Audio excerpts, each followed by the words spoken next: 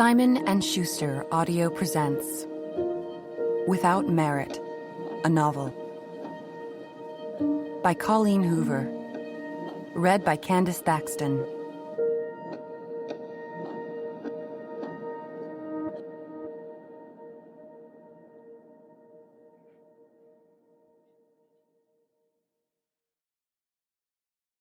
Chapter 1. I have an impressive collection of trophies that I did not win. Most of them I purchased from thrift stores or garage sales. 2 of them I got from my father for my 17th birthday. Only one of them I stole. My stolen trophy is probably my least favorite one. I took it from Drew Waldrop's bedroom right after he broke up with me. We had been dating 2 months, and it was the first time I allowed him to put his hand all the way up my shirt. I was thinking about how nice it felt when he looked down at me and said, "I don't think I want to date you anymore, Merritt."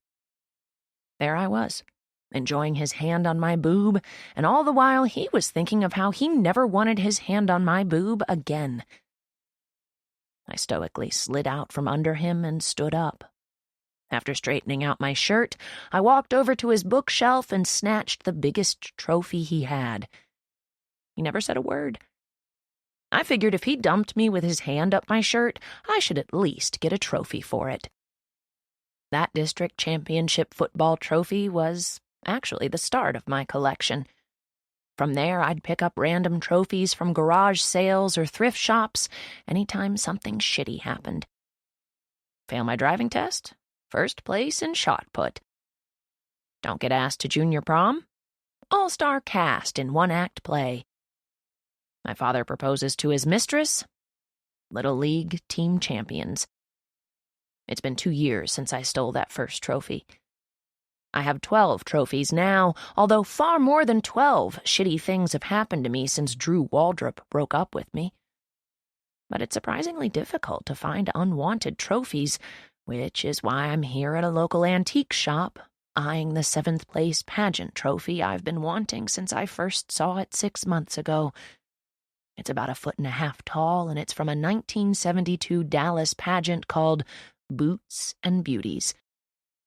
I like it because of the ridiculous pageant title, but I love it because of the gold-plated woman on top of the trophy. She's wearing a ball gown, a tiara, and a pair of boots with spurs. Everything about it is absurd, especially the $85 price tag, but I've been saving up for it since I first laid eyes on it, and I finally have enough money to purchase it. I grab the trophy and turn to walk toward the register when I notice a guy on the 2nd floor of the antique store. He's leaning over the railing, staring at me. His chin is resting casually in one of his hands like he's been in that position for a while. He smiles as soon as we make eye contact. I smile back, which is a bit out of character for me. I'm not the type to flirt, and I'm definitely not the type to know how to reciprocate when someone flirts with me. But his smile is pleasant, and he isn't even on the same floor as me, so I don't feel threatened by potential embarrassment. "What are you doing?" he calls out. Naturally, I look over my shoulder to see if he's directing his comment at me. Maybe the guy isn't looking at me and he's talking to someone behind me, but other than a mother who braved the antique store with her little boy, there isn't anyone else in my vicinity. And the woman and her child are both facing the opposite direction, so he must be referring to me. I look back up at him and he's still looking down at me with that smile. "I'm buying a trophy." I think I might like his smile, but he's a little too far away for me to tell if I'd be attracted to him. His confidence is attractive in itself. He has dark hair, and it's a bit choppy and spastic, but I'm not judging because I don't think I've brushed my own hair since yesterday morning. He's wearing a gray hoodie with the sleeves shoved above his elbows. Tattoos cover the arm his chin is resting on, but I can't make them out from down here. From here, he looks a little too young and a little too tattooed to be browsing for antiques on a random weekday morning. But who am I to judge?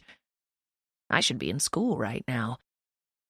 I turn around and pretend to shop, but I'm aware that he's watching me. I try to ignore it, but every now and then I'll glance back up at him to make sure he's still there. He is.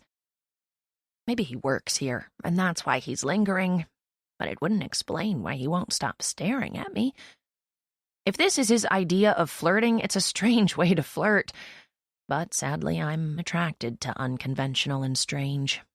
So the entire time I browse the store, I force myself to seem unaffected, when in reality, I'm very affected.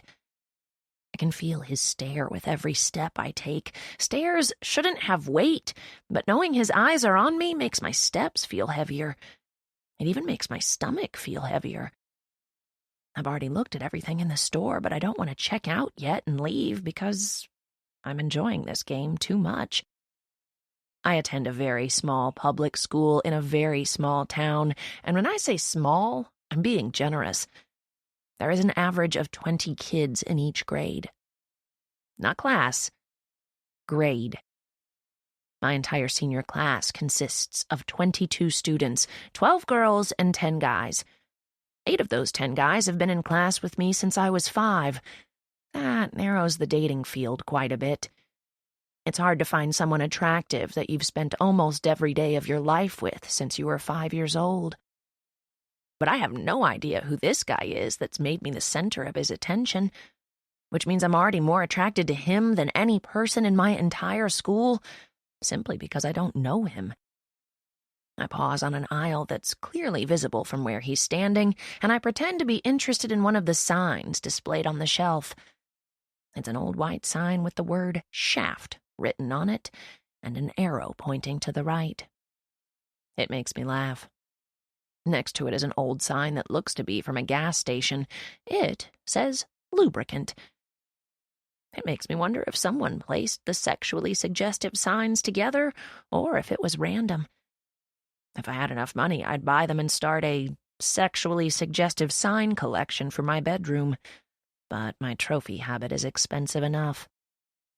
The little boy who has been browsing the store with his mother is standing a couple of feet away from me now. He looks to be about 4 or 5 years old, the same age as my little brother, Moby.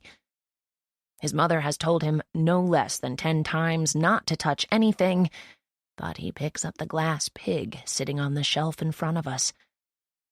Why are kids so drawn to fragile things? His eyes are bright as he inspects it. I appreciate that his curiosity is more important to him than following his mother's orders. "Mom, can I have this?" His mother is an aisle over, digging through a rack of old magazines. She doesn't even turn around to look at what he's holding. She just says, "No." The boy's eyes dim immediately, and he frowns as he goes to set the pig back on the shelf, but his little hands fumble when he tries to set it down, and the pig slips from his grasp, shattering at his feet. "Don't move," I say to him, reaching him before his mother does. I bend down and start picking up the pieces. His mother plucks him up and sets him a few feet away so that he's out of reach of the glass. "I told you not to touch anything, Nate." I glance over at the little boy, and he's staring at the broken glass like he just lost his best friend. His mother presses her hand to her forehead like she's exhausted and frustrated, and then bends down and starts helping me pick up the pieces. "He didn't do it," I say to her. "I'm the one who broke it." The woman looks back at her little boy, and her little boy looks at me like he doesn't know if this is a test. I wink at him before she turns back around, and I say, "I didn't see him standing there. I bumped into him and dropped it." She looks surprised and maybe even a bit guilty for assuming her son did it. "Oh," she says. She continues to help me pick up the larger shards of glass. The man who was standing at the register when I walked in appears out of nowhere with a broom and a dustpan. "I'll take it from here," he says. But then he points to a sign on the wall that reads, "You break it, you buy it." The woman takes her little boy's hand and walks away. The little boy glances over his shoulder and smiles at me, and it makes taking the blame so worth it. I return my attention to the man with the broom. "How much was it?" $49. I'll only charge you 30, though. I sigh. I'm not so sure that little boy's smile is worth $30. I walk my pageant trophy back to its home and pluck a much cheaper, much less appealing trophy from the shelf. I take it to the register and pay for the shattered pig and my first-place bowling trophy. When the man hands me the sack and my change, I head toward the door. Right when I go to push it open, I remember the guy who was watching me from the second-floor railing. I glance up before I walk out the door, but he's no longer there. Somehow this makes me feel even heavier. I walk out of the store and cross the street, heading for one of the tables near the fountain. I've lived in Hopkins County my whole life, but I rarely make it down to the square. I don't know why, because my love for it was solidified when they put up the strange crosswalk signs. The signs display a picture of a man crossing the street, but his leg is lifted high in the air, and it's exaggerated to the point that it could pass as a silly walk out of a Monty Python show. There are also 2 bathrooms the city had installed a few years back. They're 2 glass structures that look like a tall cube of mirrors from the outside, but when you're inside the bathrooms, you can see out.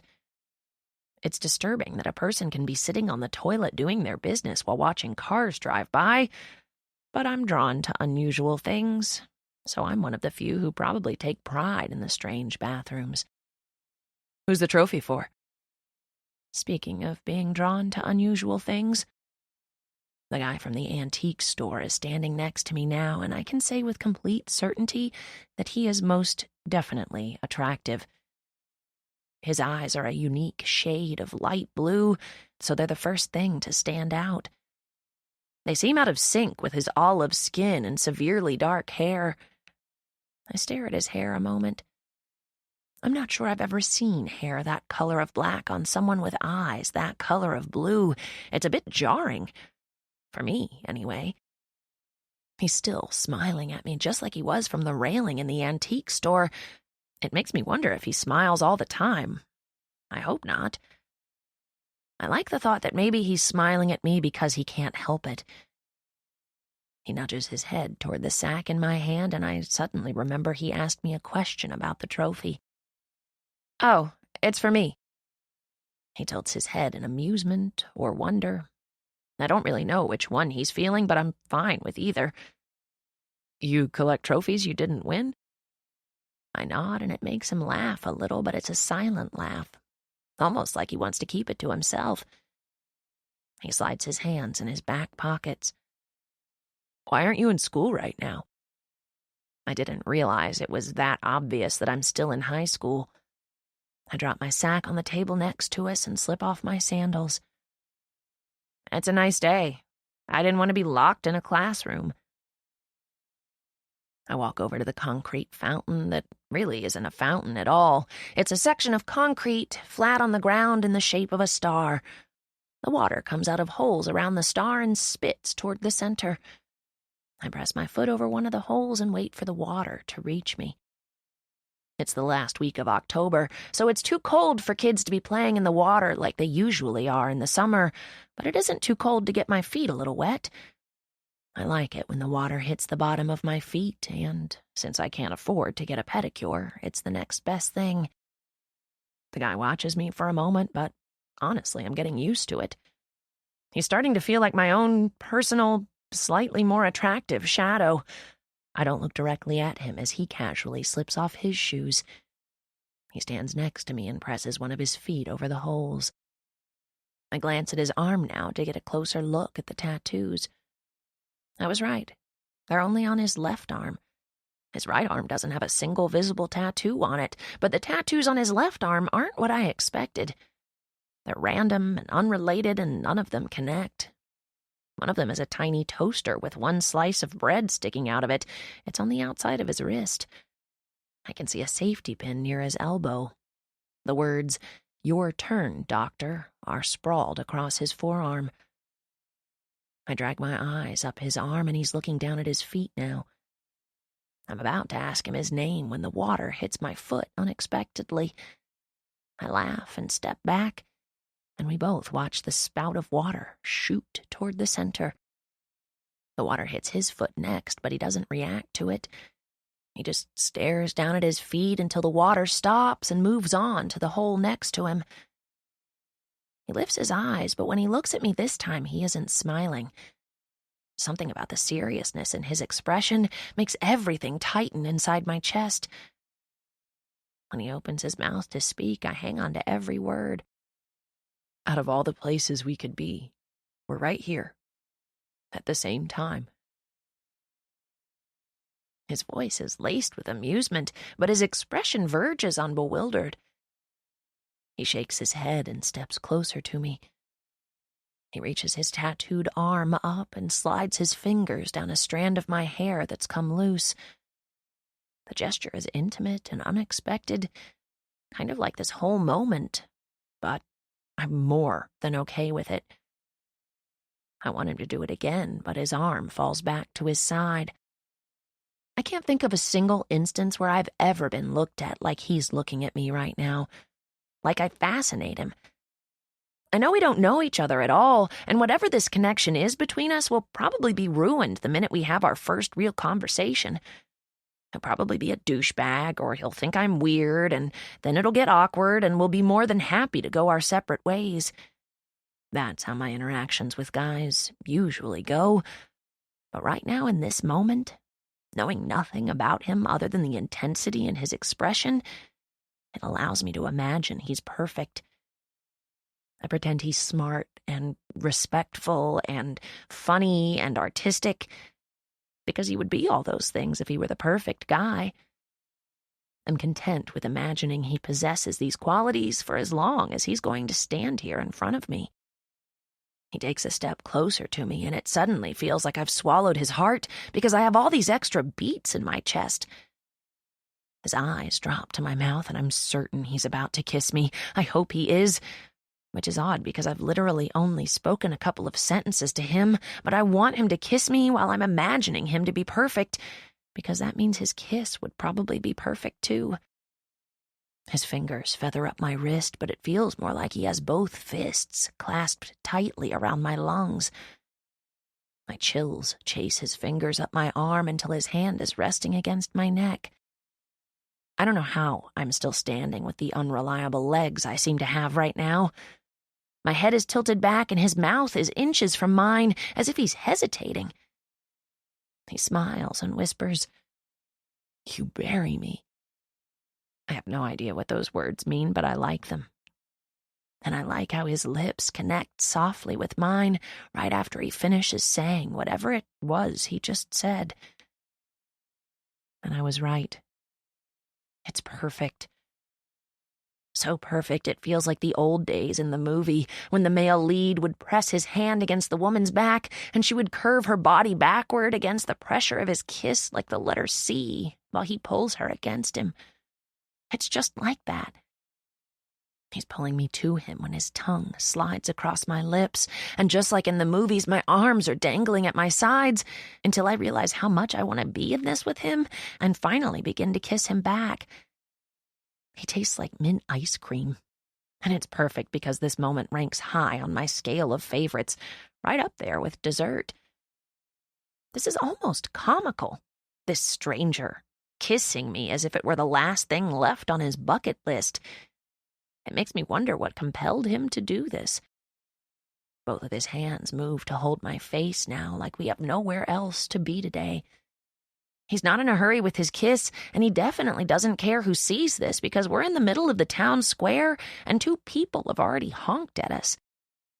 I wrap one of my arms around his neck and decide I'll just let him continue for as long as he wants because I don't have anywhere to be right now. Even if I did, I'd cancel my plans in exchange for this. Right when one of his hands slides through my hair, the water splashes beneath my feet. I squeal a little because it's unexpected. He laughs, but he doesn't stop kissing me. Now we're being soaked because my foot isn't covering the spout all the way, but neither of us cares.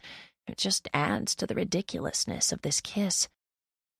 The ringtone on his phone adds even more ridiculousness to the moment because of course we'd be interrupted right now. Of course. It was way too perfect. He pulls back, and the look in his eye is somehow satiated and starving at the same time. He pulls his phone out of his pocket and looks down at it. "Did you lose your phone, or is this a joke?" I shrug because I have no idea which part of this he thinks might be a joke. Me allowing him to kiss me? Someone calling him in the middle of said kiss? He laughs a little as he presses the phone against his ear. "Hello?" The smile leaves his expression, and now he just looks confused. "Who is this?" He waits a couple of seconds and then pulls the phone away from his ear and looks down at it. Then he looks up at me. "Seriously, is this a prank?" I don't know if he's talking to me or the person on the phone, so I shrug again. He puts the phone to his ear and takes a step away from me. "Who is this?" he repeats. He laughs nervously and grips the back of his neck. "But you're standing right in front of me." I can feel the color drain from my face at that sentence. All the color in my body, in this ridiculous moment with this random guy, pools at my feet, leaving me feeling like the second-rate carbon copy of Honor Voss, my twin sister. The girl who is obviously on the other end of that phone call. I cover my face with my hand and turn around, grabbing my shoes and my sack. I hope I can put as much distance between us as possible before he figures out that the girl he just kissed isn't Honor. I can't believe this is happening. I just kissed my sister's boyfriend. I didn't do it on purpose, obviously. I had a feeling she had just recently started seeing someone because she's been gone a lot. But out of all the guys in the world, how was I supposed to know this particular guy was him? I continue to rush away, but I can't get far enough before I hear him running after me. "Hey!" he calls out. This is why he was watching me in the store. He thought I was her. It's why he asked why I wasn't in school, because if he knows Honor well enough to kiss her, he knows Honor would never skip school. It all makes sense now. This wasn't some random connection between two strangers.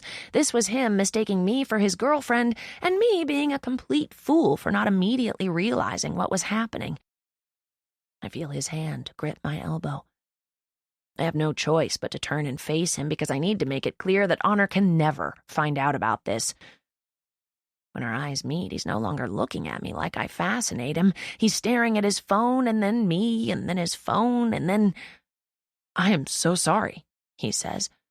"I thought you were..." "You thought wrong," I snap, even though it was an honest mistake. Honor and I are identical, but if he knew my twin sister at all, he should know she would never be caught dead in public looking like I look right now. I'm not wearing makeup, my hair is a mess, and my clothes are left over from yesterday. He slides his phone back in his pocket, but it begins to ring again. When he pulls it out, I can see Honor's name flashing across the screen. I grab his phone and swipe my finger across the screen. "Hey." "Merritt," Honor laughs. "What's going on? Why are you with Sagan?" Sagan. Even his name is perfect. "I'm not. I just bumped into him. He thought I was you, but then you called, and let's just say he was confused." I say all this while staring directly at Sagan. He keeps his eyes locked on mine and doesn't even try to take the phone away from me. Honor laughs again. "That's funny. I wish I could have seen his face." "It was priceless," I deadpan. "But you should know to warn your boyfriend that you have an identical twin." I hand the phone back to Sagan. I back away a few steps, and he's holding the phone in his hand, unable to take his eyes off me. "Do not repeat what just happened to her," I whisper. "To anyone, ever." He nods, albeit hesitantly.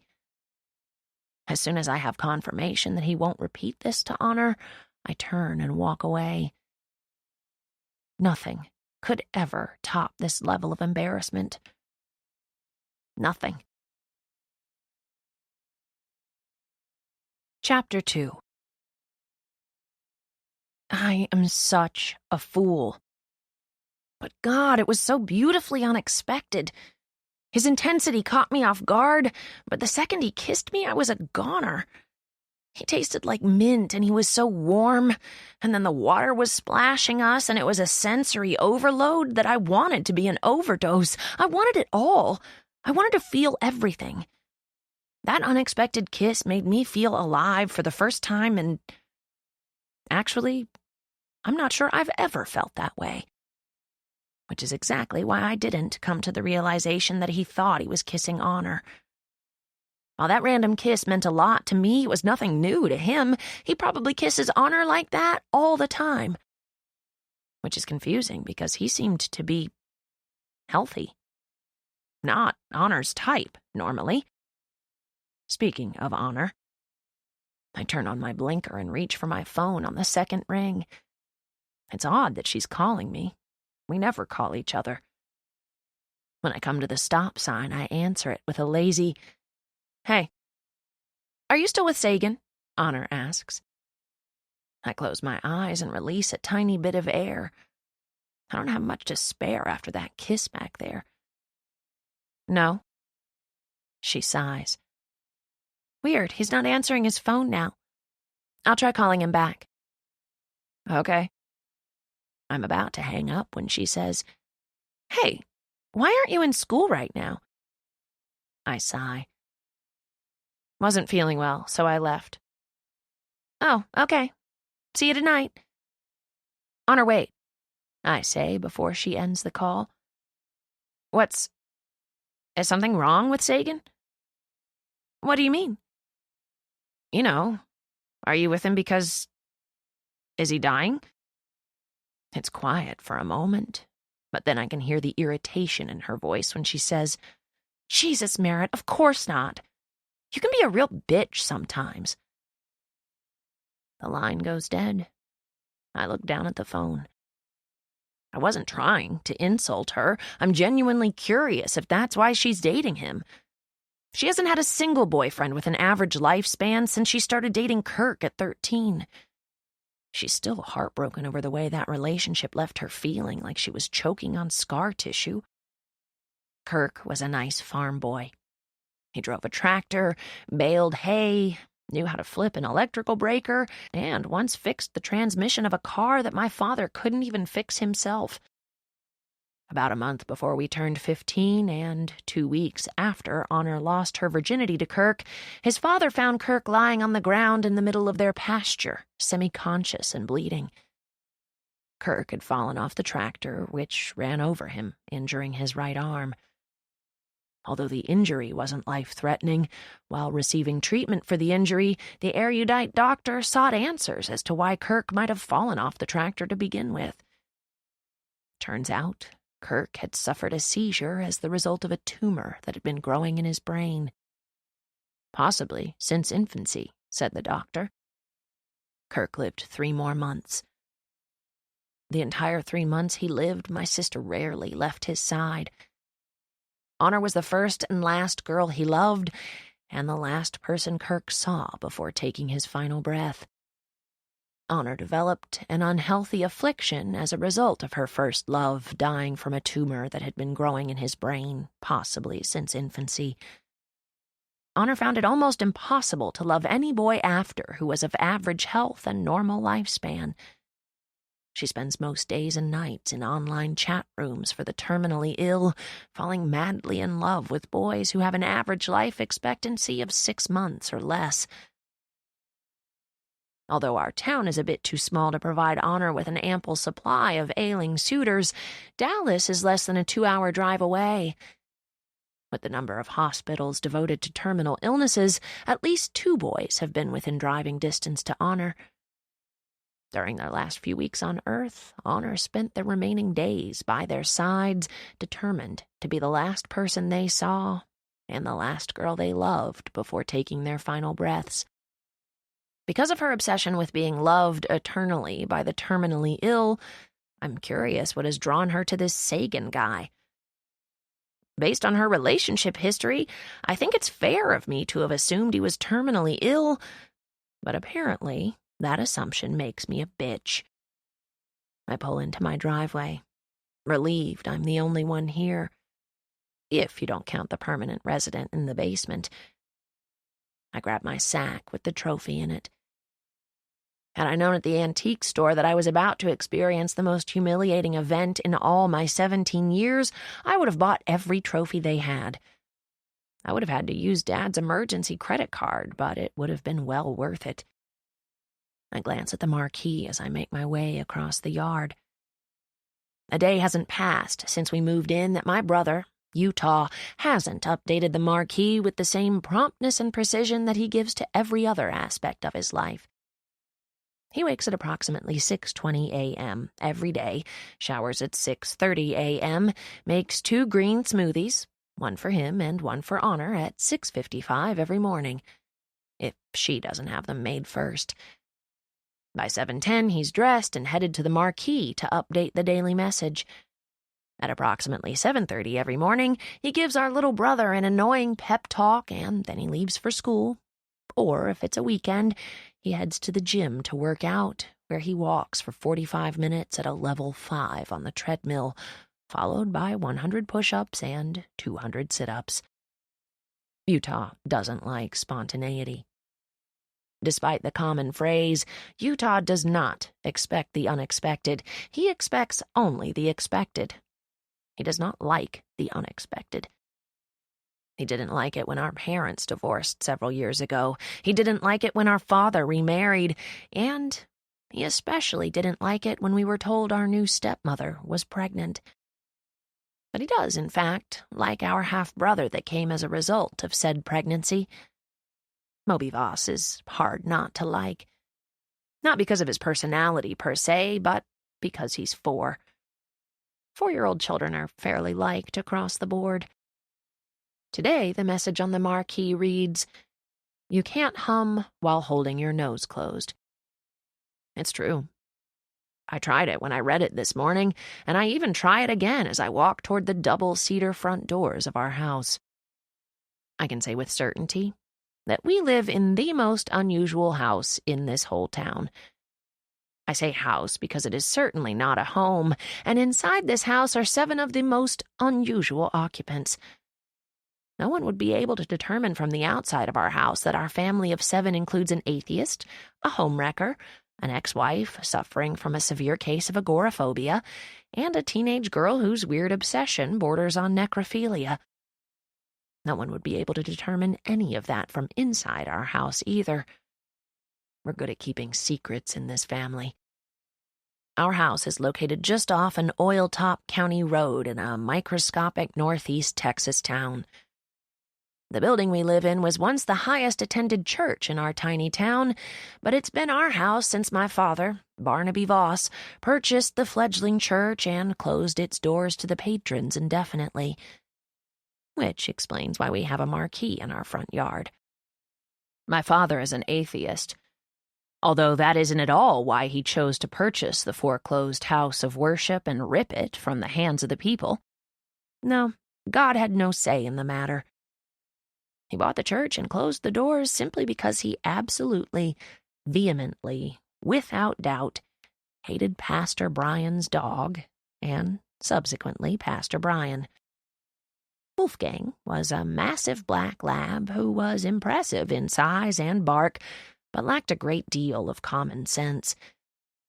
If dogs were classified into high school cliques, Wolfgang would most definitely be head of the jocks. A loud, obnoxious dog that spent at least 7 of the 8 precious hours of sleep my father needed each night, barking incessantly. Years ago, we had the unfortunate distinction of being Wolfgang's neighbor when we lived in the house behind the church. My parents' bedroom window overlooked the back property of the church, which also doubled as Wolfgang's stomping grounds, in which he stomped quite regularly, mostly during the hours my father would rather Wolfgang have been sleeping. But Wolfgang didn't like to be told what to do or when to sleep. In fact, he did the exact opposite of what anyone wanted him to do. Pastor Brian had purchased Wolfgang when he was just a pup, not a week after a group of local teens broke into his church and stole the week's tithe. Pastor Brian felt that a dog on the premises would deter future robberies. However, Pastor Brian knew very little in the way of training a dog, much less a dog with the intellect of a high school football jock. So the first year of Wolfgang's existence, the dog had very little interaction with humans outside of his master. Being that Wolfgang got the short end of the stick when it came to intellect and interaction, all of his boundless energy and curiosity were placed solely on the unsuspecting and possibly undeserving victim who occupied the property directly behind the church. My father, Barnaby Voss. My father had not been a fan of Wolfgang since the moment they became acquainted. He prohibited me and my siblings from interacting with the dog, and it was not uncommon for us to overhear my father threatening to murder Wolfgang under his breath and at the top of his lungs. My father may not be a believer in the Lord, but he is an avid believer in karma. As much as he fantasized about murdering Wolfgang, he did not want the murder of an animal hanging over his head, even if that animal was the worst he'd ever encountered. Wolfgang's feelings were mutual. Or so it was assumed by the way Wolfgang spent the better part of his life barking and growling at my father, inconsiderate to whether it was day or night, or weeknight or weekend, only occasionally distracted by a rogue squirrel. Dad tried everything over the years to put an end to the incessant harassment, from earplugs to cease and desist warnings to barking right back at Wolfgang for 3 hours straight after a Friday evening of consuming 3 glasses more than his usual evening glass of wine. He attempted all of these things to no avail. In fact, my father was so desperate for a peaceful night's sleep, he once spent an entire summer attempting to befriend Wolfgang in hopes that the barking would eventually cease. It didn't. Nothing worked. And from the looks of it, nothing would ever work, because Pastor Brian cared for Wolfgang a significant deal more than he cared for his neighbor Barnaby Voss. Unfortunately for Pastor Brian, his fledgling church was at an all-time financial low, while my father's used car lot and thirst for revenge were at an all-time high. My father made a bid the bank couldn't refuse, and one Pastor Brian could not himself raise the funds to match. It helped that my father also threw in quite a deal on a used Volvo for the loan officer in charge of the church's foreclosure. When Pastor Brian announced to his congregation that he'd lost a bidding war to my father and that my father would be closing the doors to the public and moving our entire family into the church, our family became fodder for gossip, and it hasn't subsided since. After signing the closing papers almost 5 years ago, my father gave Pastor Brian and Wolfgang 2 days to vacate the premises. It took them 3. But on the 4th night, after our family moved into the church, my father slept 13 hours straight. Pastor Brian was forced to relocate his Sunday sermons, but with divine intervention on his side, it took no more than just 1 day to find an alternate venue. He reopened a week later in an upscale barn that was used by a deacon to house his collection of tractors. For the first 3 months, the parishioners sat on bales of hay while Pastor Brian preached his sermon from a makeshift platform constructed out of plywood and pallets. For 6 solid months, Pastor Brian made it his personal mission to publicly pray for my father and his wayward soul every Sunday before dismissing church. "May he see the error of his ways," Pastor Brian and the parishioners would say, "and return us to our house of worship at an affordable price." This news of being at the top of Pastor Brian's prayer list was unsettling to my father, for he did not feel he had a soul, much less a wayward soul. He certainly did not want the churchgoers praying for said soul. Approximately 7 months after we turned that old church into our family dwelling, Pastor Brian was seen driving a brand-new-to-him Cadillac convertible. The following Sunday, Barnaby Voss was coincidentally no longer a subject in Pastor Brian's passive-aggressive closing prayer. I was at the car lot the day my father and Pastor Brian worked out the deal. I was significantly younger than I am now, but I remember the deal as if it were yesterday. "You stop praying for my non-existent soul and I'll knock $2,000 off that cherry red Cadillac." It's been several years since any of us had to listen to Wolfgang bark at night, and several years since my father has greeted a morning in a foul mood. Our family has done a great deal of remodeling inside the church, but there are still 3 elements that prevent the dwelling from feeling unlike the house of worship it once was. 1, the stained glass windows. 2, the 8-foot-tall statue of Jesus Christ hanging on the east wall. 3, the church marquee on the front lawn. The same marquee that remains out front all these years later, long after my father changed the name atop the marquee from Crossroads Lutheran Church to Dollar Voss. He chose to name the house Dollar Voss because the church is divided into 4 quarters, and our last name is Voss. I wish there were a more intelligent explanation. I open the front doors and walk into quarter 1. It consists of the old chapel-turned-living area and a rather large kitchen, both remodeled to reflect their new uses, save the 8-foot-tall statue of Jesus Christ on a cross still hanging on the east wall of the living room. Utah and my father worked tirelessly one summer to dismount the 8-foot-tall statue to no avail. It appeared, after days of failed attempts to remove him from the living room wall, that Jesus Christ's cross was an actual part of the structure of the building and could not be removed without also removing the studs and the entire east wall of the house. My father didn't like the idea of losing an entire wall. He enjoys the outdoors, but he's a big believer that the indoors and the outdoors should remain segregated. Instead, he made the decision that the 8-foot-tall Jesus Christ would have to remain. "It gives quarter 1 a little character," he said. He's an atheist, which means the wall hanging is just that, and nothing more to him. A wall hanging where an 8-foot-tall Jesus is the focal point.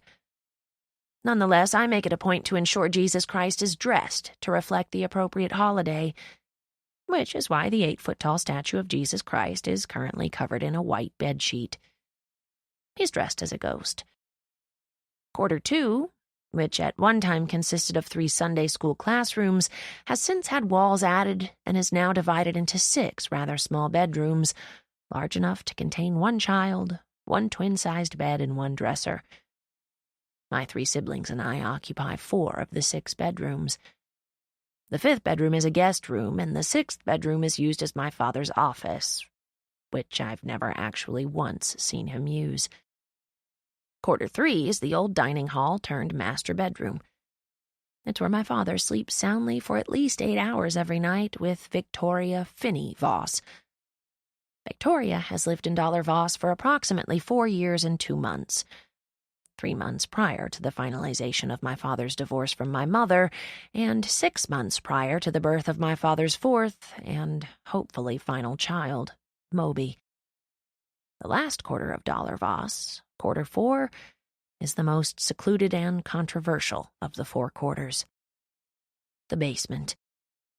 It is set up much like an efficiency apartment, consisting of a bathroom with a standing shower, a very mini kitchen, and a small living area containing 1 couch, 1 television, and 1 full-sized bed.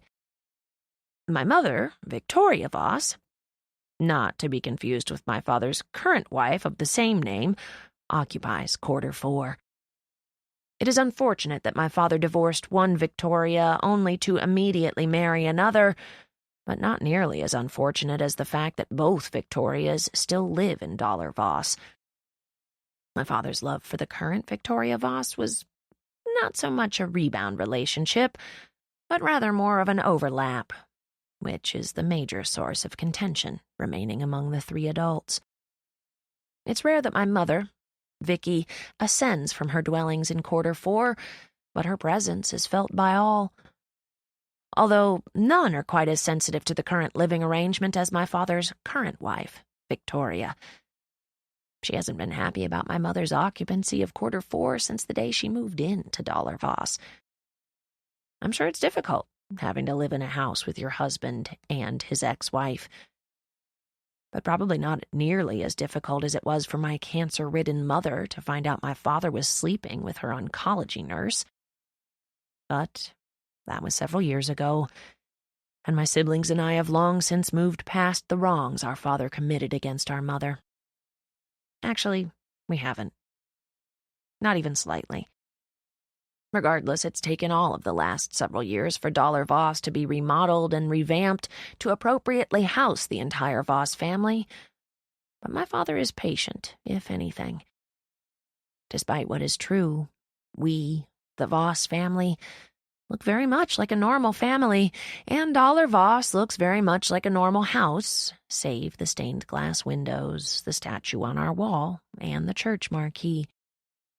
Pastor Brian faithfully updated the marquee every Saturday with clever phrases such as, "Don't be so open-minded that your brains fall out," and "This week's sermon, 50 Shades of Prey."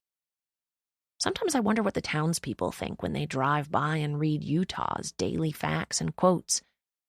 Like yesterday when the marquee read, "The face of the Nobel Peace Prize medal is a depiction of 3 naked men." I occasionally think it's funny, but I'm mostly just embarrassed.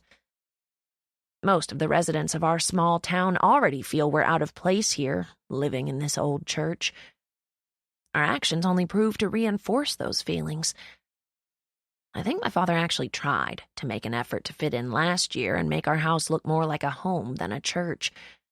He spent 2 weeks putting up a cute white picket fence around our entire yard.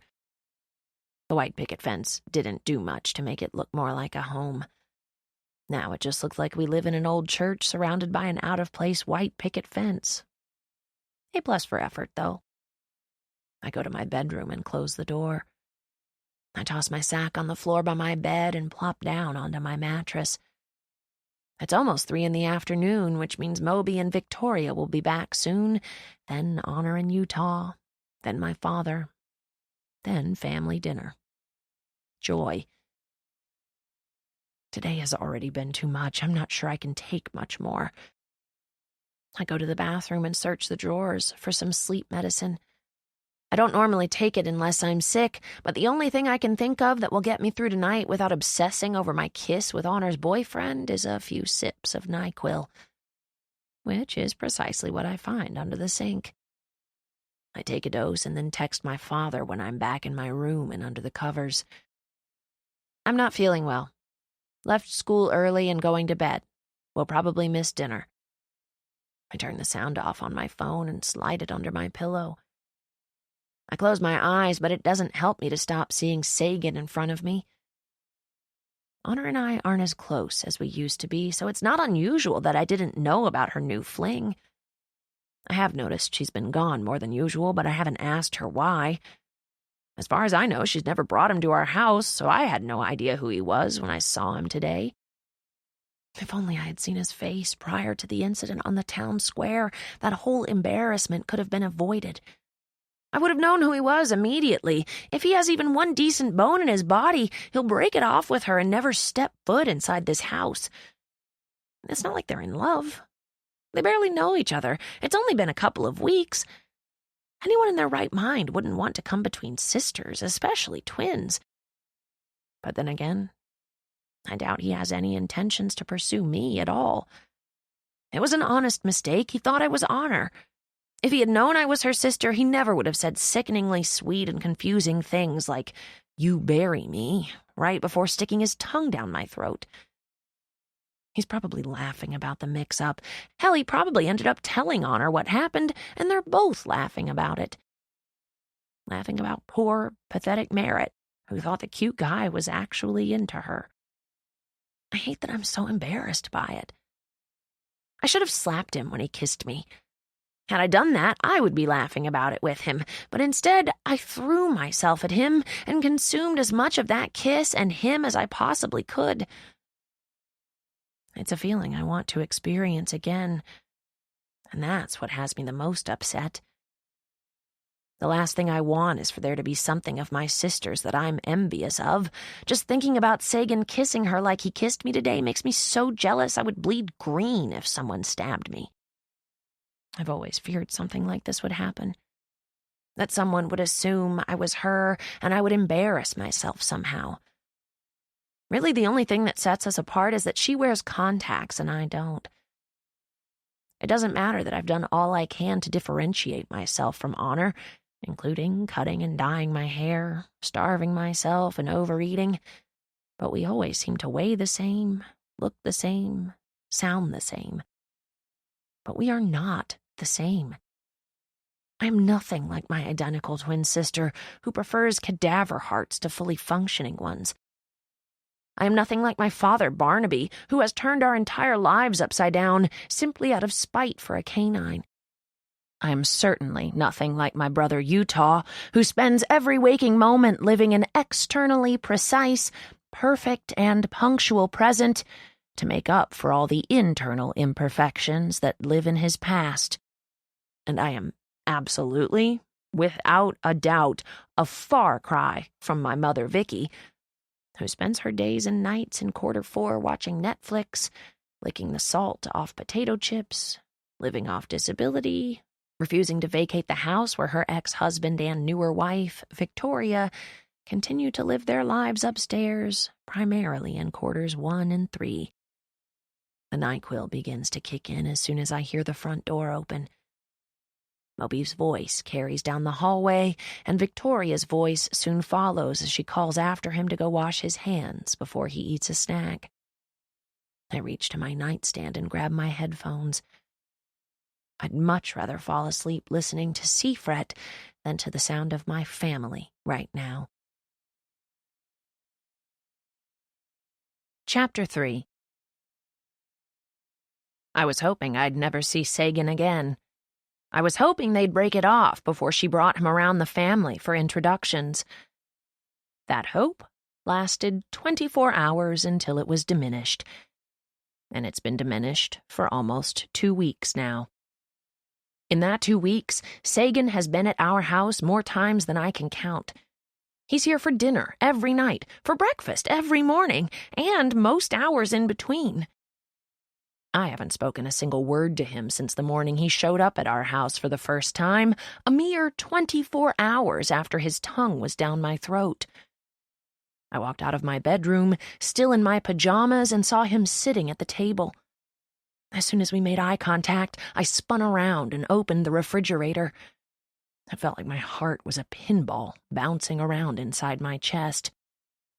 I managed to make it through breakfast that morning without uttering a single word. Once everyone started to gather their things and leave, I breathed a small sigh of relief until I realized he was still in the kitchen and didn't look like he was leaving, like everyone else.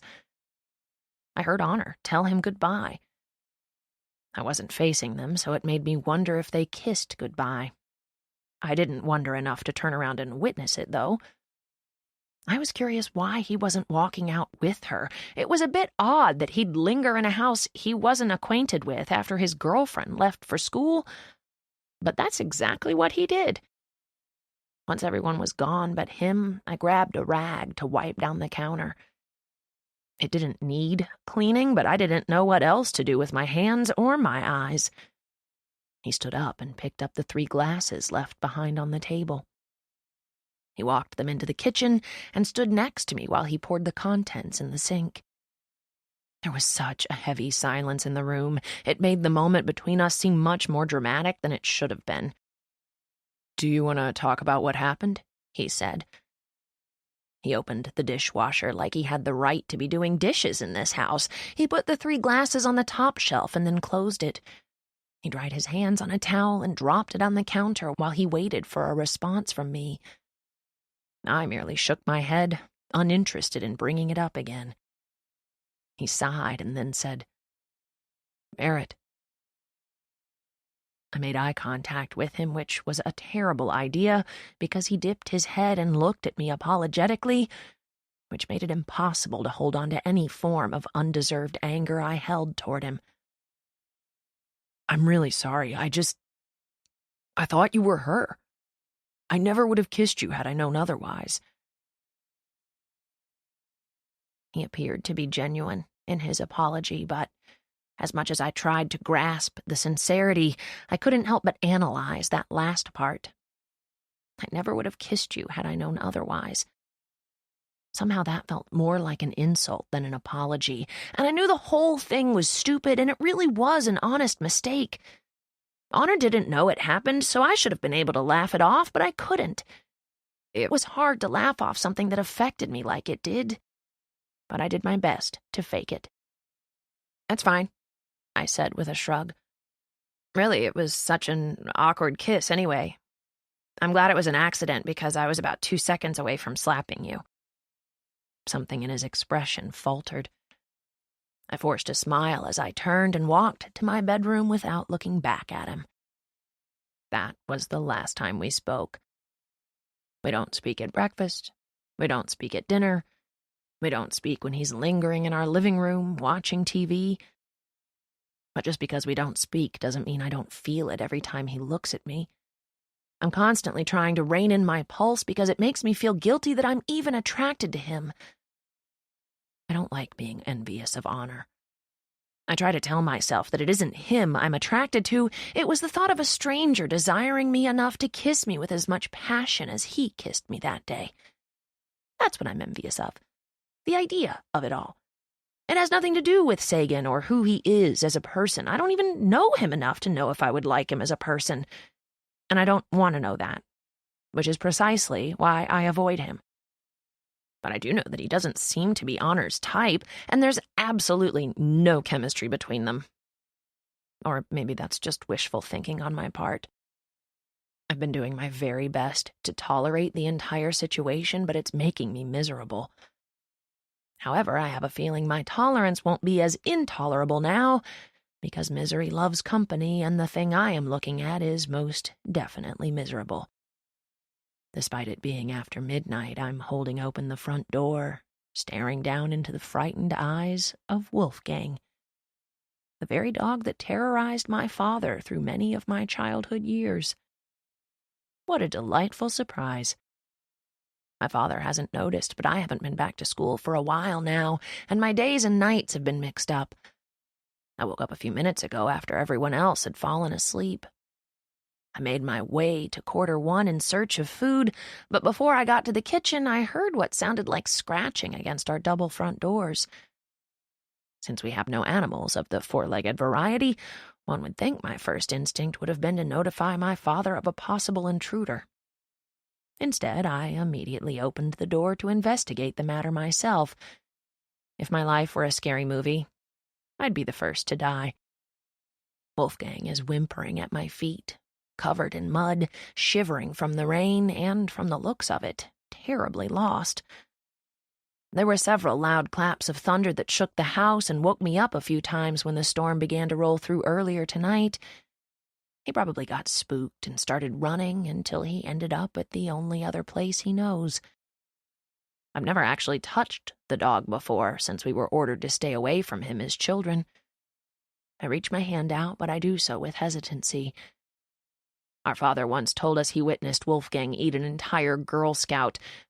I realize now that it was a lie, of course, but with Wolfgang's visit tonight and the ominousness of the moment being heightened by the dark, I'm a bit nervous Wolfgang might assume I'm hiding Thin Mints in my pocket. But Wolfgang doesn't eat me.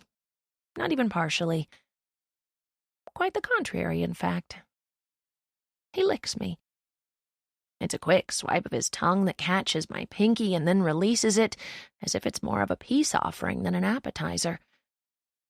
I open the door a little wider, and Wolfgang recognizes it as the welcoming gesture it is, and he scurries inside, immediately walks through quarter one, and goes straight for the back door. He then proceeds to paw at the back door as if he wants access to the backyard. I've always assumed Wolfgang was an ignorant dog, so it surprises me he found his way back to his old stomping grounds. But it surprises me even more that he'd rather be outside in the backyard than here inside where it's dry. I would ask him why he's making such a poor choice, but he's a dog. I open the back door and Wolfgang whimpers once more and then pushes against the screen door until it opens, as if he's on a mission. I flip on the light to the backyard and watch as Wolfgang descends the steps and rushes through the rain to the doghouse that hasn't been moved or used since he was evicted by my father years ago. I want to warn Wolfgang that there could be spiders or other occupants who have since taken over his old residence, but he doesn't seem to mind. He disappears inside the old doghouse, and I watch for a moment to see if he comes running back out, but he doesn't. I close the screen door, and then the back door, and lock the deadbolt. I'll return him to Pastor Brian in the morning. That is, if he doesn't figure out how to scale the backyard fence and get home on his own. I make myself a sandwich and turn on the TV, but by the time I'm done eating, I still haven't found anything interesting to watch.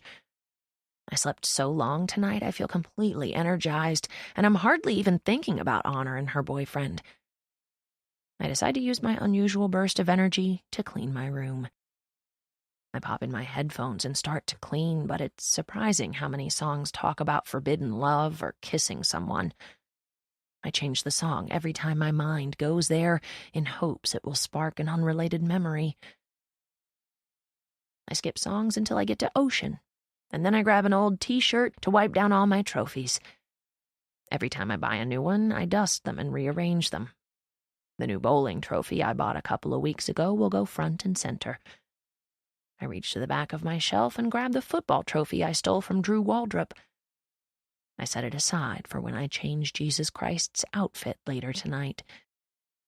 I spend the next several hours enjoying a house of solitude while everyone sleeps. I take an uninterrupted shower. I watch the first 10 minutes of 8 different shows on Netflix. I might have an issue with my attention span because I can never make it through an entire show without getting bored. I do 1.5 crossword puzzles before I get stumped on a 4-letter word for word. When I notice the first tease of sun shining through one of the stained glass windows, I decide to change Jesus Christ's clothes before anyone wakes up. I gather all the stuff I need. Once I have the ladder set up in the living room, I climb it with my stolen football trophy in hand. I slide the roll of tape off my wrist and place the trophy in Jesus' right hand, then secure it there with the tape. I readjust the cheese hat on top of his crown of thorns. When I finish, I descend the ladder and stand back to admire my creation. I normally give Jesus a temporary nickname, depending on the theme of his outfit. Last month, he was referred to as Holy Ghost for obvious reasons. And now, considering he is currently dressed as a Packers fan, complete with a home team jersey, a Wisconsin cheese hat, and now Drew Waldrop's missing trophy, I think I shall deem him Jesus Christ. Dad and Victoria are going to be pissed when they see that. I turn around and a freshly showered and dressed Honor is staring up at Jesus. I smile because that's precisely why I went through all this effort. My father is a huge Cowboys fan, and he's been talking about tonight's game between Dallas and Green Bay incessantly. He's only going to be mad that I dressed him as a Packers fan. Victoria, on the other hand, will be mad that I dressed him at all. Unlike my father, Victoria believes in God and Jesus and the sanctity of religion. She hates it when I dress up Jesus. She says it's sacrilegious and disrespectful. I disagree. It would be disrespectful if the actual Jesus Christ were in our living room and I forced him to change clothes all the time, but this Jesus is fake, made out of wood and plastic. I tried to explain that to Victoria. I told her one of the 10 commandments is not to worship false idols, dressing this idol of Jesus up for fun, that rather than worshiping it, is actually following the commandment. She didn't see it that way. But her opposition obviously hasn't persuaded me to stop. I grab the ladder and take it back to the garage. Dad should be waking up any minute now, so I get rid of the evidence, even though it's a given that I'm the only one in the house who makes an effort to dress Jesus Christ anymore. Honor hasn't seemed to care about eternal life since she became obsessed with the terminally ill a few years ago. Honor and I may look identical, sound identical, and share identical mannerisms, but we couldn't be more opposite. Most identical twins finish each other's sentences, know what each other is thinking, and share common interests. But Honor and I confuse the hell out of each other. We tried our best to live up to the identical twin standard, but once we hit puberty, we just kind of gave up. Then when she started dating Kirk, his death put an even bigger wedge between us, because up until that point, we had experienced almost everything together. But after Kirk died, she had experienced things I hadn't. Being in love, losing her virginity, experiencing grief. We no longer felt like we were on the same level after that. Or at least she felt she was on a different level than me, and the more time that passes, the more we drift apart. I walk back into the kitchen from the garage, and my steps falter at the sight of Sagan. His back is to me as he sits at our kitchen table, in our house, at a highly inappropriate time of day. Who visits their girlfriend at 7 in the morning? He's becoming a constant fixture in Dollar Voss, which makes me feel less and less envious of my sister every time he chooses to be here. Who in their right mind would willingly return to this house? Has he not met my family? Is he that blinded by his unrequited love for honor? He's hunched over, focused intently on his sketch pad in front of him. When I realized he was actually an artist, I laughed at my luck. I had hoped he was an artist right before he kissed me, but it's only fitting that the more I'm around him, the more perfect he seems. It's karma for being attracted to my twin sister's boyfriend. Moby walks into the kitchen and shuffles over to the table. Moby is quite possibly the only part of this family that brings me joy, but 4-year-olds are fairly liked across the board. There's still plenty of time for Moby to disappoint me. "Morning, buddy." Sagan ruffles Moby's hair, but Moby is not a morning person despite his age. He shifts his head away and climbs into the seat next to him. Sagan tears off a sheet of blank paper from the sketchbook he's been hunched over. He slides the piece of paper in front of Moby and plucks a crayon out of a basket in front of him, winning Moby over instantly. There isn't a 4-year-old on Earth who doesn't love a crayon and a sheet of paper. Moby is always trying to copy the things Honor's boyfriend sketches, which is humorous considering the morbid themes her boyfriend is always sketching. Just yesterday I found a picture he sketched of Honor. She was sitting in an empty grave, putting on lipstick. On the back he had written, "Till death do us part." I never know what any of his drawings mean, but they fascinate me.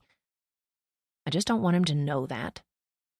I also don't want him to know that every time he draws a sketch for Honor and she leaves it lying around like it doesn't even mean anything to her, I steal it. I have several of his drawings now, wrapped in a bathrobe and stuffed in the bottom of my dresser drawer. Sometimes I look at them and pretend they're pictures of me and not Honor. I'm sure the one he's sketching now will end up at the bottom of my drawer as well, because Honor doesn't appreciate the artistic side of him. Moby glances at me and covers his mouth with his hand, mumbling something intended for only me to hear. He always puts his hand flat over his mouth when he's telling someone a secret, rather than cupping his hand around his mouth. It's so adorable we don't have the heart to tell him we can never understand a word he's saying. But I don't have to understand him because I know exactly what he's asking for. I wink at him and grab the box of donuts from the top of the refrigerator. There are 2 left in the box, so I put one in my mouth and walk the other one to Moby. He takes the donut from my hand and immediately crawls under the table to eat it. I don't even have to tell him to go hide from his mother. He already knows that anything that tastes good to him is off limits to Victoria. "You realize you're teaching him to hoard junk food, right?" Utah enters the kitchen in his usual holier-than-thou mood. "If he grows up to be morbidly obese, it's your fault."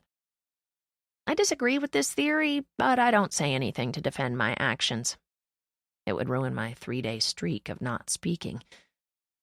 But despite my lack of a rebuttal, Utah is wrong. If Moby grows up to be morbidly obese, that's all on Victoria. She's eliminated entire food groups from his diet. She doesn't allow him to have sugar, carbs, gluten, or any ingredient that ends in "ose." The poor kid eats steel-cut oatmeal for breakfast every day without butter or sugar. That can't be good for him. At least I sneak him sweets in moderation. Utah walks past me, heading for his smoothie. He takes it from Honor's hand and leans in to give her a quick thank you kiss on top of her head. He knows not to come near me with his cheerful sibling affection. If the proof weren't in our DNA, I would say that Utah and Honor seem more like identical twins than she and I do. They're the ones who finish each other's sentences, share inside jokes, and spend the most time together. Utah and I have nothing in common, other than being the only two people in the Voss family to know its deepest, darkest secret. But since it's something we've never once discussed since the day it happened, it's barely a common thread between us now. And we look nothing alike. Honor and I look more like our mother, or at least like she did when she was younger.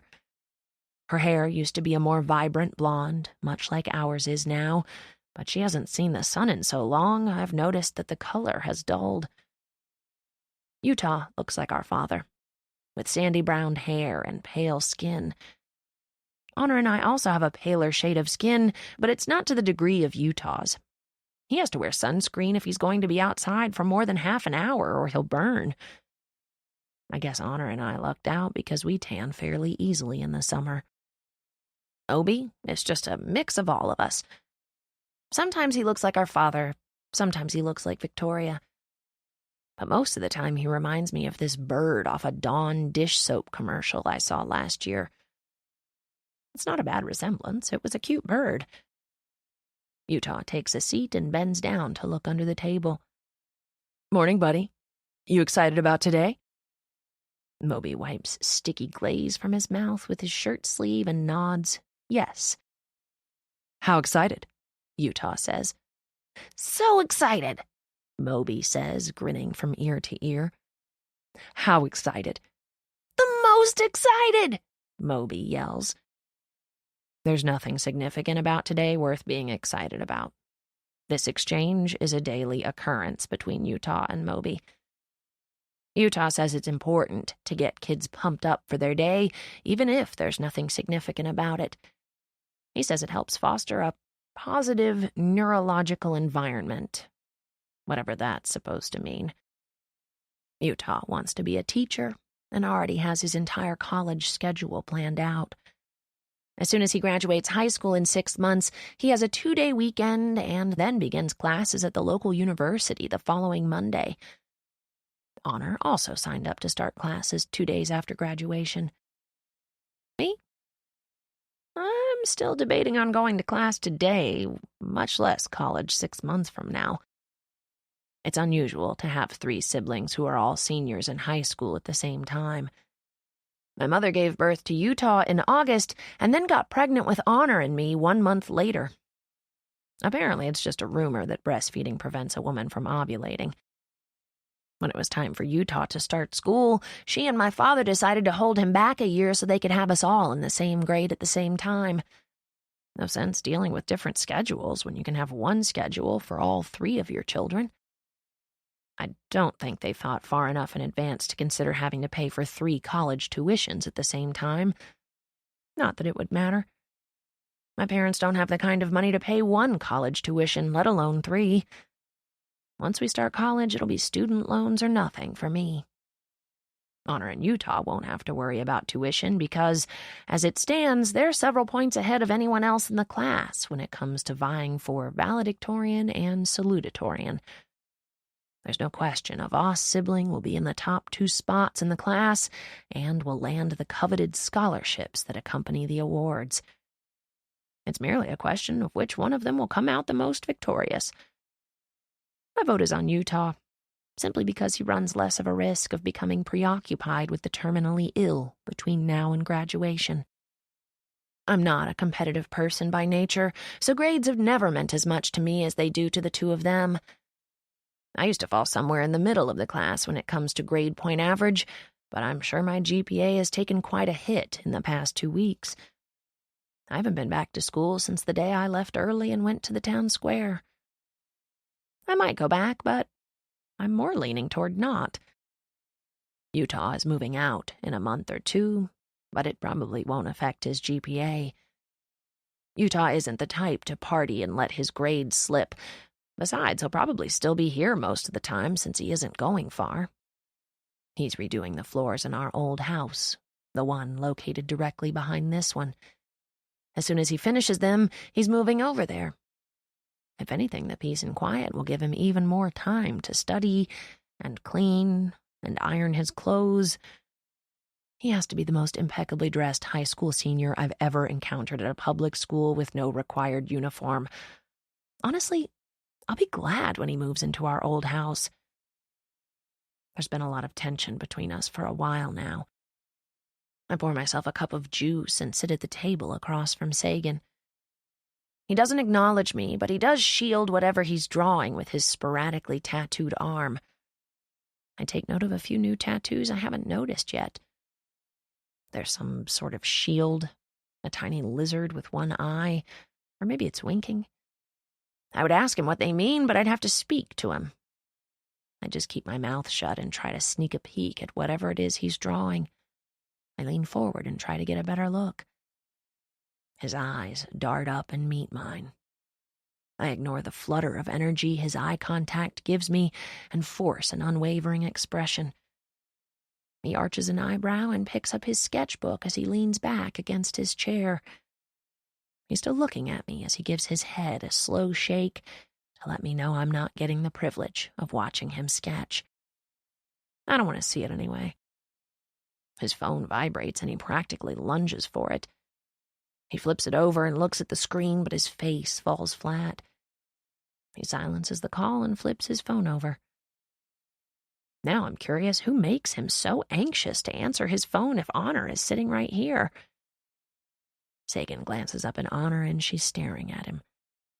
There's a silent exchange between them, and knowing they probably have inside secrets burns a hole in my stomach. I move my attention to Moby, who is still hiding under the table. He's managed to get more of the donut on his face than inside his mouth. "One more?" he mutters with a mouthful. I shake my head. Moderation. Also, we don't have any more. Victoria enters the kitchen in a rush. "Moby, come get your oatmeal!" She yells this loud enough to spread across all quarters of the house, but if she'd pay closer attention to her child instead of her makeup, she'd notice he's already awake, dressed, and fed. Victoria grabs a knife from the drawer and a banana.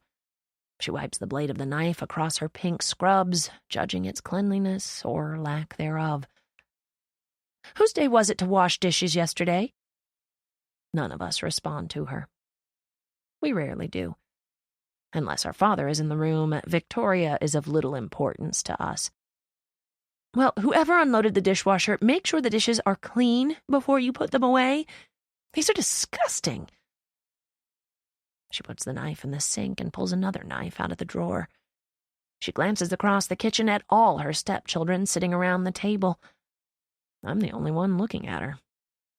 She sighs and begins peeling the banana. I have no idea what my father sees in her. Sure, she's cute for her age, having just turned 35, a good 10 years younger than my mother. But that's the extent of Victoria's qualities. She's an overbearing mother to Moby. She takes her job as a nurse way too seriously. Not that being a nurse isn't a reputable career, but the issue with Victoria is she doesn't seem to know how to separate her work life from her home life. She's always in caregiver mode to Moby like he's ill, but he's a very viable 4-year-old. And she always wears pink scrubs, even though she's allowed to wear any color or pattern she wants. I think her pink scrubs annoy me more than anything else about her. I might even be more willing to forgive her for the atrocity she committed against my mother if she'd wear a different color just once. I remember the day she started wearing pink scrubs. I was 12, sitting at this very table. She had emerged from quarter 3, back when quarter 3 was shared by my father and ailing mother. She had been my mother's nurse for about 6 months, and I actually kind of liked her. Until that particular morning, anyway. My father had been sitting across from me reading the paper when he looked up at her and smiled. "Pink looks really good on you, Victoria." I know I was young, but even kids can recognize flirting, especially when that flirting only involves one of their 2 married parents. Victoria has only worn shades of pink scrubs since that day. I often wonder if their affair began before or after that flirtatious moment in the kitchen. Sometimes the curiosity consumes me so much, I want to ask them the exact hour they began ruining my mother's life. But that would mean we were discussing a secret out in the open, and we don't do that in this family. We keep our secrets buried deeper than the grave Victoria wishes my mother would go ahead and fall in. They kept the affair quiet for at least a year, long enough to realize my mother's cancer wasn't going to kill her after all, but not long enough to prevent Victoria from getting pregnant. My father was stuck between a rock and a hard place at that point. It didn't matter which decision he made, he'd still come out the asshole. On the one hand, he could choose not to abandon his wife, who had just beaten cancer, but if he chose his wife, that would mean he was abandoning his new pregnant mistress. It was so long ago, I'm not sure how he came about making the decision he made. I don't have much recollection of any fighting taking place between the adults. I do, however, remember when my mother and father discussed where his new wife and child would live. She suggested he move to our old home behind Dollar Voss and leave her here to manage us children. He refused on the grounds that she wasn't mentally or physically competent enough to manage us children without his help. And, sadly, he was right. My mother had been in a car accident when she was pregnant with my sister and me, and she never fully recovered. To us kids, she's the same person she's always been, considering we didn't know her before the accident. But we know she changed because of how our father references things. He would say, "Before the accident, when your mother could," or "Before the accident, when we would take vacations," or "Before the accident, when she wasn't so ill." He never said any of those things out of spite, I don't think. They were just matter of fact.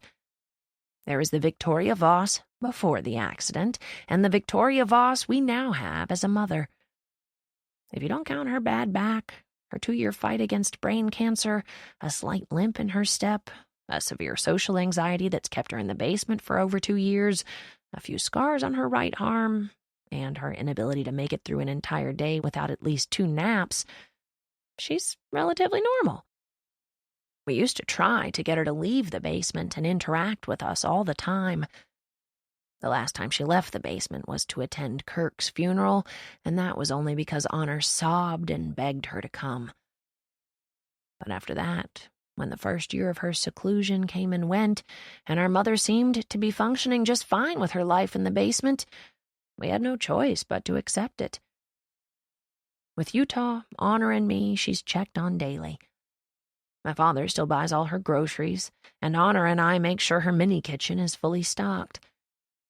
She doesn't have any bills because my father covers utilities on the whole house.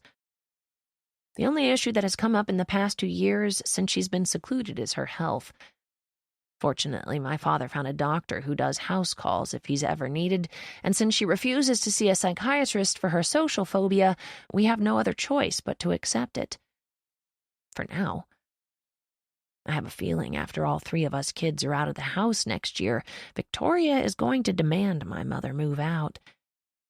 But that's not a battle anyone wants to confront prematurely, especially when my siblings and I will be the first to come to our mother's defense.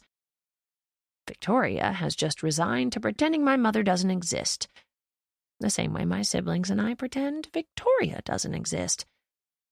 We don't see the point in befriending a woman we despise simply because she's the mother of our little half-brother. Since the day Victoria entered our lives, our family hasn't been the same.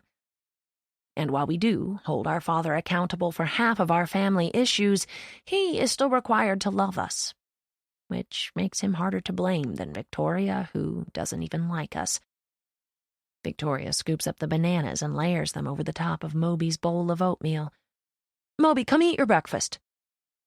Moby crawls out from under the table and stands up. "I'm not hungry." He wipes glaze off his mouth with the sleeve of his shirt. There's no hiding that he just inhaled a donut, and there's no sense in trying to hide that I'm the one who gave it to him.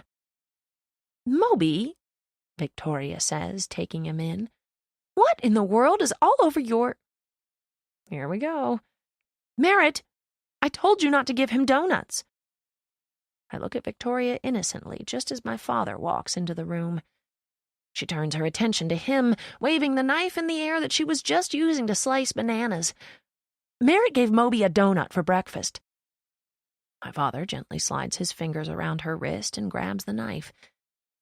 He leans in and kisses her on the cheek and then sets the knife on the counter, finding me in his crowd of children. Merritt, we talked about this. Do it again and you're grounded. I nod, assuming that's the end of it. But Victoria doesn't stop there, because a donut for breakfast is the equivalent to Armageddon, and it deserves all the panic. You never ground them, she accuses. She grabs the bowl of oatmeal and walks it over to the trash. She angrily scoops the contents of the bowl into the trash. I've never seen you actually follow through with a single punishment, Barnaby. It's why they act like this. They being my father's 3 oldest children. And it's the truth. He's full of empty threats and very little follow-through. It's my favorite thing about him. Sweetie, lighten up. Maybe Merritt didn't know she wasn't supposed to give him a donut today. Nothing irks Victoria more than when my father takes our side over hers. Of course Merritt knows not to give him a donut. She doesn't listen to me. None of them do. Victoria chucks the bowl in the sink and bends to pick up Moby. She sets him on the counter near the sink and wets a napkin to wipe donut remnants off his face. Moby, you cannot eat donuts. They are very bad for you. They make you sleepy, and when you're sleepy, you can't perform well in school. Never mind the fact that he's 4 and isn't even in real school yet. My father sips from his coffee cup and then reaches over to Moby and ruffles his hair. Listen to your mother, buddy. He carries his coffee and newspaper to the table, taking the seat next to me. He gives me a look that says he's not happy with me. I just stare at him with the hope that he demands I apologize or ask me why I broke one of Victoria's rules again. But he doesn't, which means my no-speaking streak is looking good for day 4. I wonder if anyone will notice my taciturnity. Not that I'm giving anyone the silent treatment. I'm 17 years old, hardly a child, but I do feel invisible in this house most of the time, and I'm curious how long it will take before someone notices I haven't spoken out loud. I realize it's a bit passive-aggressive, but it's not like I'm doing it to prove a point to them. It's simply to prove a point to myself. I wonder if I can make it an entire week. I once read a quote that said, "Don't make your presence known. Make your absence felt." No one in this family notices my presence or my absence.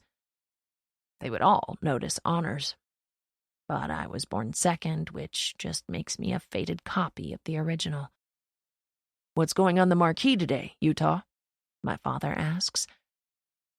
It's bad enough all the ex-parishioners of this church still hold a grudge against my father for buying this house, but the marquee digs the knife in even deeper. I'm sure the daily quotes that have nothing to do with Christianity get under people's skin. Yesterday's quote said, "Charles Darwin ate every animal he discovered." I had to Google that fact because it sounded too insane to be true. It's true. You'll see in 5 minutes, Utah says.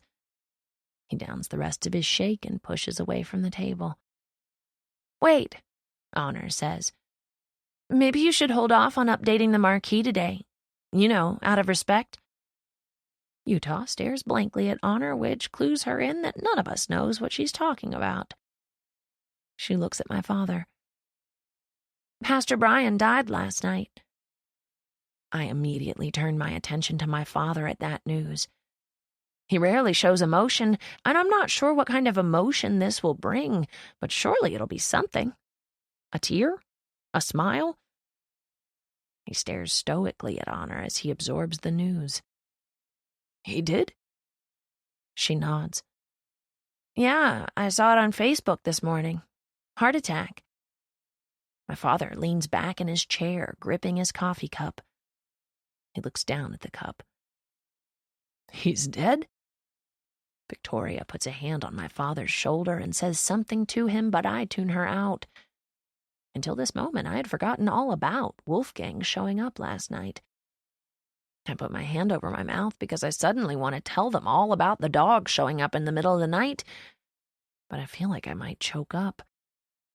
What does it say about me that I didn't have any sort of reaction just now to the news of Pastor Brian's passing, but realizing his dog came back to the only other home he's ever known makes me want to tear up? Honor called me a sociopath once while we were in the middle of a fight. I'll make it a point to look up that word later. There might be some truth to that. I can't believe he's dead, my father says. He stands up and Victoria's hand slides off his shoulder and down his back. He wasn't that much older than me. Of course, that's what he's focused on. Pastor Brian's age.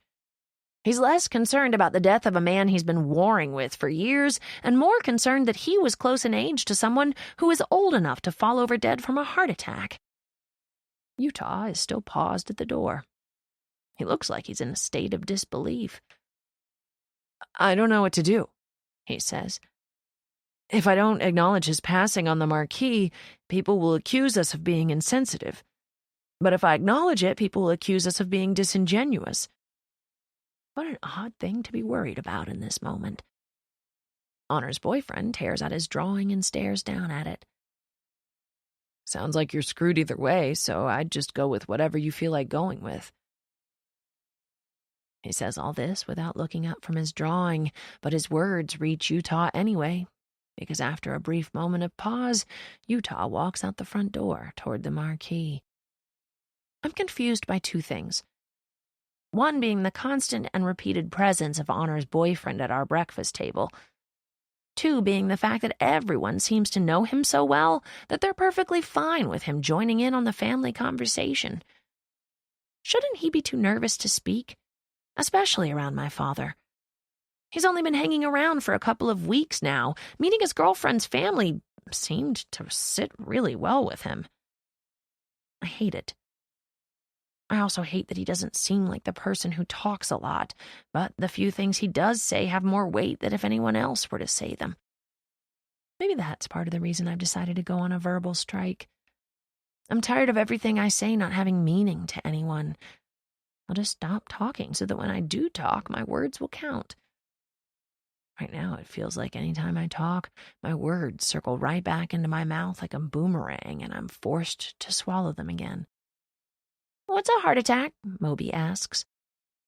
Victoria bends and begins to help Moby put on his jacket. It's when your heart stops working and your body goes to sleep. But it only happens when you're an old man like Pastor Brian. His body went to sleep? Moby asks. Victoria nods. For how long? When is he going to wake up? Not for a long time. Is he going to get buried? Yes, she says, sounding a bit annoyed with the natural curiosity of her 4-year-old. She zips his jacket. Go get your shoes. But what happens when he wakes up? Will he be able to get out of the ground? I smile, knowing how much Victoria hates telling Moby the truth. He asks all the normal questions about life, and Victoria makes up the most bizarre answers. She'll do anything to protect him from the truth. I once heard him ask her what the word sex meant. She told him it was a terrible TV show from the 80s and that he should never watch it. She places her hands on Moby's cheeks. Yes, he can get out of the ground when he wakes up. They'll bury Pastor Brian with a cell phone so he can call them when it's time to dig him back up. Honor sputters laughter and spews juice everywhere. Utah hands her a napkin and whispers, Does she think this is healthier than telling him the truth? We're all watching this conversation with fascination. Victoria can sense it because even though she's failing miserably, she's giving it her best effort to put Moby's questions to rest. Let's go find your backpack, she says, pulling on his hand. He stops following her right before they make it to the hallway. What if his phone battery dies while his body is sleeping? Will he be stuck in the ground forever? My father grabs Moby by the hand, sweeping in to rescue the desperate Victoria. Come on, buddy. Time to go. Right when they round the corner to the hallway, I hear Moby say, "Isn't it time for your body to sleep, Daddy? It's getting really old, too." Honor starts laughing, and I think her boyfriend does, too, but his laugh is quiet, and I don't want to look at him. I cover my mouth because I'm not sure if laughing out counts against my verbal strike. But Victoria's mothering skills are humorous at best. Victoria is staring at all of us with her hands on her hips, watching us laugh. Her face turns as pink as her scrubs, and she walks swiftly out of the room, headed toward quarter 3. I would feel sorry for her if she didn't bring this on herself. Utah and Honor begin to pack up their things. I walk to the sink and pretend to busy myself, hoping they don't ask me if I'm going to school today. I usually take a different car than the two of them because they both stay after school. Honor for cheerleading practice and Utah for whatever it is Utah does after school. I'm not even sure. I go to my room, mostly to avoid looking at Honor's boyfriend, because every time I do, I feel a little bit of his mouth on mine from that day on the square. I wait in my room and listen for the front door to open and close, and even then I wait several more minutes. When the house is finally quiet and I'm certain he's gone, I open my bedroom door and slowly walk toward the kitchen to ensure the coast is clear. My mother is downstairs, but the chances of her coming out of the basement to ask why I've skipped school are less than the chances of the Cowboys beating the Packers tonight. Speaking of, I'm a little disappointed my father or Victoria didn't notice Jesus before they left. On my way into the kitchen, the marquee outside the window catches my attention. I squint to read the words Utah selected to display. There are more fake flamingos in the world than real ones. I sigh, a little disappointed in Utah. If it were me, I would have paid my respects to Pastor Brian. Either that or I wouldn't have updated it at all. But to update it without acknowledging the death of the man who erected that very marquee seems a little, I don't know, like something people would expect from a Voss. I don't like validating their negative perception of us. I glance in the living room and then the kitchen, wondering what I'm going to do with myself today. Another crossword puzzle? I'm getting really good at them. I sit down at the table with my half-completed book of crossword puzzles. I flip it to the puzzle I finished on Friday and start the next one. I'm on the third question across before the doubt begins to seep in. It's no big deal. This has been happening every day since I stopped going to school. A sense of panic rears its ugly head, making me question my choice. I'm still not quite certain why I stopped going. There wasn't a single catastrophic or embarrassing incident that influenced my decision, just a bunch of small ones that continued to pile up until they were hard to ignore. That, coupled with my ability to make choices without giving them a second thought.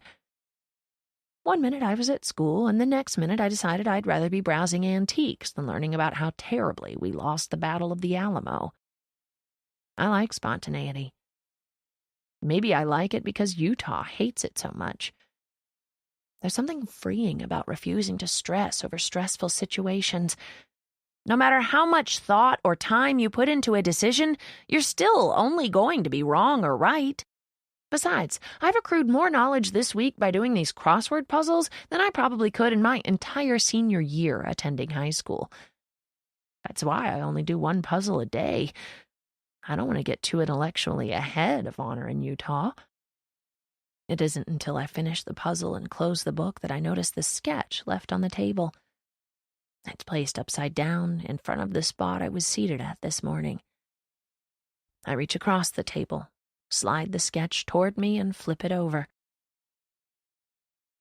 His drawings make no sense. What would possess him to draw a picture of someone swallowing a boat? I flip it over and look at the back of it. At the very bottom it reads, "If silence were a river, your tongue would be the boat." I flip the drawing back over and stare at it a moment, completely taken aback.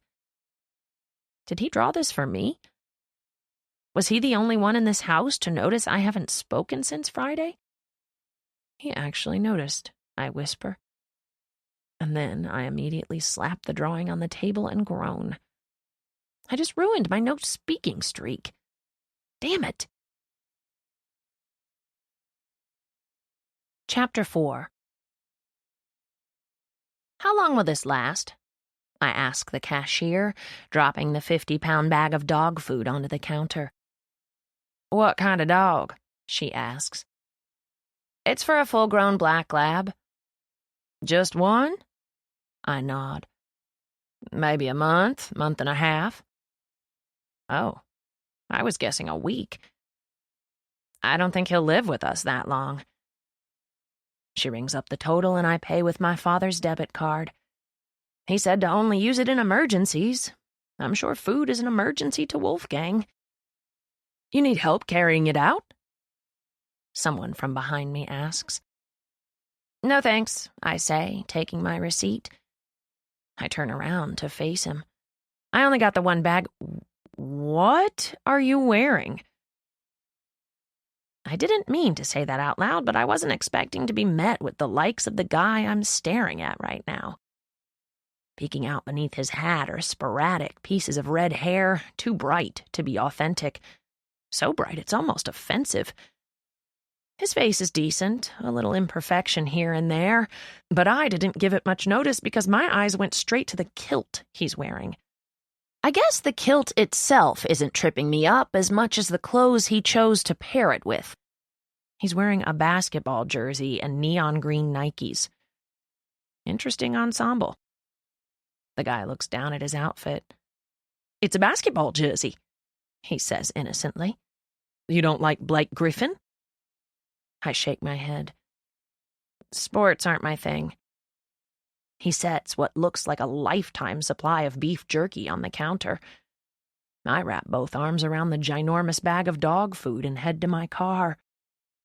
The car I drove here isn't specifically mine, but that's because my father never keeps a car long enough for any of us to claim ownership over it. Vehicles have always rotated in our driveway, and the only rule is that whichever person leaves the house first each day gets first pick. I think that's the true reason behind Utah's extreme punctuality.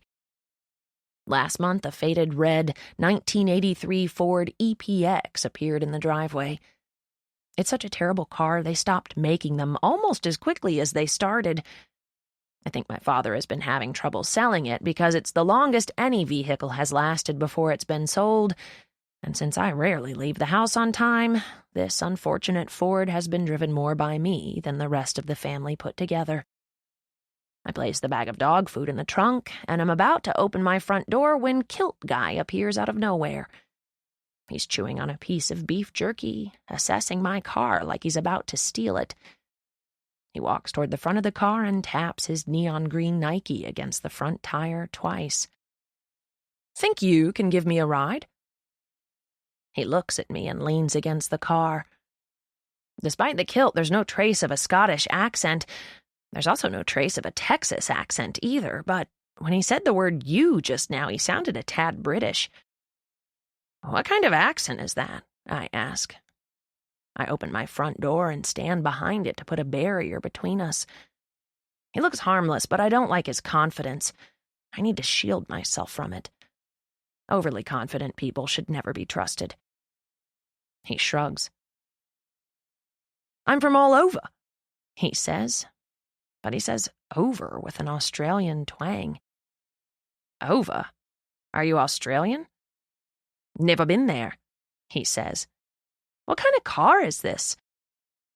He walks to the rear of the car to read the make and model. Ford EPX, they're extinct, I tell him. Where do you need a ride to? He's back from the rear of the car, but now he's standing on the same side of the door as me. My sister's house. It's a few miles east of here. I give him another once-over. I'm aware of how stupid it is to give a complete stranger a ride, especially a stranger in a kilt who can't seem to nail his own accent. Everything about him screams unstable, but my spontaneity and refusal to weigh the consequences of my decisions are my two favorite things about me. Sure, I'm headed east. I sit in the driver's seat and shut my door. He grins at me through the window and runs around to the passenger side. I have to lean across the seat to unlock the door so that he can open it. "Give me a second to grab my things." He takes off in a sprint across the parking lot until he reaches a pile of stuff propped next to the front entrance of the store.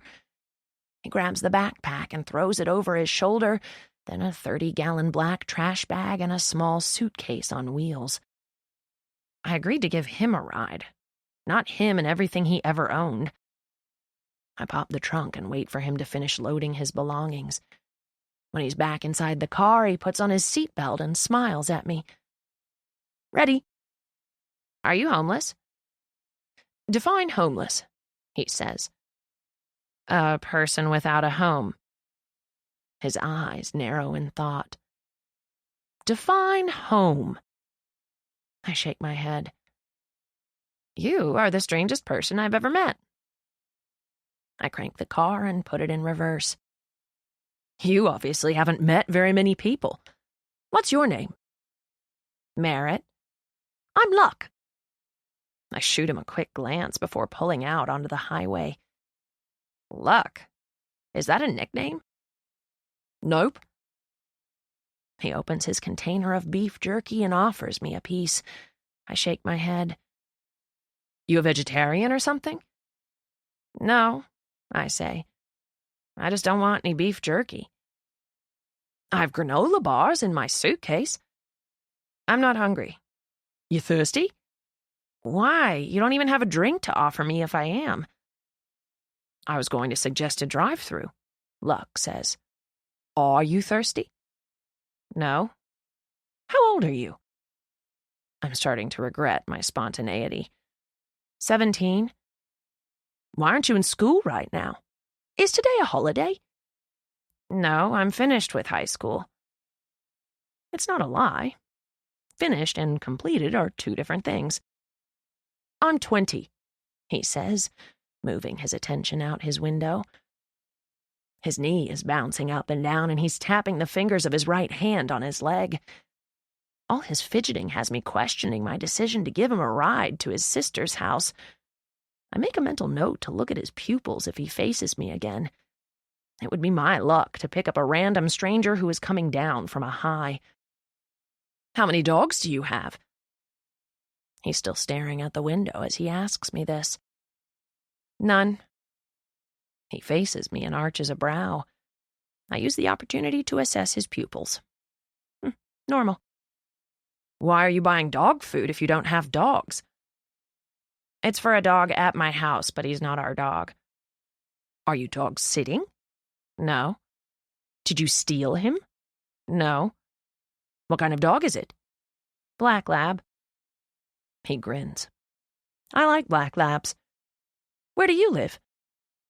I must make a face that indicates what I think of that invasive question because he immediately responds, "I didn't mean your exact address. I just meant in relation to where I'm going." I don't know. I don't know where you're going." "To my sister's house." "Where does your sister live?" He shrugs. "This way," he says, pointing in the direction we're going. He pulls his phone out of his pocket. "I have a picture of her house." "You don't know her address?" He shakes his head. "No, but if you can just drop me off somewhere in the general area, I can ask around." "General area of where?" "The general area of my sister's house." I press my hand against my forehead. I've known this guy all of 5 minutes, and I'm already overwhelmed. I have no idea if I like him or if I can't stand him. He's a little bit fascinating, but in a slightly annoying sense. He's probably one of those people that can only be tolerated in spurts, kind of like a thunderstorm. They're fun if they only appear when you're in the mood for one, but if they show up when they aren't wanted, like at an outdoor wedding, they ruin everything. "How did you finish school already? Are you one of those people that's better at everything than everyone else? Like Adam Levine? You probably play guitar." What does that even mean? "No, I don't play guitar, and I'm not better at everything. I'm not as good at asking questions as you. You're also not good at answering them." Is he seriously insulting my conversation skills? I've answered every question you've asked. Not in the way you're supposed to answer questions. There's another way to answer questions other than giving the correct answer? He nods. You're giving short answers like you aren't interested in having a conversation. It should be a two-man sport like a ping-pong match. But with you it feels more like bowling, just going one way down the lane. I laugh. You should learn social cues. If someone is answering your questions like they don't want to answer them, maybe you should stop asking questions. He stares at me a moment and then opens his container of beef jerky again. You want a piece yet? No, I say again, growing more agitated with him by the second. Are you dumb? Like, are you a legit stupid person? He closes his container and sets it on the floor between his legs. No, I'm actually very smart. What's your issue then? Are you on drugs? He laughs. Not any illegal ones. He's smiling at me, taking this entire conversation in stride. This is normal for him? He's completely at ease. It makes me wonder what other kind of people he's encountered in his life for him to think what's happening right now is normal. I exit the highway and decide the best course of action would be to drop him off at the only gas station in our town.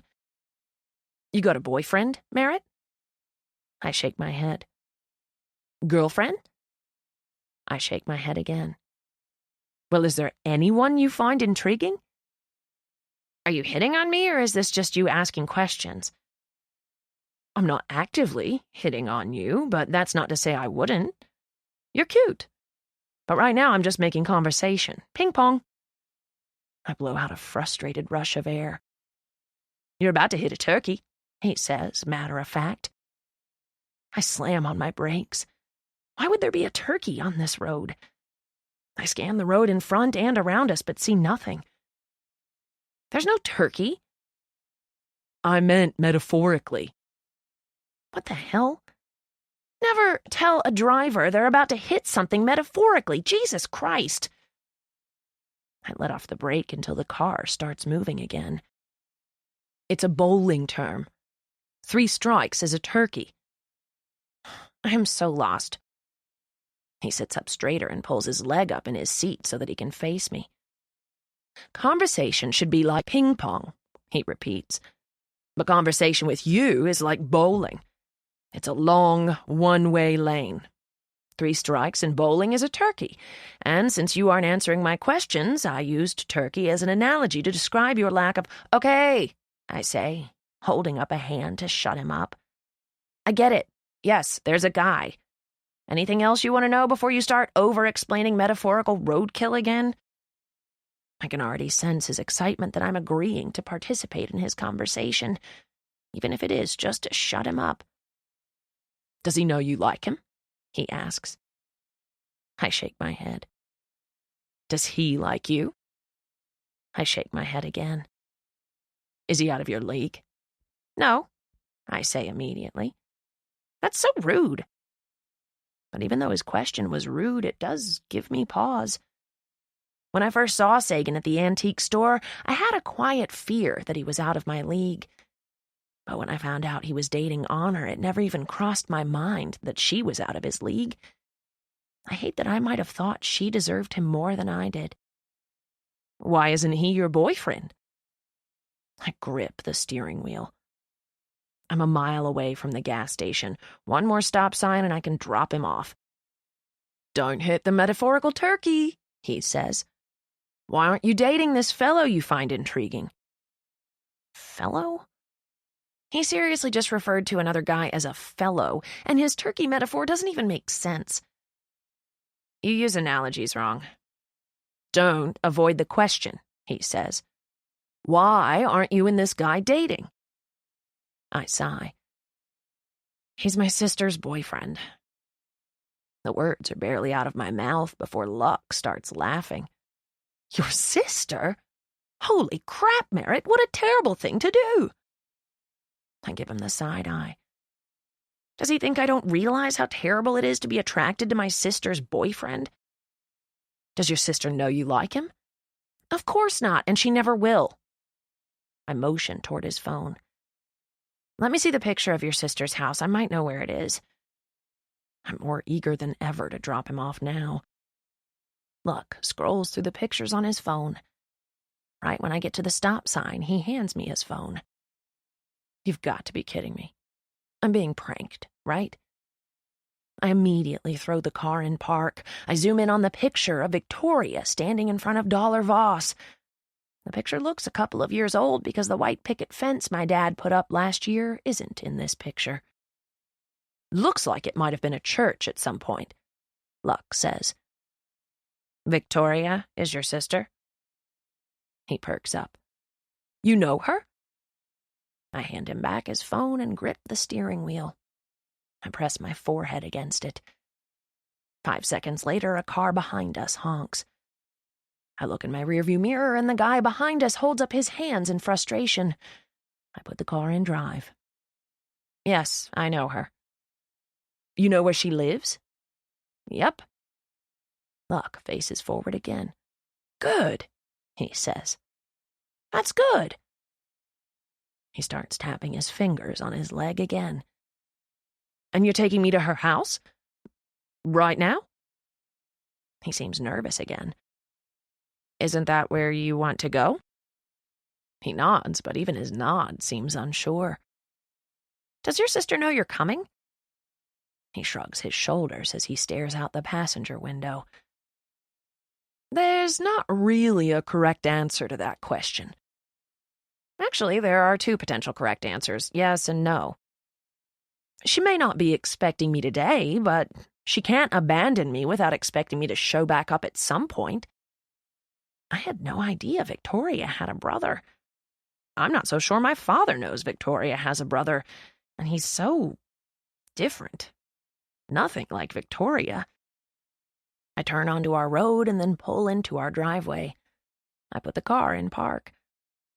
Luck is staring at the house, still tapping his leg and bouncing his knee, but not making an effort to get out of the car. Why does she live in a church? He pronounces church without the R. Church. All of his annoying confidence is gone, replaced by an equally annoying amount of vulnerability. He swallows and then reaches to the floorboard to pick up his container of beef jerky. Thanks for the ride, Merritt. He puts his hand on the door and glances back at me.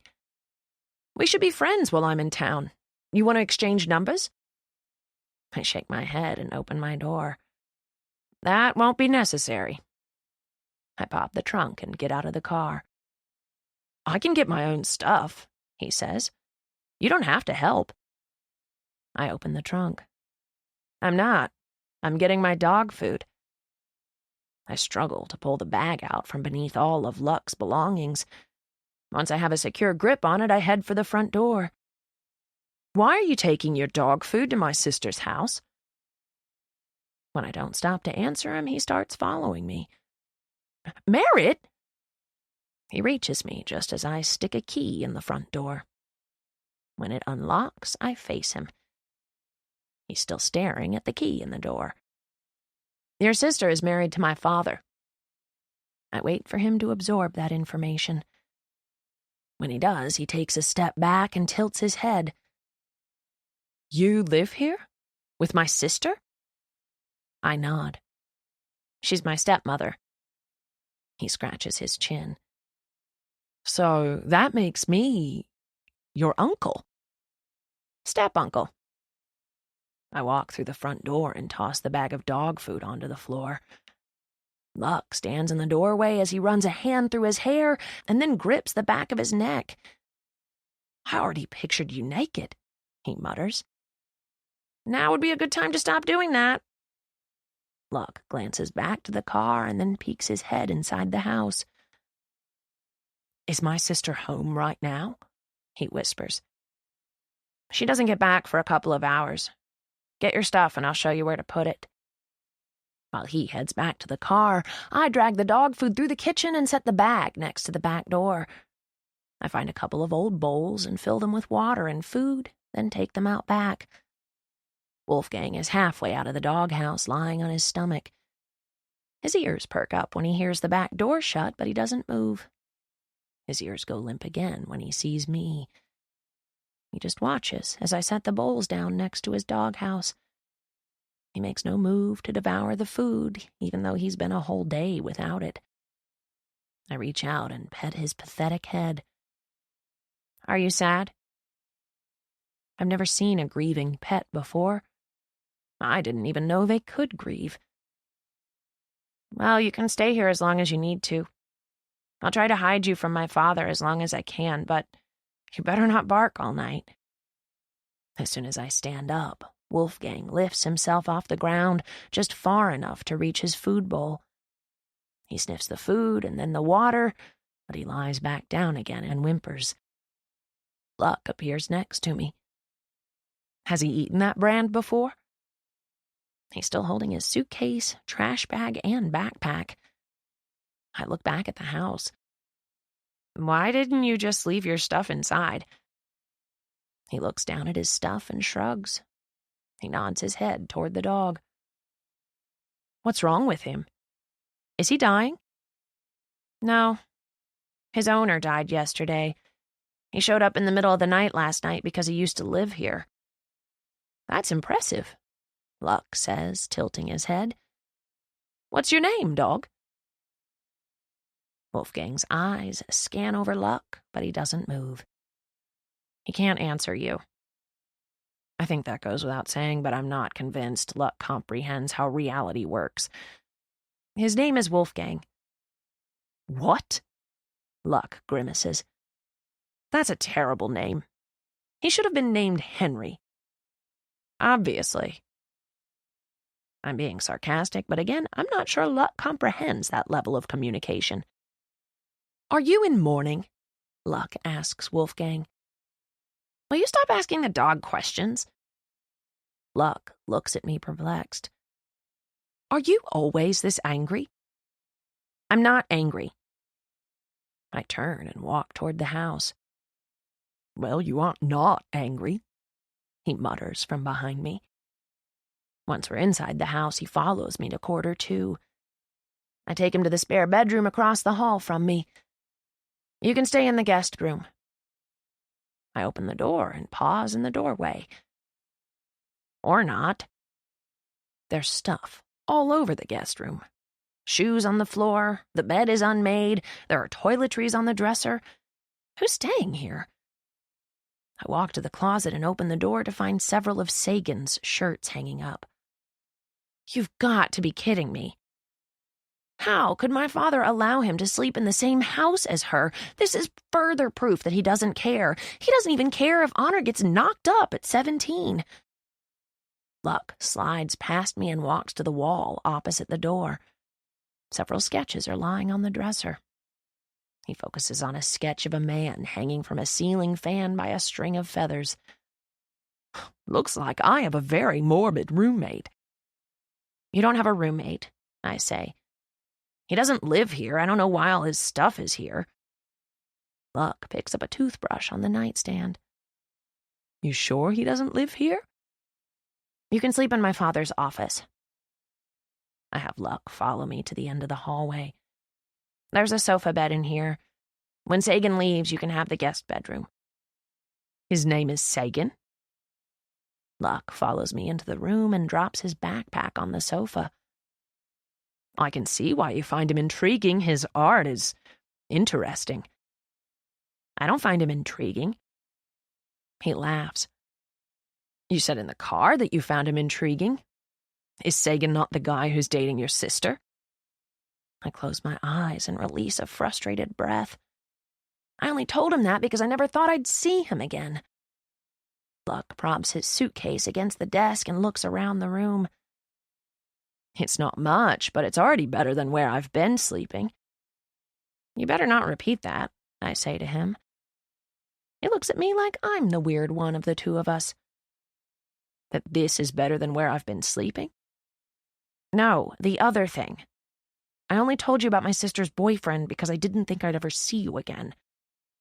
Luck smiles. Relax, Merritt. Your love life doesn't interest me enough to repeat it. I don't know why, but I believe him. Thanks. You want a tour of the house? He nods. Eventually. I'd like to unpack first. Okay. I turn, expecting him to want privacy, but instead he says, "Why is there a statue of Jesus Christ on the living room wall?" He opens his suitcase and begins pulling out clothes. Or better yet, why is he dressed like a Packers fan? This used to be a church. I take a seat on the sofa and watch as he unpacks. Is your father a preacher or something? Quite the opposite, actually. What's the opposite of a preacher? An atheist mime? My dad doesn't believe in God, but he got a good deal on the church, so he moved us in a few years ago, right before he started sleeping with my mother's nurse. He glances over his shoulder. Your father sounds like an asshole. I chuckle. You're being way too kind. Luck pulls a shirt out of his suitcase and walks it to the closet. What happened after your mom found out about the affair? He divorced her and married his mistress. I guess the mistress would be my sister. I nod. How do you not know any of this? Has it been that long since you last saw Victoria? He walks over to the couch and drops down next to me. He falls back against the arm of the couch and props his arms behind his head. Why don't you live with your mom? I do. She moved to the basement. I wait for the shock to register on his face, but he just casually raises an eyebrow. She lives here, in the basement of this house. I nod. Why did you say your sister abandoned you? It's complicated. Where are your parents? Mostly dead, he says, matter of fact. I should try to get a nap in before she gets here. It's been a while since I've slept. He does look tired, but I've never seen him before today, so I have no point of reference. I nod and head for the door. Good night. I step out into the hallway and acknowledge what a weird 24 hours this has been. Pastor Brian dies, Wolfgang returns, I randomly pick up a hitchhiker in a kilt who turns out to be my step-uncle. This day might call for an addition to my trophy collection by the time it's over. As I'm making my way through quarter 2, I pause at the door to the guest room. I glance left and right, even though no one is here but Luck and me. And my mother, of course. I open the door and inspect the room Sagan is staying in. I've always been kind of oblivious, but this takes oblivion to a new level. How long has his stuff been here? I just assumed he'd been coming over for breakfast every morning and staying late at night. I'm surprised my father is allowing this, even with how lenient he is sometimes. I sit down on the guest bed and pull his sketchbook onto my lap. I know I shouldn't be looking through his things, but I feel justified since I was out of the loop that we added a new member to the household. I flip through the sketchbook, but all the pages are blank. All of them except for one. In the very back of the sketchbook, there's a drawing of 2 girls with their arms around each other. After closer inspection, I realize there's more to it than that. My hand goes to my mouth when I realize what I'm looking at. It's a depiction of me and Honor, stabbing each other in the back. Why would he draw this? I flip it over, but this one isn't titled like the one from this morning. What are you doing? I immediately slide the book off my lap. Sagan is standing in the doorway, which marks the second most embarrassing moment of my life. Funny that they both include him. I don't normally snoop. I don't know how to talk my way out of this. I stand up, painfully aware that I don't know what to do with my hands when I'm this embarrassed. My arms are stiff at my sides. I clench my fists and then unclench them. I didn't know you moved in, I mutter. He steps into the room and his eyes fall to the sketchbook I was just skimming through. His eyes meet mine again. He looks annoyed. I've lived here for 2 weeks, Merritt. 2 weeks? Until this moment, I never realized just how much time I spend alone in my room. For 2 weeks, he's been living across the hall from me, and no one thought to tell me? He stares at me, and I stare right back because I have no idea what else to do. I hate the way he looks. I hate his hair. I especially hate his mouth. His lips are weird. They don't have grooves in them like most lips have. They're smooth and tight, and I hate that every time I look at them, I remember what it was like when they were kissing me. But what I hate the most about him are his eyes. I hate how I feel when I look at them. Not that his eyes are accusatory, but I always get swallowed up in guilt when he's looking at me. Because no matter how much his individual features annoy me, they complement each other very nicely. I look down at my feet and wish the last 5 minutes never happened. I shouldn't have walked in here. I shouldn't have looked at the sketch he drew, and I shouldn't have stared so long at him just now. Because I'd give anything for him to look at me the way he looked at me when he thought I was Honor. The fact that I want that embarrasses me more than being caught in his room. I rush past him, refusing to look at him as I make my way out into the hall. I walk straight to my bedroom door and open it, then slam it shut. I fall onto my bed and I feel the tears as they begin to sting at my eyes. I don't even know why I'm emotional. It's so dumb. What a weird, shitty day. I pull my phone out of my pocket to text my father. I rarely ask him for anything, but this is an emergency. Can you stop by the thrift store on your way here and see if they have any trophies? I wait a few minutes to see if he responds, but he doesn't. Sadly, I'm not surprised. I lie down on my bed, pull my blanket over me, and think about the picture Sagan drew of me swallowing a boat this morning. It's such a strange picture. I hate how much I like it. I hate that no matter how hard I try not to, I like him a little more every day. Part of me wonders if it's actually him I like or if I'm just a jealous person. I've never been jealous of any of Honor's boyfriends before him, but then again, they were all dying. I'm so angry that he's living here now. I was convinced it would be easy to avoid him, but now he's living in the room across the hall from me. I'm going to be subjected to their relationship and to him kissing her and loving her. I know my father doesn't believe in God, but luckily atheism isn't hereditary. I hardly ever pray, but I feel like now is as good of a time as any. I roll onto my back and look up at the ceiling. I clear my throat. God? Not gonna lie. It feels weird talking to the ceiling. Maybe I should kneel, like they do in the movies. I throw the covers off and kneel on the floor against the bed. I lower my head and try it again with my eyes closed. Hey, God. I know I don't pray as much as I probably should, and when I do pray, it's always something selfish. I apologize for that, but I really need your help.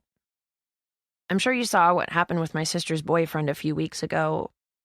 I can't stop thinking about him. I don't like the person it's turning me into. I've been having these irrational thoughts like maybe he was meant for me and not Honor. Maybe you created him as my soulmate, and because Honor and I are identical, his soul got confused and fell in love with her. Because they're nothing alike. They have nothing in common. She doesn't even like the best parts of him. But even if they were to break up, there's no way it would work out between us. I'd never do that to my sister, and as much as I'm attracted to him, I could never love someone that was once with Honor. It's out of the question. So, I'm not coming to you to ask you to show him the error of his ways. I'm coming to you to ask if you would just send me someone else. Someone who will completely take my mind off him. I don't want to have the thoughts I've been having anymore, or at least I don't want to be having them about my sister's boyfriend. I wouldn't mind having these thoughts about someone else, so yeah, I'm merely asking for an alternative soulmate, or even just a distraction. I don't even care if it has to do with another person. Any interest that isn't Sagan would be great. Whatever you can spare. I open my eyes and then crawl back into bed. Praying is so awkward. Maybe I should do it more. Oh, yeah. Amen. Chapter 5. Merritt, wake up. I didn't know it was possible to roll my eyes before opening them, but I accomplished this feat. "What?" I grumble, pulling the covers over my head. "You need to wake up," Honor says. She flips on the light to my bedroom. I pull my cell phone out from under my pillow to see what time it is. "It's 6 in the morning, I mutter, annoyed. "None of us wake up this early. Not to mention she knows I don't go to school anymore, so what's it matter if I'm awake?" "It's 6 in the evening, dumbass. It's your night to take Mom dinner." She slams the door. It's 6 in the evening? Which means it's still today. Shitty today. Joy. I spoon mashed potatoes onto a plate next to a piece of blackened chicken. There may not be much about Victoria to like, but her cooking has always been good. I do wonder, though, what it must be like to have to cook extra food every night for your husband's ex-wife who lives in your basement. I spin around to grab a roll for the plate, but I bump into Sagan, who has appeared behind me. "Sorry." I try to move around him before having to inhale his scent or, God forbid, look at his face. I move left, he moves right. We're still in each other's way. I move right, he moves left. Are you freaking kidding me? He laughs at our little dance, but that's because he can breathe when he's around me. He only loses his breath around Honor. I finally spin and walk the other direction and go around the bar. Right before I reach the basement door, I glance back in the kitchen. Honor is now standing next to her boyfriend, making her plate, but he's staring at me with a quizzical look. He must think I'm such a bitch, especially when something as simple as being in his way happens. I'm not able to laugh it off like he does. I get frustrated and go the other direction. Merritt? I'm not even halfway down the stairs, and she can tell it's me. She somehow memorized the footsteps of everyone in the house. I guess when all you do is watch Netflix and play on Facebook, you get pretty good at listening to footsteps. "Yeah, it's me." She's sitting on the couch when I make it down to the basement. She closes her laptop and slides it to the floor. "What's for dinner tonight?"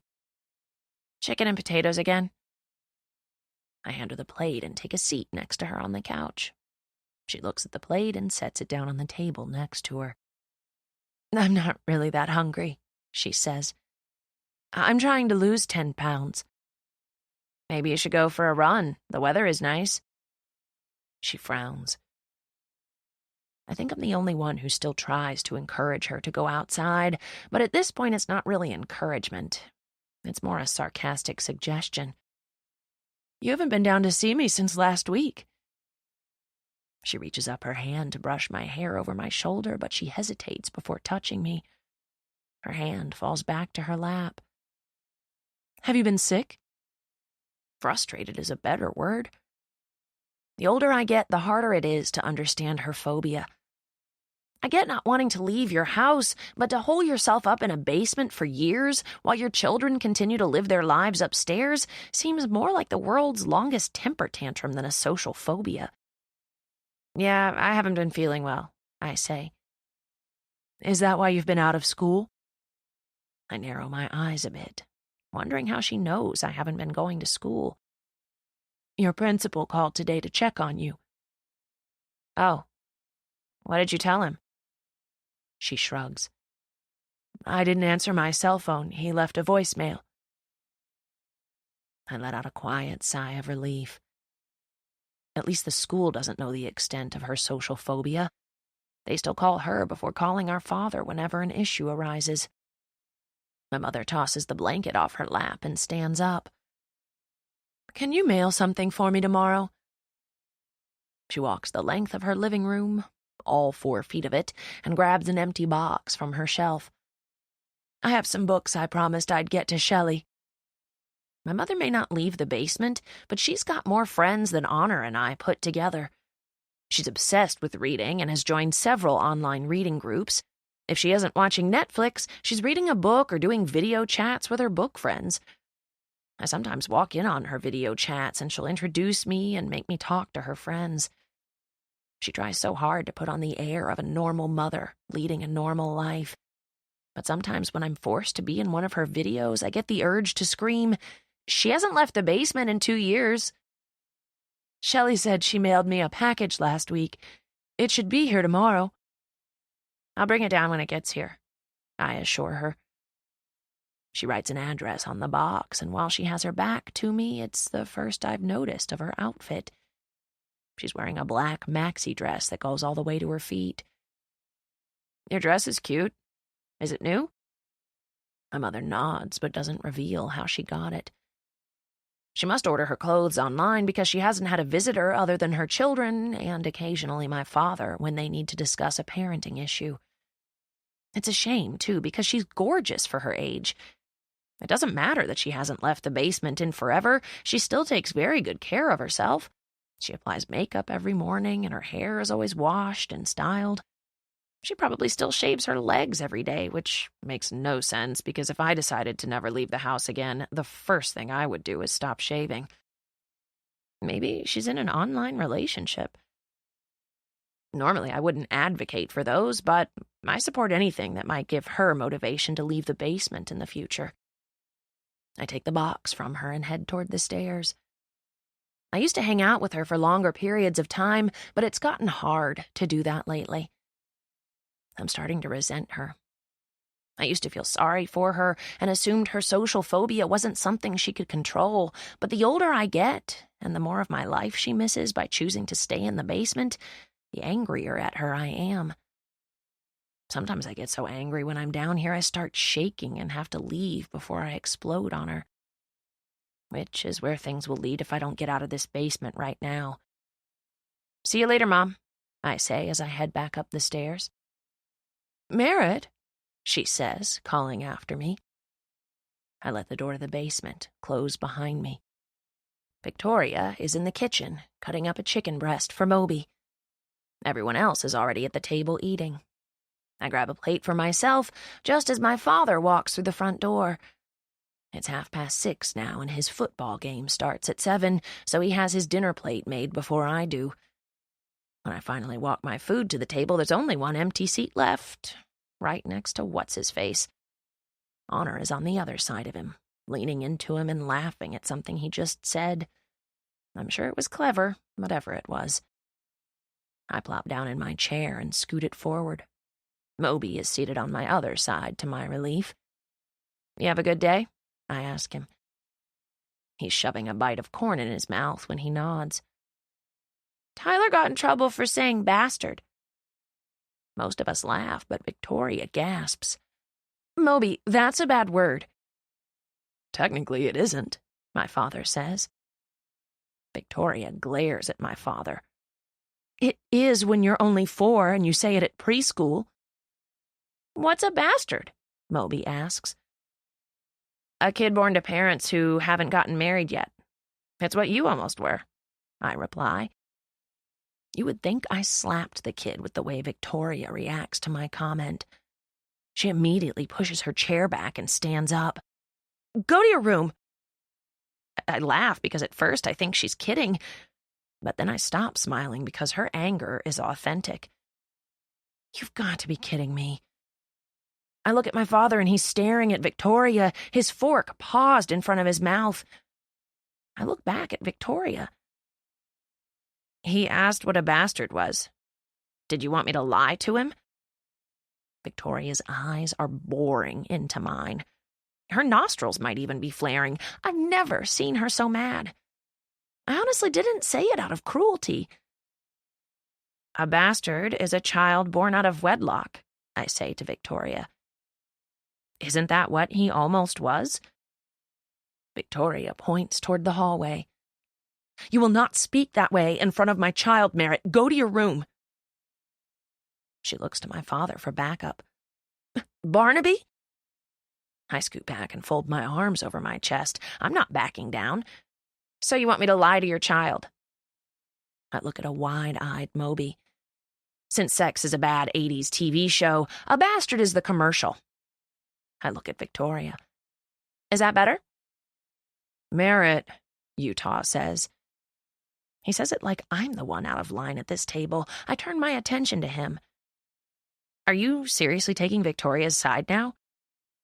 Can we please just make it through one meal as a family without a fight breaking out? Honor says, frustrated. Barnaby? Victoria says, still standing, still waiting for him to punish me. My father wraps his hand around Victoria's wrist and tries to get her to sit back down. I'll deal with her later. Let's just eat, okay? Victoria snatches her hand away from my father and grabs her plate. She walks toward the kitchen and tosses her food into the trash can. Save the scraps, I call out to her. Excuse me?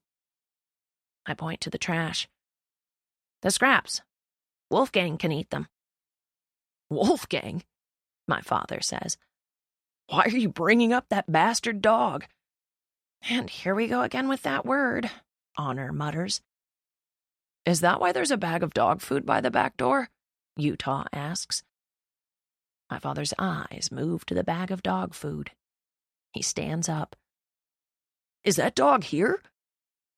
I take a bite of my mashed potatoes because I have no idea if I'm about to be sent to my room, but I'm hungry. He showed up in the middle of the night last night, I say, with a mouthful.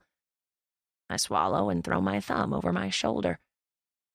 He's in the backyard. You let him in the backyard? My father yells. Victoria throws her hands in the air. Oh, this is just great. You get angry at her for allowing a dog in the yard, but not for calling your son a bastard? I hold up my fork. I said he was almost a bastard, I clarify. Why do you always do this? Utah whispers. He's so quiet when he says it, which means he's not directing his question at Victoria on the other side of the kitchen. Surely he isn't talking to me. You think this is my fault? It usually is, Honor says. We can't get through one meal without you doing something to piss her off. I laugh incredulously. And that's my fault? I raise my voice loud enough for Victoria to hear our conversation. Maybe she gets pissed off because she's an unreasonable person. Just ask the little brother she abandoned. I make sure to look at Victoria so I can see her face. Sure enough, that last sentence was a shocker. What did you just say? She's looking at me like she either didn't hear me or doesn't want to hear me. I open my mouth to repeat what I said, but my father interrupts me. Merritt, he says, more defeated than angry. Go to your room. Victoria slowly turns her head toward my father. You told her about luck? He immediately shakes his head. No, they don't know about luck. She's pushing your buttons. Now I'm dying to know what she doesn't want us to know. I take 2 more quick bites of my potatoes in case I'm forced to carry out my punishment. I'm not pushing her buttons. I swallow and wipe my mouth and then prepare to explain myself. Not that I should be required to do so. Wolfgang showed up here last night. It was raining and I felt bad for him, so I let him in the backyard. Then I found out Pastor Brian died and forgot to tell any of you about the dog. I went to Tractor Supply to get dog food today, and this weird guy in a kilt asked me for a ride to his sister's house, which turned out to be this house. His name is Luck. He's Victoria's little brother, and he's asleep in Dad's office, since Sagan apparently lives in the guest room now. And like it or not, the definition of a bastard is a child born out of wedlock, and in case any of you forgot, Victoria got pregnant while Dad was still married to Mom, so Moby was practically a bastard. When I finish my explanation, everyone is quietly staring at me. I face forward and give my full attention to my food. He was wearing a kilt? Sagan asks. As much as I wish he wasn't talking to me, I appreciate him trying to ease the tension with humor. What color was it? I force myself to look across the table at him. A small smile plays across his lips. Green plaid. He nods appreciatively. Can't wait to meet him. My brother is here? Victoria says. Her voice is much quieter now. Luck is here in this house? I start to respond, but I don't have to because Luck is now standing at the end of the hallway. Technically, it's not a house, he says to her. It looks more like a misunderstood church. I'm starting to understand what Luck meant about conversations being a ping-pong match, because we're all looking back and forth between Luck and Victoria, waiting for the emotional reunion. Victoria's hand goes up to her mouth. My father walks up to her and puts his hands on her shoulders, trying to take her attention away from her little brother. "Sweetie," he says soothingly, "let's go talk it out with him in the bedroom." Victoria shakes her head and pushes past my father toward Luck. "You can't just show up unannounced, Luck. You need to leave." Luck doesn't move. He looks a little surprised by her reaction. "You aren't going to hug me first?" Victoria takes a step closer to him. "Leave," she says. "And next time you want to show up without apologizing first, try calling. It'll save you money on travel." "Victoria," my father says in a whisper. He pulls her in the opposite direction. "Go to the bedroom. I'll be there in a second." She immediately starts trying to hide the fact that she's sniffling a bit when she walks away from Luck toward their bedroom. My father faces Luck. Luck smiles and walks toward him with his hand out. "You must be my brother-in-law," Luck says. My father reluctantly shakes his hand. "Barnaby." "I honestly thought she'd be over it by now," Luck says. "She's right. Maybe I should have called first." "Be over what?" Honor asks. Luck swings his gaze to Honor and he gives her a familiar smile, but then his smile disappears when he notices me. He looks back at Honor, then back at me, then he points between us. "Which one of you gave me a ride today?" I lift my hand. "Thank you for the hospitality, Merritt." Luck walks toward the table. He introduces himself to Utah, Honor, and then Sagan. When he gets to Moby, he kneels down in front of him. "You must be my nephew." "I'm a nephew?" Moby asks. "Merritt said I'm a bastard." "Almost a bastard," I correct. "Luck," my father says, interrupting the introductions. "Can we please sort this out first before you make yourself at home?" Luck stands up and puts his hands on his hips. "Yeah, sure. But I just woke up from a 4-hour nap. Kind of already made myself at home." He laughs, but he's the only one laughing. I have to hand it to him. Luck is cheerful, if anything. He follows my father to quarter 3. I'm sad they're moving the conversation out of quarter 1. I was enjoying it. "Sounds like your day was productive," Honor says to me. "At least you weren't wasting away your entire life by sleeping all day." I can put up with a lot, but Honor's snarky attitude about my decision to stop going to school is my boiling point. I toss my roll back on my plate. "Tell me, Honor, what have I missed this week that's going to miraculously prep me for life beyond high school? An opportunity to graduate, maybe?" I roll my eyes. "I can get a GED before Christmas." "Yes, because that's a reasonable alternative to a scholarship," she says. "You want to talk to me about reasonable?" I challenge. "Does your new boyfriend know how reasonable you've been when it comes to your past relationships?" Honor's jaw clenches. I've hit a nerve. Good. Maybe she'll back off. "That's not fair, Merritt," Utah says.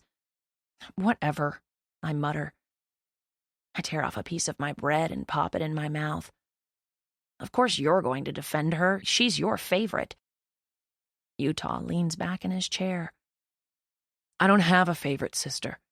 I'm defending her because you always get too personal with your attacks." I nod. "Oh, right. I forgot. We like to sweep things under the rug and pretend Honor doesn't need therapy." Honor glares at me from across the table. "And you wonder why you have no friends." Actually, I don't wonder that at all. The raised voices coming from quarter 3 interrupt our sibling bonding. It's too muffled to make out what they're saying, but it's clear that Luck and Victoria aren't having the homecoming Luck was hoping for. Did anyone else notice how strange his accent was? Sagan asks.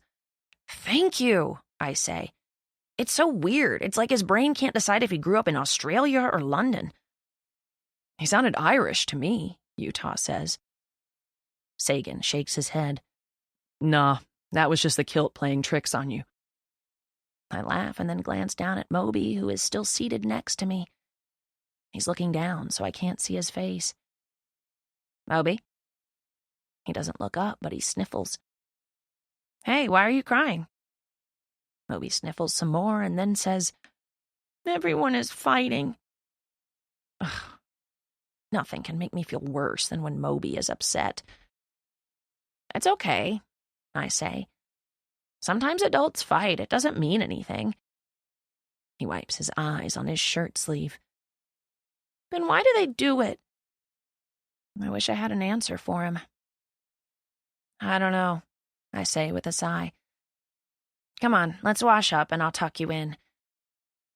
Moby has always been a great sleeper.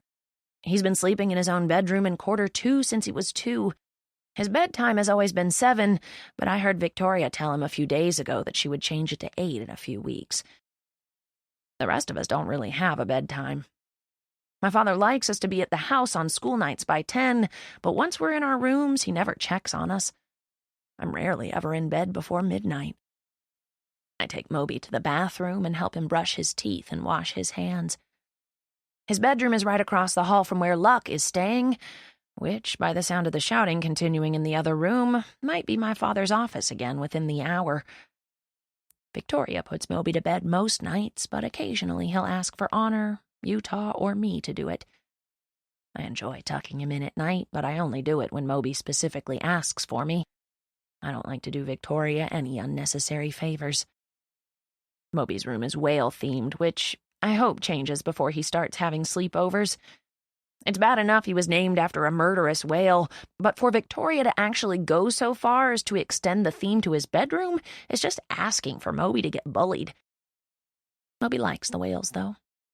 He also loves that he was named after a whale. Moby Dick is Victoria's favorite book. I also don't trust people who claim for a classic to be their favorite novel. I think they're lying just to sound educated, or they simply haven't read another book beyond high school English requirements. My favorite book is God-Shaped Hole. It's not a classic, it's better than a classic. It's a modern-day tragedy. I've never read Moby Dick, but I can almost bet it doesn't leave you feeling like you have less skin than before you opened the book. I tuck Moby into his bed, pulling the whale-themed blanket up to his chin. Will you read me a story? He asks. It's not entirely inconvenient, so I nod and grab a book from his bookshelf. I choose the thinnest one, but Moby protests. No, read The King's Perspective. That's a new one. I glance back at the bookshelf and scan through them, but I don't see one with that title. It's not here. How about Good Night, Moon? That's for babies, he says. He picks up a stack of pages from the table beside his bed. Read this one. Sagan wrote it. He shoves it toward me. I take the pages from him. They're stapled together in the top left corner. In the center of the front page, it reads, The King's Perspective by Sagan Catan. I sit down on the edge of the bed and run my fingers over the top of the page. Sagan wrote you a story? Moby nods. It's a true story, and it rhymes. When did he give you this? Moby shrugs. Like 7 years ago. I laugh. Moby is the smartest 4-year-old I know, but he cannot, for the life of him, grasp the concept of time. I move to the spot next to Moby and sit against the headboard. I normally don't make myself this comfortable when it comes to tucking him in, but I might be more excited about story time than Moby is tonight. I feel like I'm in on one of Honor's boyfriend's secrets, and it makes me way more excited than it should. I pull my knees up and rest the pages on my thighs. The King's Perspective I say aloud. I glance down at Moby. Do you even know what perspective means? He nods and rolls over onto his side so that he's facing me. Sagan said it's kind of like putting someone else's eyeballs inside your own head. Pretty close, I say. I'm impressed. I am impressed. Not so much with Moby, but with Sagan for taking the time to write him a story, and for obviously explaining its meaning. Moby sits up and flips the page for me. Read it. On the next page is a picture of a bird. It looks like a cardinal. Is the story about a bird? I ask Moby.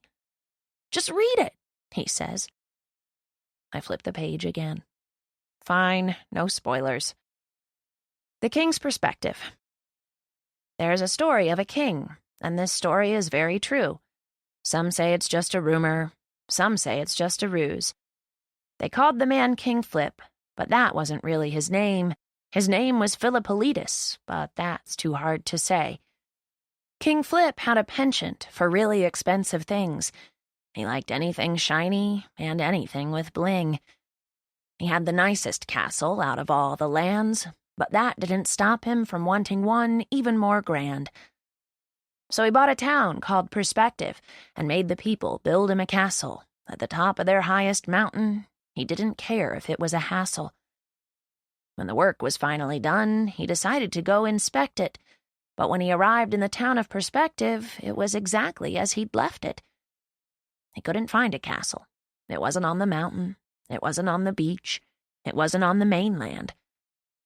He immediately grew angry and sought his just revenge on all those who had fooled him on the town his army did descend.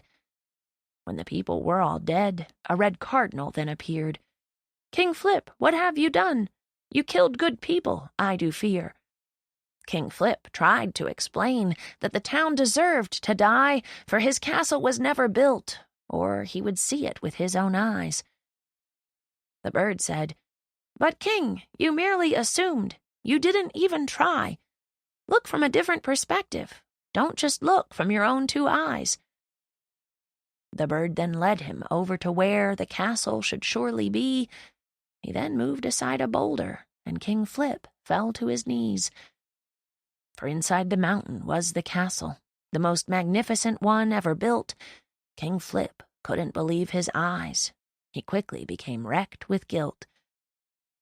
He had killed so many people. People he should have protected, simply because he couldn't see the castle from their perspective. Hide their bodies, King Flip yelled. Hide every last one. Put them inside the mountain, and then close the doors for good. The king's army hid the bodies, and King Flip fled the land. He went back to his old castle and never spoke of Perspective again. Some say this story isn't true. Some say the town never existed. But look at any map and you'll see there is no longer a town called Perspective. I flipped back to the first page of the poem, a little in shock by what I just read. This is a children's poem? This is just as morbid, if not more morbid, than the art he creates, and the fact that Moby now believes it's a true story. You know this is fiction, right? I look down at Moby, but his eyes are closed. I didn't even notice he had fallen asleep while I was reading. I place the story back on his nightstand. I turn off the light before I leave the room and head straight to quarter 1. Sagan is in the kitchen helping Honor wash the dishes. What is wrong with you? They both look up at me, but I'm staring at him. Is that an open-ended question? He asks. You slaughtered an entire town of innocent people. He nods as registration marks his expression. Oh, you read to Moby. That's disturbing. It's his favorite story now. What are you talking about? Honor asks me. I flip a hand in her morbid boyfriend's direction. He wrote a poem for Moby, but it's the worst children's story I've ever read. It's not that bad, he says in defense. It has a good message. Does it? I ask, flabbergasted. Because the message I got was that a materialistic ruler wasn't happy with the peasants he hired to build his castle, so he slaughtered them all, hid their bodies in a mountain, and went on with his happy life. Honor makes a face to show how disturbed she is. I make it a point never to make that expression. Seeing it on her lets me know how unappealing it would be on me. You completely missed the message, then, he says. It's a poem about perspective. What are we talking about? Utah asks as he walks into the kitchen. The story I wrote for Moby. Utah laughs as he grabs a soda from the refrigerator. I loved that story, he says, right before he takes a sip. He wipes his mouth. I can't listen to this all night, he says, referring to the arguing still coming from quarter 3. Want to go swimming? We're in, Honor says, referring to Sagan and herself. Anything to get out of this house. They all look at me. No one verbally invites me, but with the way they're all looking at me, I assume this is their way of asking if I'd like to come along. I'm good, I say, turning down their nonverbal invite. I've never gone swimming at the hotel with Honor and Utah before. It's gotten to where they don't even invite me, but since I'm standing right in front of them, they probably feel pressured. When I turn them down, Honor almost looks relieved. Suit yourself, she says, tossing the dish towel on the counter. Sagan is still looking at me, but with a touch of curiosity in his expression. You sure you don't want to come? He asks. The fact that he looks like he'd appreciate my company makes me want to change my mind. With Honor and Utah, it's obvious they prefer to hang out without me. They don't find my presence an added bonus. To them, my presence is an inconvenience. But the way he's staring at me, it seems he might actually value my presence. It confuses me. It makes me want to go swimming with my siblings for the first time since they started going, the day Utah got his license. The bedroom door to quarter 3 opens and Luck appears. He walks into the kitchen with his hands shoved in his pockets. My father and Victoria are close behind. My father clears his throat and he addresses all of us. Luck will be staying with us for a while. Victoria and I would appreciate it if you would all make him feel welcome. It's odd because even though it seems Luck won this argument, his demeanor says otherwise. Welcome, Utah says to him. Feel like going swimming? You have a pool? Luck asks. Utah shakes his head. No, but there's a hotel in town with an indoor heated pool, and Honor has connections. Nice, Luck says. Let me grab some shorts. He begins to walk out of the kitchen, but turns to me. You're coming too, right?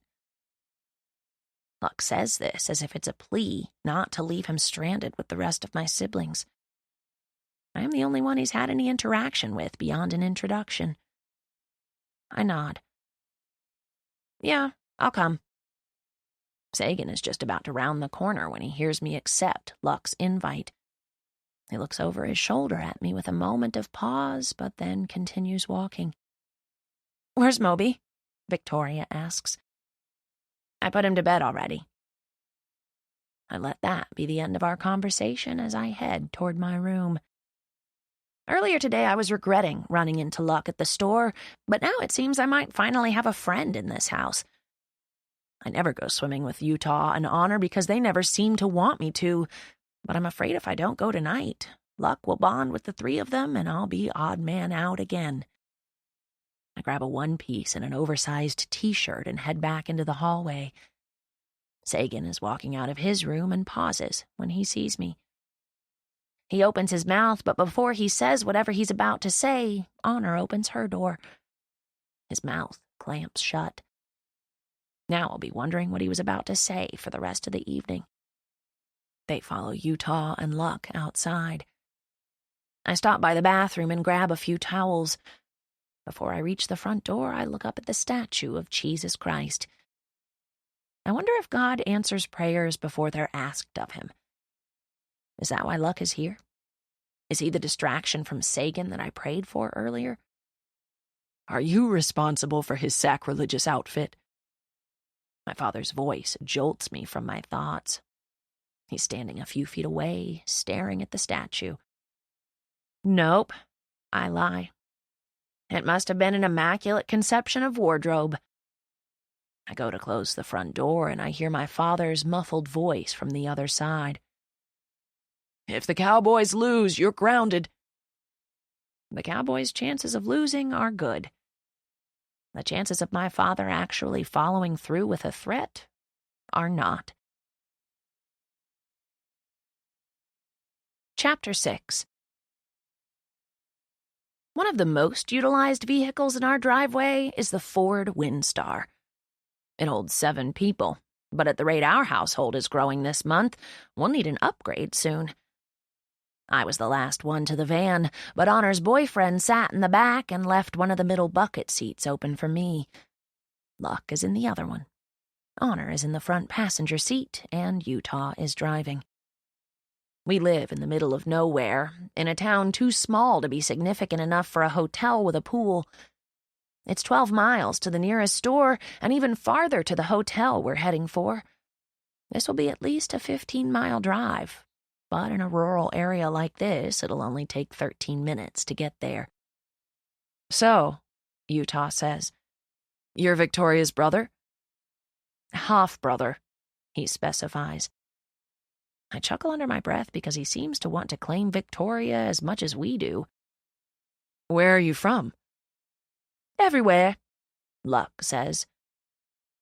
Victoria and I have the same father, different mothers. She lived with her mom, and I lived with our father and my mother. We moved around a lot until my parents divorced. Sorry to hear that, Honor says. It's fine. Happens to everyone, he says, matter of fact. No one follows that comment up with a question. You didn't tell me you had an identical twin, Merritt, Luck says, directing his attention to me. You talked the whole time we were in the car, I respond, looking away from him and out the window. Wasn't much room to fit in my whole life story. Not true, because your life story was precisely what I was trying to get out of you, he says with a laugh. And you didn't get very far, did you? Far enough to know all about the guy you have a crush on, he says. My head snaps in his direction. I raise an eyebrow in warning, letting him know he went too far with that comment. Wait, Honor says, turning around in her seat. She looks at me. You have a crush on someone? I roll my eyes and look out the window again. No. Who is it? Honor says, directing her question at Luck. I scratch at my jeans nervously, hoping he doesn't open his mouth. I don't know him at all. He might get a kick out of embarrassing me. I can't remember his name, Luck says. Ask Merritt. Honor turns back around in her seat.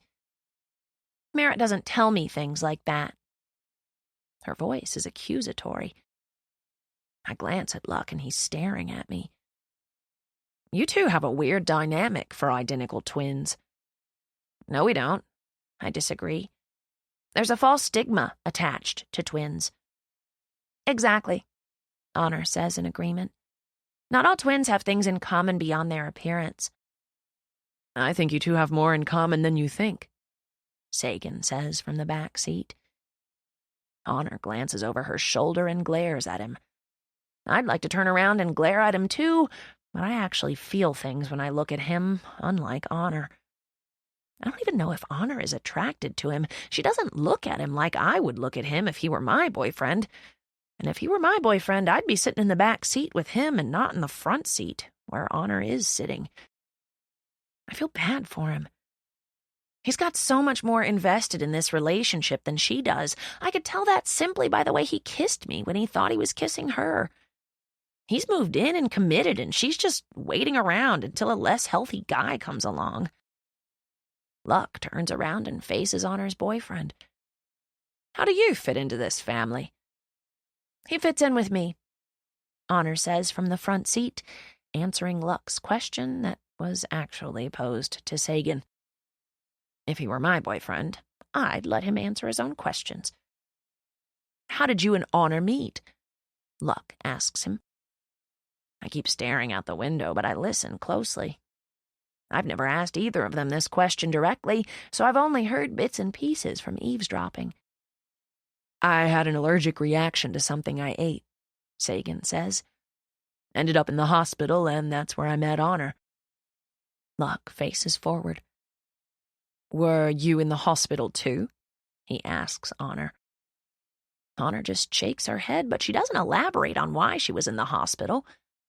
I have half a mind to tell Luck that Honor was there saying goodbye to yet another boyfriend when she unknowingly set her sights on Sagan, incorrectly assuming he was about to meet his demise. Honor was visiting a friend, Sagan says, now answering for Honor.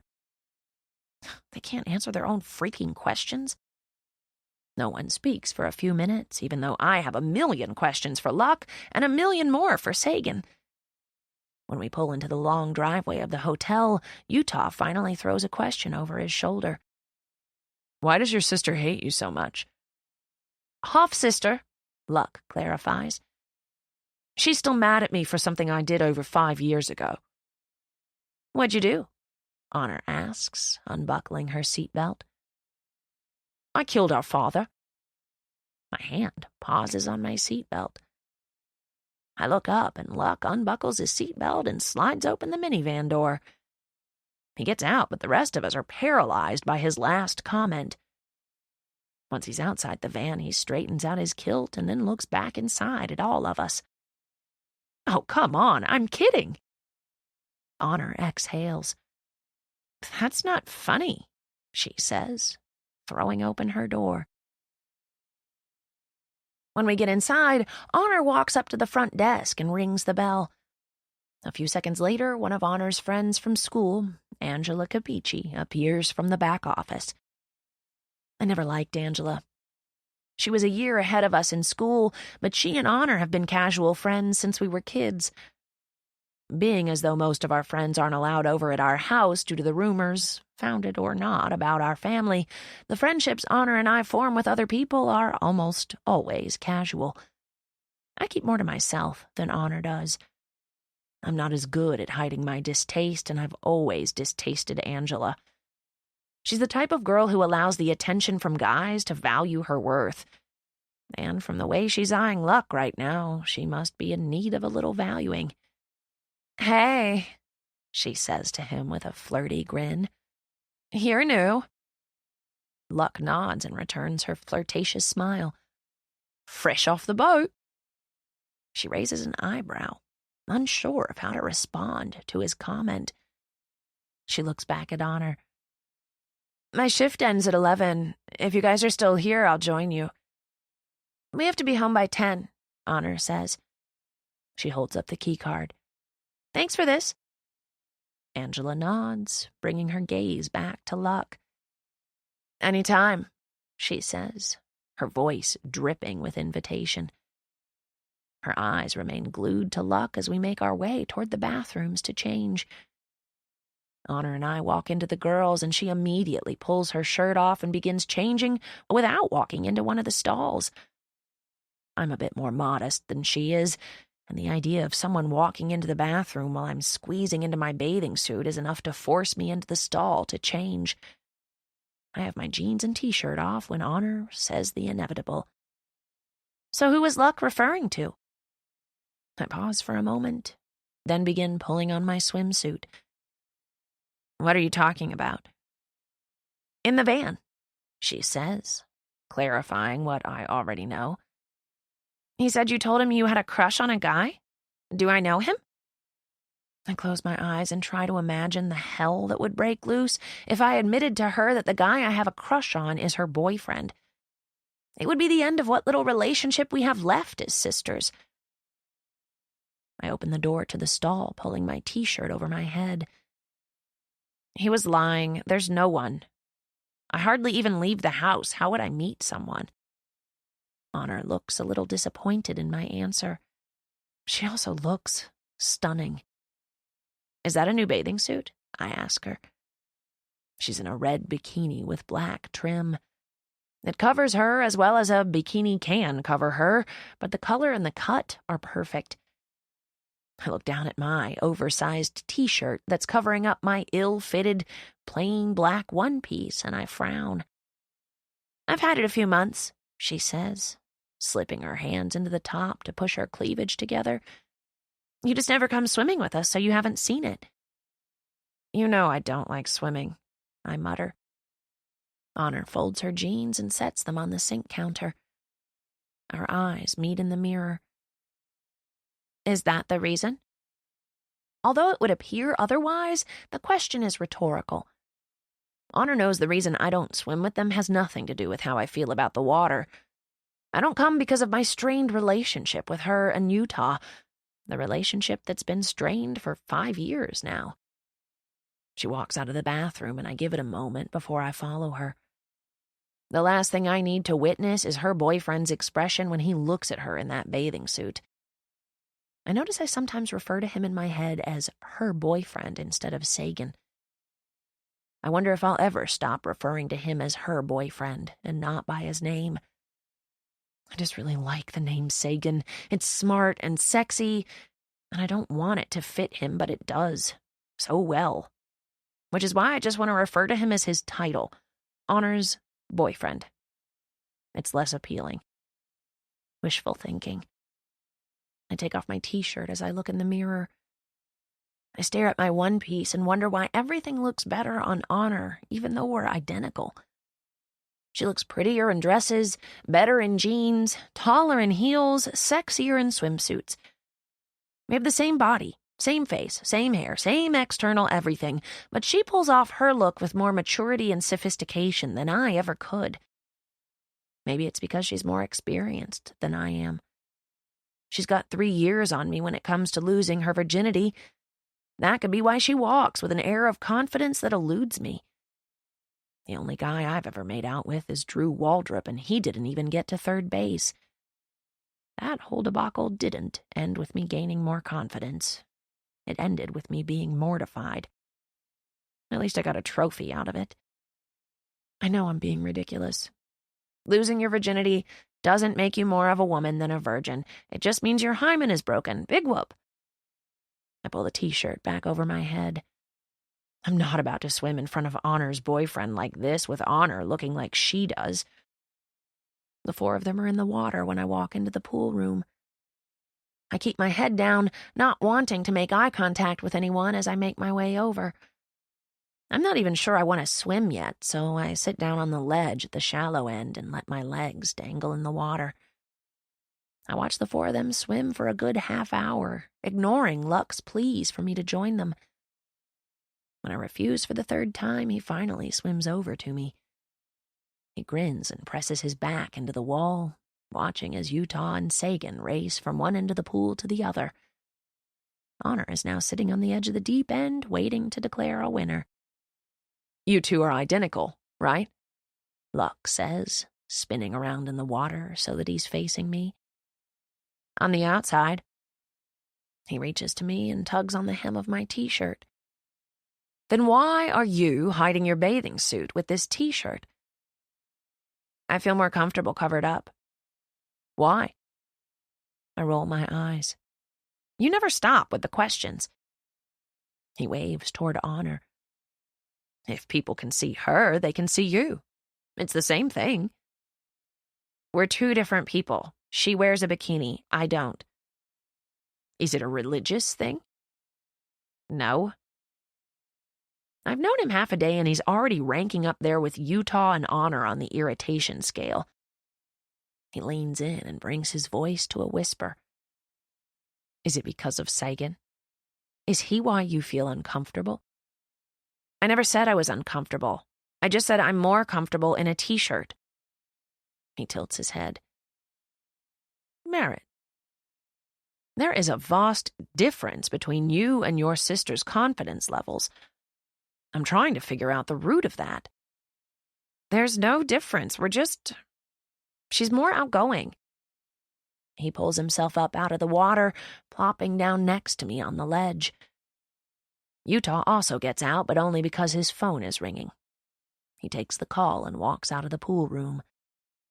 Honor and Sagan are still at the deep end, but he is now helping Honor back float. His hands are under the water, palms pressed against her back. He's laughing as he talks her through the motions. Jealousy scorches my throat as I attempt to swallow it down. "You make it too obvious," Luck says. "What?" He nudges his head toward them. "The way you look at him. You need to stop." I'm embarrassed that he noticed.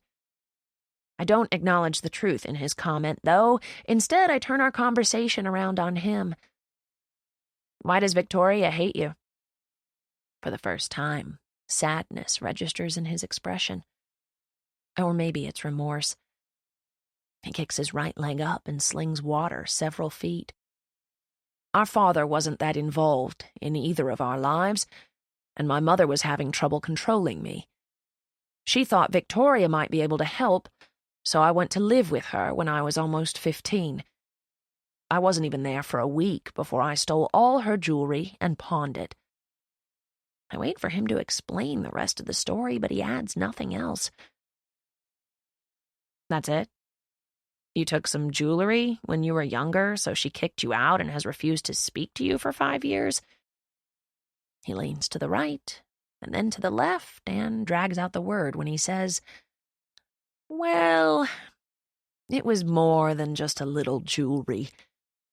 Apparently, what I took had been passed down for generations on her mother's side, and it meant a lot to her. When she confronted me about it, I was insensitive. I was a punk kid who was supporting a weed habit. We got into a huge fight, and I left. Never went back. You haven't spoken to her since that happened?" "No. We were never that close, anyway." "Why did she forgive you tonight?" "I told her my mother died, and that I have nowhere else to go." He pauses.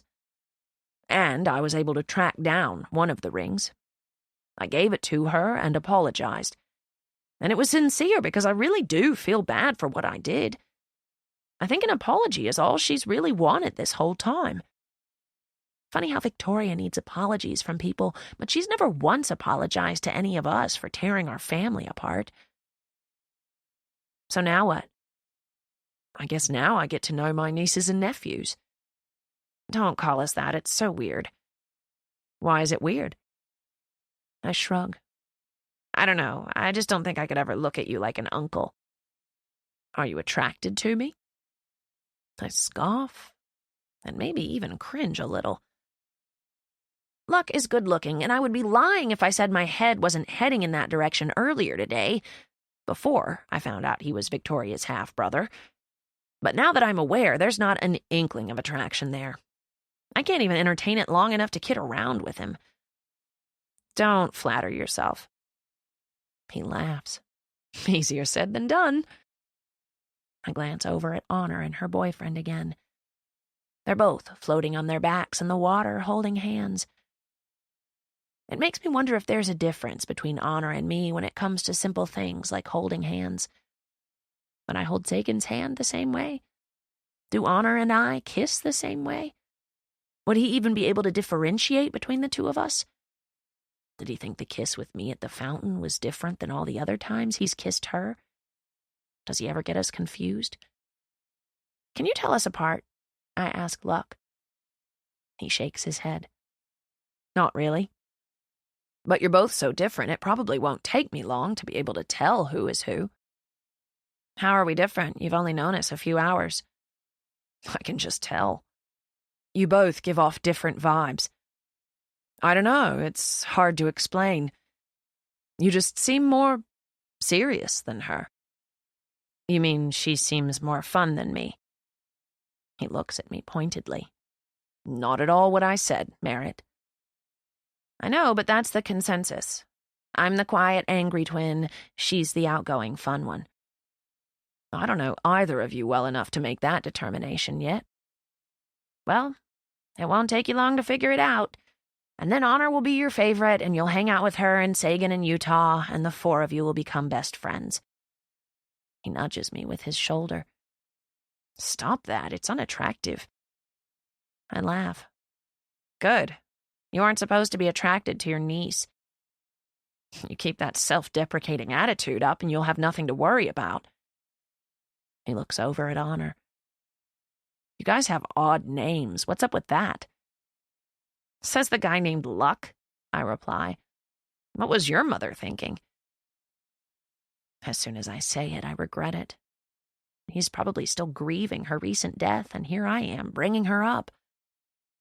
Sorry, I mutter. That was insensitive. No worries. She was a terrible person. I haven't seen her in years. I thought you lived with her, and that's why you came here, because she died. He raises a brow.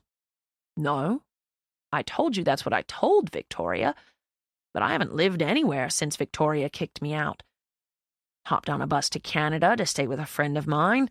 A few months and a fake ID later, I got a job on a cruise ship. Been doing that for the last 5 years. You've been working on cruise ships? He nods. I've been to 36 different countries so far. Kat explains the sporadic accent. Maybe so. I liked reinventing myself on every cruise.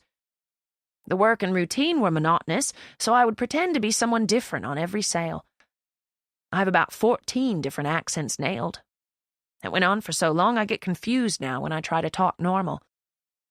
I stare at him for a moment, watching him watch the water. You're interesting. He straightens his back and slaps his hands on his knees. That's one way to put it. He hops out of the pool and stands up. I'll be back in a little while. He grabs a towel, then walks out of the pool room with no further explanation. I watch it until the door closes behind him. When I turn around, Sagan is the only one in the pool, and he's swimming toward me. I try to find something else to look at, but I just make myself feel more awkward. I force myself to make eye contact with him and try to ignore the sudden, chaotic hammering of my pulse. Why aren't you getting in? He asks. I was talking to Luck.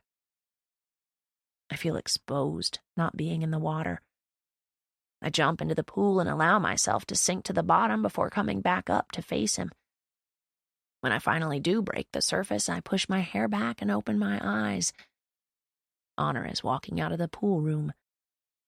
Where's she going? I ask, turning to him. She has to pee. He moves to the shallowest part of the pool and sits. It's only a few feet deep, so his shoulders are still above water. I sit next to him so I don't have to look at him. My chin barely breaks the surface. The room is a stark, silent contrast to what it was just moments ago. The quietness is only making my pulse worse, so I force myself to break up the silence. What's your story? He spins in the water so that he's facing me. There are drops of water on his lips, but they roll off when he smiles. Can you be more specific? I swallow hard. Why did you move in with us? Does it bother you that I live with you? I shrug. Honor is only 17. It's a little soon for her boyfriend to move in. I'm not her boyfriend. He says that like he's okay with the fact that she's keeping her options open. You aren't dead enough for her to want to make it official? He doesn't laugh. I knew he wouldn't. It was a low blow. He moves back to the wall, and I'm thankful. Conversations with him are much easier when he's not in my line of sight. I still can't take the quiet and find myself wishing Utah and Honor would return. I try to bring up a subject that has less of a chance of reminding me that he makes out with Honor on a daily basis. Why were you named Sagan? Are your parents fans of the astronomer? He looks at me with slightly widened eyes. I'm impressed you know who Carl Sagan is, and no, I wasn't named after the astronomer, although I wouldn't have minded it much. Sagan was my mother's maiden name. I lift my arms in front of me and push the water away from me in waves. I don't know a lot about Carl Sagan, but my father used to keep one of his books on our coffee table. Cosmos. I would flip through it sometimes as a kid. I've read all his books. I think he's fascinating, but I could just be partial because of the name. He disappears beneath the water and then comes back up, smoothing his hair back. What's your middle name, Merritt? I don't have one. Our parents were planning on having one daughter and naming her Honor Merritt Voss. But there were two of us, so they just gave us each a first name and didn't even bother with middle names. Sagan stares at me with a tilt of his head, his expression full of curiosity. What is it? He smiles a little and then says, You have a speck of brown in your right eye. Honor doesn't have one. I'm surprised he noticed. Very few people notice. In fact, I'm not sure anyone has ever pointed that difference out before.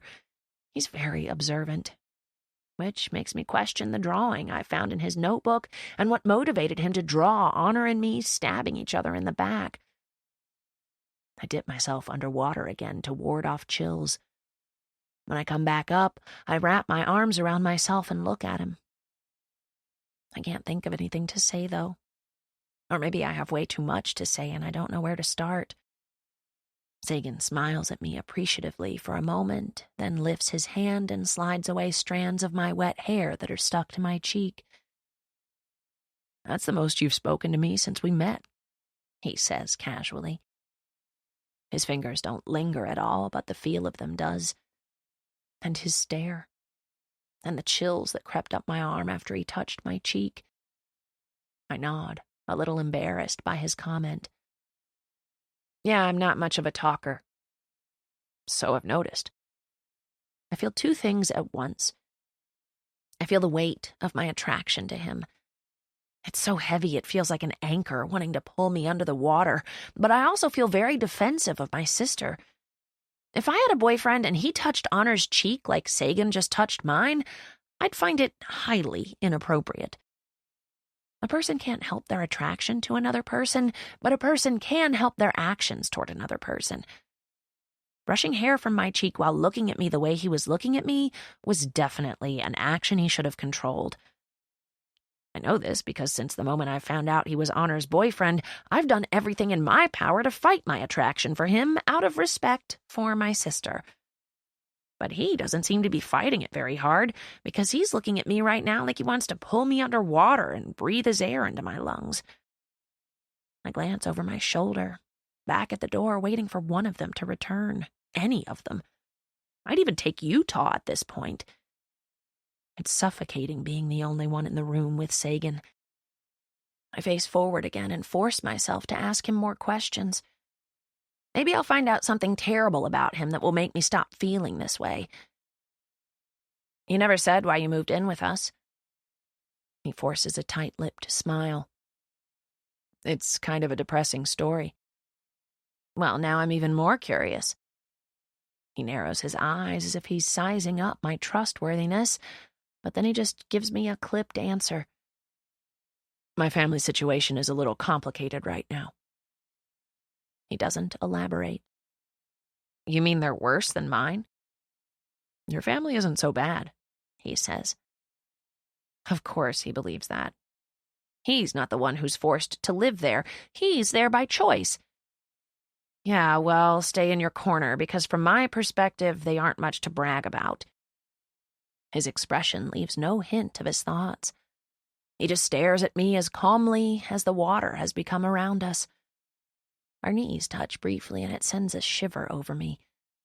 I'd noticed the same chills climbing up his arms when his gaze drops to my mouth, just like it did the day he mistook me for Honor and created this monster inside of me with his kiss.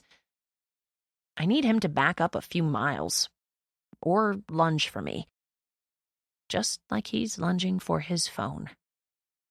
Here and then gone. He hopped out of the pool as soon as his phone started ringing. I've never seen anyone so anxious when their phone rings. I want to find out why he gets like that, but I also hope I never find out, because that would mean we'd have to have another conversation. Sagan answers his phone as he's walking out of the pool room. I'm alone now. It's kind of creepy, so I jump out of the water and grab the last towel. I also grab the key card and my stuff and head to the bathroom to change. Honor has a fresh face of makeup, and she's currently brushing her hair at the sink. She's already changed out of her bathing suit. Is everyone ready to go? More than ready, I say, closing the stall door behind me. I'll be in the van, she says on her way out the door. I finish changing clothes, but I don't bother brushing my hair or applying makeup like Honor did. I just don't care as much as she does. When I make it back to the front desk to return the key, Sagan is in the lobby, still on the phone.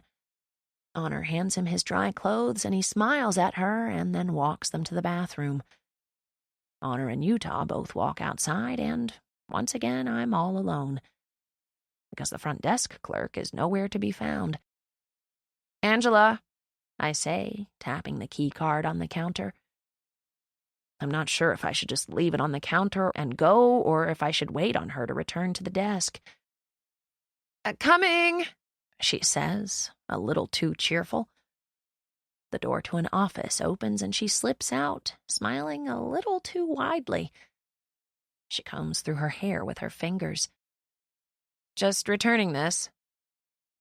I slide the key across the counter to her.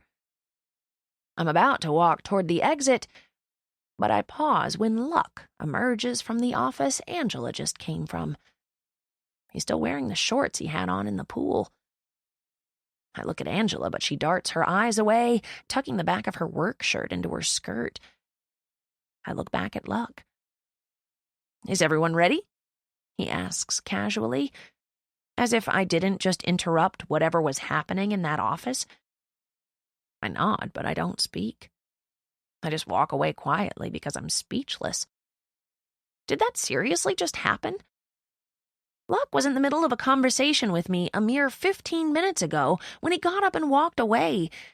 How, in the span of 15 minutes, did he end up having sex with a girl he doesn't even know in the office of a hotel? I'm angry, and I don't even know why. I couldn't care less who Luck has sex with. I don't even know him.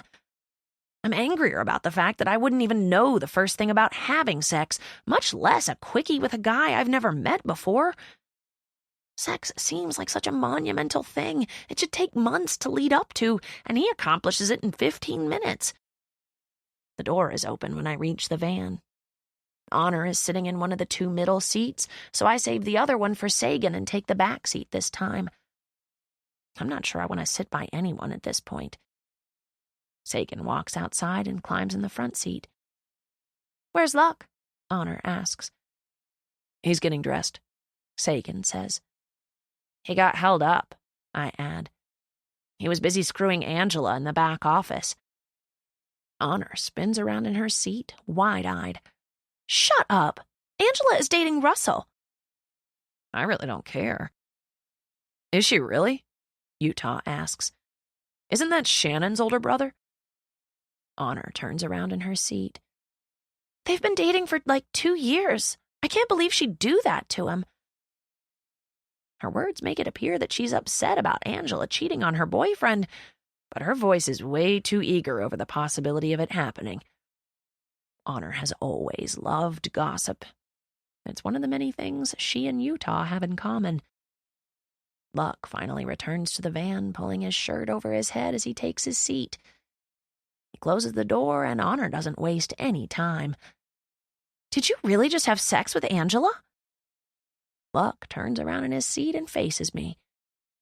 Really, Merritt? I feel guilty for telling them now. It seems like I came straight out to the van with gossip, but I only told them because I don't know. Why did I tell them? Luck turns back around in his seat. I don't kiss and tell. She has a boyfriend, Honor says. That's lovely, Luck says, uninterested. You're going to make things even worse for us, Honor says. What's that supposed to mean? The Voss family already has a terrible reputation around here, thanks to our father and Victoria. Now we've added you to the mix, and you're a man whore. Luck laughs. Do people not have sex in this town? They do, I say. But there's usually more than a 1-minute screening process. Yeah, well, Sex doesn't mean as much to me as it must mean to you guys. What if it meant something to Angela? Honor asks. Luck rolls his head and looks at Honor. Believe me, it didn't. Says a lot about your performance, I say with a chuckle. Luck turns around and hugs the seat, looking at me. Speaking of sex, he says, challenging me with his stare. Have you ever had sex with that guy you have a crush on? What's his name again? I shake my head, silently begging him to shut up, but I can tell I've upset him by starting this whole conversation. He very well might bring Sagan into the fold just to get back at me. You look embarrassed, he says, narrowing his eyes. Are you a virgin, Merritt? Sadly, I'm probably the only virgin out of this whole group, but I'm not about to discuss that with anyone in this van. Are you? Luck asks again. Stop, Sagan says from the front seat. His voice is shockingly authoritative. Luck raises an eyebrow and then slowly turns back around. Sagan glances in the rearview mirror and finds me. I have no idea what thoughts are going through his head, but they don't seem to be in my favor. He holds eye contact for a few seconds and then looks away. I close my eyes and press my forehead against the back of Luck's seat. I shouldn't have come tonight. This is why I never hang out with any of them. It never ends on a good note. Chapter 7. There are only 24 hours in today, just like every other day, but today seems twice as long. We got back to the house a little after 10 from swimming. Sagan took a shower first, and then Honor took one. Utah has a shower in his bedroom, so he and Luck took turns using that one. By the time I got a free shower, there was no hot water left. I couldn't even wash my hair, but I honestly don't care. I'll take a shower when everyone is gone tomorrow. I pulled the drawing Sagan did this morning out of my dresser and hung it on the wall next to my bed. I decided I wanted to look at it all the time. I'm looking at it right now as I sit on the floor next to the wall that separates mine and Honor's bedrooms. She and Sagan just started arguing, and I want to hear every word of it. However, I only get bits and pieces because Sagan is too quiet in his rebuttals. Honor is the one raising her voice. You knew this when we met, she yells. He quietly responds with something inaudible, and then she says, You sound like my father. He says something else, and she completely loses it. I am not, she yells. I knew him before I knew you, so don't you dare make me feel guilty. Oh, that sounds bad. A few seconds later, the door to Honor's bedroom slams shut. Then the door to Sagan's bedroom slams shut. Then someone knocks on my door. I jump up because it's probably Honor, and the last thing I want her to see is me sitting on the floor next to the wall, eavesdropping on her conversation. I open the door, but it isn't Honor. It's Luck.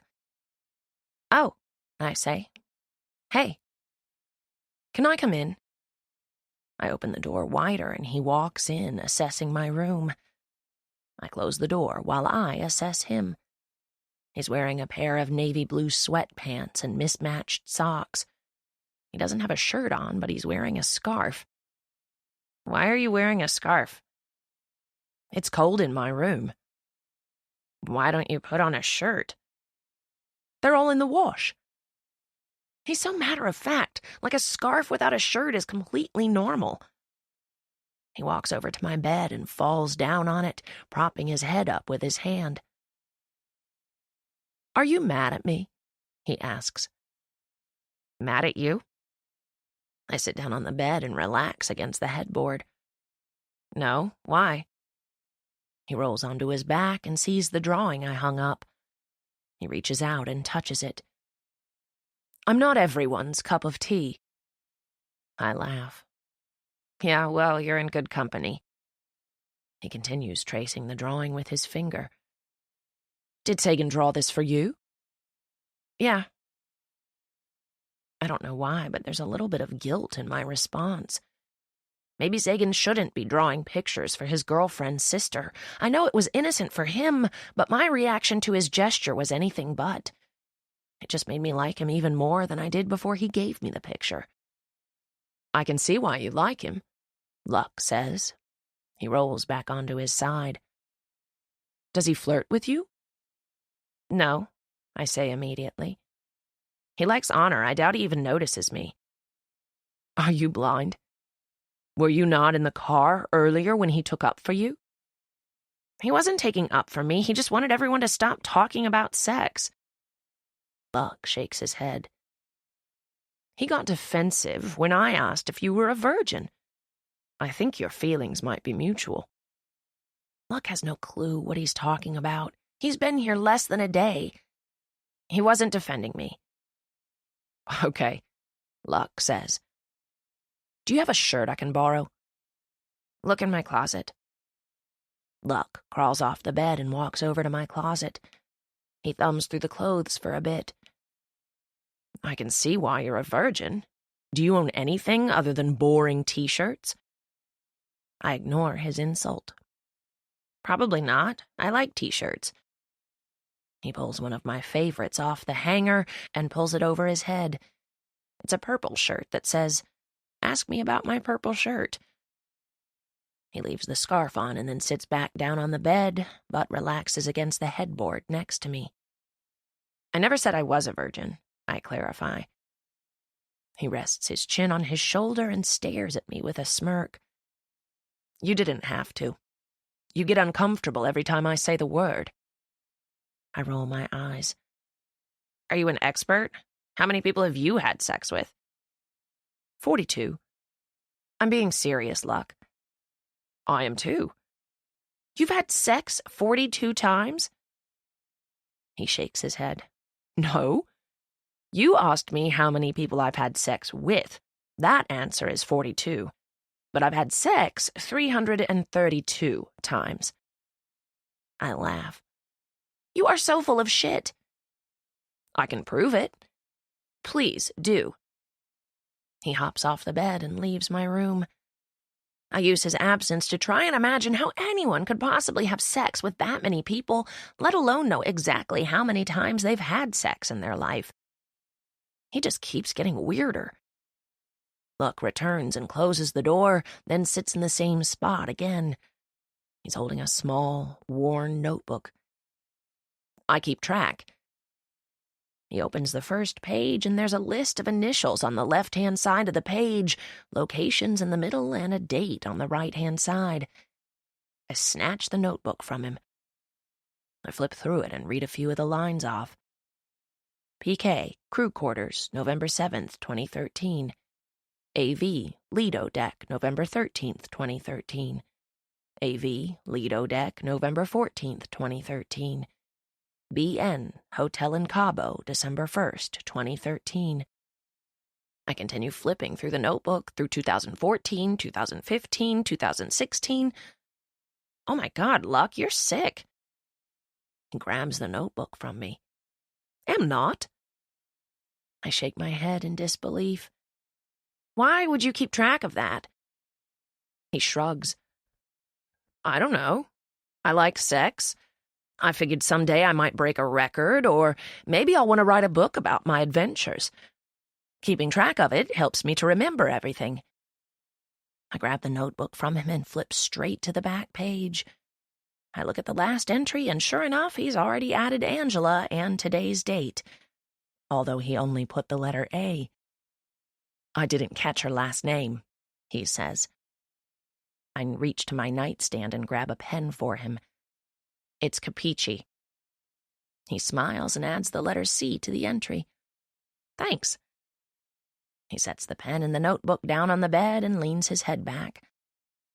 Were you ever in love with any of them? He shakes his head. Not a reciprocated love. I sigh. I know how that feels. We're quiet for a moment, but then he says, Thanks for the shirt, Merritt. I need to get to sleep. Have to look for a job tomorrow. I was enjoying the company, oddly enough. Wait. Luck pauses and waits for me to keep talking, but he can see in my expression that I'm a little hesitant to ask him what I want to ask him. He sits back against the headboard. What is it? I spit it out before I change my mind. What was your first time like? He laughs. Terrible. For her. Not so terrible for me. Did she know it was your first time? No. She didn't even speak English. Her name was Inga. I was the new guy on crew, so I was a hot commodity among the ladies. The whole thing lasted about 30 seconds. Oh, that's embarrassing. He shrugs. It was at the time, but everyone's first time is always the worst. I eventually got better, and I got to make it up to her a couple of years later, so I redeemed myself. Why do you think first times are always the worst? He looks up in thought. I don't know. There's just so much expectation. Society puts a lot of weight on losing your virginity, but in my opinion, it's better to just get it over with. Sleep with someone who doesn't mean much to you, so it'll be less embarrassing than it already is. Then, when you finally do meet someone you really like, you can be with them without all the awkwardness. I think about what he's saying, and surprisingly, it makes sense. I hate the anticipation of what my first time will be like and who it'll be with and how old I'll be. I hate worrying that it might never happen and I'll grow old, never experiencing sex or love or relationships. I'm not like Honor. I don't fall in love easily. I don't even know how to flirt easily, and I'm definitely nothing like Luck. I still can't fathom what happened with Angela earlier. I don't understand how someone can meet a person and within minutes be sharing such an intimate experience with them. Maybe that's why I can't understand it. Because I'm equating intimacy with sex. Any more questions? He asks. I shake my head. No, I think that's enough to keep me awake all night. Luck laughs and stands up. Before he walks out, he pauses in front of my trophy shelf. He picks up the first place fencing trophy. Fencing? He looks at me suspiciously. He replaces it and reads a couple more of the plaques on the other trophies. Then he looks at me over his shoulder with an arched brow. Did you actually win any of these? I smile. Define win. Luck shakes his head. I've met a lot of people in my life, Merritt, but you might be the strangest of them all. Friends in the family. He closes the door just as my phone vibrates under my pillow. Speaking of strange, it's a text from my mother. If you're still awake, could you bring me a razor? I'm in the shower and mine broke. I roll my eyes dramatically and drop my phone onto my bed. Why does she even need to shave? No one would ever notice how hairy her legs are. She doesn't interact with anyone. I grab a disposable razor from the bathroom and run it down to 4:15. She's in the shower, so I walk into her tiny bathroom and hand it to her over the shower curtain. Thanks, sweetie, she says. While you're down here, do you mind taking those dishes on the fridge back upstairs? Sure. I close the bathroom door and find a few days' worth of dishes on top of her mini-fridge. They're clean, even though she has no kitchen sink. She must have washed them in the bathroom sink. You would think she'd be desperate enough for her own kitchen by now. I don't understand why she still lives here. She could move into the house Utah is remodeling. She could lock herself in her bedroom and never leave, just like in the basement. It's been vacant since the last tenants moved out 6 months ago. It's not healthy for anyone, especially her. As I'm walking toward the stairs with her dishes in hand, my eyes fall to a pile of medication on the table next to her couch. She's been on several different medications since as early as I can remember. Medication for her cancer, pain pills for her back, anxiety pills. I look at the bathroom to make sure the door is shut. I set the plates down on the couch and pick up one of the pill bottles. It's the medication she takes for pain. My hands begin to shake as I open the lid. They always do this when I come down here and take some of her medicine. I'm always scared she'll catch me or scared she'll notice some are missing. But with as many teenagers that are living in Dollar Voss now, it'll be impossible to pinpoint who did it. I empty a few pills into my hand and then shove them in my pocket. I put the bottle back where I found it and I take the plates up to the kitchen. I rush to my room and pull the pills out of my pocket and count them. 8. I've never stolen that many at once. I like to spread it out so it'll be less noticeable. The bottle was more than half full, so maybe she won't be able to tell that 8 are suddenly missing. I walk to the closet and pull the bottle of pills out of my black boot. I've been hiding them in this boot since I started stealing them. Honor hates these boots, so I don't have to worry about her borrowing them or finding my stash. I open the empty Tylenol bottle, adding the 8 to the pile of 20 I've already stolen. I've never actually taken one. In all honesty, I don't even know why I steal them. I have no desire to become addicted to medication like she is. I think I steal them out of spite, just like the trophy I took from Drew Waldrop's bedroom. I don't normally steal things. The few times I have, it's simply a return for my anger. I stole 2 sets of Valentine-themed scrubs from Victoria once. I had no intention of wearing them, but knowing she couldn't wear them made the theft worth it. I donated the scrubs to Goodwill and pretended I had no idea what she was talking about when she asked all of us if we'd seen her pink scrubs with the hearts on them. Other than the trophy from Drew Waldrop, the scrubs, and the pills, I've never stolen anything from anyone else. Not that I don't have the urge. I can't stop wondering what it would be like to steal Honor's boyfriend. I place the boot back in my closet and shut my closet door. On my way back to my bed, my foot meets something that isn't carpet. I look down and notice a sheet of paper on my bedroom floor. I pick it up and turn it over. I'm assuming the girl in the picture is me, since Sagan slid the picture under my door rather than Honor's. In the picture, I'm sitting at the bottom of a pool. A rope is tied around my waist on one end, and the other end is tied to a floating cinder block. I flip it over and read the caption. Coming down for air. I sit down on my bed and continue to stare at it. Coming down for air? What does that even mean? Why would he draw this? Before I can talk myself out of it, I walk across the hall and knock on his door. It's open, he says. I open the door and he's sitting on his bed with his sketchbook in his lap. When he looks up and sees me, he pulls the sketchbook to his chest. What does this mean? I ask him, holding up the sketch. He stares at me a moment and then returns his attention to the drawing in his lap. Sometimes I just get ideas, so I draw them. You drew a picture of me drowning. Is that supposed to comfort me? It's not a picture of you drowning. Then what is it? He sighs and slides his notebook off his lap. He tosses his covers aside and stands up. He's not wearing a shirt, and it's the only thing I can focus on, despite the fact that he's walking toward me. I have so many thoughts, but the closer he gets, the more jumbled they become.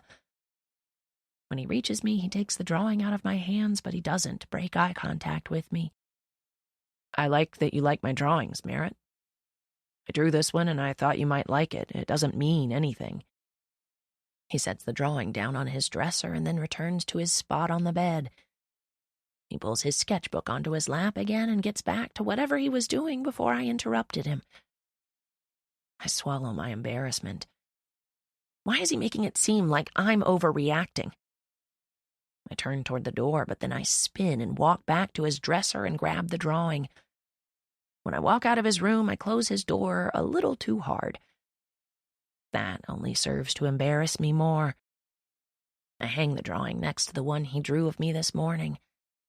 I don't like that he's drawn 2 pictures of me today. I would prefer to be ignored by him much more than being the center of his artistic attention. Chapter 8. I didn't even pretend to get ready for school this morning. I heard everyone rushing around in the usual morning Voss chaos, but I stayed in bed the entire time.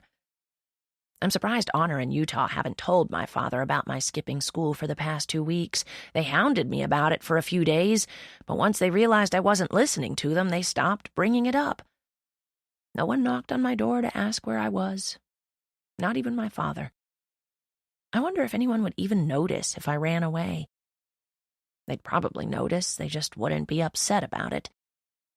I reach under my pillow to check the time and notice a text from my father sent an hour ago. Cowboys lost last night. I blame you. Please undress Jesus and burn his clothes as soon as you get home from school today. I know he's trying to be funny, but the fact that he incorrectly assumes I'm at school negates the rest of his text. It's like we don't even have parents. We have a mother living in our basement and a father living in his own world. No one has a clue what's going on with anyone around here. I check the time and it's just afternoon. I get dressed and go scour the kitchen for something to eat. No one is here, and I notice the door to Luck's room is open, so he must be out looking for a job like he mentioned he was going to do last night. I eat a sandwich and then go to the garage to get the ladder. Thanksgiving is the next holiday, but I'm not really in the mood to dress him. I take the ladder to the living room and begin pulling off the duct tape that's securing the trophy to his wrist. The door to the basement opens unexpectedly. I'm hoping my mother is about to walk out, but it's not my mother. It's my father. He quietly closes the door and then walks to the kitchen counter where he downs a bottle of water. He tucks in his shirt, grabs his jacket off the back of one of the chairs, and heads for the door. He opens it and is about to shut it when he finally sees me. It's like we've both seen a ghost. He glances back to the basement door, then looks back up at me. Why was he in the basement? Why was he tucking in his shirt? Why does he look so guilty? I can't move. I'm holding the football trophy in one hand and the cheese hat in the other. My father is still staring at me, frozen in place. He finally looks down at his feet. He goes to pull the door shut, but then opens it again and looks at me. Merritt. His voice is timid and regretful. I don't say a word. He doesn't follow my name up with anything else. Instead, he hesitates, then shuts the door and leaves me alone with Jesus Christ. It takes me a moment to gather my thoughts enough to climb down the ladder. I walk over to the couch and sit down as I stare at the basement door. Did he just have sex with my mother? Did my mother just let him? I can't process what just happened. I can't. I immediately rush across quarter 1 and open the door to quarter 4. I run down the stairs to the basement and find my mother zipping up her dress. I look at her unmade bed and then look back at her disheveled hair and flushed cheeks. Did you just have sex with him? When the words leave my mouth, my mother looks just as shocked as my father looked a few minutes ago. Excuse me? I point up the stairs. I just saw him walk out of here. He couldn't even look me in the eye. My mother sits down on the bed, dumbfounded. Merritt, there are some things you're too young to understand. I laugh. Age has nothing to do with it, Mother. Are you seriously having sex with him, knowing he sleeps in bed with Victoria every night? Is that why you refuse to move out? Because you think he'll leave her for you? She stands up and walks past me, heading for her bathroom.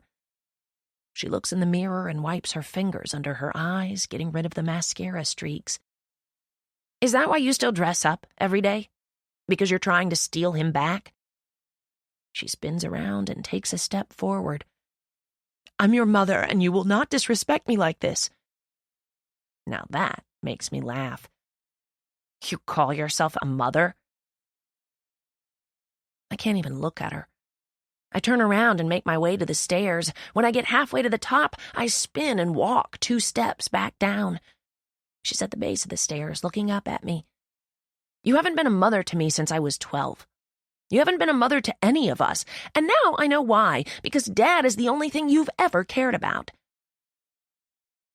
I run the rest of the way up the stairs. She calls my name, but I don't return to the basement. Right before I slam the door, I yell down, The only thing separating you from crazy is a few cats. I go back to my room and slam my door.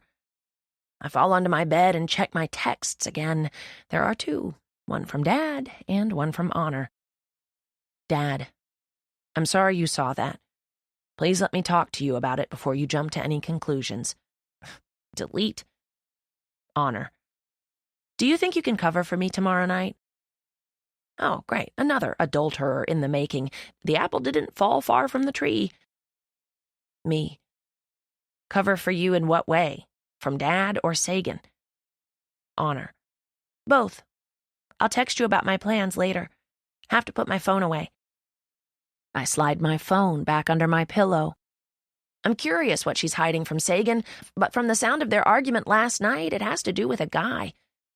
I'm sure one of her online friends is near death, so she wants to be there for him in ways that Sagan wouldn't approve of. I swear to God, this family is the worst. No wonder so many people hate us. I roll onto my side and face the wall. I stare at the pictures Sagan drew and trace all the lines in them. My fingers are on their third path when someone knocks at my door. Before I can say it's open, the door swings open, and Luck walks in sporting a new head of jet black hair. He's smiling, which only annoys me further. Guess what? He says. I can't possibly. He plops down on the bed next to me. I got a job. I roll back over and stare at the wall. Good. Where? You know where we met? You got a job at Tractor Supply? No, it's on the same street as that, though. The coffee store. I'm a barista. I smile, even though I don't feel like it, but it's actually perfect for him. When you say coffee store, are you referring to Starbucks? Yeah, Starbucks. I laugh a little, curious as to how he couldn't possibly remember the name of Starbucks, but it's Luck, so it makes sense. Is that why your hair is black now? You had an interview today? No. I was actually going for green, but I think I let the dye stay on for too long. Speaking of black, why is it so dark in here? This lamp is an insult to Thomas Edison. He fingers the string of my lamp, pulling it. It turns off, and then he turns it back on. I don't have any windows. I can see that, but why? I roll over onto my back. My father divided all the rooms into two when we moved in. Honor got the half with the window after the wall was put up. Luck scrunches up his nose. That's not fair. I didn't want a window. Well, then, I guess it worked out well. He scoots down until he's lying next to me. Why are you still in bed? I wonder if I should tell him about what just happened with my mother and father. I decide against it. I want to talk to my father first. I'm hoping I was wrong. I'm hoping he values his marriage to Victoria more than he valued his marriage to my mother. At least then I could believe he learned something from ripping our family apart, because right now it doesn't appear he learned his lesson at all. Sex is more important to him than his wives, than keeping his family together. Is sex really all it's cracked up to be? I ask Luck. Why do people risk so much for it? You're asking the wrong person. I don't think I value it as much as most people. I hope to God I don't either. I don't want it to rule my entire life and every decision I make. It seems that way with my father, with Victoria, with my mother.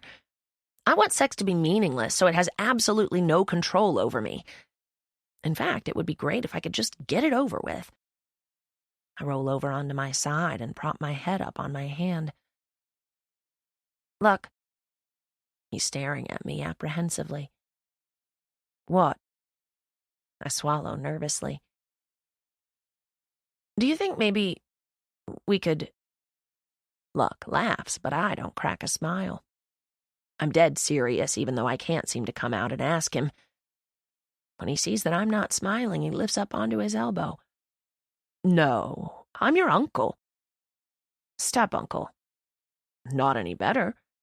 It's by marriage. You don't even know me. I know you better than you knew Angela, and you had sex with her. He narrows his eyes at that response. You're a virgin, Merritt. I'm not having sex with you. He falls onto his back like the conversation is over. I'm not giving up. You said yourself that people put too much weight on losing their virginity. I just want to get it over with. Sex doesn't mean anything to you anyway. He's quiet for a moment, and then... Why? Why me? Why now? I shrug. I'm not everyone's cup of tea, I say, repeating how he described himself to me yesterday. I've never really had the opportunity to get it over with until now. He looks at me, and I can see in his eyes that he's contemplating it. I don't know if it's because he wants to help me, or if it's because he's a guy, and most guys would take me up on this offer without question. You don't like me, do you? He asks. In what way? Are you attracted to me? I debate lying if it will help him make his decision, but I go with the truth instead. I don't want him to think I like him when I don't, even if it would help my case right now. No, not really. I mean, I think you're a good-looking guy, but I'd be lying if I said I was attracted to you. He stares at me a moment and then says, Merritt, you better be certain about this. Because sex is just sex to me, and this won't mean a damn thing to me. I don't want it to mean anything to you, that's the point. So it's just a means to an end? I nod. The end of my virginity. He studies me closely, waiting for me to change my mind. When he sees I'm not going to, he shrugs. Okay, then. Let me grab a condom. He hops out of the bed, and I fall onto my back.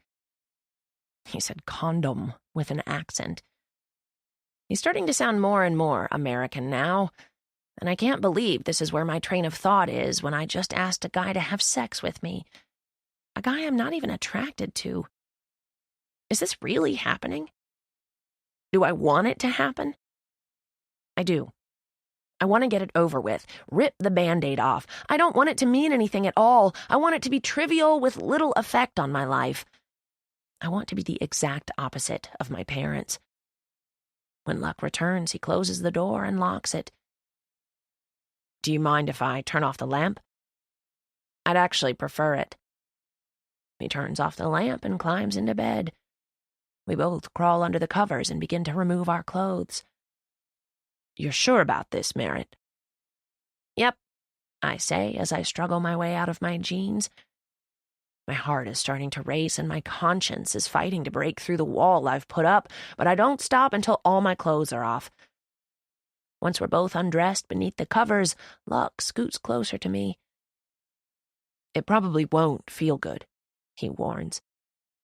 I don't know why, but that comment makes me laugh. I'm serious, he says. His hand meets my hip. It might even hurt. It's fine. My expectations aren't that high right now. He scoots closer and pauses with his hand still on my hip. You want me to kiss you? I think about his question for a moment. I'm not sure that I even want to kiss him. Is that weird? Of course it is. This whole thing is weird. I'll leave that up to you. Luck nods just as his hand slides up to my waist. It isn't until he reaches my breast that I feel the weight of what's about to happen. I try not to let it weigh too heavily. It's just sex. I can do this. Almost every adult in the world has done this. I can do this. He gently rolls me onto my back and then reaches for the condom. As he's putting it on, a good 30 seconds go by that I could use to change my mind, but I don't. Luck then rolls on top of me, holding his weight up with his hands on either side of my head. He brushes my hair back, which is an oddly sweet gesture, and then he reaches between us and spreads my legs. I close my eyes. He presses his forehead into the pillow beside my head. You sure? Yes, I whisper. I keep my eyes closed and I try not to focus on the fact that I made such a spontaneous decision, but I can't really think of any negative consequences that will come of this. I won't have to worry about never losing my virginity, and Luck will get to add another line to his book. Last chance to change your mind, Merritt. How long does it usually last? I whisper. Luck laughs in my ear. You already hate it that much? I shake my head. No, I've stopped talking. I'm making it even more awkward. Just when I think I'm no longer going to be a virgin, my phone lights up. Someone's calling you, Luck says. I glance to my left and fumble for my phone. I try to power it off, but the screen is still lit.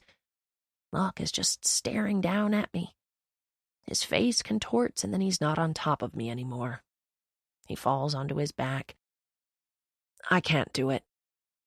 Seriously? I ask. We were 2 seconds away. He nods. I'm sorry. It's just... When your phone lit up, you made this face that reminded me of Moby. I cringe. He kind of looks like you in Honor. It's weirding me out. I pull the covers up over my breasts. That's gross. He doesn't disagree. Are you okay? I nod. Yeah. My voice isn't very reassuring, though. He turns on the lamp and then sits up. I look the other way as he removes his condom and pulls on his pants. You aren't mad at me, are you? I assume it's safe to look in his direction now. He's holding his shirt, looking pathetically regretful as he stares down at me. No, I'm sure I can find someone to do it eventually. I'm mostly kidding. He gives me an apologetic yet reassuring smile. Whoever you have sex with, it'll be better than this would have been. I promise. I laugh. Yeah, I'm not sure it can get much worse than what just happened. Luck flips me off. I'm normally very impressive and have excellent follow-through. This is a rare exception. I like that he's still playful. We just experienced one of the most awkward things two people can possibly experience, and from the looks of it, nothing changed between us because of it. He opens the door with impeccably terrible timing. Sagan is walking by. But he pauses as soon as Luck opens the door. It's just a 2-second glance, but I feel more in this visual exchange with Sagan than I did during the entire past 15 minutes with Luck. Sagan's eyes are locked on mine. His eyes move to Luck. His eyes are back on mine. Luck quickly steps out of my bedroom and closes the door, but he's not fast enough to save me from the absolute most horrific part of this entire day. I pull the covers over my head and try to wish away the last 10 seconds. I didn't want anyone to find out about what just happened between me and Luck, but Sagan is the absolute last person I would have wanted to find out about it. I can feel the tears of embarrassment begin to form as I roll over. I'm drowning in regret. Coming down for air, I whisper. It's been several hours since I almost lost my virginity. I'm still the same, and I have a feeling I'd still feel the same if my hymen were no longer intact. I wouldn't feel sexier. I wouldn't feel more worldly. I wouldn't be miraculously confident. If anything, I'm a bit disappointed. Why do people risk so much for sex? So far, all it's caused me is mortification. I'm so embarrassed to face Sagan. I haven't even left my room since he walked past it. I can hope he didn't assume the worst, but Luck walked out of my room without a shirt. Sagan saw me in bed, the blanket covering me just enough to make it obvious I wasn't wearing clothes. I'm not embarrassed that he might have caught me having sex with someone. It shouldn't matter to Sagan if I'm seeing anyone else, because Sagan isn't my boyfriend. He's dating my sister. I'm embarrassed because it was Luck.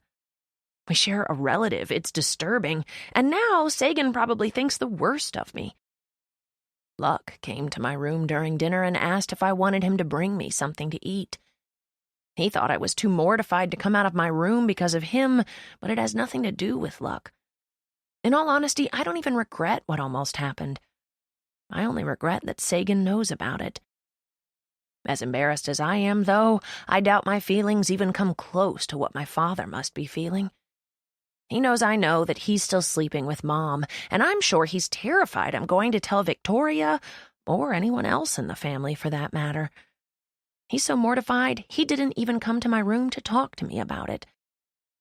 All I've heard from him today was in a stupid text. "I'm sorry you saw that.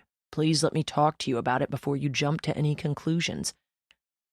In other words, he'd appreciate the opportunity to swear me to secrecy before anyone else finds out what's really going on around here. So many secrets in this house.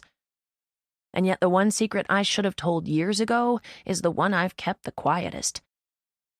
Speaking of quiet, I haven't heard anyone moving around in the house for a while, which means everyone is probably in bed now. Not only am I starving, but I would put money on the fact that no one has fed Wolfgang today. I go to the kitchen and open a frozen dinner. After I put it in the microwave, I grab a pitcher from beneath the sink to fill it with dog food. I'm rinsing it out when my father finally gets the balls to confront me. I heard the door to their bedroom open right after I closed the microwave. I heard him walk into the kitchen when I bent down to grab the pitcher. I felt him hesitate at the counter as I was rinsing out the pitcher. And now he's standing in the way of me in the back door. I have to feed Wolfgang. I say it in such a way that should indicate I don't want to do anything other than feed Wolfgang, especially have a conversation with him about his infidelity. Merritt, he says, looking at me pleadingly. We need to talk about this. I walk around him to the bag of dog food. Do we? I ask as I scoop some into the pitcher. I turn around and face him. Do you really want to have a conversation with me about it, Dad? Are you finally going to explain why you started cheating on Mom when she needed you the most? Are you finally going to explain why you chose Victoria over the rest of this family? Are you finally going to explain why you were in the basement having sex with Mom today while everyone thought you were at work? He takes a quick step toward me and says, "Shh, please." He looks panicked, like Victoria might overhear this conversation. It makes me laugh. If he doesn't like the thought of getting caught, why does he do things he doesn't want people to find out? I nod. Oh, I see. You don't want to discuss why you're a pathetic husband. You just want me to promise I won't tell anyone. Merritt, that's not fair. Fair? He's going to talk to me about fair? I've had very little respect for him these past few years, but today has completely diminished what little was left. Believe me, Dad, I won't tell anyone. The last thing this family needs is another reason to hate you. The timer on the microwave goes off. When my dad looks in that direction, I use the break in eye contact to walk out the back door. Thankfully, he doesn't follow me. I walk across the yard to Wolfgang's doghouse. He's just lying there, looking up at me. He's not even excited to eat. I wonder if human Xanax would work on him. If so, I should feed him some of my mother's. I sit down next to his doghouse, and Wolfgang crawls forward a little and lays his head in my lap. He licks my hand, and it's honestly the sweetest thing anyone's done for me all day. At least he appreciates me. You aren't so bad, you know? I scratch between his ears, and his tail begins to wag a little. Well, wag might be a bit of a stretch. It twitches almost in a convulsive way, like it's been so long since he's been happy that he forgot how his tail works. Let me get you some water. I grab his empty water bowl and walk to the far side of the house and turn on the water faucet. I glance to the left at Sagan's bedroom window. There's a light on, which means he's probably up drawing. I wonder what he's drawing. Probably a morbid picture of me losing my virginity. The water bowl overfills and the water spills over onto my shoe. Shit! I step back and pour some of the water out of the bowl, then drop the hose. Merritt? I spin around, but no one is behind me. Over here. It's Sagan's voice. It's coming from his window. His curtains are pulled back and his arms are folded on the inside of the windowsill. The only thing separating us is the window screen and a few feet. What are you doing? I reach down and turn off the water. Feeding Wolfgang. My hands fumble around the faucet, but Sagan's presence has me a nervous wreck now. I don't notice the metal wire holding on the faucet covering until I slide my wrist across it and cut myself. Ouch! I say, jumping back. I turn my hand over and there's already blood bubbling up out of the cut across my wrist. You okay? He leans closer to the window screen. Yeah, I just cut myself. I'm fine, though. It's superficial. I'll bring you a Band-Aid. His curtain falls shut and I hear him walking across his bedroom. Crap, he's coming out here. I close my eyes and inhale, hoping I can pretend I'm not still completely mortified. I hope he doesn't bring up what he saw today. Surely he won't. It was none of his business. I wipe my wrist on my t-shirt and then walk the bowl of water to Wolfgang. I return to my spot on the ground just as the back door opens. It's dark out, but there's a full moon tonight, which means I'll have to make eye contact with him like a normal person. Wolfgang lifts his head and he starts to growl as Sagan comes closer. I pet him on top of his head. It's okay, boy. The gesture reassures Wolfgang. He nestles his head in my lap again and sighs. When Sagan reaches us, he squats down, handing me a Band-Aid. I take it from him and open it. At least he didn't try to apply the Band-Aid himself. He would have seen how bad I'm shaking. So this is the infamous Wolfgang, huh? He reaches out to pet him, and Wolfgang allows it. Never mind the fact that Wolfgang's head is in my lap, and now Sagan's hand is touching something on my lap, and what is oxygen? He's a beautiful dog. Sagan moves from a squat to a seat on the ground. He's so close, his knee is touching mine. The contact makes it more difficult to breathe, so I do my best to keep it unnoticeable. Sagan's hand is still on Wolfgang's head. Is he always this subdued? I lift a shoulder as I secure the Band-Aid to my wrist. He didn't used to be. I think he's depressed. How old is he? I think back to the year the war began between my father and Pastor Brian. I was probably 8 or 9. He's almost 10 years old, I think. My answer makes Sagan sigh. He may not have much more time in him. What do you mean? Dogs live a lot longer than 10 years, don't they? Some breeds do, but labs live an average of about 12 years. He's not dying, though. He's just in mourning. Sagan rubs a hand across Wolfgang's stomach. Feel this, he says. He grabs one of my hands and slides it over the path his hand just took. His stomach is swollen. Sometimes that's a sign that they're about to die, and with his lethargic temperament, something gets caught in my throat. I make a sound like a gasp and a cough mixed with disbelief. I quickly cover my mouth, but then the swelling in my throat causes tears in my eyes. Why am I sad? I've spent my whole life hating this dog. Why would I care if he's dying? I'll call a vet tomorrow, Sagan says. It wouldn't hurt to get him checked out. Do you think he's in pain? I ask, my voice just above a whisper. I feel a tear escape my eye and I discreetly wipe it away, or at least my intention was to be discreet, but Sagan saw it because he's staring way too hard. A smile tugs at his lips. Look at that, he says quietly. Merritt has a heart.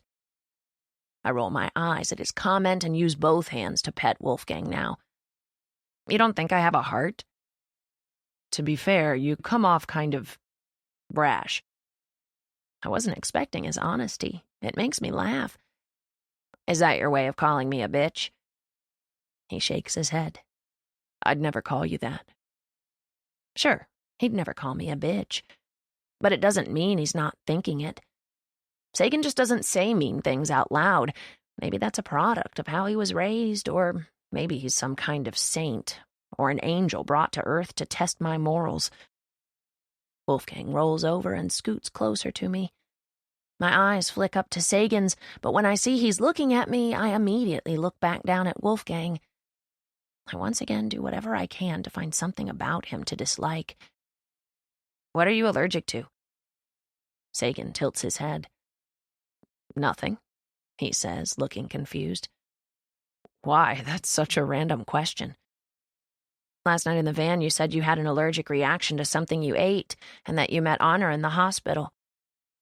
He nods a little, then cracks a smile. Oh, that. He pauses and then says, I was lying. For Honor. Of course he was. That's what good boyfriends do for their girlfriends.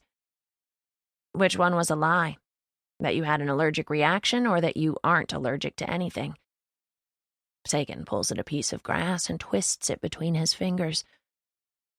I met your sister through a friend of mine. I was visiting him in the hospital. He drops the grass. So is she. I wait for him to elaborate, but once again he keeps his stories clipped and uninformative. But I take it he lied about why he was in the hospital out of guilt. He doesn't want anyone to know that he met Honor through his dying friend, and that, from the way it appears, they're seeing the same girl.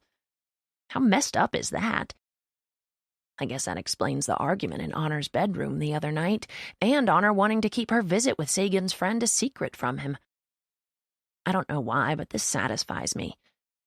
Knowing she's seeing both of them and he's seeing her while still somewhat being flirty with me, it makes me feel like the better person out of the three of us, when before I felt like the worst one. What happened between you and Honor? He asks. Seems like there's a little animosity there. I laugh. A little? Has it always been that way? I lose my smile and shake my head, looking down at Wolfgang. No, we used to be really close. I think about all the times we refused to sleep unless we were in the same room, all the times we would switch clothes and try to trick our father, all the times we would talk about how lucky we were to be twins. Do you have any brothers or sisters? I look back up at him just in time to see him frown a bit, but the frown dissipates. Yeah, a little sister. How old is she? 7. His expression is stoic, which makes me wonder if he misses her and doesn't like talking about her. Do you get to see her very often? This must be where the point of contention comes in with his family, because he just inhales and leans back on his hands. I've never met her, actually. Oh. There must be a story there, but I can sense the sadness in his voice. And then he leans over and starts petting Wolfgang like the subject is closed. It's apparent he doesn't want to dive deeper into conversations about his family.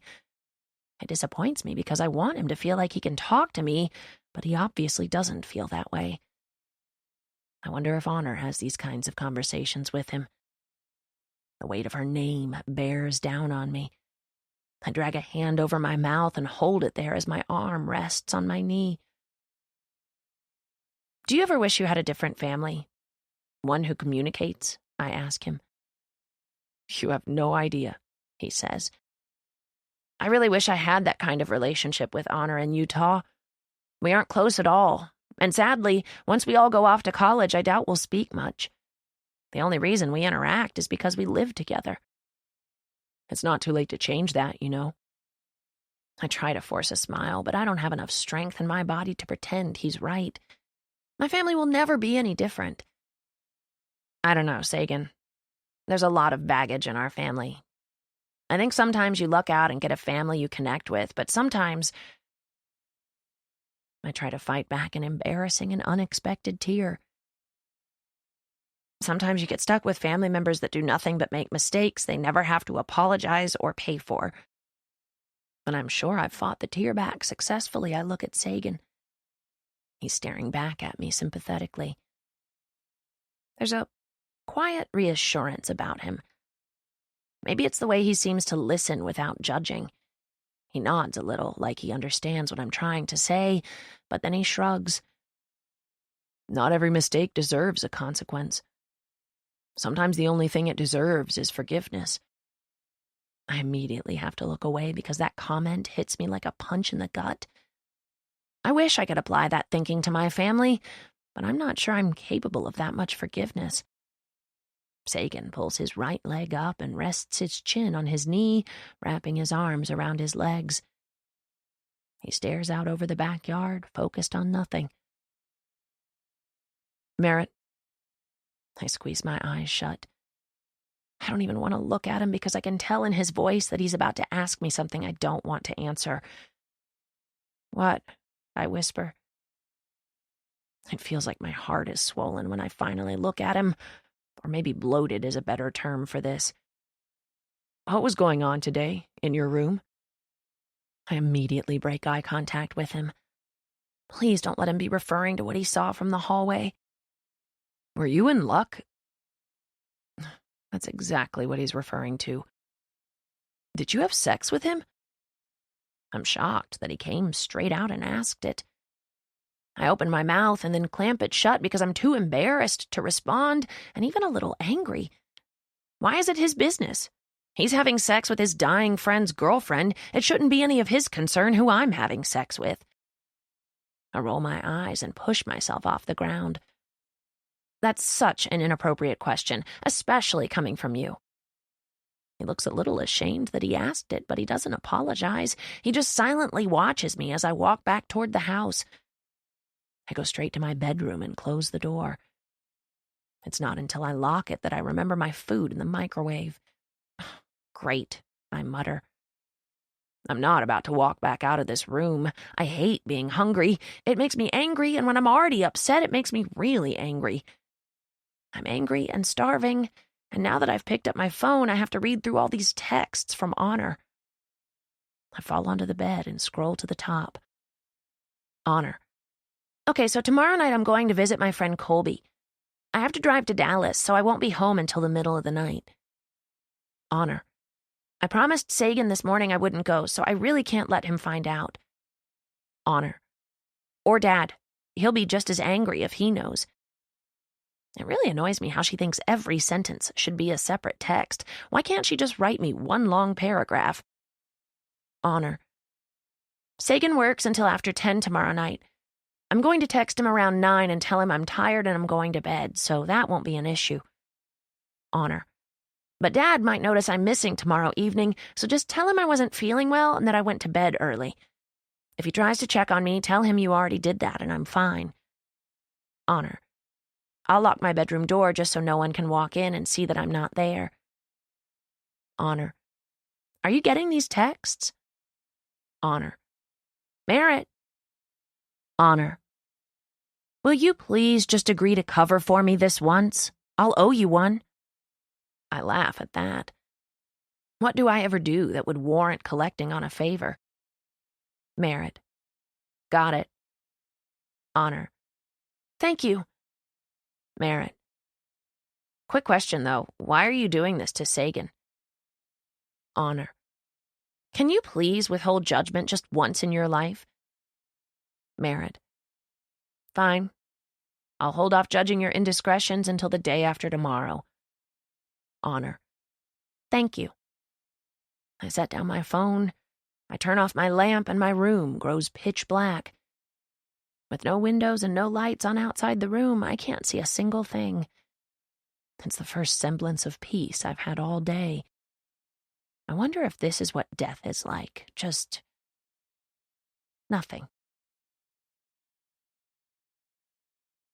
Chapter 9. You should go see if Honor needs anything to eat before you go to bed, my father says. Honor, the sick sister, holed up in her bedroom all night. Poor thing. I took her some food earlier, I lie. I pull the plug out of the sink and let the water drain. It was Honor's night to do dishes, but she's not here to do them. That's another favor she owes me. Has she taken any medicine? My father asks. I nod. Yeah, I took her some earlier, right after she vomited all over the bathroom floor. If I'm going to lie for her, I'm going to make it worth my time. Don't worry, I spent half an hour cleaning up after her. There was vomit everywhere. I even washed all the towels. My father buys it. That was nice of you. That's what sisters are for. I should probably stop. It's becoming obvious just how full of shit I am. Hopefully it's not contagious, Victoria says. The last thing I need right now is a virus. We're being audited by the state next week. Glad to hear she's so concerned for my ill sister. Good night, Merritt, my father says. He's looking at me with uncertainty in his eyes. He's still concerned I'm going to reveal his terrible secret. I smile at him. Good night, Daddy. Love you. He doesn't smile. He knows I'm just being a bitch, or brash, as Sagan referred to it yesterday. I turn off all the lights in the kitchen and head to the shower. Right before I get in, I receive a text. Honor, is anyone suspicious? Merritt, nope, everyone's gone to bed. Honor, phew, okay. I just texted Sagan to let him know I was going to sleep. Thank you, I owe you one. Merritt, you owe me two. Tonight was your night to do dishes. You're welcome. Honor, I'll do your dishes for the next month after this. Merritt, I'm screenshotting this text. I spend the entire shower replaying last night's conversation with Sagan in my head over and over. I still can't believe he had the nerve to ask me about luck. Or maybe I'm confusing nerve with courage. Either way, he was out of line. He's dating my sister, not me. He needs to worry about who she's sleeping with. When I get out of the shower, the emotions from last night have hit me again. I think I'm so angry because I liked that Sagan seemed a little jealous when he asked me about luck. I don't want to feel that way. I don't want a guy to drive an even bigger wedge between me and Honor, even though Honor is off doing God knows what right now. It's almost time for Sagan to get here, and if I'm not hiding in my room by then, I'm going to be forced to lie to him. He'll ask me about Honor, how she's feeling, if she's eaten. He might even want to check on her, but I'll have to tell him she's fine. It isn't fair to him. I know he isn't innocent in this, but at least he's being honest with Honor, whereas she's off with his dying best friend, Colby. She's just like my father. I guess she's also just like our mother. I make my way to the laundry room to get my pajamas out of the dryer. I pull the whole load out, but sift through them for mine. Honor's pajamas are mixed in with this load as well. I take both of our pajamas out and compare them. This is why she's the prettier twin, even though we're identical. She wears sexier nightgowns and sexier bathing suits and sexier hair. She braids her hair almost every night when she gets out of the shower, so it'll be wavy when she takes the braid out in the morning. I don't bother. It doesn't really make that much of a difference if you ask me, or at least that's what I tell myself.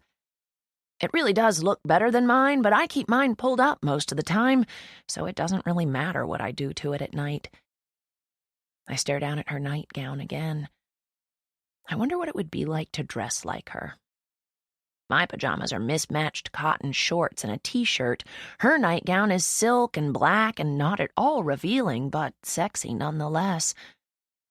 Do people sleep better if they feel sexy when they fall asleep? She's not here to know if I test that theory or not. I make sure the door to the laundry room is closed, and then I drop my towel and pull Honor's nightgown over my head. I look at my reflection in the window. I still don't feel as pretty as Honor looks when she wears it. I take the towel off my head and finger through my hair until it's untangled enough to braid. I pull it over my right shoulder like Honor does, and I braid it until I reach the tips of my hair. I don't have a rubber band, but there's one in the bathroom. Since Honor isn't here, I won't feel like I'm copying her if I sleep with my hair like this tonight. I turn off the light in the laundry room and make my way back toward the bathroom to grab a hair tie. You feeling better? I freeze. Sagan is locking the front door. All the lights are off except for the glow from the electronics in the kitchen. Shit. He thinks I'm Honor. I can't admit that I'm not. How would I explain wearing her nightgown and having my hair braided like her? This is so embarrassing. Why is everything with him so embarrassing? Yep, I say. inflecting my voice a tad to sound more like Honor, more pleasant. I start walking toward the hallway, but freeze when I realize what a bind I've just put myself in. I can't walk to my room because Sagan will wonder why Honor is walking into my room.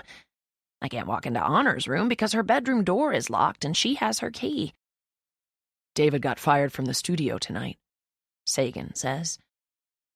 I have no idea who David is. Sagan is removing his jacket and I'm standing in the hallway completely shell-shocked. It's about time. Sagan tilts his head and releases a confused laugh. What? Oh, so David getting fired is a bad thing. I don't even know where Sagan works. This is going to end so badly. That's not what I meant, I say. I just meant you knew it was coming. Did he? I hope so. He nods. I know it's his fault for rarely showing up, but I still feel bad. He has 4 kids. He walks to the refrigerator and opens the door. The light illuminates everything, including me. I'm nervous he'll notice something that will set me apart from Honor, so I walk away from the light and toward the couch. Sagan follows me into the living room. I sit down and he sits down right beside me, propping his feet up on the table. He reaches across me for the remote. I pull my legs up beneath me and try to lean away from him. What if he tries to kiss me? How am I going to get out of this? I could pretend I have to vomit. I'll run to the bathroom and lock myself in, but he would follow me. And knowing Sagan, he'd wait outside the bathroom until I was finished. Sagan flips on the TV and the light is even brighter than the refrigerator was. I curl into myself even more. I can feel my palms begin to sweat from the nerves. And then, as if sitting next to him isn't bad enough, he goes and touches me. He lifts his hand to the side of my head and tucks my hair behind my ear like I don't actually need oxygen to survive. You okay? I nod with my swallow. My mouth is too dry to speak. Honor. He wants me to face him. Good God, he wants me to look him in the eye, as Honor, not as me. Just tell him already. I face him, prepared to explain the last 5 minutes, but the look on his face prevents me from speaking. He's looking at me like he looks at Honor, or he's looking at Honor like he looks at Honor, but I'm not Honor. I'm me, and now those eyes are staring at me like I mean the world to him. Are you still mad? I shake my head. No. It's the truth. I'm not mad at him, but I have no idea if Honor is. He nods, squeezing my hand. You know how I feel about everything, but I don't want to tell you what to do. Honor is terrible. She's a terrible human doing this, lying to him, cheating on him. I want to tell him so bad, but knowing he's lying to his friend kind of justifies what Honor is doing in a way. And for some reason, my loyalty is with her, I think. I don't know. I'm so confused. I close my eyes because I'm beginning to not be able to function. He's so close, and it makes me wonder if he would taste like mint ice cream again. I'd give anything to taste that again. She wouldn't know. She's not even here. If it happened, it would be her fault, not mine. This entire situation is all her fault. She's off kissing some other guy right now. Maybe this is her karma. I do what I do best. I react without thinking. I lean forward and press my lips to his. His hands meet my shoulders. I pull away long enough for him to say her name. Honor. I hate it. I don't want him to say her name. I just want him to kiss me. I slide my leg over his lap until I'm straddling him. I keep my eyes closed as I slip my hands up his neck. I don't want him to notice I'm not wearing contacts. Honor wears them all the time, and I never wear them. I can feel his fingers digging into my waist, and I wait for him to kiss me like he did the first time he kissed me, but he's hesitant. I'm too impatient. I press my mouth to his again, but I'm met with resistance. It's nothing like our first kiss. His lips are hard and firm and closed. His hands leave my waist and slide up my arms until they're wrapped around my wrists. He pulls my hands off him. "What are you doing?" he asks. I open my eyes. His are full of confusion. I pull back just enough to give us both space to think, but it's not enough. His thumb slides across the Band-Aid on the underside of my wrist. His eyes fall to the Band-Aid, the one he gave me, the one I used to cover up the scratch on my wrist with last night. My wrist, not Honor's. I suck in a quick rush of air when I see realization swallow up the confusion on his face.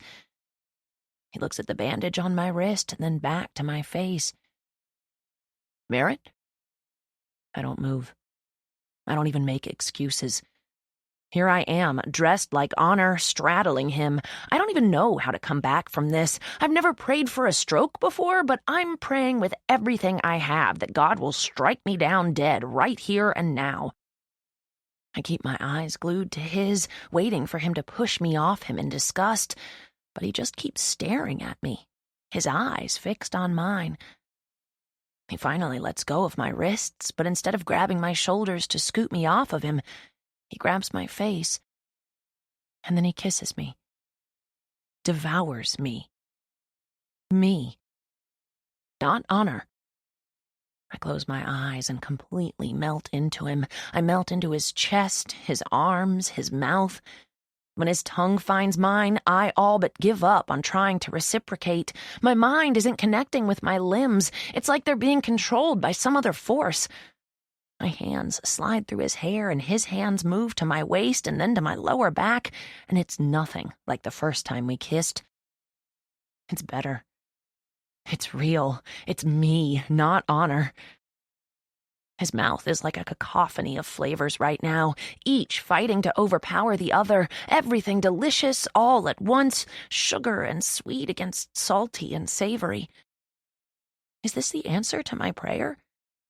That Honor would treat him so terribly he'd have no choice but to want to be with me?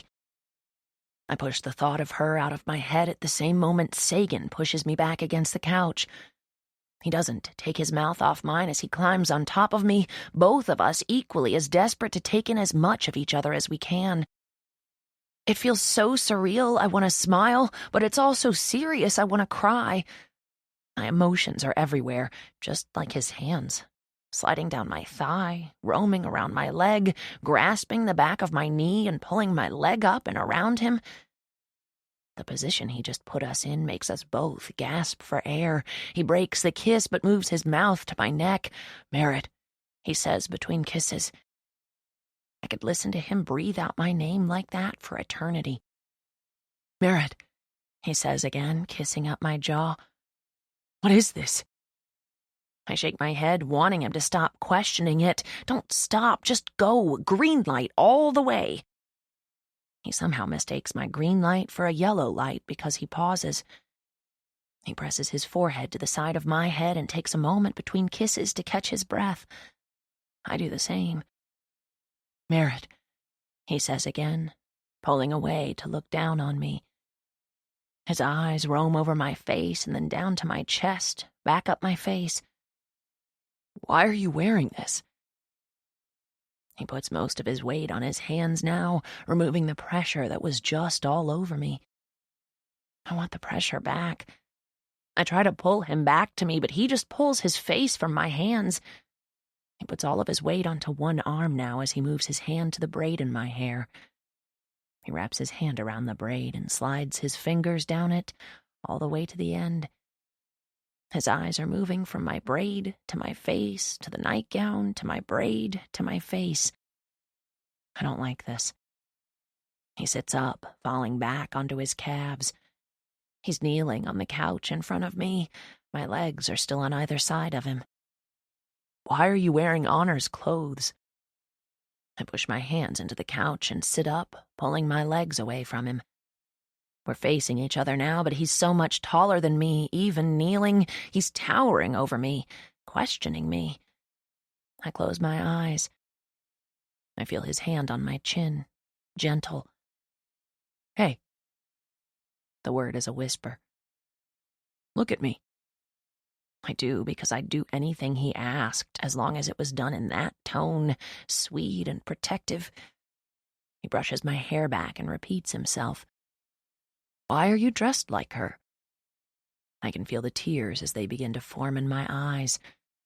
I shake my head, hoping to stop the flow. I was curious. He releases my face and his hand falls to his lap. About what? I shrug. I just wanted to see what it felt like, being her, but then you walked in the door. His lips fold together. He pulls a hand through his hair and then sits back against the couch. He's no longer facing me. Why did you try to kiss me before I knew you weren't her? I blow out a steady breath, but the air around me is shaking. My whole body is shaking. I'm scared of the truth. I'm not as good at it as Sagan seems to want me to be. I don't know. I guess I just wanted to kiss you again. I drag my hands down my face and fall against the couch next to him, as if one mortifying life moment isn't enough for 1 week. I feel Sagan stand up. I hear him pace the floor a few times. When he pauses, I open my eyes and look up at him. His hands are on his hips and he's looking down at me. Do you think Honor and I... He tosses his hand at the couch. Do you think I do things like this with her? Do you think we're together like that? My mouth falls open. I clamp it shut. His question is confusing me. Aren't you? He doesn't say anything for a moment. He just stares at me in disbelief, and then... No. There's so much truth in that word, but it has to be a lie. Of course they do stuff like this. Of course they kiss. Merritt, Honor is my friend. She's seeing my best friend. I would never do that to him. He sighs. It's complicated. But... I shake my head, more confused than ever on how to respond. Why do you both make it seem that way? He laughs incredulously. He tilts his face up and stares at the ceiling for a moment. We don't. That's just how you choose to see it. I think back on the last couple of weeks. All the times he's been referred to as her boyfriend were when I referred to him that way. He never called himself her boyfriend. Honor never said he was her boyfriend. And aside from a few hugs, I've never once seen him kiss her. I've only seen them hold hands at the pool. But that doesn't explain why he kissed me the day he followed me out of the antique store. He thought I was Honor then, and he kissed me. And the fight they had the other night about Colby? I cover my face with my hands again as I try to separate everything I'm feeling, everything that's happening. But your fight the other night, about her seeing Colby. Colby is my friend, he interrupts. But so is Honor. I don't like that she's so caught up in these unhealthy relationships. I get angry at her when she doesn't listen to me. We fight. It's what friends do. Oh. Sagan begins pacing the floor again. He walks from one end of the couch to the other. He stops in front of me. Why did you kiss me when I thought you were Honor? I'm pretty sure I already answered this question. I already told you. I look up at him, and it's the first time he looks angry. I clamp my mouth shut again. He inhales a slow, controlled breath. Let me get this straight, he says. You thought I was Honor's boyfriend, so you pretended to be her, and then you tried to kiss me? I try to shake my head, but my head doesn't move. Sagan, what kind of person does that to her own sister, Merritt? He grimaces and turns away from me, gripping the back of his neck with his hands. He walks into the kitchen and grabs his hoodie off the back of a chair. I look completely pathetic as I stand up and take a few steps toward him. He walks to the door and opens it, but he pauses before he exits. When he lifts his head to look at me, his eyes are full of disappointment. "You are such an asshole." He closes the door. I stumble back to the couch until I'm sitting on it again. You are such an asshole.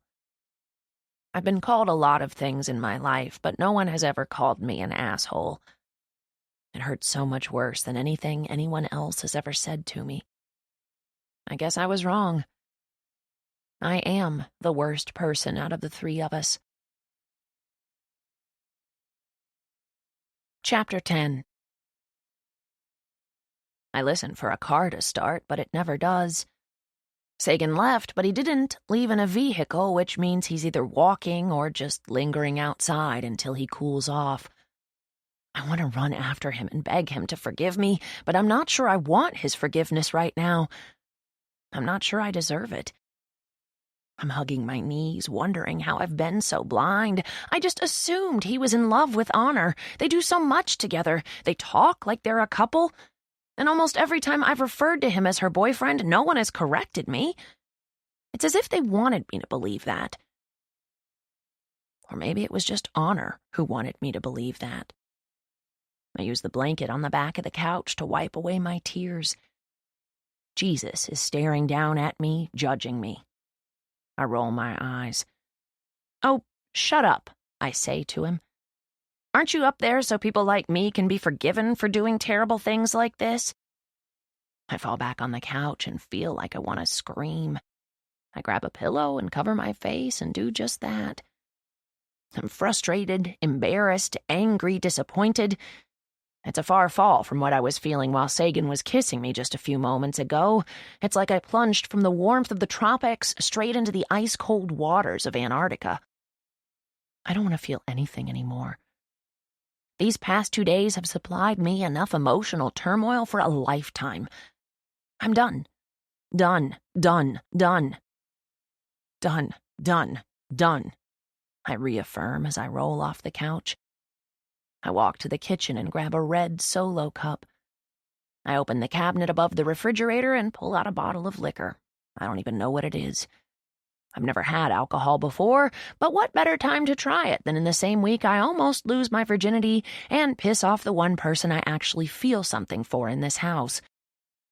I don't know how much it takes to get a person drunk, but I fill my glass halfway to the top. Or maybe it's halfway to the bottom. Am I an optimist or a pessimist? I glance down into the cup. Pessimist. I down as much as I can before I feel like I'm gagging on a fireball. I sputter and cough and even spit a little bit of it into the sink. This is disgusting. I wipe my mouth with a paper towel. I can feel the burn as it slides down my chest. I can also still feel the frustration, the anger, the sadness. I somehow manage to get down the rest of what's in the cup. I take the bottle and the cup with me as I exit the kitchen. I don't want to be in here when Sagan gets back from his walk. I open the door to my bedroom, but it's lonely, empty, depressing. It reminds me of me. I set the bottle of alcohol on my dresser, but the cup falls to the floor. Whatever, it's empty. The first thing I do is change out of Honor's nightgown and into my own pajamas. I also undo the braid and pull my hair up. I don't want to be her anymore. It's not as fun as I thought it would be. I also don't want to be alone right now. The only person who might feel bad and sympathize with me is Luck. I'm not sure if he's asleep, so when I open his door, I do it as quietly as possible. I slip inside and then face the door as I close it with both hands, not wanting to make a noise. When I turn around, I'm relieved to see there's a tiny sliver of light coming from my father's computer on the other side of the office. Enough light for me to be able to make it to the sofa bed. I hear Luck groan as I tiptoe further into the room. "Luck?" The mattress squeaks again, and it sounds like he's making room for me. "Are you awake?" I whisper, taking a seat on the edge of the bed. All of a sudden, I hear the word, "Shit!" But it isn't out of Luck's mouth. It's not out of mine, either. "Merritt?" That's Luck's voice. "Luck? What the hell?" That's Utah's voice. Utah? I jump up.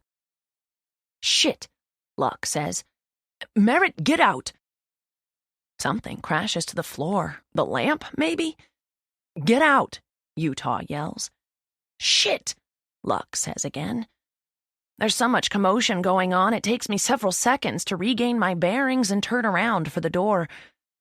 When I open it, I make the mistake of glancing back into the room. There's enough light now that I can see both of them as they struggle back into their clothes. Utah freezes when he locks eyes with me. Only one of his legs has made it into his pants. He's not wearing any underwear. Oh my God. I'm scarred for life. Luck is on the other side of the sofa bed, struggling to pull on his boxer shorts.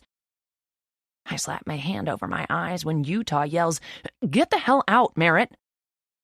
I slam the door shut. Please be a nightmare. I go to my room and grab the bottle of liquor and don't even bother with the cup this time. I need the feelings to stop. I need to forget. What in the hell did I just see? I squeeze my eyes shut. I can't be that oblivious. Then why were they naked, together, in bed?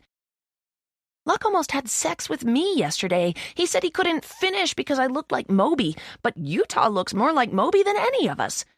Now he's having sex with my brother? If this isn't the ultimate form of rejection, I don't know what is. What's wrong with me? Luck would rather have sex with my brother than me. Sagan called me an asshole right after we made out on the couch. Drew Waldrop broke up with me with his hand on my boob. Why am I so repulsive? Merritt. Utah is knocking on my door as I pace my bedroom floor. What in the hell did I just interrupt? I swing open the door and Utah pushes himself into my room and closes the door behind him. He looks angry and a little bit worried when he points at me. Keep your mouth shut, he says. What I do is none of your business. I stop pacing and step closer to him. Have I ever spilled your secrets before this? His anger fades with the mention of his past indiscretions. You think I forgot about that, Utah? Well, guess what? I didn't, and I never will. He winces, and I can see the guilt in his expression. I want to punch him, but I'm not a violent person, I don't think. I'm not sure because my hand balls into a fist right before he slips out of my bedroom and shuts the door. I hate him, and I hate myself for never telling anyone the truth about him. I sit down on my bed and squeeze my eyes shut. I feel like I might puke, and I'm not even sure why exactly. I think it's everything. It's Luck, Sagan, Utah, Honor, my father, Victoria, my mother. This family is just as terrible as everyone in this town believes it to be, maybe even worse. I'm sick of it. I'm sick of the secrets, and I'm sick of the lies, and I am tired of being the one person in this house who has to hold on to all of them. I have Utah's secret. I have my father's secret, my mother's secret, Honor's secret, Luck's secret. I don't want any of them anymore. Maybe if I let all the secrets out, they wouldn't make me feel like drowning anymore. Yes, maybe that would help. Maybe getting it all out will help me feel like I'm not about to implode. I reach to my nightstand and grab a pen, then open the drawer and sift through it until I find a notebook with enough empty pages to hold all these secrets. It still hurts. All of it. The entire past few days. I grab the bottle of... What the hell am I drinking? I read the label. Tequila. I grab the bottle of tequila and slide to the floor because I'm starting to feel dizzy. I grab my pen and notebook and open to the first blank page I can find. I squeeze my eyes shut until my vision feels sturdier. I feel wobbly. My hand feels wobbly when I start writing. Dear inhabitants of Dollar Voss, every last one of you except Moby. He's the only one I like and still have respect for at this point. I have so much anger building inside of me, and it has nothing to do with me. It's anger at almost every single person in this house.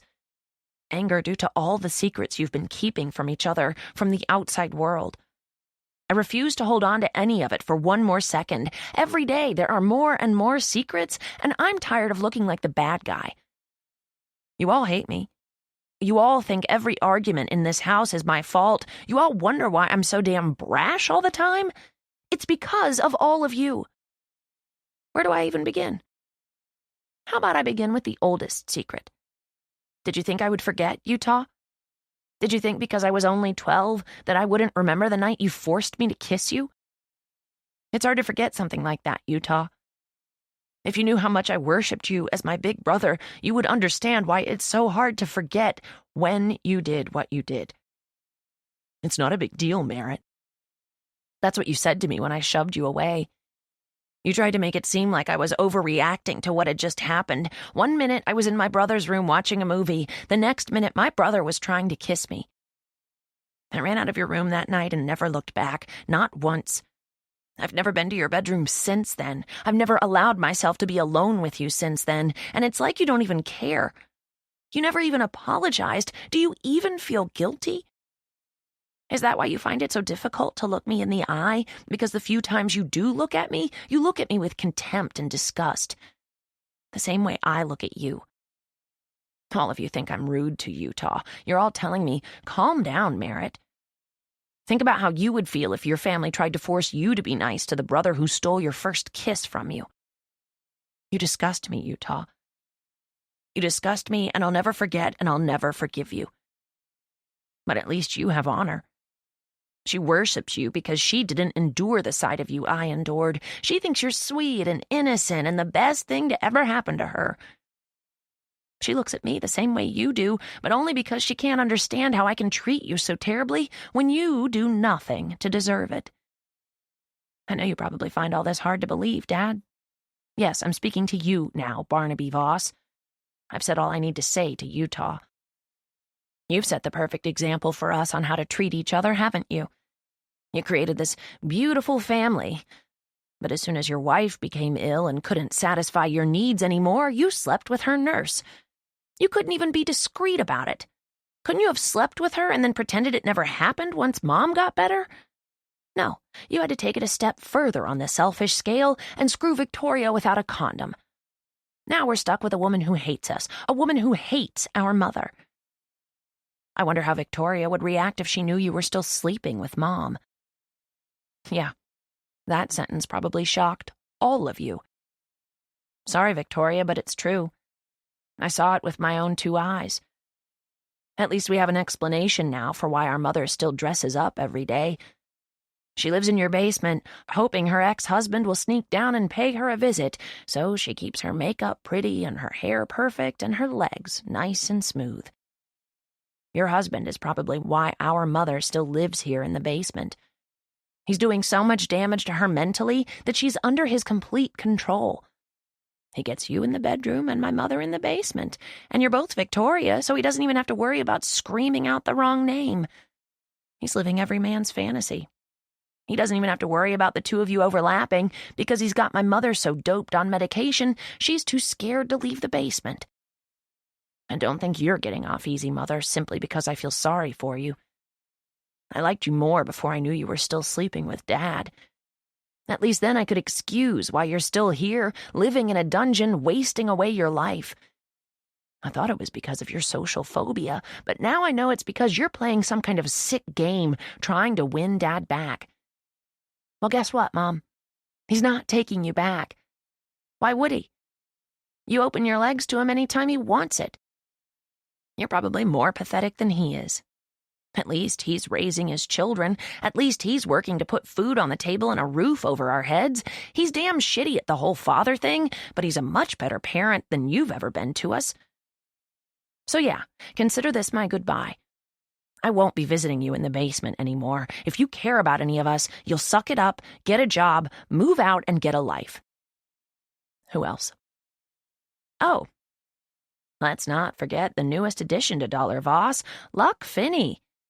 He seems great, doesn't he? Shows up this week, makes up with his sister, and then almost fucks his step-niece. Granted, it was my idea to lose my virginity to him, not like it would have made a difference to him since he's had sex over 300 times. But now that I know he's making his way through all the Voss siblings, I feel even cheaper than I felt after what I'm sure would have been the worst sexual experience in history, had he been able to go through with it. Maybe he couldn't finish with me because he prefers Dick. Utah's Dick, at least. Oh, did no one know Utah was gay? Not that I have anything against anyone being gay. Love is love, right? But I just didn't know that about Utah. But yes, Utah is gay and he's sleeping with Luck. I know because I walked in on them.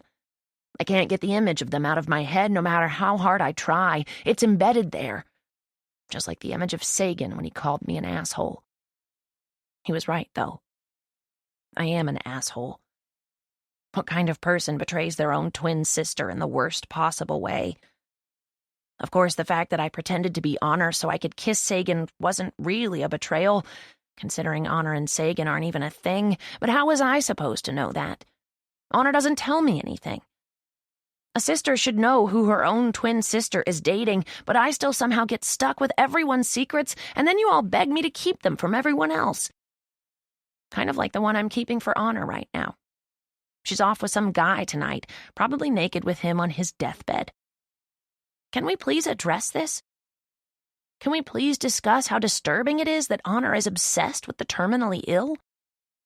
Why is this okay?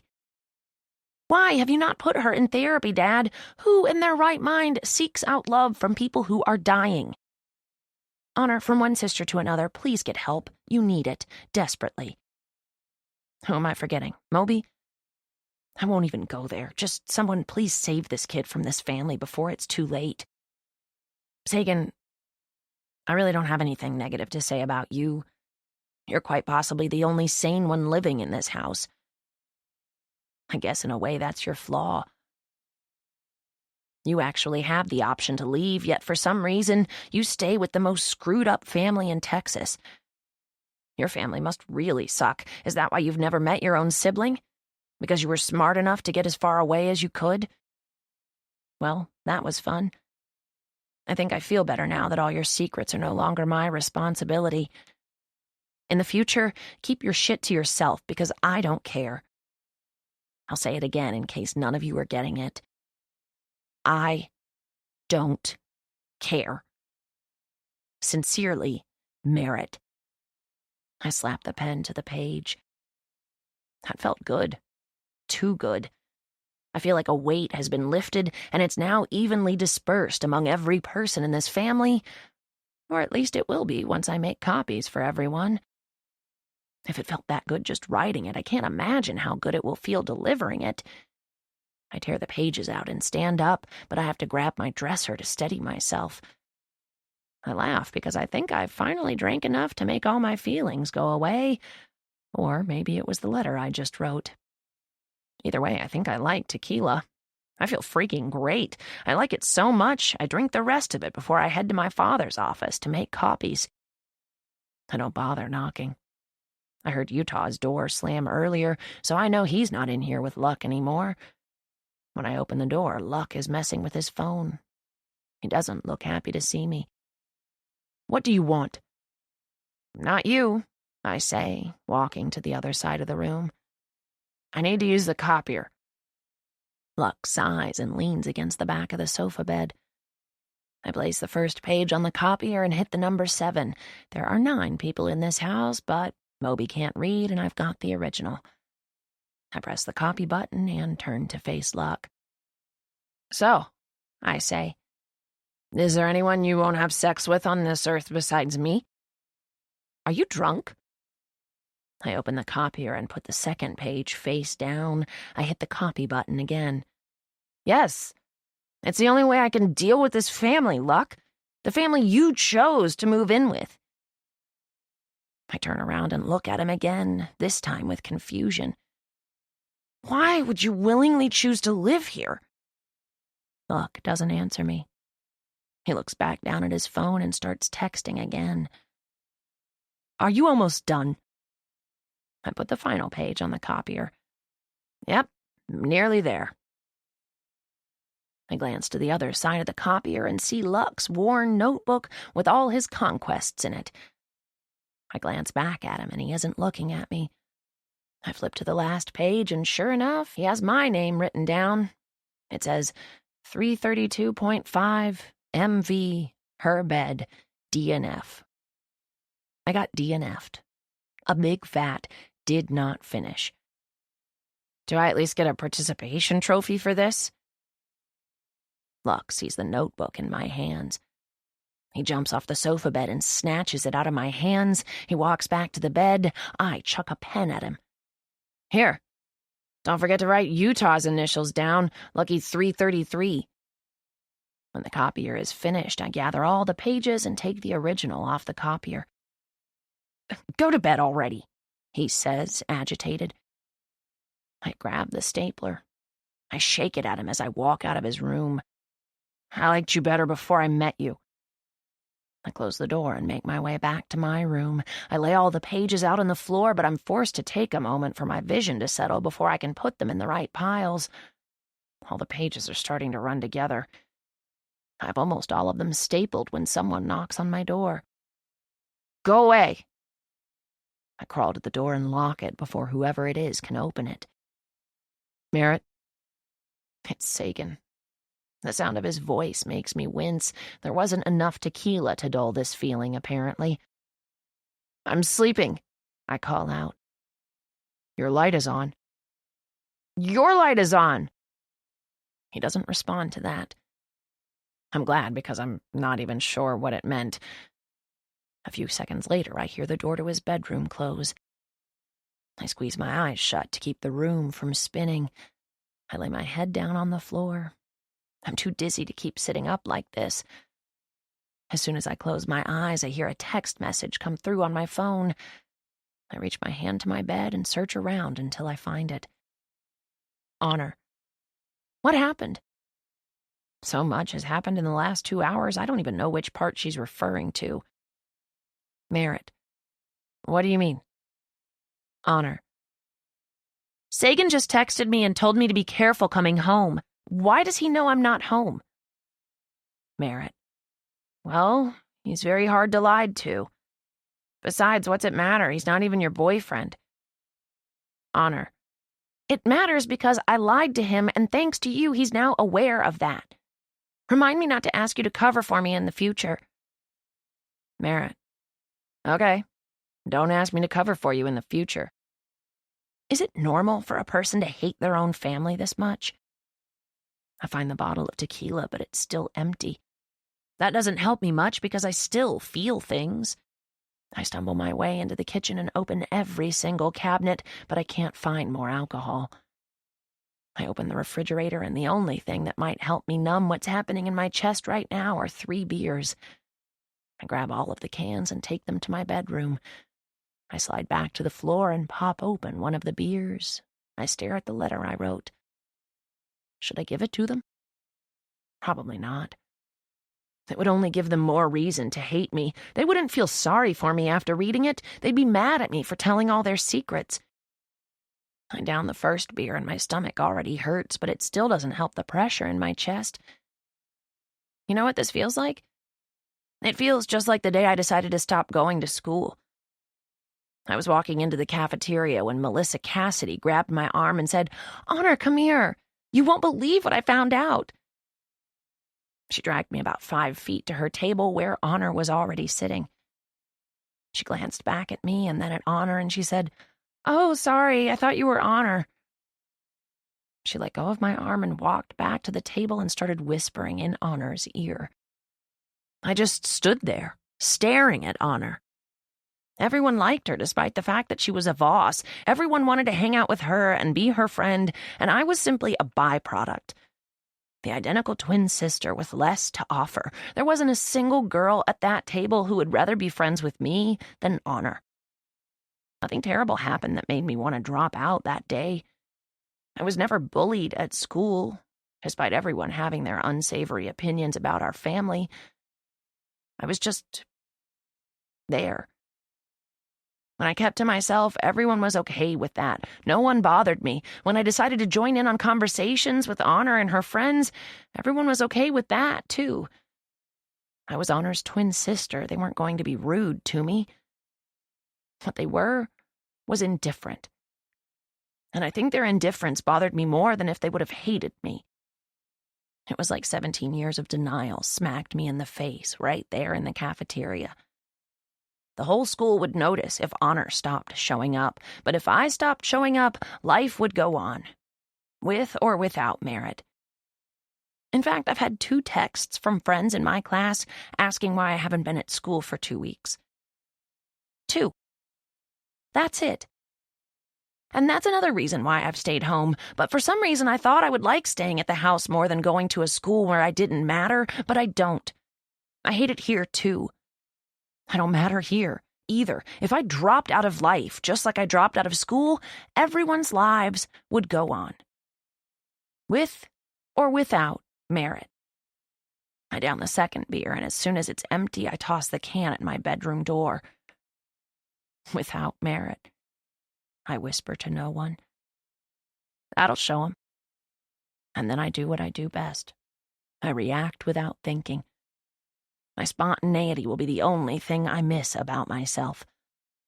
I crawl to the closet and grab the black boot. I pull out the bottle of stolen pills and I open the lid. I reach for the 3rd beer and my hands are shaking so bad it takes me 3 tries to pop it open. I look down at the beer in my left hand and the bottle of pills in my right. I don't even give it a second thought. I pour some of the pills in my mouth and then try to swallow. I pour a few too many, so I end up spitting them back out in my hand. I relax my throat and then try it again. They go down this time, so I pour a few more and then swallow. I can't get but about 3 or 4 down at a time, so it takes me the entire beer to wash them all down. I toss the empty beer can aside and then grab all 7 stacks of pages. I grab a pen and go through each stack and add the word without to my name. Sincerely, without merit. That's more like it. I start with Sagan's room since his is closest. I slide one set of the stapled pages beneath his door, then I continue down the hallway until Utah, Luck, and Honor have been covered. I don't even bother sliding the pages beneath the basement door. I open the door and throw my mother's stack down the stairs. If they stayed at the top of the stairs, she'd never see them. I make my way to quarter 3 and shove the last set of pages beneath my father and Victoria's bedroom door. On my way back through quarter 1, I notice a sheet of paper on the couch that wasn't there earlier. Between pretending to be Honor and kissing Sagan, I would have noticed I was sitting on a sheet of paper.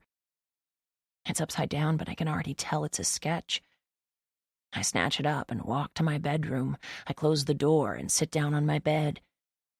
I don't know what he drew, but on the bottom of the back page he wrote, heart, less than carcass. I cover my mouth as I flip over the sketch. My fingers are trembling against my lips as I work up the courage to look at what he's drawn. I shudder when I see it. I wrap my arm tightly around my stomach, 2 hearts on either end of a couch, one of them whole, one of them cut in half. Which one is mine? I feel sick. I drop the drawing and watch it float to my bedroom door. It lands on the top of the empty bottle of pills. I stare at the word, carcass. Carcass. Death. Dead. I roll over and bring my knees to my chest and hug them. I squeeze my eyes shut and try not to let it all sink in. Don't let it sink in. The tears begin to slip out of my eyes, no matter how tightly I have them closed. My bottom lip begins to tremble worse than my hands. I don't want to die. I grip myself even tighter. I don't know what happens next. What if it's worse than this? My fearful cry turns into a sob. I clamp my hand over my mouth. No, no, no, no, no.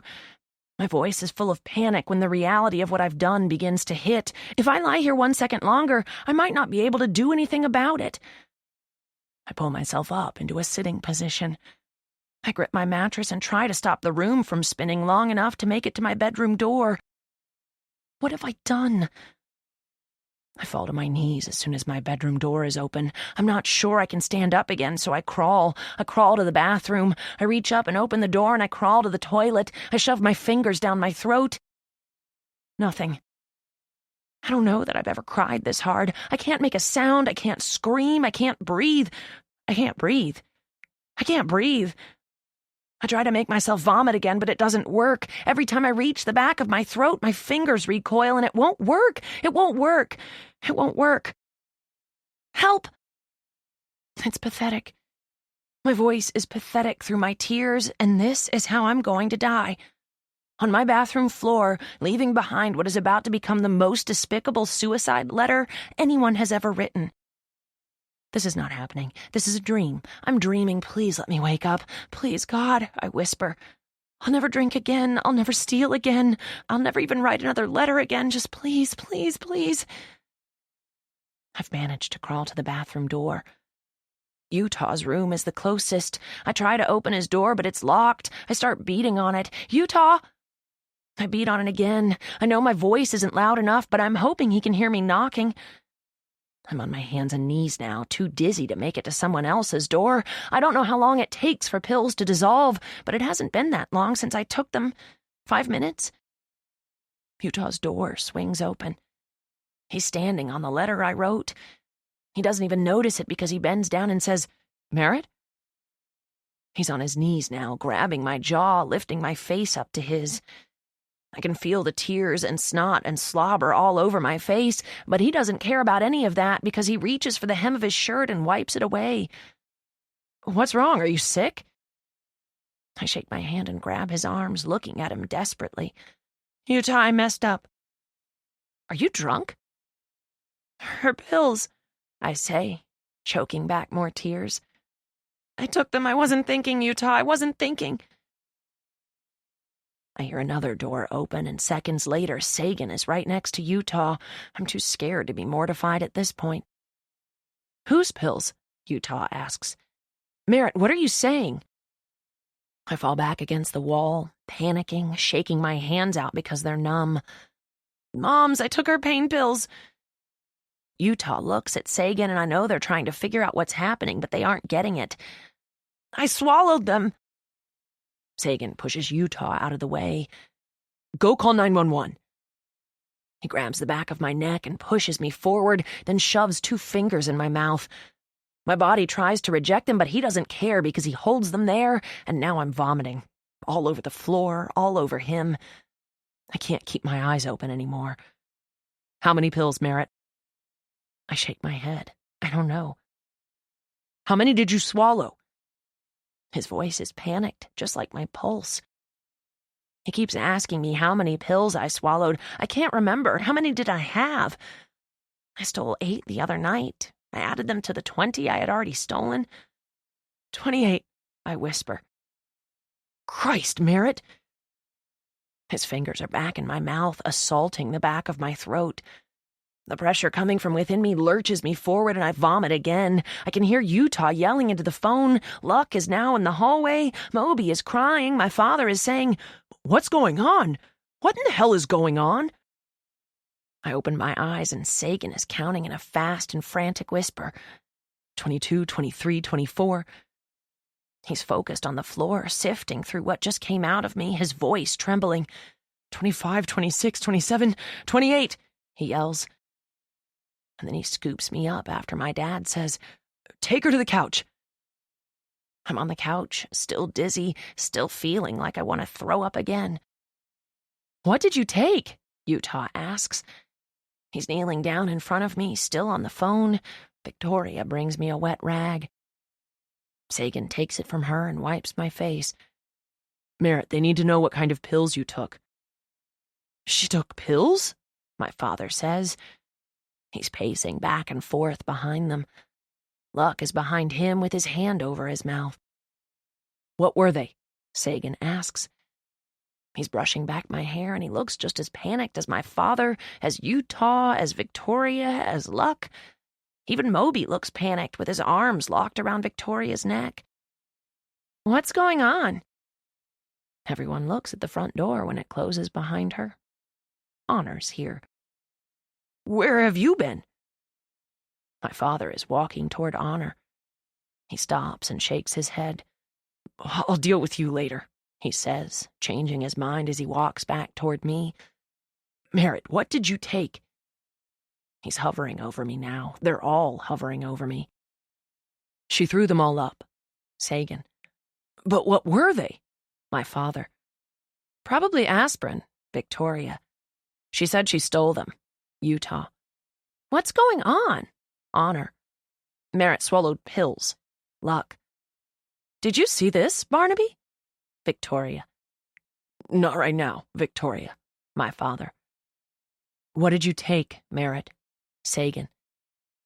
You need to read this, Barnaby. Victoria. Victoria, please.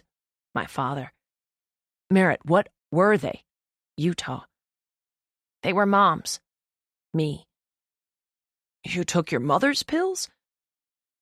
My father is asking me this as he leans over the couch from behind my head. He's upside down and I'm looking up at him, and I never noticed how much Moby looks like him. Your mother's prescription pills? He asks again. I nod. My father exhales. It's fine, he says. It's fine. They can't hurt her. He grabs the phone from Utah and walks into the kitchen to talk to the 911 operator. Hello? Hey, Marie. Yeah, it's Barnaby. Yeah, it's fine. She's fine. It's fine. She's fine. I'm fine. How does he know if I'm fine? He doesn't even know which pills I took. I guess it doesn't matter at this point since they're sitting in a pile of vomit on the hallway floor. You feeling okay? Sagan asks. I nod. I'll get you some water. I close my eyes. Everything is calming down now. My heart is calming down. The commotion is calming down. I blow out a steady breath. It's fine. She's fine. I'm fine. Is this true? It's Victoria's voice. I open my eyes and she's holding the pages I stapled together. She's looking down at them. Her expression is anything but fine. It's not fine anymore. I clench my stomach, feeling like I want to puke again. Merritt, did you write this? I nod. Maybe she'll be so embarrassed about my father cheating on her, she'll gather all the other letters before anyone else reads them. She takes a step toward me, but she doesn't look at all angry, even though I put in the letter that my father was cheating on her. She looks sad. She looks at Utah. You did this to her? Utah looks at me and then back at Victoria. Did I do what to who? Victoria walks toward Utah and slaps the letter against his chest. She keeps walking past him until she's in the kitchen with my father. I look back at Utah and he's staring down at the first page of the letter. Sagan is back with the water. Here, drink this. He helps me sit up and tries to get me to take a drink, but I can't take my eyes off Utah. I push the glass away and shake my head. That's when I see it. A tear. Utah looks up from the first page of the letter just as a tear rolls down his cheek. I can't help but wonder if it's a tear of guilt or a tear of fear over me finally spilling the truth. He drops the pages and runs his hand through his hair. Of course he's not making eye contact with me. I hear sirens in the distance. My father says, "Thanks, Marie," into the phone. He ends the call and Victoria is right there whispering something to him. She points at Utah, she points at me, she points at the pages that are now at Utah's feet. My father looks at Utah. He marches to the living room just as the ambulance pulls onto our road. He grabs the pages from the floor and begins reading. 1 minute, 2 minutes. Utah is frozen in place. There's a knock on the door, but my father ignores it. Dad, Utah whispers. My father looks up from the letter. His eyes meet Utah's and then mine. There's another knock at the door. Dad, please, Utah says. I can explain. Another knock. A punch. Honor screams. Utah is on the floor now, my father standing over him. He points to the door and says one word to him. Leave. Honor is helping Utah up, glaring at our father. What the hell is wrong with you? Once Utah is standing, he turns and heads toward his bedroom. Honor and Luck follow him. Sagan opens the front door and lets in the paramedics. She's fine, my father says to them, pointing toward me. Check her out, but they were only placebo pills. Placebo pills? Why were they placebo pills? The next 10 minutes go by in a blur as the paramedics bombard me with questions, check my blood pressure, my oxygen, my eyes, my mouth. It probably wouldn't hurt to let us take her overnight, I hear one of the paramedics whisper to my father. Otherwise, we'll have to let the social worker know what happened. They'll have to follow up. My father nods and walks over to me. He kneels down, but before he even says anything, I force out an, "I'm fine, I don't want to go to the hospital." Merritt, he says, I think you should. "I don't want to go," I say with finality. He nods.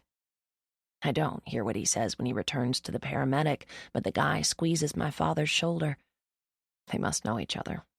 Of course they do. It's a small town, and since they know my father, they'll tell their wives, and then their wives will tell their friends, and then their friends will tell all their daughters, and then the entire town will know I tried to kill myself. With placebo pills. Why is she taking placebo pills? As soon as that thought crosses my mind, my mother appears at the top of the basement steps. The door is open, and she's looking at me from across the room. Are you okay? She starts to take a step toward me, but she looks down at her foot as it meets the wood floor, and she quickly returns to the top step of the basement. Everything is fine, Vicky, my father says to my mother. I glance over at Victoria, and she's walking toward her bedroom with Moby.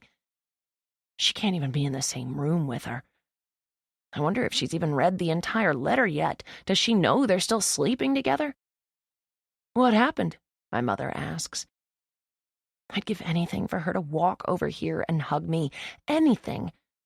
She knows something bad has happened or she wouldn't have opened the basement door, yet she's more concerned about not leaving the basement than she is about me. I look down at my hands. I'm shaking and I feel like I'm about to be sick again. I'll explain everything in a little while, my father says to her. Try to get some sleep, okay? I hear the basement door close. I don't get a hug from my mother. Dad, I whisper, looking up at him pleadingly. I threw a letter in the basement. Can you please go get it before she reads it? He nods and heads to the basement without question. Merritt! Honor yells. I look up just in time to see her marching down the hallway, letter in hand. She crosses quarter one and looks like she's ready to attack me, but Sagan steps in front of her and grabs her arms. She struggles to get out of his grip, but when she realizes he won't let her pass, she just chucks the pages at me. You're a liar! She's crying, and I suddenly realize we're not at all attractive when we cry. I hate that I've been doing it for the past 2 hours. I feel like I'm watching a movie.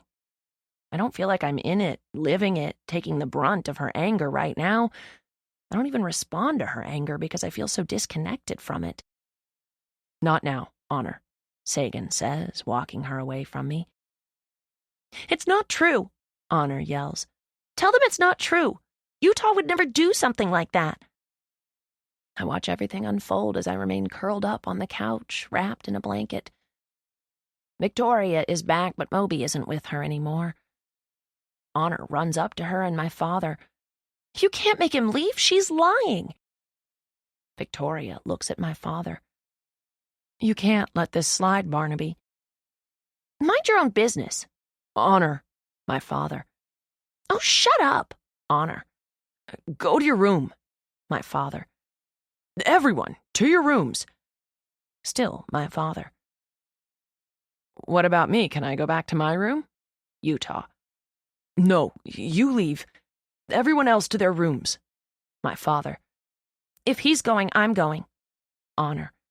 No, you're staying. My father. I'll go with Utah. Luck. You aren't going with him either. Victoria. You're seriously going to tell me what I can do? I'm 20. Luck. Everyone just stay. It's fine. I'm fine. I'll go. Utah. Why are you leaving? You didn't do anything. Honor. And here it is. The moment of truth. The climax. Utah's shoulders rise with his heavy intake of breath. Then they fall, like all great empires eventually do. He looks across the room. He stares at me, but he doesn't use the opportunity to admit his guilt or even apologize. Instead, Utah walks to the door after it's clear my dad isn't going to relent. The slam the front door makes when it closes makes me jump. Sagan slowly takes a seat on the couch next to me. He's popping his knuckles like he's angry, but I have no idea which person in this family he's angry at. More than likely me. Everyone is quiet until my father says, It's late. We'll discuss everything tomorrow. Everyone go to bed. He looks at Luck and points at him. You stay in your room. If I see you anywhere near my daughters, you're gone. He must have read the rest of the letter. Luck nods and retreats to his room. Honor is staring at my father, her hands and fists at her sides. This is your fault, she says to him. You and your pathetic choices and your pathetic parenting. You're the reason this family is so screwed up. Honor walks to her room and slams the door. It's just me and Sagan now, and my father. A moment passes as my father gathers himself. He finally walks toward me, squatting down in front of me so that we're eye to eye. You okay? I nod, even though this feels far from okay. He looks at Sagan. Do you mind keeping an eye on her tonight? Not at all. I don't need a babysitter. I'm not so sure of that, my father says. I need to go deal with Victoria. He stands up, but before he's able to walk away, I say, Why is Mom taking placebo pills? He stares down at me, the imprints of all his secrets gathering in the corners of his eyes. I'm just thankful that's all they were, Merritt. He turns and makes his way into the kitchen toward his bedroom. When he passes by the kitchen table, he pauses. He grips the back of one of the chairs and drops his head between his shoulders. He stays like this for about 10 seconds, but then he lifts the chair off the floor and throws it against the wall, smashing it to pieces. When he makes it to his bedroom, he slams the door. Sagan releases a breath at the same time I do. He runs his hands down his face, and we're both quiet, speechless. An entire minute goes by, and we're just staring at the floor until he says, Take a shower. You'll feel better.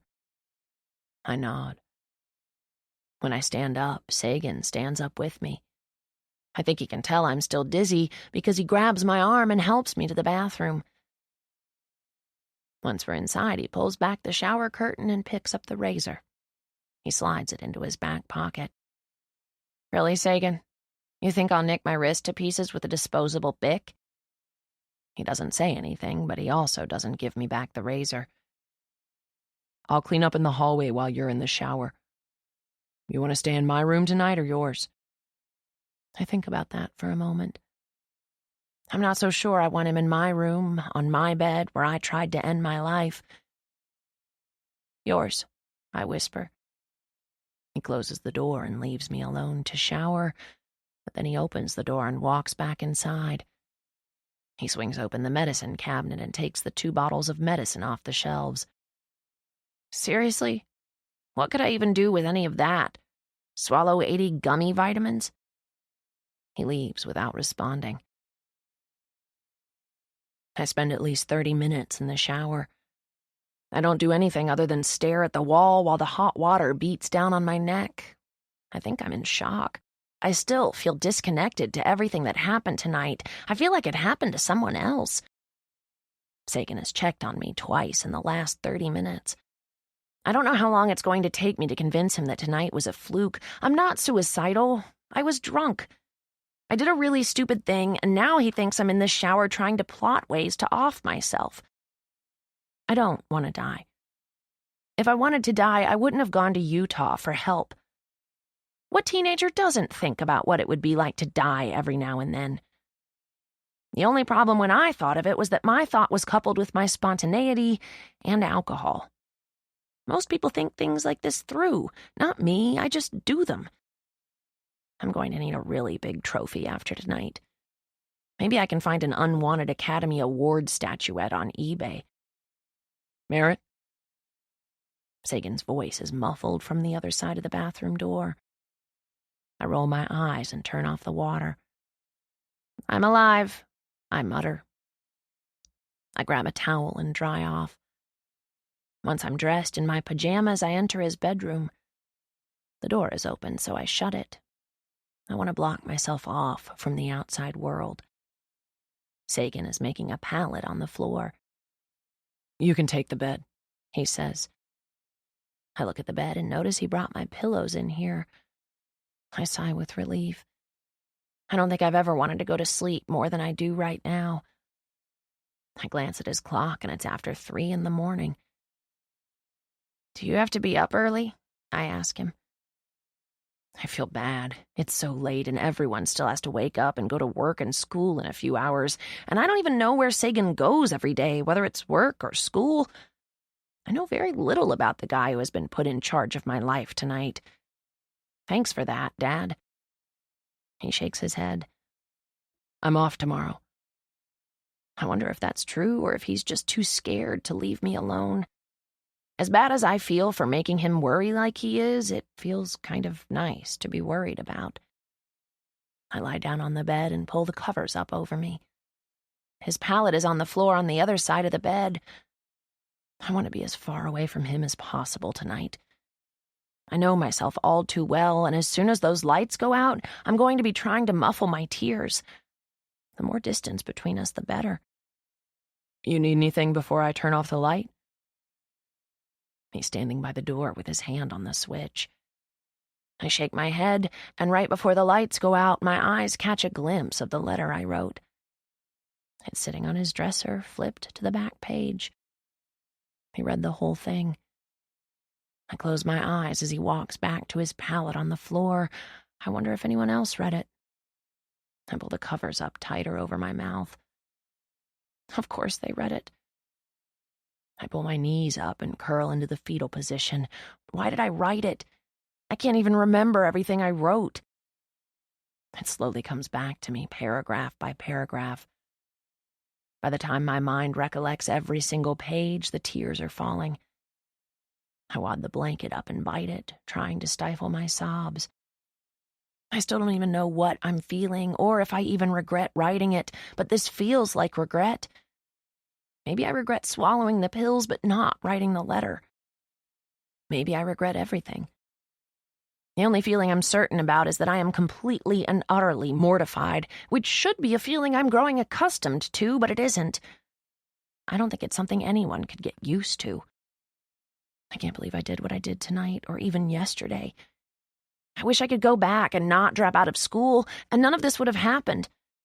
Hell, I wish I could go back several years and never have that moment with Utah, or maybe I should have gone back 10 years ago to the day Wolfgang showed up in our backyard. If I'd have just killed that damn dog, then we never would have moved into this church. Dad would have never met Victoria. Mom would have never gone crazy and felt the need to hide in the basement. I bury my face in the pillow and try as hard as I can to prevent Sagan from hearing how sad I am. But it doesn't work. I feel him lift the covers and slide into the bed beside me. He wraps his arms around me and pulls my back against his chest. He finds my hands still knotted in the covers and he squeezes them, and then he curls himself around me until his legs are wrapped over mine and his chin is pressed to the top of my head. His whole body is hugging mine, and I can't even remember the last time someone in this house hugged me. Moby's hugs don't count because he's only 4. My father hasn't hugged me in years. I can't remember the last time Utah hugged me. Honor and I haven't hugged since we were kids. My mother doesn't like physical contact, so a hug from her has been out of the question since her phobia reached its peak several years ago. Acknowledging that this is the first hug I've had in years makes me cry even harder. I feel his lips press against the top of my head. You want me to tell you a story? He whispers. I somehow laugh between my pitiful tears. Your stories are too morbid for a moment like this. He moves his head a little until his cheek is pressed against mine. It feels nice. I close my eyes and he says, Okay then, I'll sing you to sleep. I laugh again, but I stop laughing when he actually starts to sing, or rap, rather. Y'all know me, still the same OG. Sagan, I say, laughing. But I've been low-key. Stop. He doesn't stop. He spends the next few minutes rapping every single line to Forgot About Dre. By the time I fall asleep, the tears have dried on my cheeks. Chapter 11. Imagine the chaos a normal family must experience in the morning after one of its members attempts suicide. The phone calls to therapists, the tears, the apologies, the constant hovering and smothering and chaotic mess of everyone thinking, how did this happen, and how did we not see the signs? I stare at Sagan's bedroom ceiling, painfully aware that everyone in the house other than Sagan left a few minutes ago. Or else, I'm assuming, because I heard the door slam several times and no one bothered to check on me. I wonder what that must be like, to live in a normal family. A family where people actually give a shit, not a family like ours where everyone goes on with their day like I didn't just try to kill myself a few hours ago. A family like ours, where my father still wakes up and goes straight to work. A family where my mother still refuses to leave the basement, my twin sister leaves for school, my step-uncle leaves for his new job, and no one who shares any sort of blood relation to me sticks around to make sure I'm okay. I get it. They're all pissed at me. I said some really hateful things in that letter, and by this point everyone has read it more than once, I'm sure. But the fact that Sagan is the only one here right now proves that nothing I said in that letter got through to them. Everyone is still blaming me. I sit up in the bed as soon as Sagan's bedroom doorknob begins to turn with a knock. I'm disappointed, yet somehow relieved to see my father peek his head in. You awake? I nod and pull my knees up, hugging them. He closes the door behind him and walks over to the bed, taking an unsure seat on it. He squeezes his jaw like he always does when he doesn't know what to say. Let me guess, I say. You want to know if I'm okay? If I'm still suicidal? Are you? No, Dad, I say, frustrated. I'm a girl who found out her parents were having an affair, so I took my anger out on a few illegal substances. It doesn't make me suicidal, it makes me a teenager. My father sighs heavily, turning to face me full on. Either way, I think it's a good idea for you to see Dr. Chris. I made you an appointment for next Monday. Oh my God. Are you kidding me? Out of all the people in this family, you're forcing me to go to a psychiatrist? I fall back against the headboard in defeat. What about your ex-wife who hasn't seen the sun in 2 years? Or your daughter who's one heartbeat away from being a necrophiliac? Or your son who thinks it's okay to molest his sister? Merritt, stop, he says, frustrated. He stands up and paces the floor before coming to a pause. I'm doing the best I can, okay? I'm not the perfect father, I know that. If I were, you would have never gotten to a point where you would rather be dead than live with me. He turns for the door, but then he pauses and faces me again. He hesitates a moment and then lifts his eyes to mine. His expression is full of disappointment, and his voice is much quieter when he says, I'm doing the best I can, Merritt. He shuts the door and I fall back onto the bed. Yeah, well, try harder, Dad. I wait for the sound of the front door closing before going across the hall to my bedroom. I change, brush my teeth in the bathroom, and then make my grand entrance to quarter one. No one is there to greet me or tell me how happy they are that they were only placebo pills. I walk to the kitchen and take a seat at the table. I stare at the marquee outside. It's the first morning it hasn't been updated since we moved in all those years ago. The same message Utah put up yesterday is still there. If the entire history of the Earth were compressed into a single calendar year, humans wouldn't even appear until December 31st at 11 p.m. I have to read it a few times for it to actually sink in. Are humans really that insignificant? We've only existed for 1 hour out of an entire year? Sagan walks into the kitchen from the backyard. He's holding a water pitcher. "Morning," he says, his voice cautious. I stare at him a moment and then look back out at the marquee.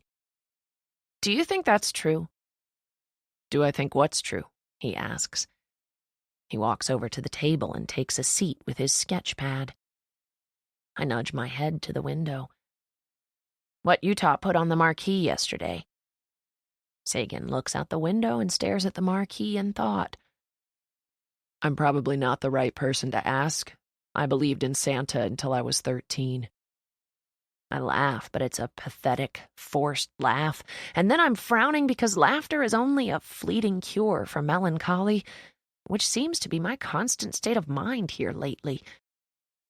Sagan puts down his pencil and leans back in his chair. He stares at me thoughtfully. "What do you think happens when we die?" I glance back at the marquee. I have no idea. But if that marquee is true and humans really are that insignificant to the Earth's history, it makes me question why a god would go through all the trouble to revolve an entire universe around us. Sagan picks up his pencil and puts the end of it in his mouth. He chews on it for a moment before saying, "Humans are romantic creatures. It's reassuring to believe this all-knowing being who has the power to create anything and everything still loves the human race more than any of it." "You call that romantic? I call it narcissistic and ethnocentric." He smiles. "Depends on the perspective you look at it from, I guess." He resumes sketching like he's done with the conversation, but I'm stuck on that word, perspective. It makes me wonder if I look at things from only one point of view. I tend to think a lot of people are wrong a lot of the time. "Do you think I only see things from one perspective?" He doesn't look up at me when he says, "I think you know less about people than you think you do." I can feel myself instantly wanting to disagree with him, but I don't, because my head hurts and I might be a little hungover from last night. I also don't want to argue with him because he's the only one still speaking to me at this point. I don't want to ruin that. Not to mention that he seems wise beyond his years, and I'm not about to compete with him intellectually, even though I have no idea how old he actually is. "How old are you?" 19, he says. "Have you always lived in Texas?" "I've spent the past few years with my grandmother here in Texas. She died a year and a half ago." "I'm sorry." He doesn't say anything in response. "Where are your parents now?" Sagan leans back in his chair and looks at me. He taps his pencil against his notebook and then drops it on the table. "Come on," he says, scooting his chair back. "I need out of this house." He looks at me expectantly, so I stand up and follow him to the front door. I don't know where we're going, but I have a feeling it's not this house he wants to get away from. It's the questions. An hour later, we're standing in the antique store, staring at the trophy I couldn't afford to buy a few weeks ago. "No, Sagan." "Yes." He pulls the trophy from the shelf, and I try to take it out of his hands. "You aren't paying $85 for this just because you feel sorry for me." I stalk after him like a tantrum-ridden toddler. "I'm not buying it because I feel sorry for you." He sets the trophy on the register and pulls out his wallet. I try to grab the trophy, but he moves so that he's standing in my way. I huff and cross my arms over my chest. I don't want it if you buy it. I only want it when I can afford to buy it myself. He grins like I'm amusing him. Well, then you can pay me back someday. It's not the same. He hands the guy behind the register a $100 bill. You need a sack? The guy says. Sagan says, no thanks, and picks up the trophy and heads to the exit. Once we're outside, he turns around and hides the trophy behind his back like I didn't just watch him buy it for me. I have a surprise for you. I roll my eyes. You're so annoying. He laughs and hands me the trophy. I take it and then mutter, thank you. I really am excited to have it, but I hate that he paid this much money for it. It makes me feel uncomfortable. I'm not used to getting gifts. You're welcome, he says. He throws his arm over my shoulders and says, you hungry? I shrug. I don't really feel like eating, but I'll sit with you if you're hungry. He pulls me into a sandwich shop a few doors down from the antique store. We walk to the register and he says, I'll take the lunch special and 2 sugar cookies, please. He looks at me. What do you want to drink? Water's fine. 2 waters, he says to the woman behind the register. He asks for them to go, and then we take them across the street and sit at one of the tables next to the water fountain where we first kissed. It makes me wonder if he brought me here on purpose. I doubt he did. The same question has crossed my mind many times, though. If he doesn't see Honor as more than a friend, why did he kiss me at this fountain when he thought I was Honor? Because he definitely thought I was Honor. Not even the best actor in the world could have faked the confusion and shock when she called him on his cell phone. I don't ask him about it, though. Our conversation hasn't veered in that direction, and I'm not sure I can handle his answer right now. I'm too exhausted from the last 24 hours to add more heaviness to our conversation. Have you ever had one of their sugar cookies? Sagan asks. Nope. I take a sip of my water. It'll change your life. He hands me the cookie and I take a bite, and then another. It really is the best cookie I've ever eaten, but he exaggerated. When is the life change supposed to happen exactly? Do I have to eat the whole cookie to get the results? Sagan narrows his eyes at me. Smartass, he says playfully. I finish the cookie and watch as he takes a bite of his sandwich. My eyes are drawn to a new tattoo on his arm. It looks like GPS coordinates. I point to it. Is that one new? He looks at his arm and nods. Yeah, I did it last week. What do you mean you did it? I do my own tattoos. I tilt my head and inspect a couple more of his tattoos. You did all of these? I suddenly find them much more fascinating than I did prior to this knowledge. I want to know the meaning of all of them, like why he has a tiny toaster on his wrist with one slice of bread, or what "your turn, doctor" means, or what the flag stands for. I point to the toaster. What's this one mean?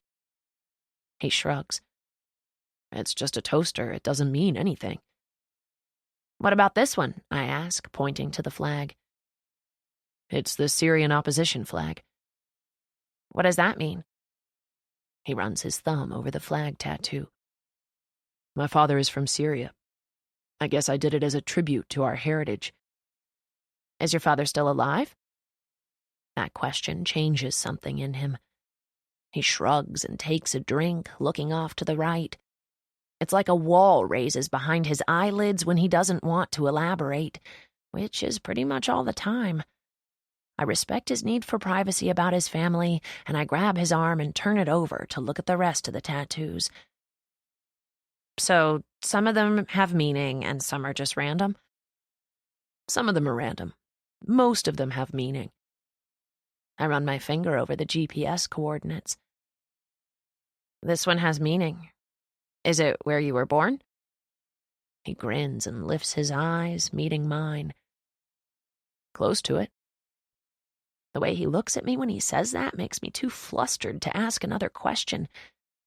I continue to inspect every tattoo on his arm, but I do it quietly. I even lift his shirt sleeve so I can look at the ones on his shoulder. He doesn't seem to mind as long as I'm not asking invading questions about why he got each of them. Are you right-handed? Is that why they're only on your left arm? Yeah, I'd rather practice on myself than someone else. You can practice on me. When you turn 18. I shove him in the shoulder. Come on, that's 7 months away. Tattoos are permanent. You need to give it more thought, says the guy with a toaster on his arm. He arches an eyebrow and it makes me laugh. I immediately recognize how weird it feels to laugh after last night. I almost feel guilty, like it's too soon. But I like that he forced me out of the house today.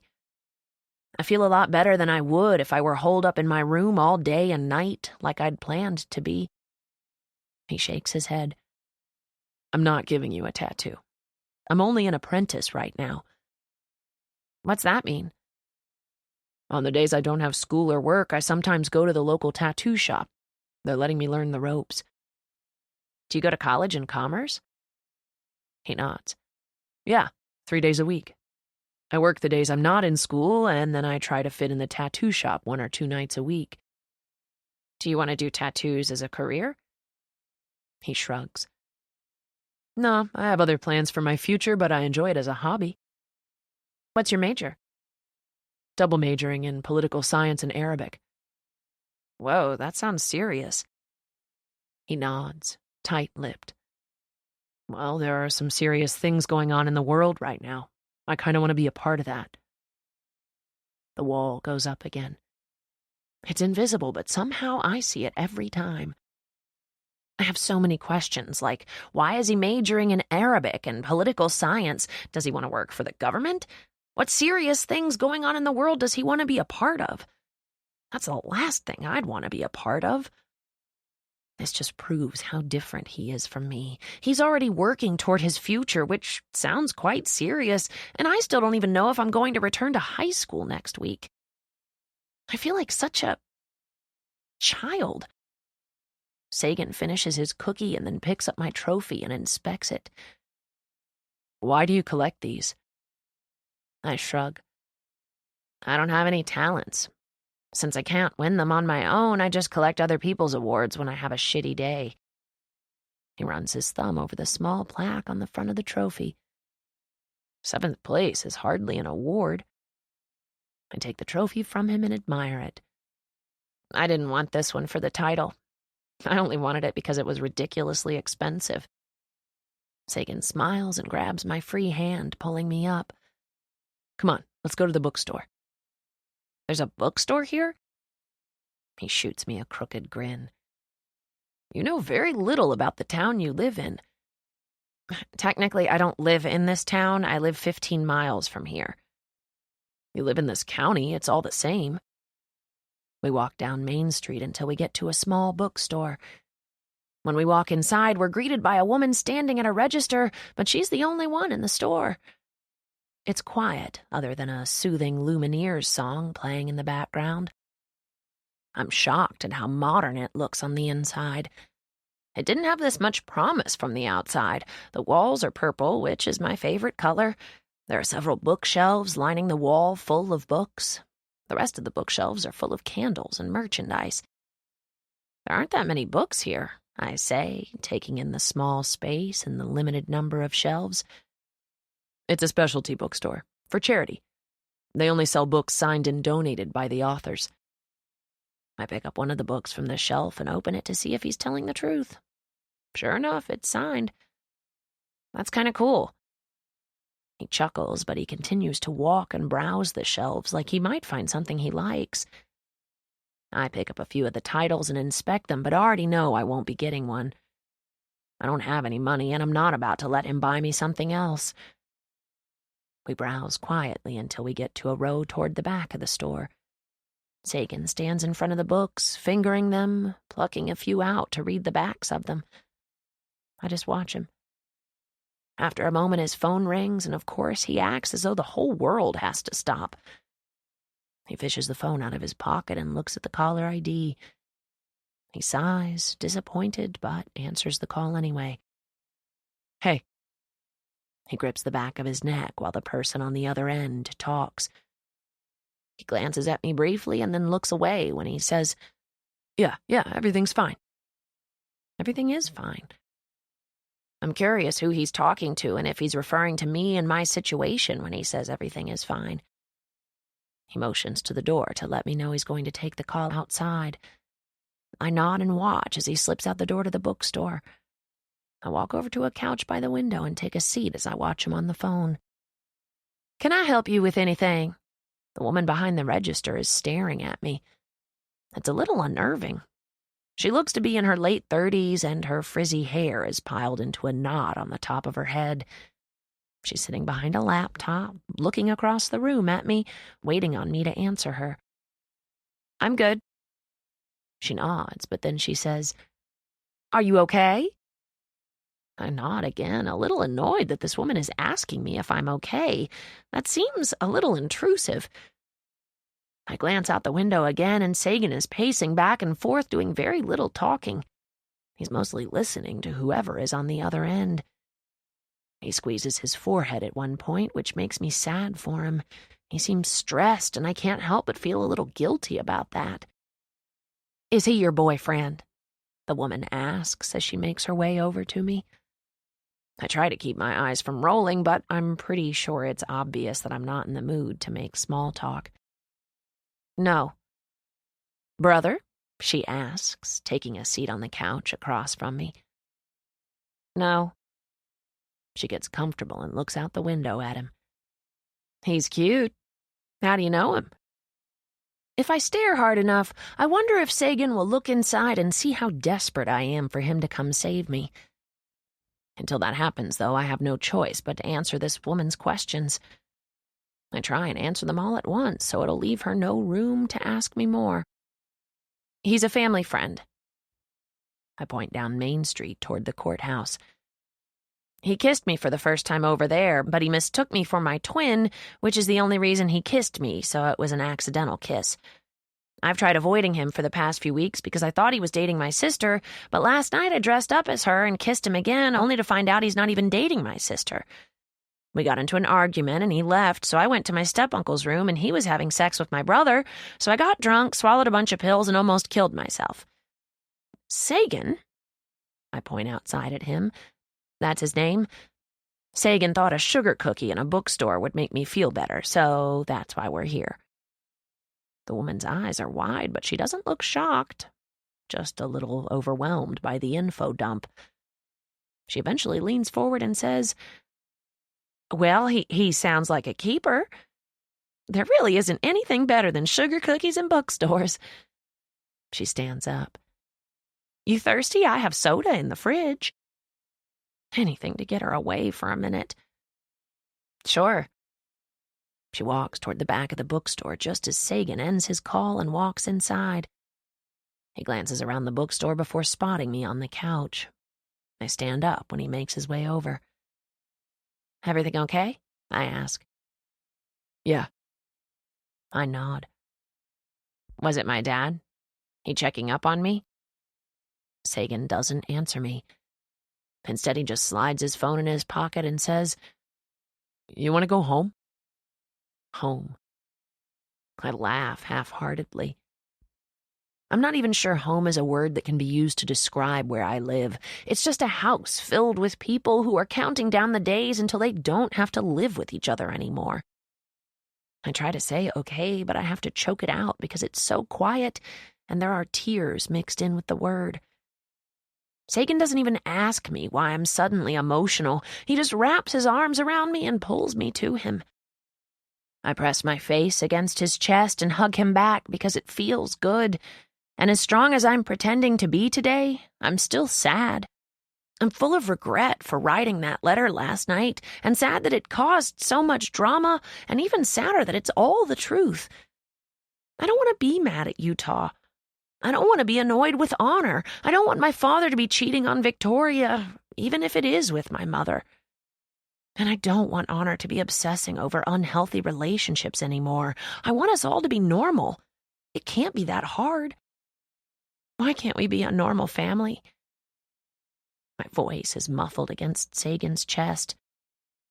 I don't think such a thing exists, Merritt, he says, pulling back to look down at me. Let's go. I can tell by the look in your eyes that you're exhausted. I nod and he wraps an arm around me. We turn to head toward the door, but we both stop suddenly because the lady from the bookstore is standing in our way, uncomfortably close, holding up a soda. Don't forget your Diet Pepsi, she says. Sagan takes a step back and hesitantly reaches out for the can of soda. Thanks? The woman nods and then steps aside to let us pass. Right before we walk out, she says, Don't even think about stealing one of my gnomes. Teenagers are always stealing the gnomes. I glance back at her and give her a reassuring wave. When we get outside, Sagan laughs. That was odd. I don't disagree. But I like odd, so I'll probably come back. Chapter 12. Utah. Are you home? Utah. Mare, I really want to talk to you. I stare at his texts with disdain. He hasn't called me Mare since we were kids. I lock my phone and slide it back into my pocket. I pick up my fork and take another bite of enchiladas. Sagan and I got back right before everyone started to return from school and work. I stayed in my room until dinner was ready. When I came out, no one spoke to me other than my father and Sagan. My father asked how I was feeling. I said fine. Sagan asked me what I wanted to drink. I said fine. I didn't even catch it until I saw him smile and hand me a glass of soda. Now we've been sitting in complete silence and we're halfway through dinner. The tension is so thick I'm not sure I'd be able to speak through it even if I tried. Honor is the first to attempt it. She receives a text shortly after the 2 texts from Utah that went ignored by me. Utah wants to talk to you, Dad, she says, looking down at her phone. Can he come by tonight? My father is patient with his answer. He finishes the bite he just took.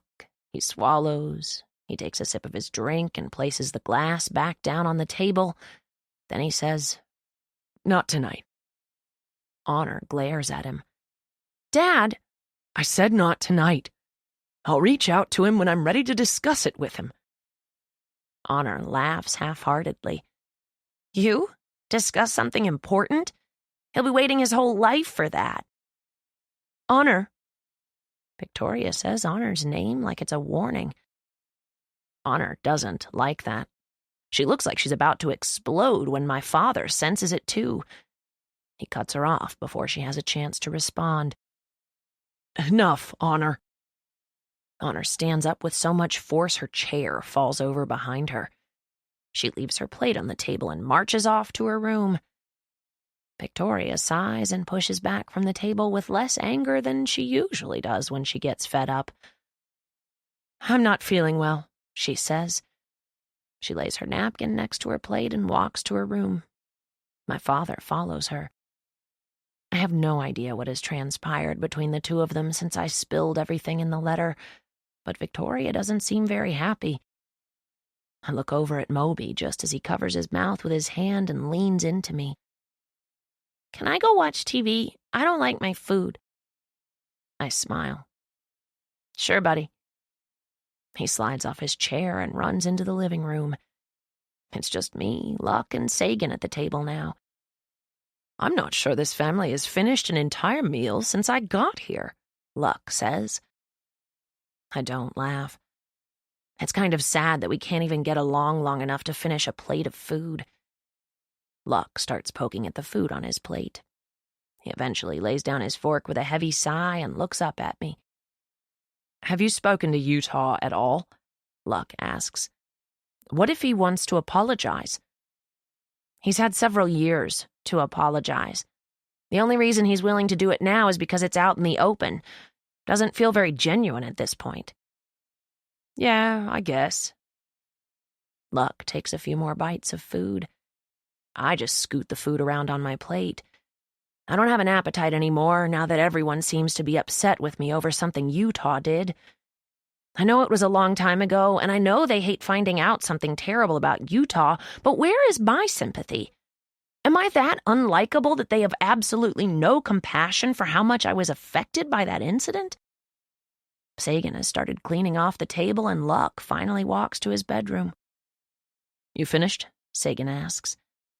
I nod, and he walks my plate to the sink and then returns to the table. I slide my finger down the condensation on my glass. Do you think I'm overreacting? He stares at me a moment and then finally gives me a small shake of his head. Your anger is valid, Merritt.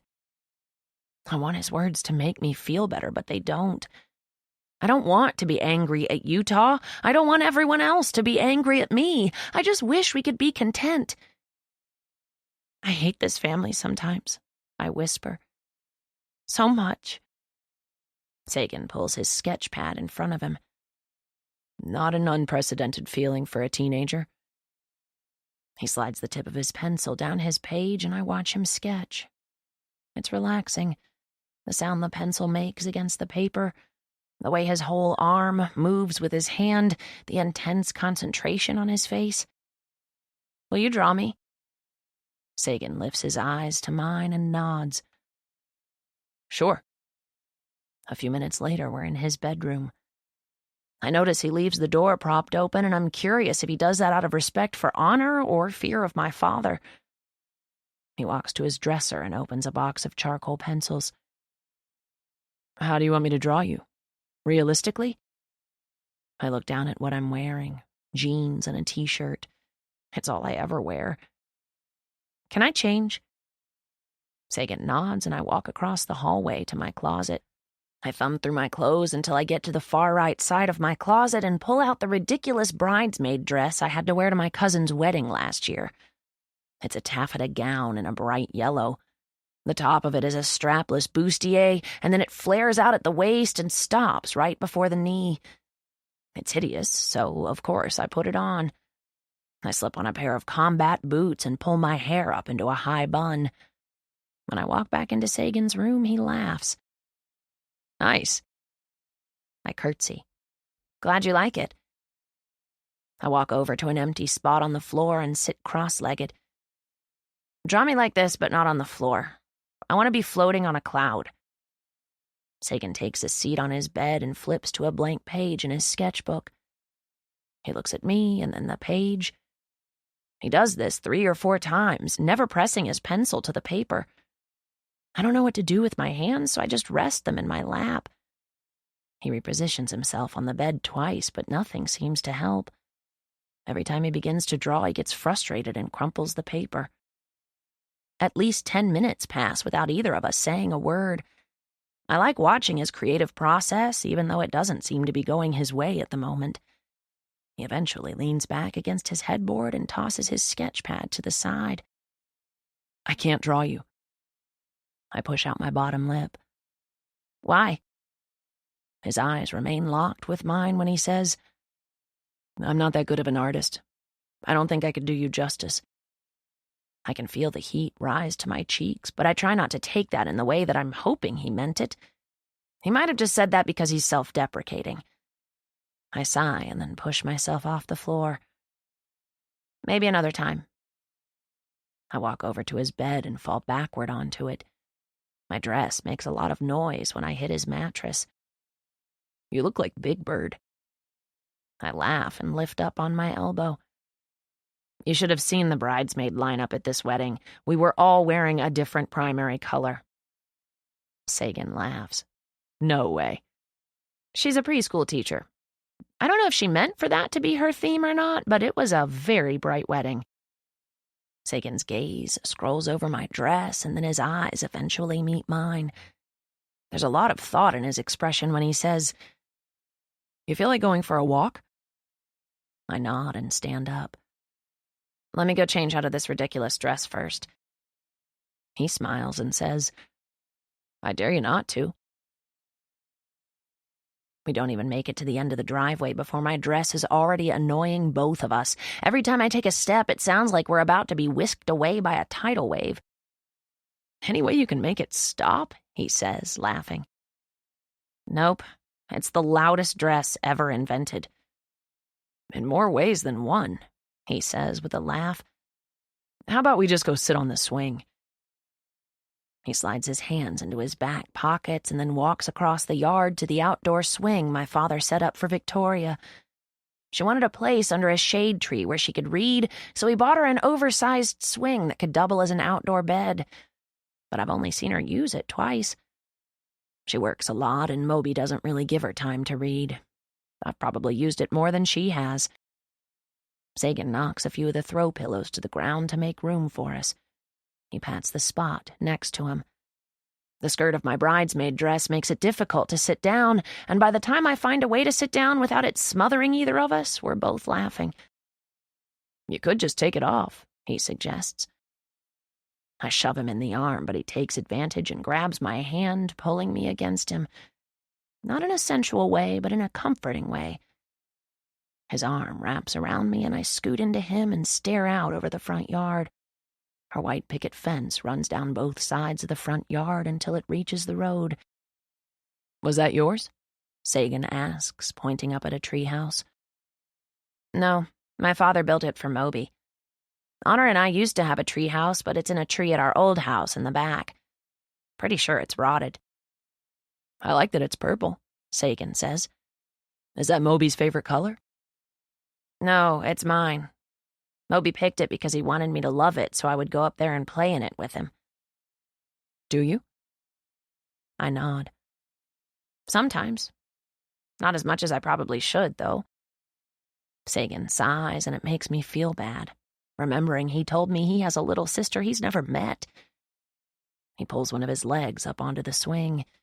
His left arm is resting in his lap, so I touch one of his tattoos and begin to trace it. He really is talented. Each tattoo is so small, but the detail is incredible. You're really talented. Sagan squeezes my shoulder and presses his lips into my hair. It's the sweetest thank you anyone has ever said to me, and he didn't even use words. I look at him, but he's staring out over the front yard. His forehead is wrinkled with worry.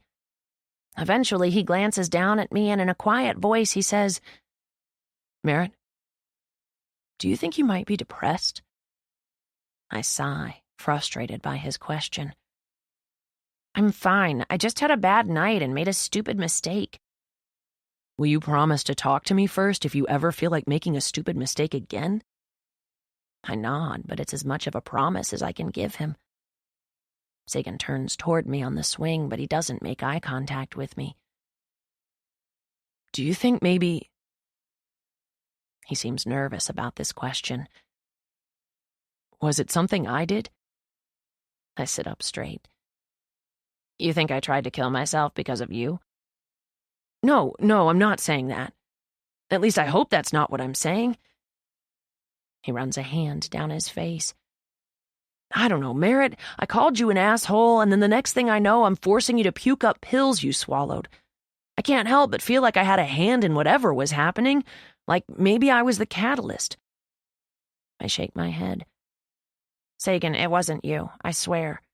It was my stupidity and my family, and everything just sort of snowballed. I close my eyes and slump my shoulders. To be honest, I don't really feel like talking about it. He lifts a hand to my cheek and brushes his thumb across my chin. Okay, he whispers. We won't talk about it right now.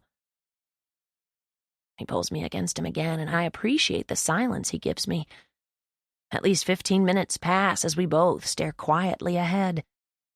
There's a full moon tonight, and it's casting a glow over the yard. Even the white picket fence is glimmering. So many people dream of living in a house with a white picket fence. Little do they know there's no such thing as a perfect family, no matter how white the picket fence is. He laughs. Let's make a pact. Whenever we get our own houses someday, our picket fences won't be white. Hell no, they won't be white. I'd paint mine purple. Just like the treehouse, he says. There's a moment's pause, and then, "Do you have any leftover purple paint?" I glance up at the treehouse and then look back at Sagan. "I think so, in the garage." Neither of us moves for a moment, but then it's like someone shoots us out of the swing at the same time. We're both laughing and running toward the garage in search of purple paint. Luckily, we find 2 cans. Enough to do the front yard fence, at least. We spend the next 2 hours painting. We talk about everything but the most important stuff. Sagan tells me about the apprenticeship he's been doing over at Highwaymen, Inc. I tell him stories from our childhood, back when our family was less screwed up. We talk about ex-girlfriends and ex-boyfriends and favorite movies. By the time the entire right side of the fence is painted, it's after midnight, and my yellow taffeta dress is covered in purple paint splatters. "I don't think I can ever wear this again," I say, looking down at it. "Damn shame," Sagan says. I look at the left side of the fence, the one that hasn't been painted purple yet. "Are we going to do that side too?" Sagan nods, but motions for me to come sit down. "Yeah, but let's take a break first." I sit down next to him, and it's becoming so natural for him to just pull me to him when we're close. It makes me wonder if he's ever going to try to kiss me again.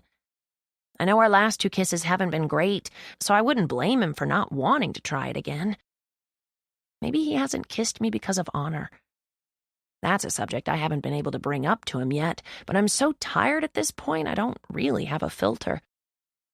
I blow a raspberry with my lips and then sit up and face him, sitting cross-legged on the swing. "I need to ask you a question."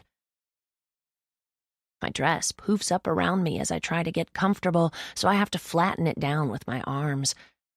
I have so many things on my mind, really, so I pluck one out that's front and center. I force myself to ask the one thing I haven't stopped wondering.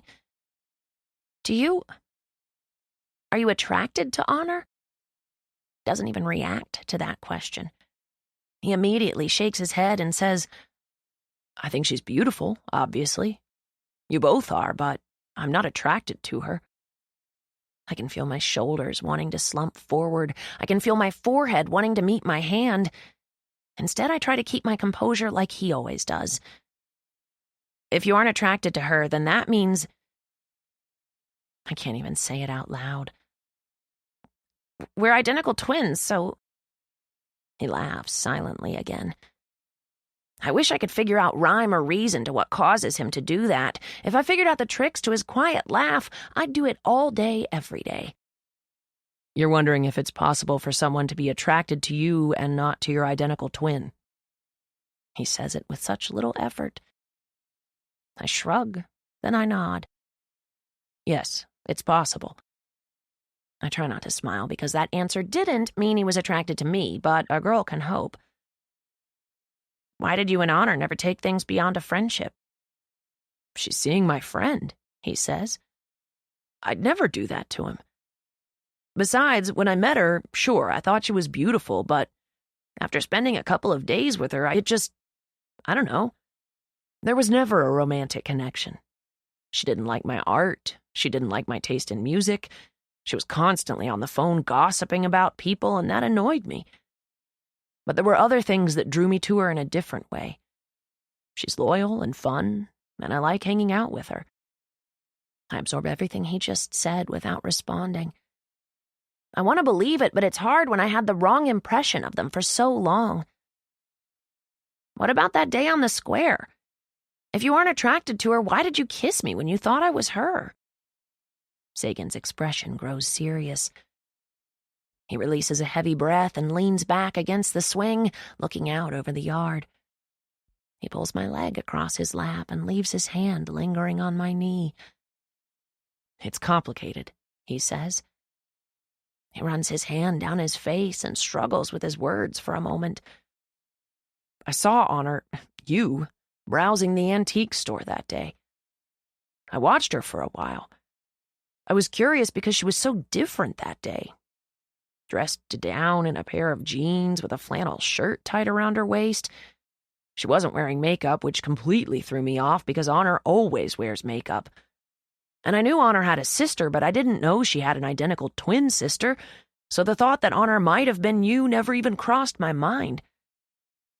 I don't know. It's hard to explain because you're identical, but I was drawn to her that day in a way I had never been drawn to her before. I felt things I'd never felt before when I was around her. I liked how she looked at everything with the curiosity of a child. I liked that she never once pulled her phone out. Honor is always on her phone, and sometimes I just want her to put it away and enjoy the world around her. And I really liked it when she took the blame for that little boy when he broke that antique. And then when I walked up to her outside and looked at her up close, it was like I was seeing her for the first time. And even though I had never kissed her before, and I felt guilty as hell for kissing her, knowing my friend liked her, I couldn't not kiss her that day. Something came over me in that moment, and I couldn't stop myself. His eyes meet mine. But then she called, and I finally put 2 and 2 together, and it made sense why I felt like I'd die if I didn't kiss her when I'd never once felt like that before. I wasn't attracted to Honor. I was attracted to you. My heart couldn't beat any faster if I drank a 5-hour energy and chased it with a Red Bull. Everything he just said is everything I've been wishing were the truth. I fantasized that he saw something different in me that he didn't see in Honor, and now that I'm hearing his version of it, I half expect to wake up from a cruel dream. I wish I could go back to that day and ingrain every moment into my memory, especially the moment he bent down to kiss me and said, "You bury me." I didn't know what it meant then, and I still don't, but I hear those 3 words every time I close my eyes. Why did you say "you bury me" right before you kissed me? Is that something you say to Honor? Sagan looks down at his hand, the one that's caressing my knee, and he smiles.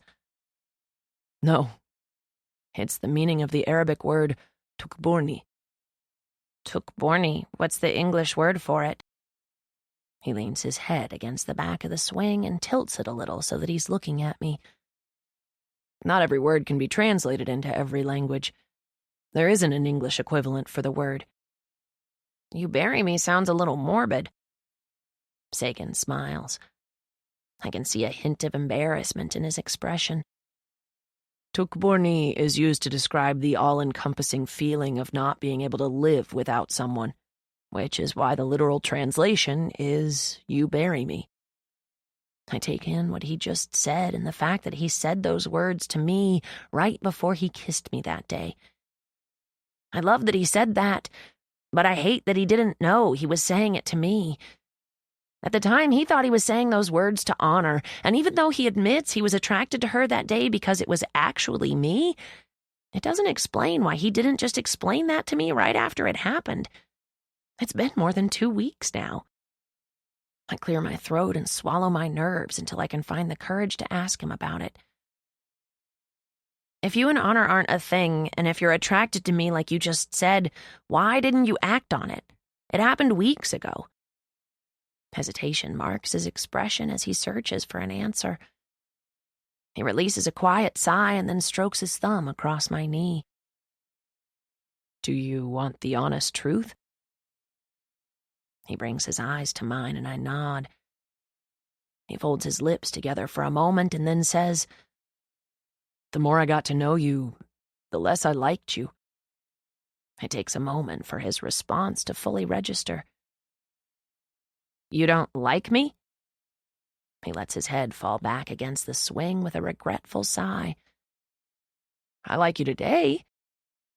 I let out a half-hearted laugh. Oh, well, that's reassuring. You like me today, but you didn't like me yesterday? He looks at me pointedly. I especially didn't like you yesterday. I can't tell if I should be mad. I stare at him a little in shock. I feel like I should be mad, but at the same time, I get it. I didn't like me yesterday either, and I really haven't been myself around him since he started showing up at the house. I'm closed off and rude, and I've barely spoken to him up until the past 24 hours. I have no idea what to say to that, Sagan. I look down at my skirt and start picking at a splatter of dried purple paint. I mean, I know I've been rude to you, but it was self-preservation. I thought you were my sister's boyfriend, and I didn't like how I felt about you. You were the first thing of hers I wanted for myself." Sagan doesn't respond right away. I continue to pick dried paint off my skirt because I'm feeling way too many things to make eye contact with him right now. Merritt. He says my name like it's a plea for me to look at him. I eventually do, and I immediately regret it because everything I see in his expression right now is everything I didn't want to see.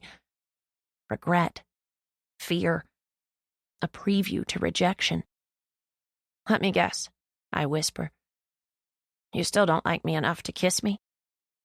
He lifts a hand and touches my cheek. He shakes his head softly and says, "I like you enough to kiss you, believe me. But I just wish you could like yourself as much as I like you." I don't even know what to say to that. Does he think I don't like myself because of what I did last night? I already told you, last night was a drunken mistake. I like myself just fine. Do you? I roll my eyes. Of course I do, I think. So I have moments of unhappiness. What teenager doesn't? Everyone sometimes wishes they were someone else, someone better with a better family. He shakes his head. I've never wished that. I peg him with my stare, silently calling him on his bullshit.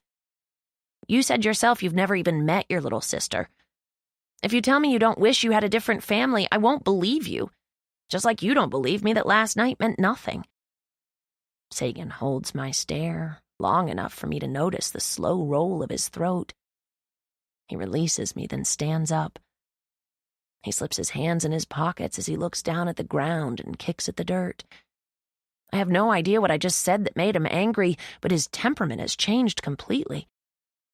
You keep downplaying what happened last night, and to be honest, it's kind of insulting, he says. You don't get to decide what your life means to anyone else.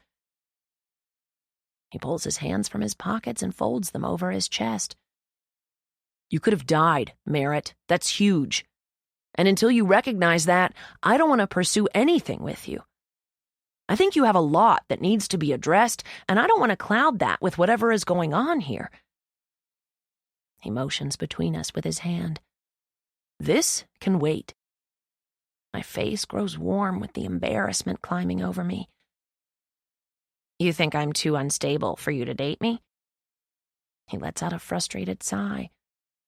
I didn't say that. I just think you need to work on yourself first. Take your father's suggestion and go to therapy. Make sure there's nothing more serious going on. He closes the gap between himself and the swing where I'm sitting. He kneels in front of me, gripping the swing to still it. If I interfere and allow myself to start something up with you, your feelings for me might lead you to believe you're happier than you really are. I can feel my fingers trembling, so I clench them into fists. I'm flabbergasted. He can word it however he wants, but he has the nerve to sit here and tell me he thinks I'm too depressed to date right now? Get over yourself, I mutter. I push off the swing and he stands up to move out of my way. I walk toward the house, but when he calls my name, I start running. My stupid, loud skirt adds a serious level of ridiculousness to my anger. By the time I make it to the house, I slam the door so hard I'm afraid I might have woken Moby. Who does Sagan think he is? He won't pursue me because I might get too happy with him, and that elation could mask my supposed depression? Get over yourself, I say again as I shut my bedroom door. Just because I've been unhappy lately doesn't mean I'm depressed. I unbutton my stupid dress and let it fall to the floor. I barely have a t-shirt over my head when Sagan walks into my bedroom without knocking. I spin and face him, and he closes the door, walking toward me. Apparently, he isn't finished with this conversation like I am. You accuse everyone else in your family of not having the courage to be honest, but the second I'm honest with you, you get mad at me and walk away? I'm not mad because you were honest, Sagan. I'm mad because you arrogantly assume I'll be so happy with you that I'll use my feelings for you as a mask for my apparent depression. I roll my eyes, folding my arms over my chest. You're giving yourself way too much credit. If you tried to kiss me at this point, I'd probably slap you. It's a ridiculous lie, but I'm already embarrassed by how angry I am at this whole conversation. Not everyone likes themselves. That doesn't mean I'm suicidal or depressed or unable to differentiate feelings for a guy with feelings for my life. Sagan looks at me apologetically, like my frustration actually means anything to him. He slides his hands in his pockets and stares at the floor for a moment. When he looks up at me, he does it slowly, starting at my feet, trailing up my bare legs. I can see the roll of his throat when his gaze meets the hem of my t-shirt, then crawls up my body until he's looking me in the eye. He doesn't even have to speak for me to know what he's thinking. He's looking at me like maybe I'm right. Maybe a kiss wouldn't interfere. Maybe it would bring us both relief. I quietly inhale because that one look makes it feel like I just sank to the bottom of his heart and there isn't a single air pocket to keep me alive. He could probably open his mouth and call me an asshole again, and I'd still want to kiss the lips the insult came from. I can't even remember what we were arguing about because my head is swimming. Apparently, neither can he because he stalks toward me and grabs hold of me, one arm around my waist, one splayed out against the side of my neck. I tilt my face up to his, hoping he's about to realize how wrong he was so he can just kiss me. I want it hard and frantic and fast, but he's painfully slow as he draws closer. He lets out a quiet sigh and his mouth is so close to mine, I steal his sigh with a gasp. And then his lips finally connect with mine. It's both unexpected and overdue. I moan with relief against his kiss and immediately reciprocate. As soon as our tongues collide, it becomes so frantic, I lose my way around him.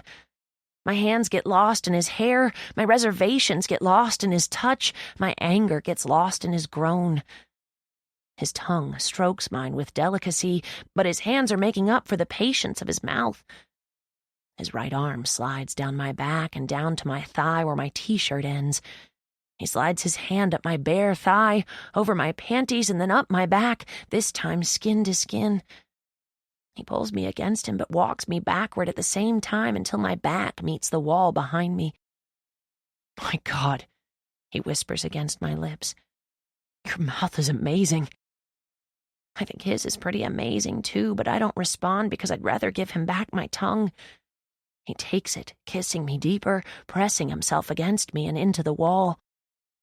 This kiss is everything I thought it would be and more. I'm amazed at how healing his mouth is. As soon as he pressed it against mine, it's like all the stress that's been swimming around in my head disappeared. All the angst, the frustration, the anger, it subsides with every stroke of his tongue. This is exactly what I needed. His hand is now sliding around to my waist, but before he goes any higher, he pauses to catch his breath. I gasp when I have air again, clasping my arms around him, trying to stop the room from spinning. I let my head fall back against the wall. Sagan drags his lips across my cheek and then kisses me on the mouth, soft and gentle, before pulling back to look down at me. He runs a hand down my hair, stopping at the nape of my neck. "That was fucking dazing," he whispers. I merely smile because he summed it up perfectly with a phrase I'm not sure I've ever used. Fucking dazing. He kisses the corner of my mouth and then brushes his nose across my cheek. He pulls back, gently taking my face in both hands. With a small smile that completely melts me, he says, "It's incredible how much better a kiss can make you feel, right?" I nod. So incredible. His thumb brushes my cheek, and then his satisfied grin falls into a pointed stare. "That's exactly why I won't do it again, Merritt. You need to fall in love with yourself first." He watches me for a moment, his eyes searching mine. I have no reaction. I'm too shocked to move or to hurt. Did he seriously only kiss me to prove his point? What? I'm flat against the wall, unable to move. When I say nothing in return, he releases me and calmly walks out of my room. I'm too shocked to cry, too angry to run after him, too embarrassed to acknowledge that part of what he's saying might actually have some truth in it. That kiss took away everything I've been feeling and replaced it with a momentary sense of euphoria. I'd give anything to have that feeling back, which is exactly what Sagan was trying to tell me. My feelings for him will cloud all the other stuff that's going on in my head. Just because I finally understand what he's trying to say doesn't mean I'm over my anger. If anything, I'm even more pissed at him. Chapter 13. Merritt? I reluctantly open my eyes, and Luck is standing in the doorway of my bedroom. I try to process what time it is, what day it is. Can I come in? It's afternoon, I think. I nod and sit up. Yeah, I didn't mean to fall asleep. What time is it? Almost time for dinner.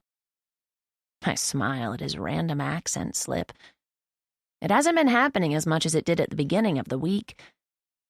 He pulls my blanket over his lap and leans back against my headboard. You've had a busy couple of days, he says. You probably needed a nap.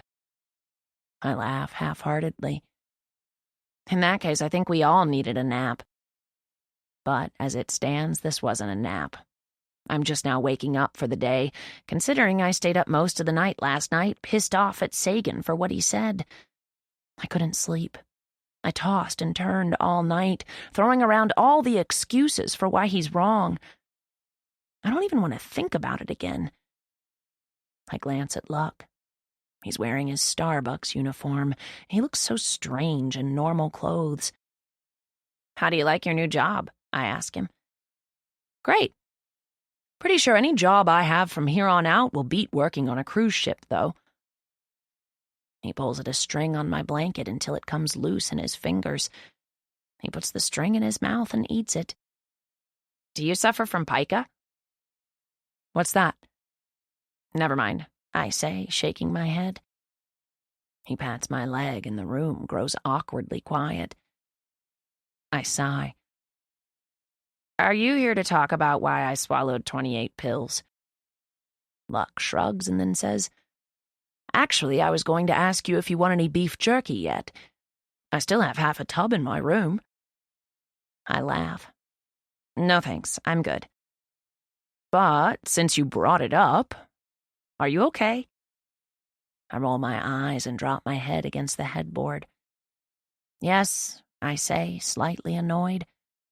Not annoyed that he's checking on me, but annoyed that my behavior this week is embarrassing and I just want to forget it, but I have a feeling no one is going to allow that, especially my father and Sagan. Why'd you do it? I shake my head.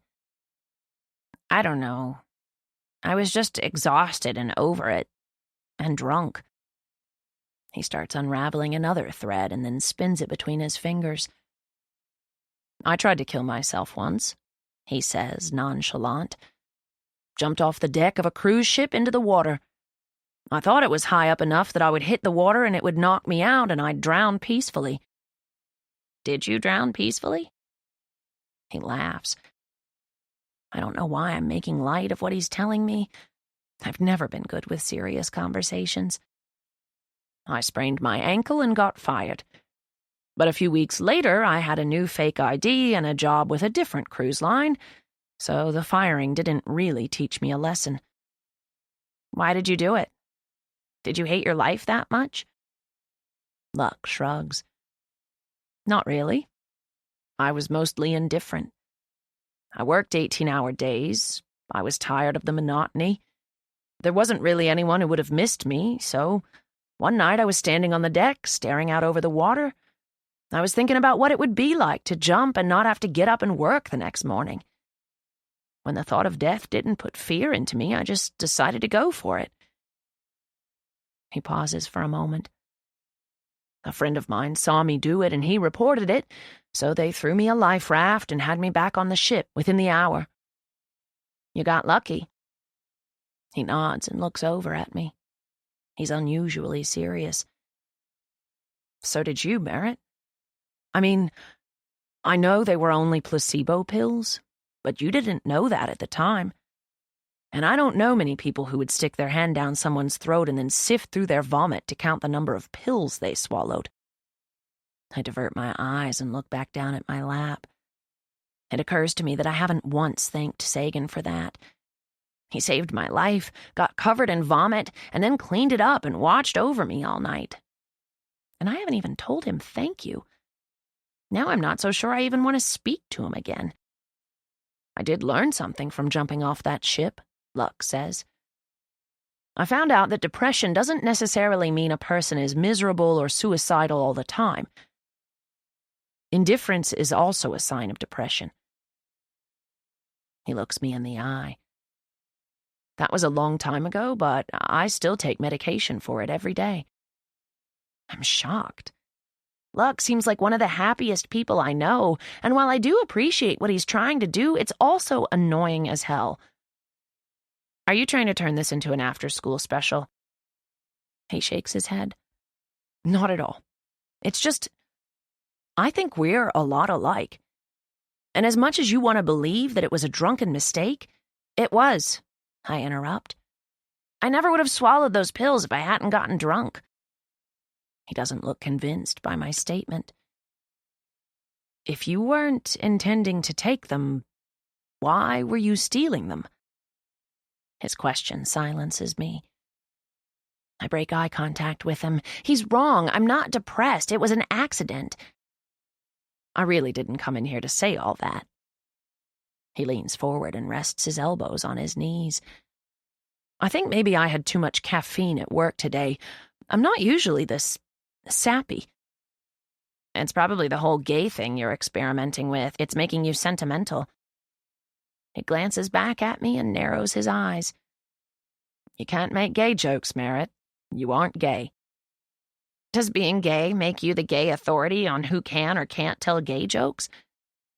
I'm not gay either, he says. Could have fooled me, I laugh. If you don't think you're gay, you're sexually confused.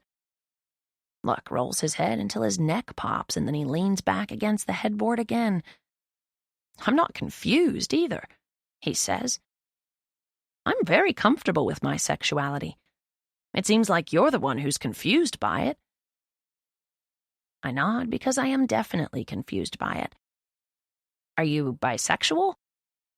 Luck laughs. Labels were invented for people like you who can't grasp a reality outside of a defined gender role. I like what I like. Sometimes I like women, sometimes I like men. A few times I've liked girls who used to be guys. Once I liked a guy who used to be a girl. He pauses. I liked him a lot, actually. But that's an after-school special for another day. I laugh. I think I might be more sheltered than I thought. I think you might be, too. Not just from the outside world, but you might even be sheltered from what's going on inside your own house. How did you not know Utah was gay? Have you not seen his wardrobe? Who's making gay jokes now? I say, shoving his shoulder. That's such a terrible stereotype, and I didn't know he was gay because no one tells me anything around here. In all fairness, Merritt, I've lived here less than a week, and I can already tell you live in your own version of reality. He stands up before I can shove him again. I need to go shower. I smell like coffee beans. Speaking of showers, I could probably use one. A few minutes later, I'm in the bathroom trying to gather all the stuff I need to shower, but I still can't find a damn razor. I look in all the drawers, in the shower, under the sink.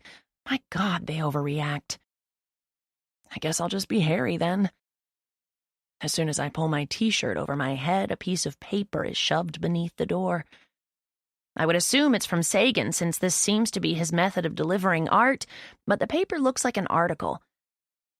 I bend to pick it up when Luck speaks to me from the other side of the door. Just read it. You can trash it if you want, but I wouldn't have a clear conscience if I didn't give it to you.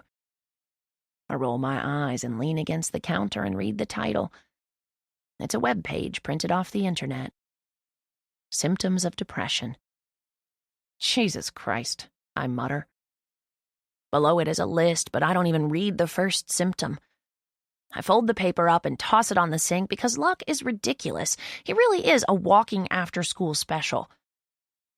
After I shower and change, I open the door to the bathroom. Before I walk out, I grab the paper and walk to my bedroom with it so no one sees it lying on the bathroom counter. I sit down on my bed and begin to open it, curious as to what symptoms Luck has if he's been diagnosed with depression. When I examine the list, there are empty boxes next to each symptom waiting to be checked off. It's a quiz. This might actually be what I need to prove to Sagan and Luck that I'm not clinically depressed. I grab a pen and start with the first one. Do you ever feel sad, empty, or anxious? Okay, that's a stupid question. Check. What teenager doesn't? Do you ever feel hopeless? Again, check. That should just say, are you a teenager? Are you irritable? Yeah. Check, but anyone in this household would be. Do you have less interest in activities or school? Okay, you got me there, Luck. Check. Do you feel less energetic than usual? If less energetic means sleeping at random hours of the day and night and sometimes not at all, then yeah, check. My heart starts to beat faster, but I refuse to take this list too seriously. It came from the internet. Do you have trouble concentrating? I've made it through this list, so I can answer no to this one. I don't check the box, but before I move on to the next question, I start to think about this question a little more. I haven't been able to focus on my crossword puzzles like I usually do, and one of the reasons I stopped going to school is because I was getting so antsy in class it was hard to pay attention. I draw a check mark, but make it lighter than the rest. I'll count it as a no if I need to. Have you noticed changes in your sleep patterns? Well, I didn't used to sleep all day. Check. But I think that's just a side effect of skipping school. Have you had a change in appetite? If I have, I haven't noticed it. Finally, one I'm not checking, or... Wait. I've been skipping meals lately, but that could also be a side effect of skipping school. Do you ever feel indifferent? Check. Have you cried more than usual? Check. Have you ever had thoughts of suicide? Does just once or twice count? Check. Have you ever attempted suicide? Check. I stare at the list with a knot in my stomach. My hands are trembling as I look over the list and realize I've checked off every single box. Fuck this stupid list. It's no different from any other online symptom checklist that leads people to falsely believe they're suffering from some terrible disease. Have a headache? You must have a brain tumor. Have chest pains? You're having a heart attack. Trouble sleeping? You're depressed. I crumple it up into a ball and chuck it across the room. 5 minutes pass as I stare motionless at the wad of paper on the floor. I eventually force myself to snap out of it. I'll go check on Wolfgang. At least he won't torture me with conversation or questions. You want to help me feed Wolfgang? I ask Moby as I make my way through the living room. He's sitting on the couch watching cartoons, but he jumps off the couch and beats me to the back door. Is he mean? No, not at all. I fill the pitcher up with dog food and open the back door. Daddy said he's mean, Moby says. He called him a bastard. I laugh and follow him down the steps. I don't know why it's so cute when kids cuss. I'll probably be that mother who encourages her kids to say things like shit and damn it. When we make it to the doghouse, Wolfgang isn't inside it. Where is he? Moby asks. I look around the yard. I don't know. I walk around the doghouse, yelling his name. Moby spins in a circle with me as we scan the dark yard for him. Let me go turn on the back porch light.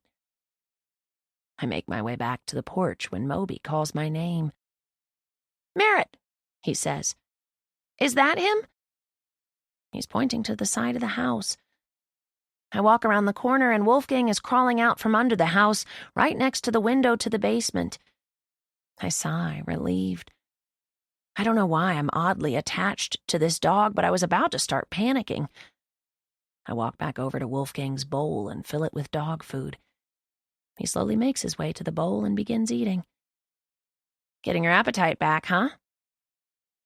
I pet him between the ears, and Moby reaches out and does the same. Guess that means he's not depressed. How's he doing? I spin around to find Sagan making his way over to us. He's acting so casual, like nothing even happened last night. Two can play at that game. He looks a little better. Sagan kneels down next to me and runs his hand across Wolfgang's stomach. Yeah, he does seem a little better. He moves his hand to pet Wolfgang on the head, and his fingers brush against mine. It sends chills up my arm, and I'm so glad it's almost dark.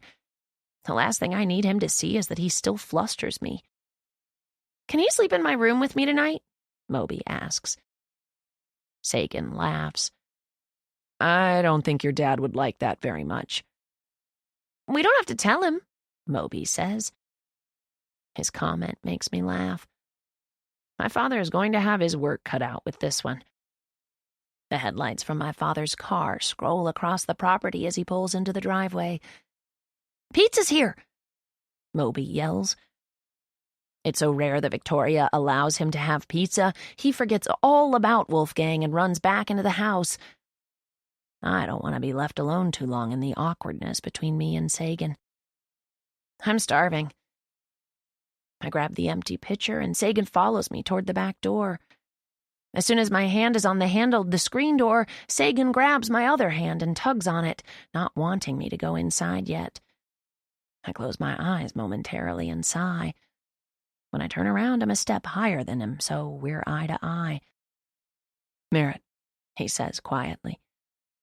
I'm sorry about last night. I was up all night thinking about it. He sounds sincere. I open my mouth, but then I clamp it shut again because I lost his attention to the ring of his phone.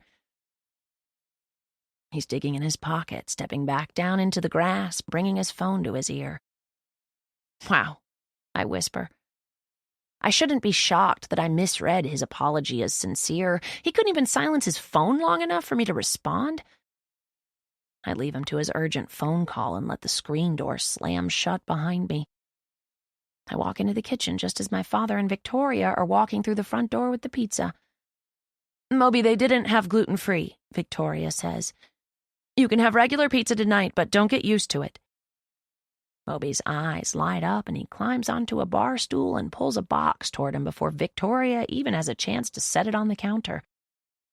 That's not how being gluten intolerant works, I say to Victoria. You can either have it or you can't. Luck covers my mouth with his hand. Merritt, let the mother allow her child some gluten tonight. I pull my head away from Luck's hand and mutter, I'm just making a point. Honor is next to me pulling a stack of paper plates out of the cabinet when Sagan walks into the kitchen. You need any help? He asks her. She shakes her head. Nope. That wasn't a friendly nope. I'm curious if she's mad at him too. He scoots around her and grabs some cups. Moments later, we're all seated at the table, sans Utah. Honestly, it's strange not having him here. I can't help but wonder where he is right now and where he spent the last 2 nights, or how long my father is going to be mad at him before he allows him to come back here. Honor is staring at the empty spot where Utah usually eats. It wasn't enough that you kicked him out, you went and got rid of his chair, too? My father glances at the empty spot. The chair broke, he says, failing to mention that he's the one who broke it when he smashed it against the wall. The next few minutes are quiet, even from Moby. I think he can sense that things have been a little off lately. I watch Victoria for a moment, wondering how she's still here, sitting at this table with my father 2 nights in a row, knowing what he's been doing behind her back. Did anyone take pizza down to your mother? My father asks. I shake my head. I won't be doing that anymore. If she wants to eat, she can come up and make her own plate. My father narrows his eyes at me like the dinner table is no place for honesty. Why don't you take her some pizza, Dad? Honor says with a hint of condescension in her voice. I'm sure she'd love to see you. And this is where Victoria draws the line, I guess. She doesn't even yell this time. She just drops her pizza on her plate and pushes back her chair. The screech it makes against the floor is deafening. No one says anything until her bedroom door slams shut.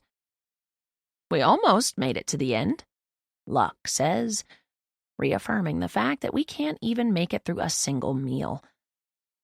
That's when my father drops his pizza onto his plate with the same frustration Victoria did.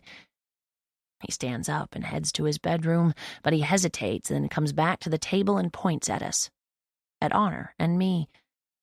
He opens his mouth to lecture us, but nothing comes out, just fumes of frustration.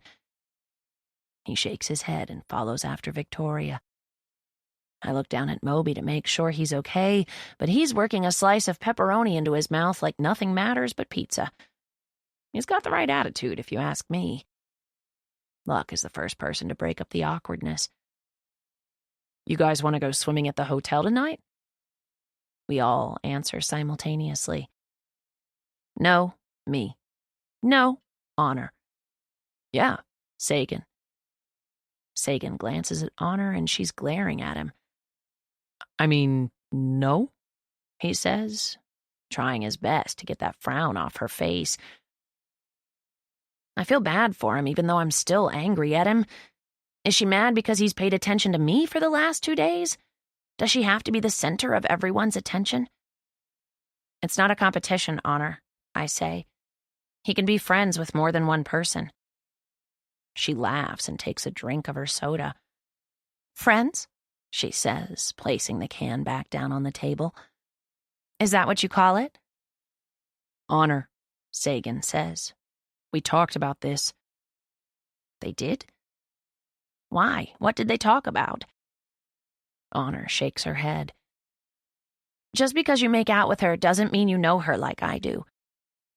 I can feel my anger smash against my chest with nowhere to go but out. I want to scream at her, but I try to keep my composure in front of Moby.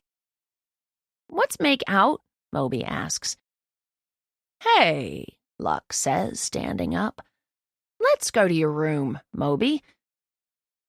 Thankfully, he grabs Moby's hand and pulls him out of the kitchen, but not before Moby grabs his plate and takes it with him. Honor is still staring at me from across the table. Where is all this hostility coming from? I ask, frustrated. I assumed you'd be a little more sympathetic. Oh, please, she says, scooting her chair back. She stands up. If it was the truth, you would have said something when it happened. Why would Utah do something like that to you and not to me? My jaw is tight and my teeth are grinding together as I hold back everything I want to say to her right now. I can't believe you're taking Utah's side right now. You're calling him out when you admitted to the whole family that you tried to lose your virginity to our uncle. Stop, Sagan says, standing up. His chair falls back and crashes against the floor. Both of you, just stop it.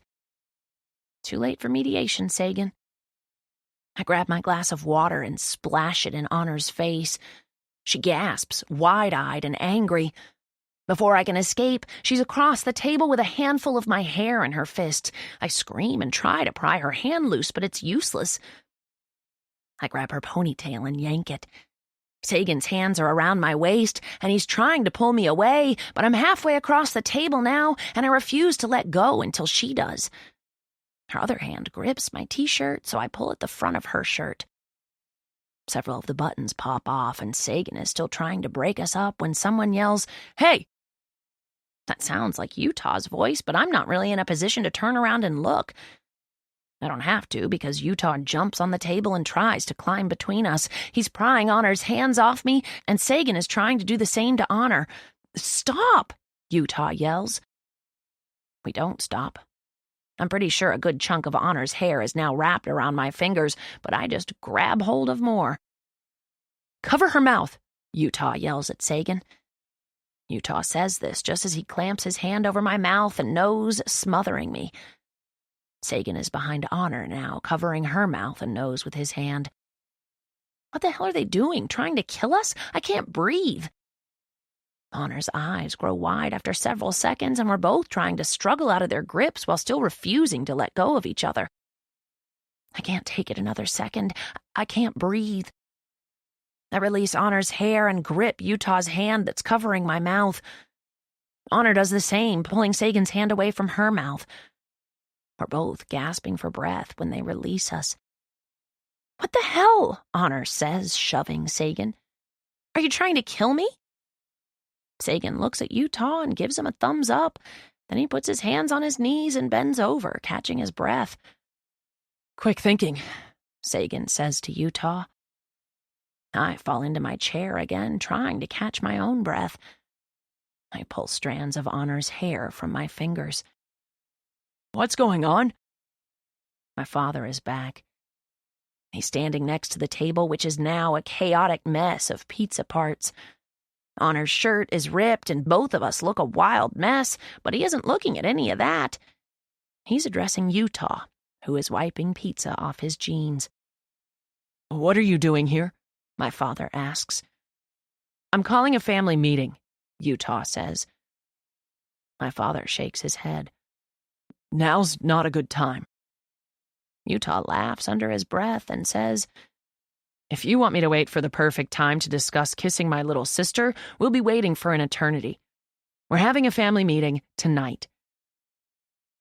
Utah walks past my father and heads toward his bedroom. He slams the door so hard I jump in my seat.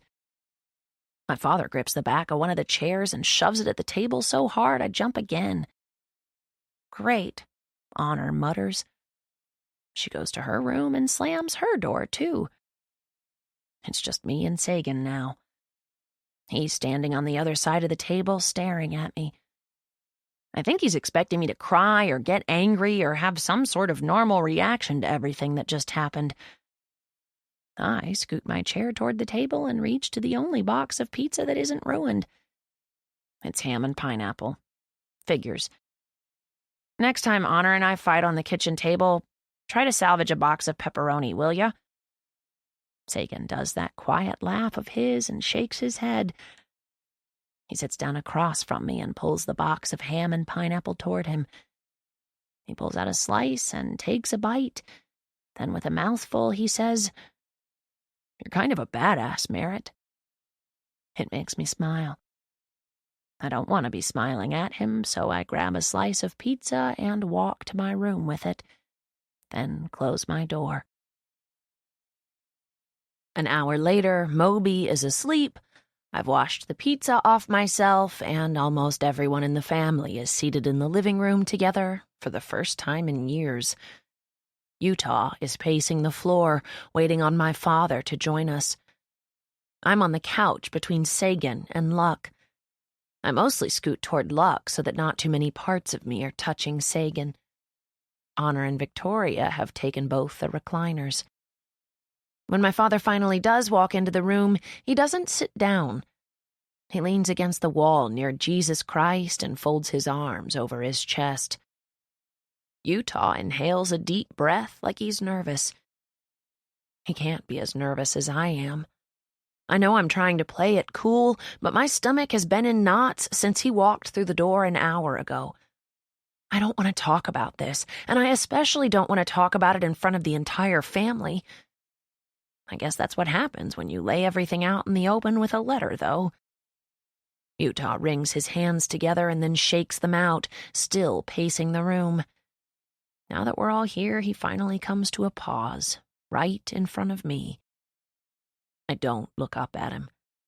I just want him to hurry up and say his lame apology so we can all move on and continue to pretend that it didn't happen. I feel like I owe everyone an explanation, he says. He begins pacing again, but I stare at my hands clasped in front of me. I still have black nail polish on my thumbnails left over from last month, so I pick at it. I was 13, he says. Merritt was 12, and it's true. Everything she said. But that's not who I am. I was a kid, and it was stupid, and I've regretted doing it since the moment it happened. Then why did you do it? I snap.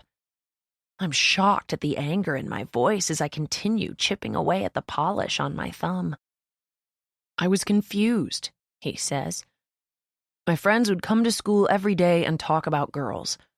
We were all hitting puberty and our hormones were crazy, but I didn't care about the girls. All I could think about were the boys. I thought something was wrong with me. He pauses in front of me again, and I know he's looking down at me, wanting me to make eye contact with him. I can't. He eventually begins pacing again. I thought maybe if I kissed a girl, it would fix me, but I was a kid, and I didn't know the first thing about kissing or girls. All I knew was that there was one person I wanted to kiss, and according to society, I wasn't supposed to want to kiss Logan. I finally lift my eyes to watch Utah speak for a moment. He isn't looking at me. He's still pacing. I had written Logan a letter that day telling him I liked him.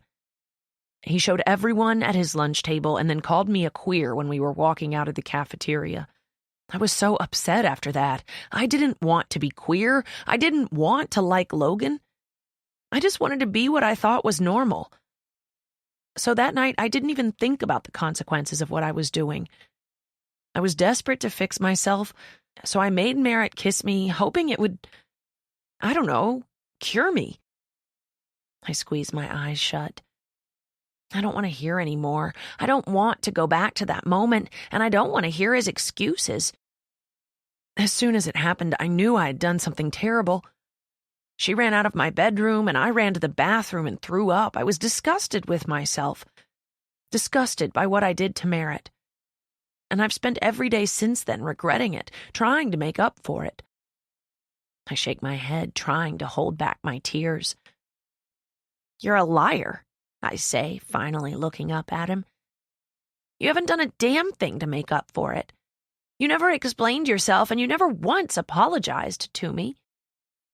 Tears have made an appearance, so I swipe at them angrily.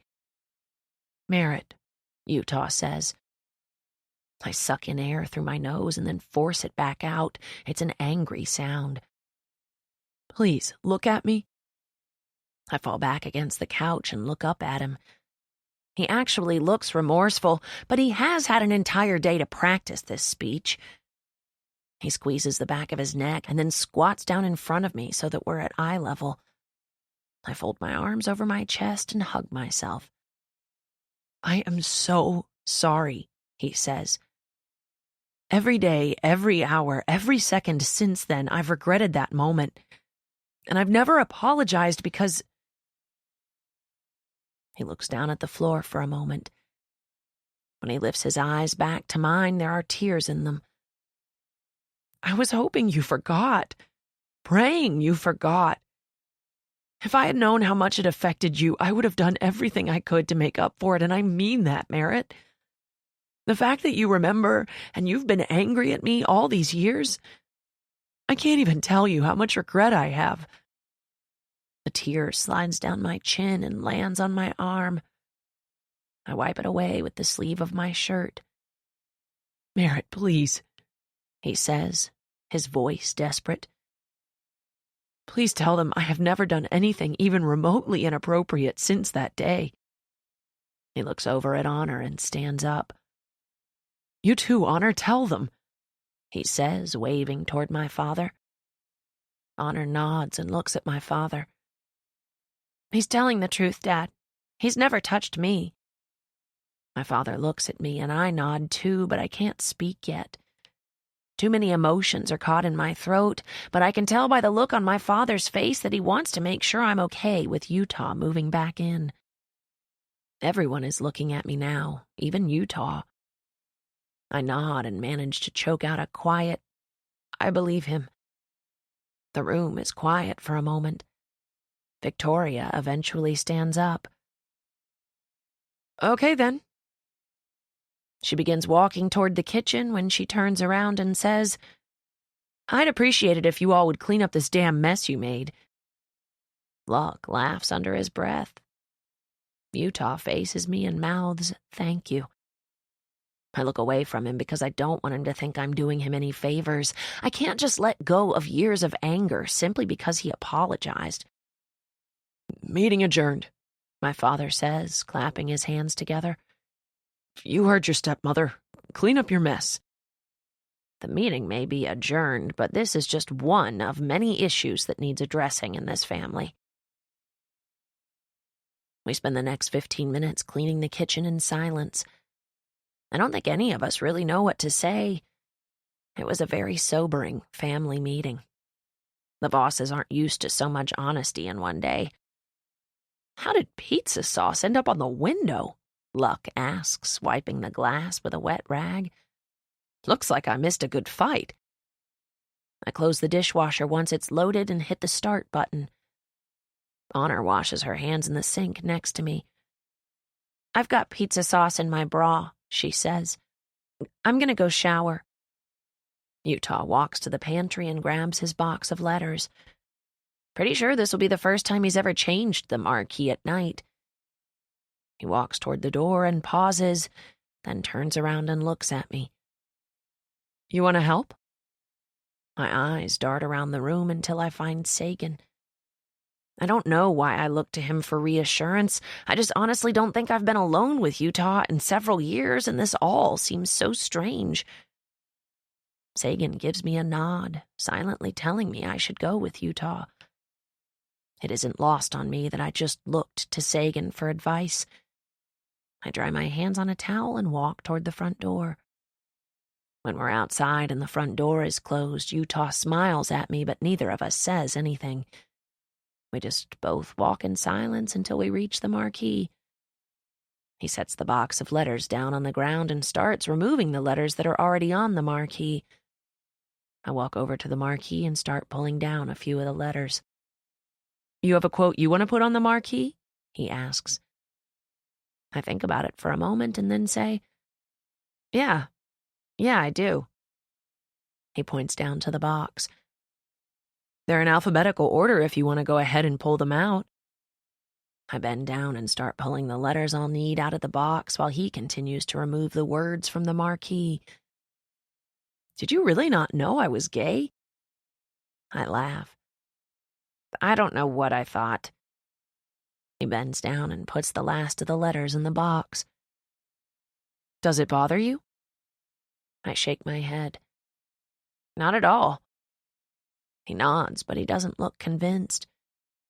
And then I remember that he's probably still thinking about the letter I wrote and all the hateful things I said to him. Utah, I'm serious. I don't care that you're gay. I know I said some mean things in that letter, but I was upset. I really am sorry for that. We were kids, I know that. I've just spent years building up a lot of animosity towards you. I pull out the last letter and place it on the ground. When I stand up, Utah stands up too. He holds eye contact with me for a moment, and then he says, I'm sorry too. Really, Merritt. I mean it. The sincerity in his voice makes me feel things, and my God, I'm so sick of crying. But I do it anyway. Stupid tears start running down my cheeks, but I can't help it. I've needed to hear him say that for so long. Utah reaches for my hand and pulls me into a tight hug.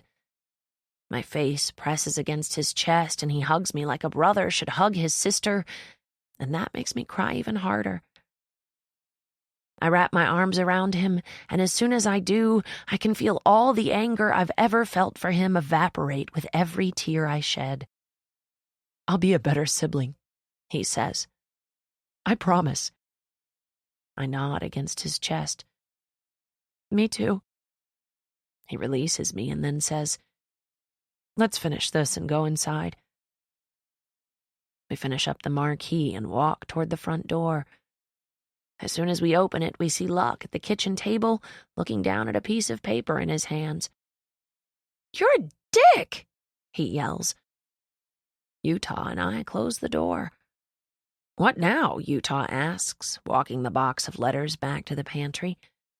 Sagan is seated across from Luck, who looks extremely pissed off. I don't look like this. Sagan laughs. Don't ask me to draw you if you're going to argue with me about how I perceive you. Luck pushes back his chair and tosses the sketch at Sagan. If this is how you see me, you suck as an artist. He walks to the refrigerator and Sagan is laughing quietly. I walk over to him and grab the sketch that pissed off Luck. I flip it over and immediately start to laugh. Let me see, Utah says. I hand him the sketch of Luck and Utah bursts out in laughter. Wow, He says, handing the sketch back to Sagan. You holding a grudge or something? Sagan grins and slips the sketch into the back of his sketchbook. Actually, let me keep that, Utah says. For blackmail. Luck walks around the bar and tries to snatch it from Utah, but Utah holds it up in the air. Luck tries to grab it again, but Utah runs down the hallway with Luck close on his heels. I like the marquee, Sagan says, pulling my attention back to him. I glance out the window at the quote I had Utah put up. Not every mistake deserves a consequence. Sometimes the only thing it deserves is forgiveness. I shrug. I heard it from some guy. It's hard for me to look at him right now because so much of me still likes so much of him, and for some reason the way he's looking at me right now is the hardest to accept. Like he's proud of me. Luckily, he gets one of his urgent phone calls again. At least this time he holds up a finger and says, 1 second, while pulling out his phone. I don't give him his second. I just give him privacy as I make my way to my room. I've had enough for one day, and even though I slept through most of it, I'm already ready to sleep through the rest of it. When I get to my room, I realize just how literal Sagan was being when he said 1 second. He's knocking on my door almost immediately after I close it. When I open it, he's sliding his phone back into his pocket. I don't ask him why he's at my door or what he wants to talk about. I just start with the question that's been bothering me the most. Why do you get so many phone calls? He's always answering his phone, no matter what he's in the middle of. It's actually kind of rude.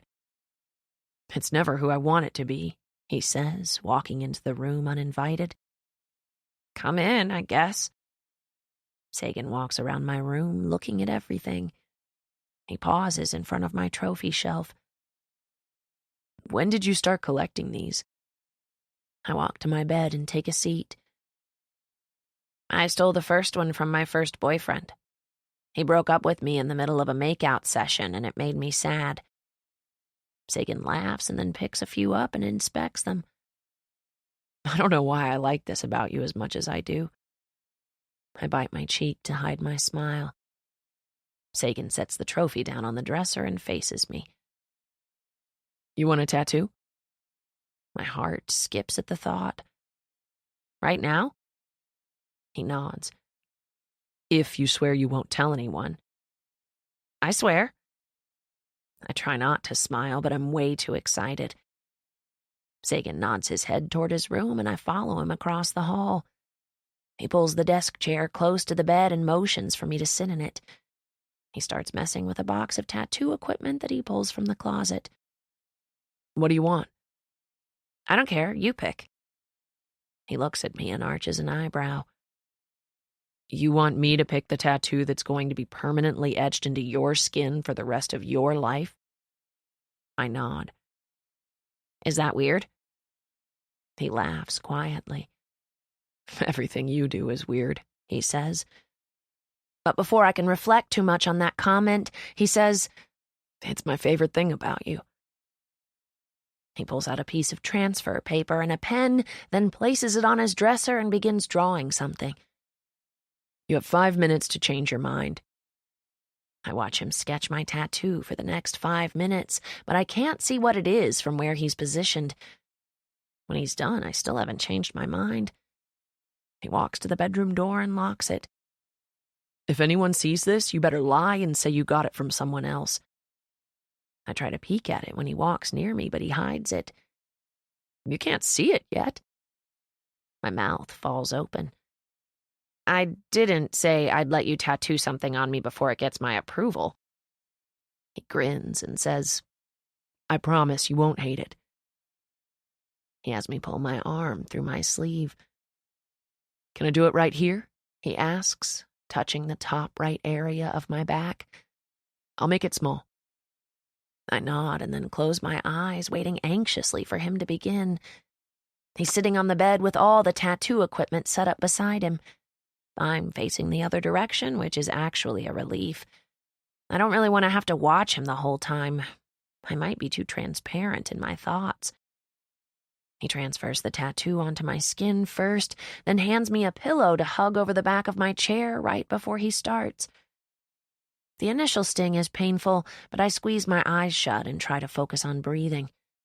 It's actually not as painful as I thought it would be, but it certainly doesn't feel good.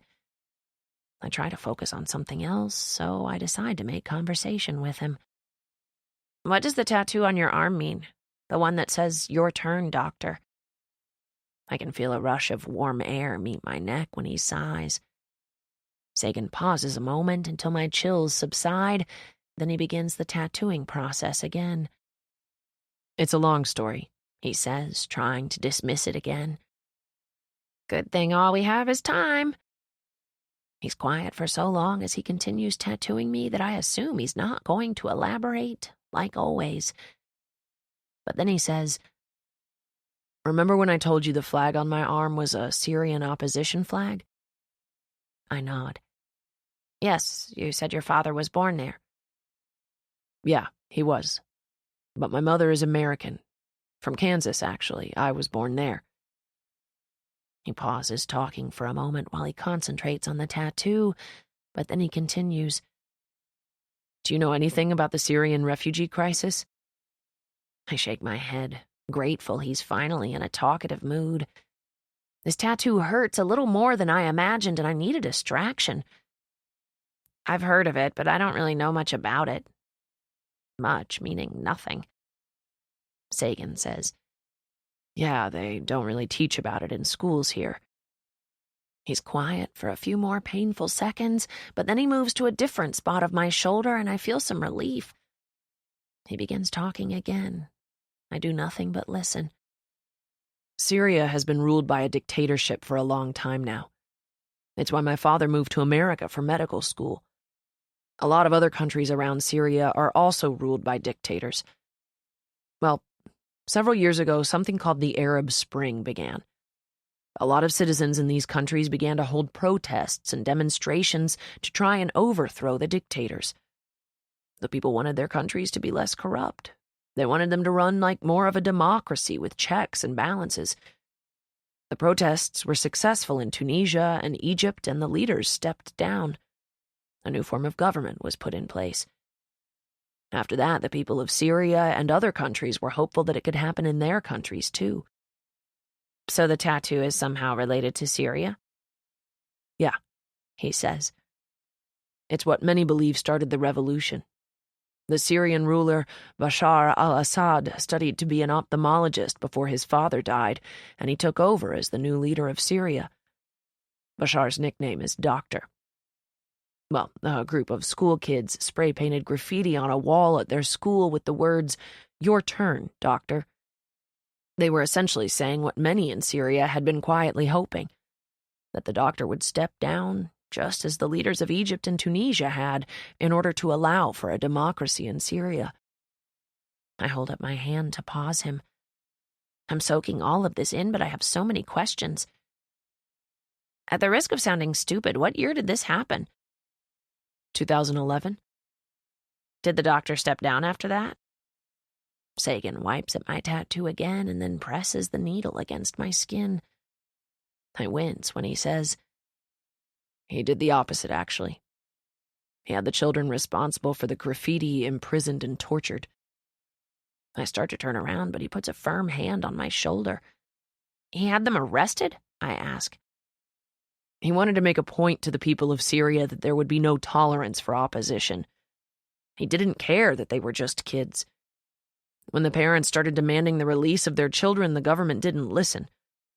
In fact, one of the officers in command said to the parents of the children, "Forget your children, just make more children. And if you don't know how to make more, I'll send someone to show you." "Oh my God," I whisper. "I didn't say it would be a good story," he says, continuing. Once the doctor imprisoned the kids involved, people in the city of Daraa took to the streets. Protests and demonstrations started happening, but instead of being met with compromise, the government used deadly force against them. A lot of people died. This sparked nationwide protests. People demanded the doctor step down, but he refused, and instead he used military force to crack down even harder on the protesters. The violence escalated and soon turned into a civil war, which is now why there's a refugee crisis.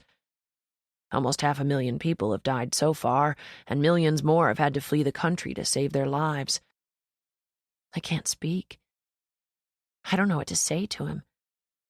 I can't reassure him because there isn't anything reassuring about that story. And honestly, I'm embarrassed. I didn't know any of that. I see the headlines online and in the paper, but I never understand any of it. It's never directly affected me, so I've never thought to even look into it. He stopped tattooing, but I don't know if he's finished, so I don't move. We moved to Syria when I was 10, he says, his voice quieter. My father is a surgeon, and he and my mother opened a medical clinic there. But after living there for a year, when things started to get bad, my parents sent me back here to live with my grandparents until my father could get his visa to return home. My mother was due to give birth to my little sister, so she couldn't fly at the time. They told me it would just be 3 months, but right before they were due to fly home, his voice trails off.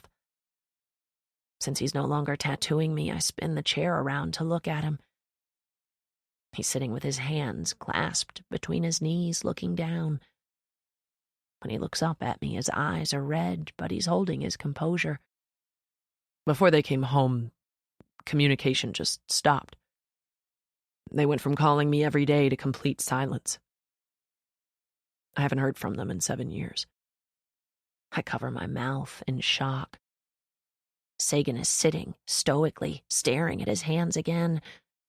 Both of my hands are pressed against my mouth in disbelief. I can't believe this is his life.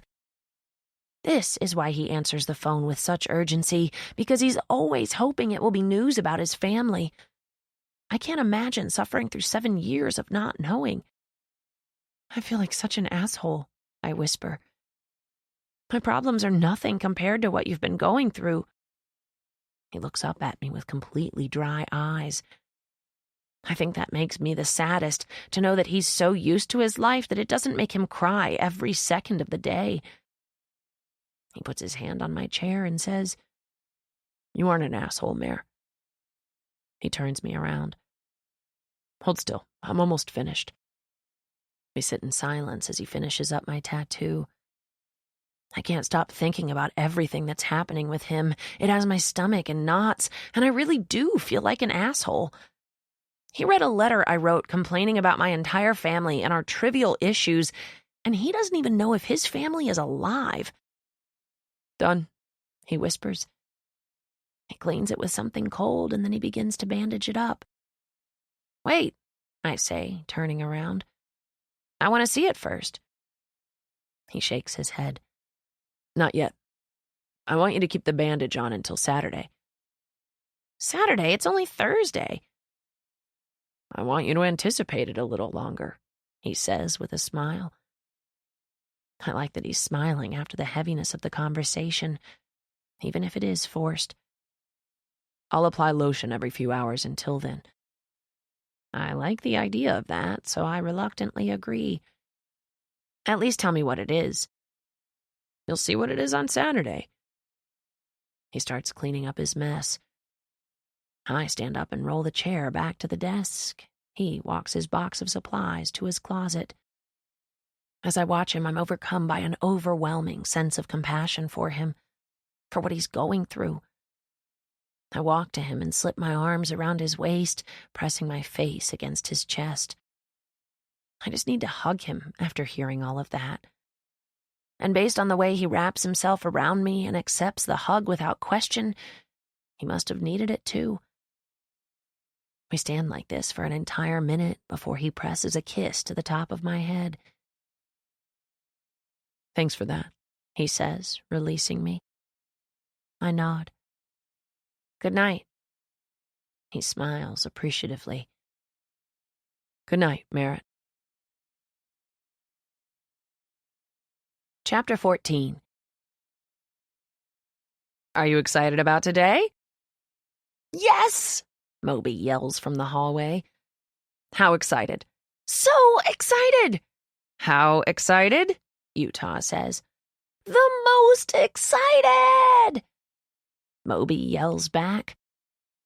Normally that exchange would make me roll my eyes this early in the morning, but that was before last night, when I started to like Utah as a brother again.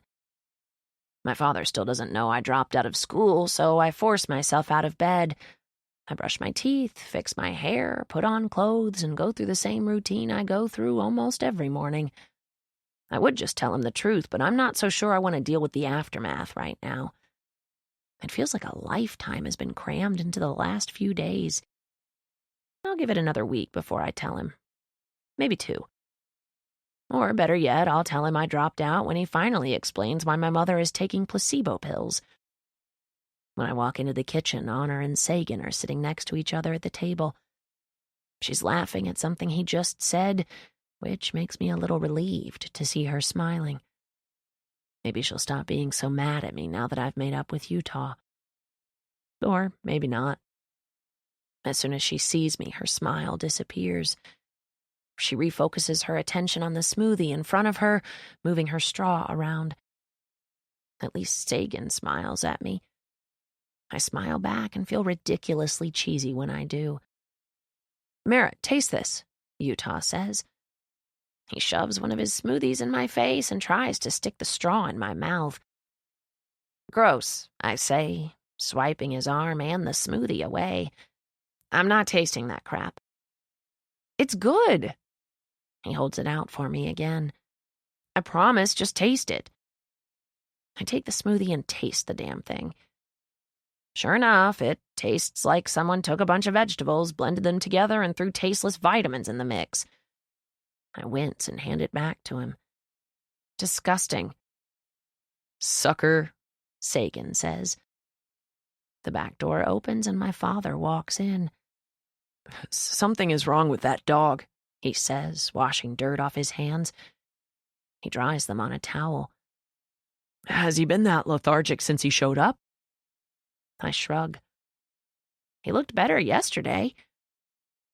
I walk past him and out the back door. I can hear Sagan following me. The 3 of us make it to Wolfgang's doghouse, and I kneel down and touch him on the top of his head. Hey, buddy. He looks up at me with the same lack of enthusiasm he's had since he showed up Sunday night. His tail twitches again, but he makes no effort to stand up or lick me. Has he been acting like that all week? My dad asks. I nod just as my dad squats down. He runs his hand down Wolfgang's back, and it's honestly a sight I never thought I'd see. My father and this dog, together again. I thought he was just depressed, I say. I feel bad for not making more of a fuss about his temperament, but I don't know anything about dogs. I called the vet yesterday, Sagan says. They said they could squeeze him in tomorrow, but I don't think he can wait that long. Which vet? My father asks. The one out on 30 near the Goodwill? That's close to work, my father says. He slips his hands beneath Wolfgang. I'll drop him off on my way in, see if they can check him out sooner. My father nudges his head toward the gate on the side of the house. Merritt, go open that gate so I can get him to my truck. I run and open the gate. Then I run and open the passenger door to my father's truck. He places Wolfgang in the passenger seat.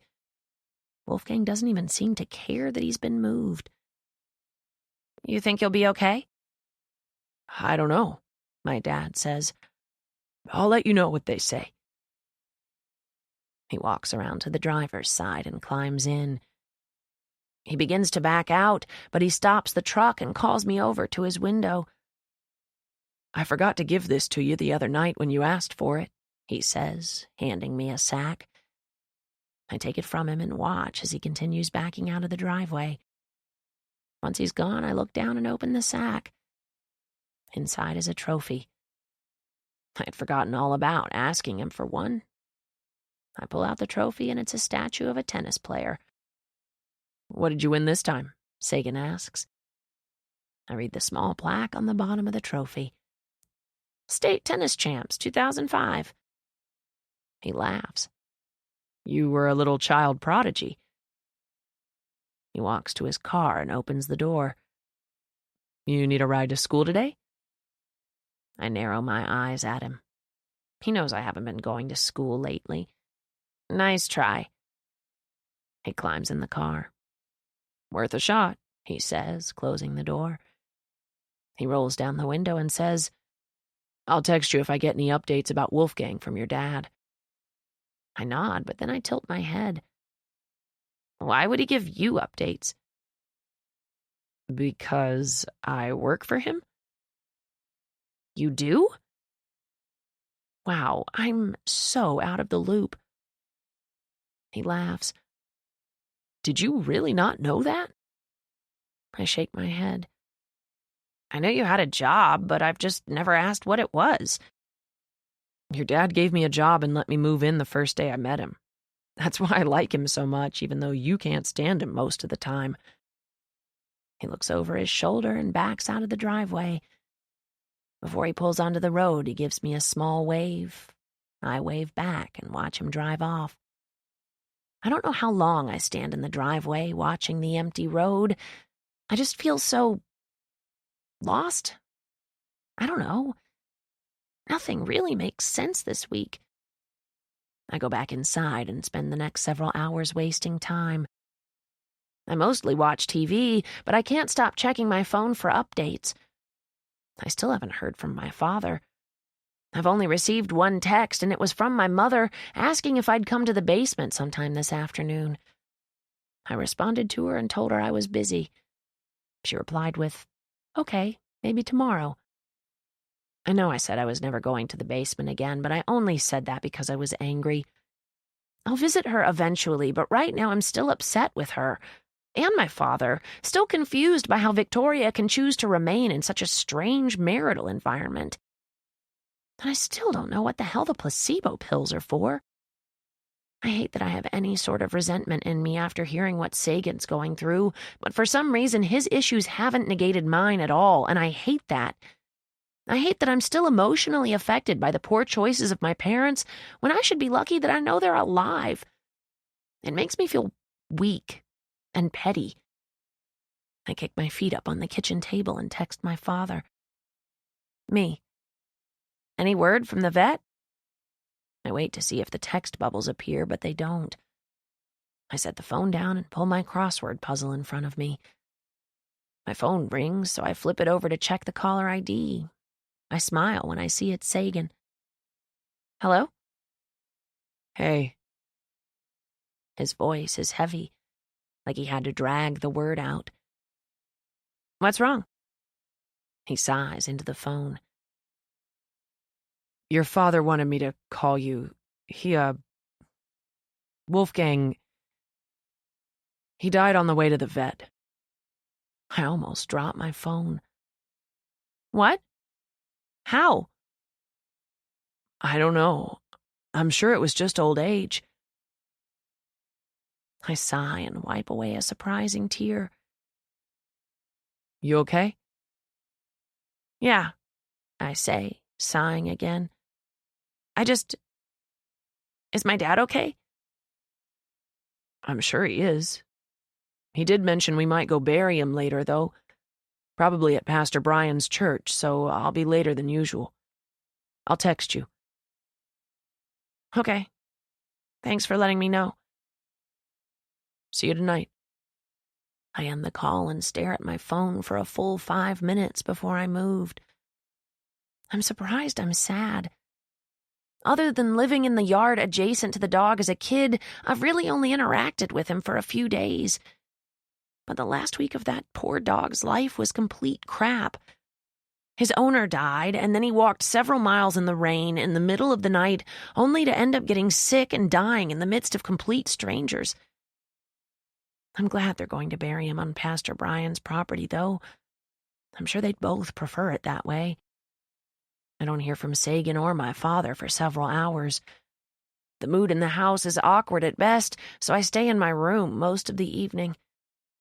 Victoria doesn't even cook, so we all eat separately. I'm cleaning up the mess from my frozen dinner when Utah's phone rings. He's on the couch with Luck and Honor watching TV, but his phone is next to me on the bar. Who is it? He asks from the living room. I glance at the caller ID, but it's not a number he has saved. I don't know, it's a local number, but there's no name. Will you answer it? I dry my hands on a towel and reach for his phone. Hello? Honor? No, it's Merritt. Merritt, My father says. Where's Utah? He's in the living room. What's up? He sighs. Well, we need someone to pick us up. I laugh. Is this some kind of joke? You own like 80 cars. Why in the world do you need a ride? We're, in jail. I pull the phone away from my ear and put it on speaker. I motion for Utah to mute the TV. What do you mean you're in jail? And who is we? Is Sagan in jail too? It's a long story. I'll tell you when you get here. Who's in jail? Utah asks, walking into the kitchen. I motion for him to be quiet so I can hear my father. Do we need, like, bail money? I've never picked anyone up from jail before. No, we just need a ride. We've been here 2 hours already waiting for them to let us make a phone call. Okay, we're on our way. I end the call. Why are they in jail? Utah says. I shrug. I don't know. Should we tell Victoria? Tell me what? Victoria walks into the kitchen with impeccable timing. Dad's in jail, Utah says, turning to face her. With Sagan. She pauses. What? Don't know what he did, but I can't wait to find out, Utah says. Honor and Luck are now in the kitchen. We're all looking at each other like we don't know what to do. I guess we don't. And it's not every day we have to go pick our father up from jail. Have him call me as soon as you pick him up, Victoria says. I have to stay with Moby. I nod and head to my room to find my shoes. What in the world did they do? Chapter 15. I don't know what I was expecting, but when my father and Sagan walk out of the doors of the jail, they look normal. We've been waiting in the parking lot for over an hour for them to process their paperwork. All they would tell us was that they were arrested for desecration. I don't even know what that means. My first inclination is to rush up to Sagan and hug him, but I don't, especially in front of anyone else. Instead, I wait until he reaches the car and I discreetly squeeze his hand. What did you guys do? Utah asks. My father swings open the passenger door of the van. We were trying to bury a damn dog. That's what we were doing. He sits down and slams his door shut. We all look at Sagan, and he's got an exasperated expression on his face. I tried to tell him it was a bad idea, he says. Burying the dog? Luck asks. Sagan shakes his head. I thought we were burying him at the church, but your father had a different plan. He didn't, Honor says in disbelief. Didn't what? Utah says. He wanted to bury him with Pastor Brian, Sagan says. In a cemetery? Luck asks. You got arrested for desecrating a grave? I ask. Sagan nods. I mean, technically we were just digging a hole near Pastor Brian, but when the police catch you in a cemetery with shovels, they don't really care what the explanation is. Holy shit, Utah says. Get in the van, my father yells. We all climb into the van. I end up in the back seat with Sagan, but I don't mind it. Utah cranks the van, but right before we pull out of the police station, a cruiser pulls in. My father rolls down the window. Oh, no, Sagan says. What? He nods toward the cops getting out of the car. They're the ones who arrested us. Dad, I say, not wanting him to do anything stupid. What did you do with the dog? My father asks the officers. The cop who was driving walks over to the window. Buried him at Pastor Brian's church, he says. Same place you probably should have buried him. Yeah, well, hindsight and all that shit, my dad says. He waves his hand to Utah. Let's go. Utah backs up and the cop taps the top of the hood before turning to walk toward the police station. I watch out the window as both the cops start laughing. Great. Another rumor to pin on the Voss family, Honor says from the seat in front of us. Technically, it's not a rumor, Sagan says. We were digging in a cemetery without a permit. It's illegal. Honor spins around. I know that, but now the entire town is going to think Dad was trying to exhume Pastor Brian. Everyone knows he's an atheist. Now there will be rumors about him wanting to perform satanic rituals on his dead body. Won't be the worst thing people have said about us, my father says from the front seat. Honor faces forward again.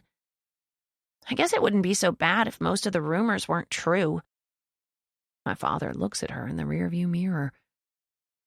Are you saying you're ashamed to be a Voss? Honor sighs. No, I'm just ashamed to be your daughter. Oh, shit, Luck says under his breath. My father turns around. And why is that, Honor? Dad, Utah says, give it a rest. It's been a crazy week. Oh, I don't know, Honor says sarcastically. Maybe because you don't know the first thing about being a decent husband or father? My father turns back around and unlocks his door. Stop the van. What? Utah says. No. Stop the van, my father yells. Just stop the van, Utah, I say. If my father is about to have a nervous breakdown, I'd rather he have it outside of the van than inside of it. Utah pulls over, but before he even has the gear shift in park, my father is opening his door, climbing out of the van. We all watch, dumbfounded, as he starts kicking up gravel on the side of the road. I've never seen him this mad. Is he okay? I ask Sagan. Sagan shrugs. He seemed fine after we were arrested. He even laughed about it. Utah opens the driver's side door and walks around the car. Honor opens the side door to the van and everyone starts climbing out. Once we're all standing next to the van, my father pauses his assault on the gravel long enough to catch a breath. He waves a hand across all of us. You think just because I'm an adult, I have it all figured out? You think I'm not allowed to make mistakes?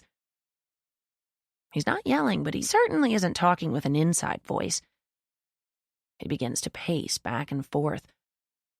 No matter how hard you try, things don't always turn out the way you wish they could.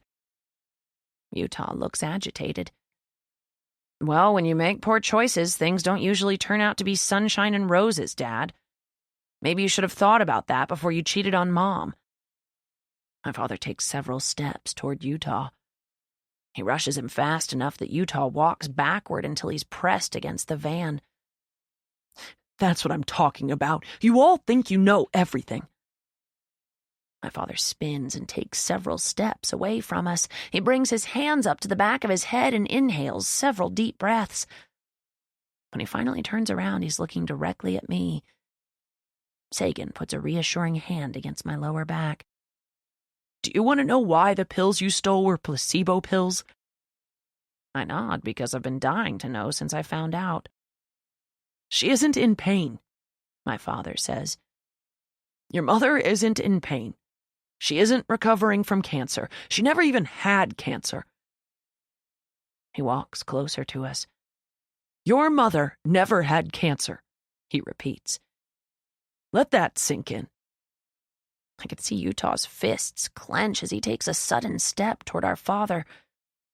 You better elaborate because I am 5 seconds away from punching you. My dad laughs half-heartedly and drags a frustrated hand down his face. His hands then fall to his hips.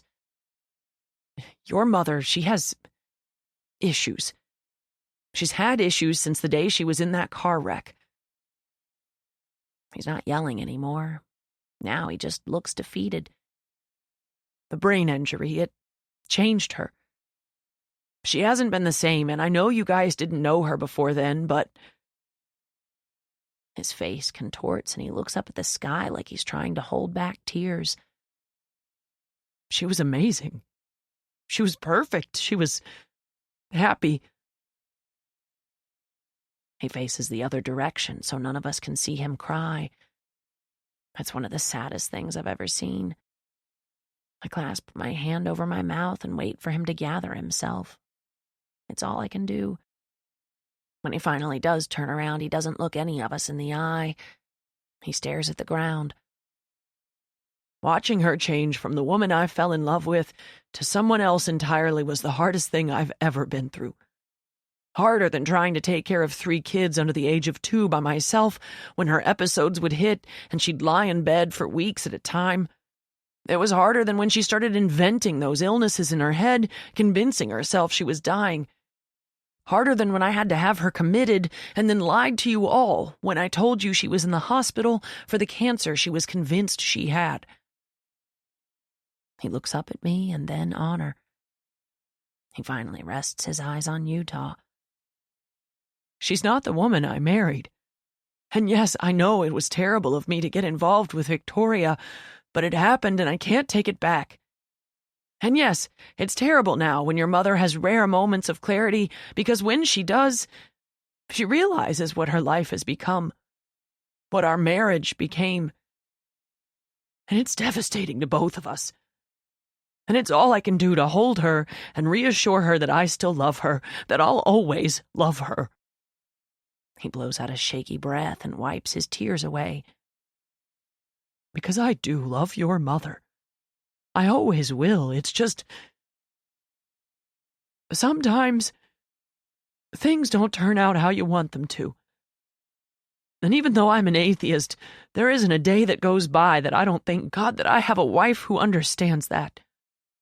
Victoria has lived the past 4.5 years in a house with a woman that I am still in love with. She doesn't question me when your mother needs me. Victoria doesn't correct any of you when you insult her and insinuate she's a homewrecker. He walks to the van and reaches inside for his jacket.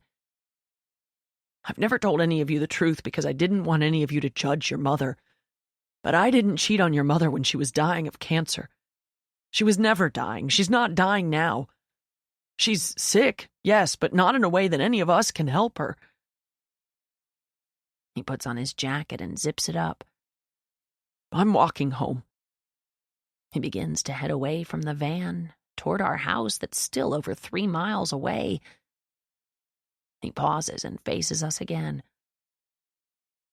All I've ever wanted was for you kids to have the opportunity to love a mother like you deserved, to think the world of her. That's all Victoria's ever wanted for you. He starts walking backward. I just had no idea how much you would all hate me in the process. He spins around again and starts walking in the direction of the house. I can hear Honor crying. I even hear Utah crying.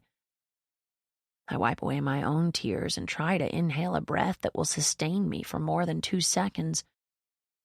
I think we're all in shock. It's several minutes before any of us move. My father is long out of sight by the time Utah regains his composure enough to speak. Get in the van, he says. He walks around to the driver's side and climbs in, but none of us move. He honks the horn and then hits the steering wheel. Get in the damn van. Luck takes the front seat and the rest of us climb in the back. Before Sagan even has the door closed, Utah is peeling out, doing a U-turn. Where are we going? Honor asks him. We're going to bury that damn dog with Pastor Brian. Chapter 16. Pastor Brian's newer church is much bigger than his old one, the one we live in. I don't feel so bad that my dad bought it all those years ago. Pastor Brian seems to have upgraded. Well, until he died.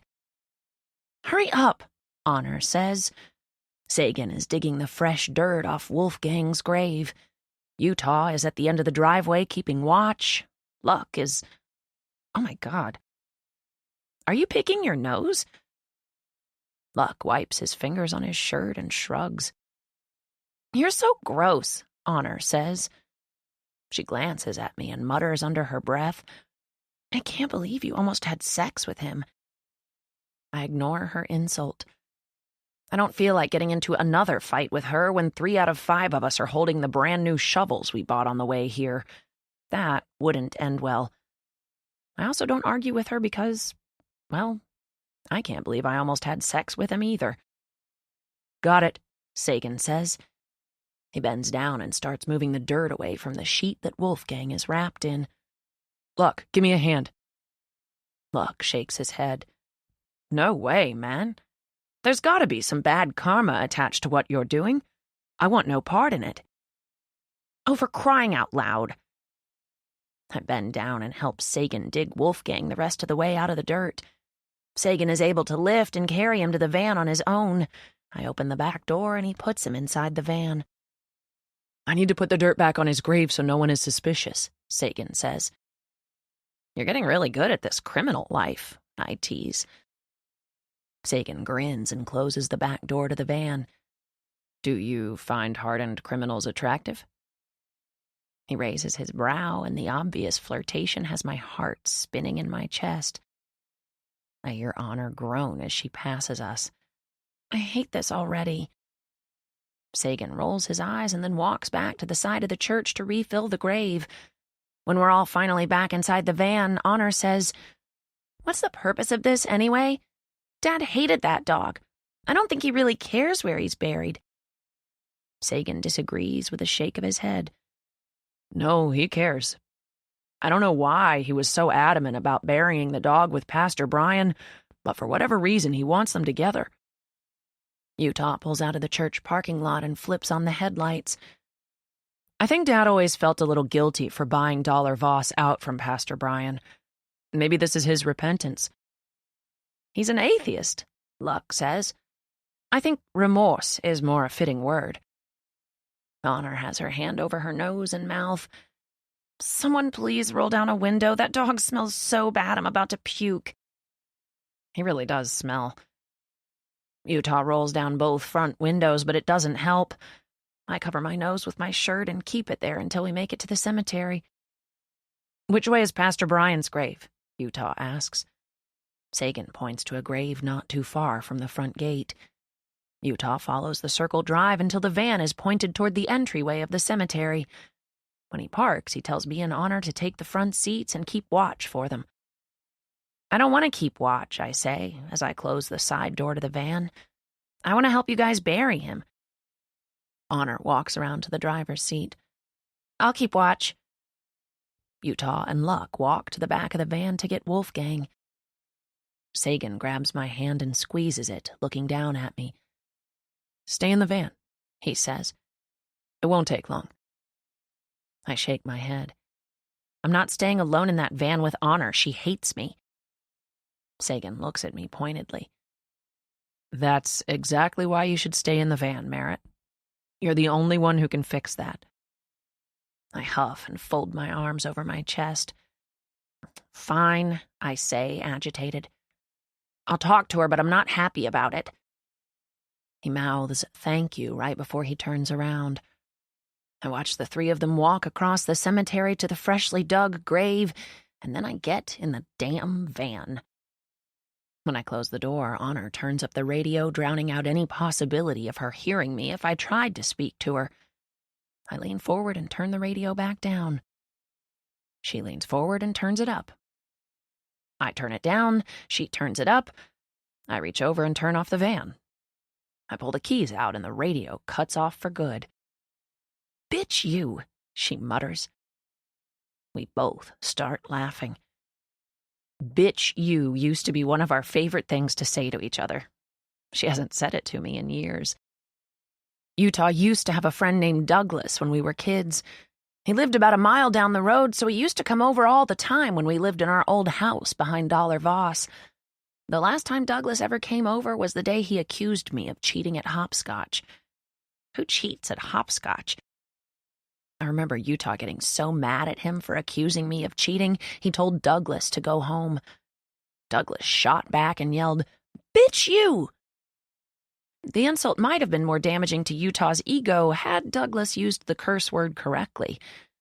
I was only 8 or 9, but even I knew that "bitch, you" was funny enough to laugh at.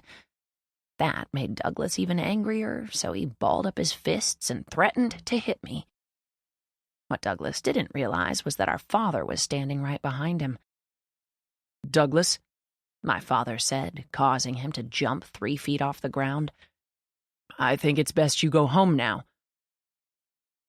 Douglas didn't even turn around. He just started walking as fast as he could toward the road. When he was about 15 feet away, my father called out, "And for future reference, it's fuck you, not bitch you." Douglas never came back.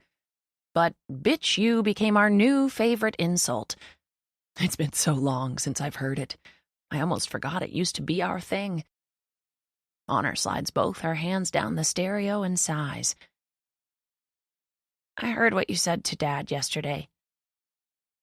She begins picking at the steering wheel with her fingernail, pulling tiny pieces of leather off. "I said a lot of things to Dad yesterday. Which part are you referring to specifically?" She leans back in her seat and stares out her window. "You told him I was one heartbeat away from being a necrophiliac." I close my eyes and feel a pang of regret that's become all too familiar this week. I didn't know Honor was still there when I said that to my father yesterday. "You make it sound like my entire life revolves around death, Merritt. It's not an obsession. There have been 2 guys since Kirk died. 2. Are you counting Colby?" Honor rolls her eyes. "No, he's still alive." "And Kirk?" I point out. "That's actually 4. You've been averaging 2 dead boyfriends a year." "Okay," she says, exasperated. "I get your point, but it doesn't make you better than me." "I never said it did." "You don't have to. I see the way you look at me. You're always judging me." I open my mouth to protest, but then I close it because she might be right. I have very strong opinions about my sister. Is that judging? I get so angry when people judge me, but maybe I'm no better. I suddenly wish I hadn't turned off the radio. I'm not liking this conversation so far. "Do you think you're in love with Sagan?" she asks. "That's random." "Just humor me. I have a point to make." I look out the window and watch as Sagan digs up the same hole he dug up earlier today. "I barely know him," I say to Honor. "But there are things I love about him. I love the way he makes me feel. I love being around him. I love his quiet laugh and his morbid art, and how he seems to think in a different way than most people our age. But I haven't known him long enough to be in love with him." "Forget about time, Merritt.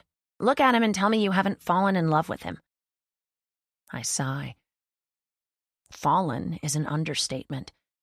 It was more like collapsed, plummeted, crumpled at his feet. Anything but fallen. I pull my legs up and turn in my seat to face her. I feel so stupid saying this because I barely know him, but I felt like I loved him the first moment I laid eyes on him. That's why I've been so cranky lately, because I thought you were dating him, so I did everything I could to stay away from both of you. And now, the more I get to know him, I care about him so much and I can't stand it. He's all I think about, all I want to think about. It's so hard to breathe when he's near me, but it's also hard to breathe when he isn't. He makes me want to learn and change and grow and be everything he believes I can be. I take a breath after that verbal vomit. Honor laughs and says, "Wow, okay then." I close my eyes, embarrassed. All of that just came out of me. When I open them, Honor is turned toward me in her seat. Her head is resting against the headrest and her eyes are downcast. "That's exactly how I felt about Kirk," she says quietly. "I mean, I know I was a kid, but I felt those same things for him. I thought he was my soulmate. I thought we would be together for the rest of our lives." She lifts her eyes to mine. "And then he died. But all the feelings I had for him were still there, with nowhere to go and no one to latch onto. And I worried about him constantly because I couldn't see him or touch him, and I thought maybe, wherever he was just as devastated as me." There's a hint of embarrassment in her voice as she tells me all of this. She shrugs and says, "That's when I started talking to the guys in support groups online, talking to other kids like Kirk who were dying, and I would tell them all about Kirk. I would make sure they knew how much I loved him, so when they got to heaven and they found him, they could say to Kirk, 'Hey, I know your girlfriend. She sure does love you.'" She falls back against her seat and kicks her feet up on the dash. "I don't think any of that anymore, but that's what started all this. A few months after Kirk died, Trevor, one of the guys from the Dallas support group, was put in a hospice. I didn't love him like I loved Kirk, but I cared about him, and I knew when Kirk was dying that my presence brought him peace. So when Trevor needed that, I gave it to him. And it was nice. It made me feel good to know that I made his death a little more bearable for him. And then after Trevor, there was Misha, and now Colby, and I know you think it's this terrible thing, like I'm taking advantage of people or I'm somehow oddly attracted to guys with terminal illnesses." She looks at me pointedly. "You're wrong, Merritt. I do it because I know that in some small way, I helped them through the hardest thing anyone should ever have to go through. That's all I'm doing. It makes me feel good to make them feel a little more at peace with their death. But you make it seem so terrible, and you constantly talk about how I need therapy. It's mean. You can be really mean sometimes." I haven't said a single word the entire time she's been talking. I've just been listening, processing. I'm looking at my sister, my identical twin sister, and she's completely unrecognizable to me in this moment. For the first time in my life, I feel like I'm looking at a complete stranger, like maybe all the opinions I've held about her all these years have actually been severe misjudgments. I look away from her and glance out the window, watching the guys as they work to fill the grave with dirt. I try to imagine how I'd feel if something happened to Sagan. How would I feel if I had to sit by his side and watch him die? Not once when Honor was grieving Kirk's death did I ever empathize with that. I didn't understand that kind of love. We were so much younger then, and I honestly thought she was being dramatic. All these years I've hated Utah for not making an effort to be closer to me, and here I am treating my own twin sister the exact same way. I turn and reach across the seat and pull her to me. As soon as I do, I feel her sigh, like all she's needed from me was a simple hug. For so long, I've been resenting my family for not hugging me, when maybe they've been resenting me for the same thing. I'm sorry, Honor. I soothe my hand over her hair and say the same thing to her that Utah said to me. I'll be a better sibling. I promise. She lets out a quiet sigh of relief, but she doesn't let go of me. We hug for a long time, and it makes me wonder why everyone in this family has been so opposed to honesty and hugging for the past several years. It's actually not so bad. I think we all just got to a point where we were waiting for someone else to initiate it, but no one ever did. Maybe that's the root of a lot of family issues. It isn't actually the issues people are hung up about for so long. It's that no one has the courage to take the first step in talking about the issues. Honor eventually pulls away from me and flips the visor down. She wipes beneath her eyes with her fingers, clearing away her mascara. She falls back against her seat and reaches over for my hand. She squeezes it. I'm really sorry about everything I said to you in the last couple of days. About what happened with Utah. I think I was angry at you for never telling me. Why wouldn't you tell me something like that, Merritt? I'm your sister. I don't know. I was scared.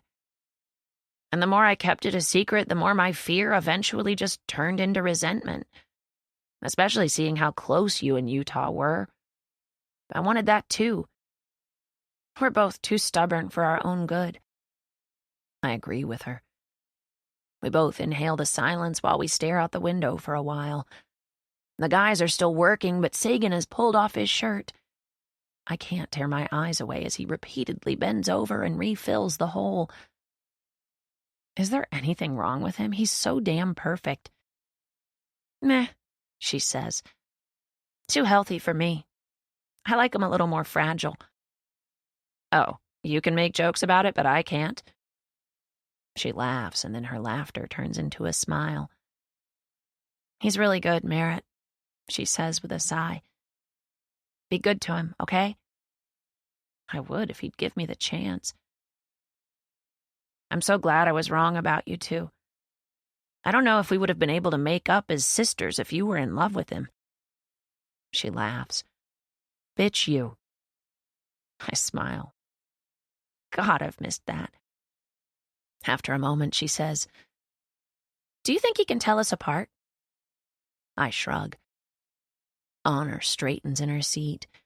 Her eyes are full of mischief. Let's test him. We both start grinning. We climb into the back of the van and start swapping clothes. I pull my hair out of my bun and hand her the hair tie. I smooth my fingers through my hair while she pulls hers up. I have to pee, she says, laughing. Do you ever notice how being sneaky makes you have to pee? I didn't until now. As soon as our clothes are successfully swapped, we climb back up front, this time with me in the driver's seat and her in the passenger seat. Right when we get settled, the guys throw their shovels over their shoulders and start heading our way. My heart starts to beat wildly in my chest because now I'm nervous he won't notice. What would that mean? That everything he said about the first time he saw me was a lie? That he really can't tell a difference between us? He figured it out pretty quick on the couch the other night. I'm starting to regret this prank. Utah reaches the van first. I'm driving, he says, motioning for me to get in the back seat. Honor and I climb to the back. I sit in the very back seat, and Honor takes one of the middle seats. Sagan is talking to Luck when he climbs inside the van, so he doesn't even look at either of us. He takes the other middle seat and closes the door just as Utah cranks the van. Sagan slaps the back of Utah's seat. Hurry, he says, urging Utah on. I don't want to be arrested twice for the same thing in one day. Sagan falls back against his seat and looks over at Honor with a sweet smile. You hungry? He looks back at me and says, What about you? He faces forward. Anyone hungry? I'm starving. Honor nods, but she doesn't say anything. I don't either. I know we sound alike, but I'm sure if we start talking, it'll be easier for him to figure it out. Let's go to Taco Bell, Luck says. Honor hates Taco Bell, Utah says. Let's do Arby's. Good thing I'm pretending to be Honor because Taco Bell is my favorite. Taco Bell sounds good, actually. I don't mind if we go there. Honor turns around and glares at me. You know what? Sagan says, turning in his seat to face Honor. He reaches out to her and grabs her hand. Oh, God. What if he finally decides to kiss me again and I'm not even her? He lifts his other hand and touches Honor's cheek. You look really weird in Merritt's clothes. Damn it, Honor mutters. We thought we had you. Oh, hallelujah. He immediately releases Honor's face and turns around and climbs over the back seat. He sits next to me and wraps an arm around my shoulders. He presses a quick kiss to the side of my head and whispers, Thank you. I look up at him and he's smiling. I can see in that smile that he's glad Honor and I are pulling pranks on him. It means we made up, which is what he was hoping for. You smell like a dead dog, I say. No, I smell like a hardened criminal. No, Honor says. All of you smell like death. Roll down the windows. The smell is overwhelming. I pull my shirt up over my mouth and keep my nose covered until we get to Taco Bell. By the time we get back, it's after midnight. But despite the time, as soon as we walk in the front door, Honor, Utah, and I all get a group text from our mother. I guess she heard us walking in. "Can one of you please come down here? I hear something." I look up from my phone, and Utah and Honor are both looking at me. "Whose turn is it?" Utah asks. Honor shrugs. "Mine, I guess. I haven't been down in a couple of days." "Neither have I," Utah says. "Me neither." All three of us head toward the basement. We file down the stairs, and our mother is standing on the other side of the room below the basement window. It looks like she's been asleep. She's wearing pajamas, and her hair is a mess. "Do you hear that?" she says, stepping toward us, wide-eyed. "I've been hearing it off and on all day." Utah walks to the window, but he glances at Honor and me. We all try to hide what we're feeling, but things are different now. After knowing what our father has known all these years, I don't know that we will ever look at our mother the same way. I'm not sure that's a bad thing. It's good, actually. I feel more sympathetic toward her right now than I ever have, and there's zero resentment there, now that I'm fully aware of her situation. There's suspicion, though. I'm already questioning whether or not she's actually hearing things now that I know what a big role her mental health has on her daily life. We've always known she has issues, but now that our father has finally enlightened us to just how deeply rooted those issues are, we're probably all going to be more suspicious of her erratic behavior. Utah stands beneath the basement window for a moment. We all remain quiet, but we don't hear anything. "What is it you're hearing exactly?" Utah asks her. She waves toward the window. "It sounds like something is wrong with that dog. It's been crying all day and night, and I can't sleep." Honor looks at me with a sad expression. Our mother doesn't even realize that Wolfgang has died and has been buried. More than once, actually. "Mom," I say, "the dog isn't here anymore." I try to say it in the sincerest way possible, but in my head I'm thinking, you poor thing. "No, I'm telling you, there's something near that window." She's so adamant about it, she begins to pace. Utah nods and walks toward the stairs. "I'll go check it out," he says, running up the steps. Our mother walks over to her bed and sits on the edge of it. Honor sits down next to her and runs her hand soothingly down our mother's hair. "Are you hungry?" Honor asks her. As soon as she says it, I remember that none of us took her dinner tonight. We got the call that our father was arrested, and we immediately left to go deal with that. I didn't even think to grab her anything at Taco Bell. "No. Victoria brought me a plate of food. And you girls forget that I have my own refrigerator down here. I won't starve if I don't get a meal." Honor and I both look at each other in surprise. "Victoria brought you food?" My mother casually stands again like she didn't just throw out there that Victoria was in this basement. I didn't think Victoria had been in this basement since the day my mother moved down here. But if I've learned anything this week, it's that I don't know people as well as I think I do. There's a knock at the basement window. "Merritt," Utah says, his voice muffled from behind the glass. "Come out here." I run up the stairs and go outside, around to the basement window where Utah is kneeling on the ground. "You aren't going to believe this," he says. He lifts something up and motions for me to come closer. "What is that?" "A puppy," he says. "2 of them." I immediately fall to my knees next to him. "You're kidding. Where in the world did they come from?" I grab one of the puppies from Utah. It's black and tiny and can't be more than a day or 2 old. I glance around. "Where do you think their mom is?" Utah pulls the other puppy to his chest. "I suspect she's buried near Pastor Brian." Wait. Wolfgang was a girl?"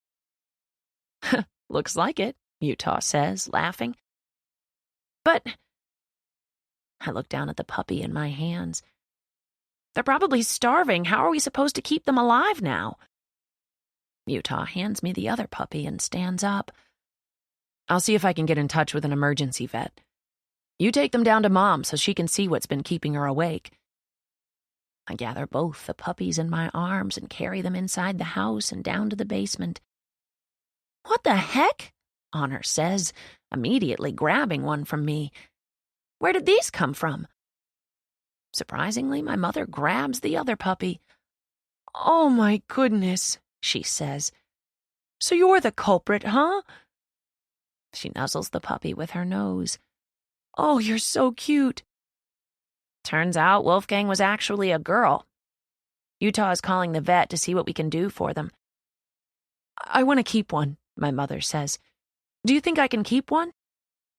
I reach over and pet the puppy in her arms. "I don't know, Mom. It'll be kind of hard to raise a dog in a basement."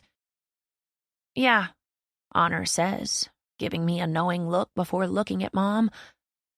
"But I bet Utah would let you keep one if you moved back to the old house with him. It should be ready in a few weeks." My mother doesn't say anything for a moment. She just stares down at the puppy while she smooths her hand down its back. "You think he would?" she says quietly. Honor looks at me and smiles. I have no idea if she'll actually move back to our old house, but this is the closest she's come to entertaining the idea of leaving the basement in a long time. That's progress. Utah comes back down the stairs. "I found a vet who wants me to bring them in. He says there's a formula we can syringe feed them, but we'll have to do it every couple of hours for the first week." "I can help," my mother says with eagerness. "Will you bring them back down here when you get back?" Utah nods as he takes the puppies from her and Honor. "Sure. It might be a while, though. I'll wake you up when I get home." "I'll go with you," Honor says, running up the stairs after him. Once they're gone, I look over at my mother. She's walking around her small basement apartment, tidying things up, preparing for the return of the puppies. It makes me smile seeing her this excited about something. "Did Utah say Wolfgang is their mother? Is that the same dog your father used to hate so much?" "One and only." She laughs. "I don't know why, but that makes me like those puppies even more." She drops down onto her couch and yawns. I watch her for a moment until she notices me staring. "What is it?" I shrug. "Nothing." "You look upset." I sigh and then take a seat next to her. "Dad thinks I need to start therapy on Monday." She pats my knee. An unusual gesture coming from her. "Your dad thinks a doctor can fix anything, but my doctor never fixed me." She glances at me. "You want me to talk to him?" I think about that question for a moment. But I also think about the crumpled sheet of paper sitting on my bedroom floor. "Do you think maybe you just never had the right doctor?" My mother regards me quietly for a moment. She starts fidgeting with her hands, and I can see the anxiety starting to set in. She breaks eye contact and says, "It's late. I think I'm going to sleep." Her words disappoint me, but not as much as they sadden me. "Okay," I say. "Good night, Mom." She's already off the couch and walking toward her bed. I head toward the stairs, but she calls my name. "Yeah?" I say, pausing at the bottom. She shrugs her left shoulder and says, "Let me know if you like the doctor." I smile at her. Another step closer, even if it's just a baby step. When I make it upstairs, my father is staring out the window. I haven't seen him since he walked here earlier this evening. I hesitate a moment, wondering if I should just go to my room or if I should say something to him. I eventually walk to where he's standing and glance out the window. Utah, Honor, and Luck are walking toward the van. Honor is holding both of the puppies inside a box. "He was a girl?" my dad asks, shaking his head. "That damn bastard dog was a girl," he repeats. We watch out the window as Honor takes a seat in the passenger seat of the van, but before Luck or Utah get inside, Utah grabs Luck's hand and they kiss briefly. It's kind of sweet if you can overlook the whole related by marriage thing. My father groans after seeing their display of affection. I hope that doesn't last. I chuckle. I'm pretty sure Utah will be gay forever.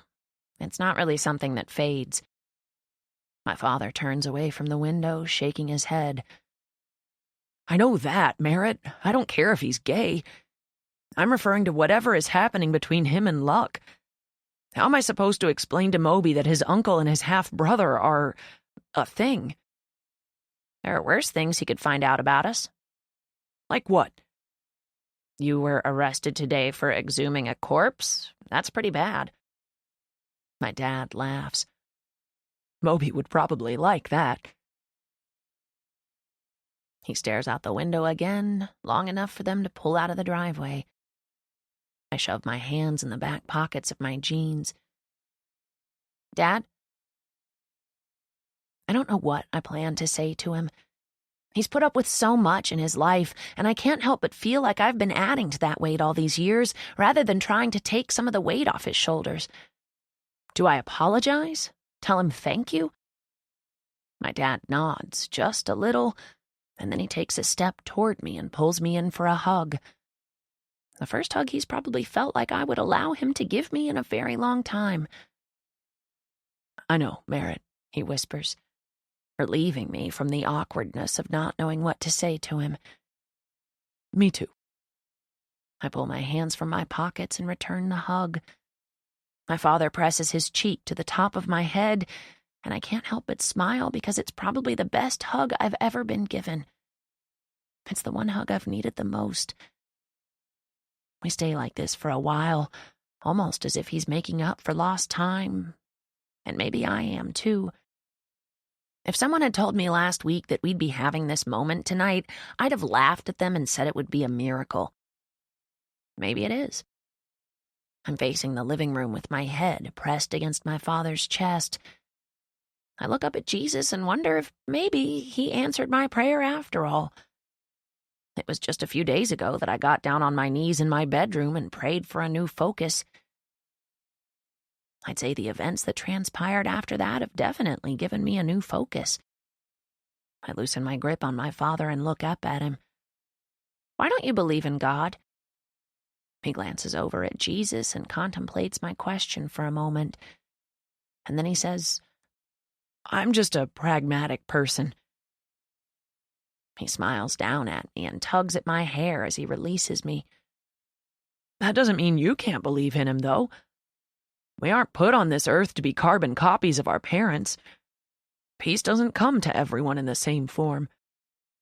He tells me goodnight and walks to his bedroom. I glance at the hallway and Sagan is leaning against the wall, watching me. There's a faint smile on his face. It's after midnight, he says. I look up at the clock on the wall and it's almost 1 a.m, which means it's Saturday. It's Saturday, my tattoo. Sagan laughs. Let's go to the bathroom so you can see it in the mirror. I follow him to the bathroom, my heart pounding anxiously in my chest. I search for a handheld mirror so I can see it closer. It better be pretty. If you gave me a poop emoji, I'll kill you. He laughs quietly as he pulls down my shirt sleeve and works to remove the bandage. You seriously haven't peeked at it? I shake my head. I promised you I wouldn't. He takes the mirror from me and holds it up behind me. Okay, open your eyes.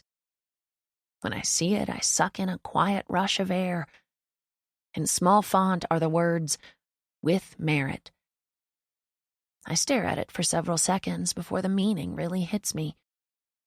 In the letter I wrote to everyone, I signed off, "Without merit." Sagan wrote the opposite. "With merit." Tears immediately cloud my vision as I run my fingers over it. It almost feels like a badge of maturity. "Sagan," I whisper. "It's perfect." He smiles at me in the mirror. I think it'll look cool as a watercolor tattoo.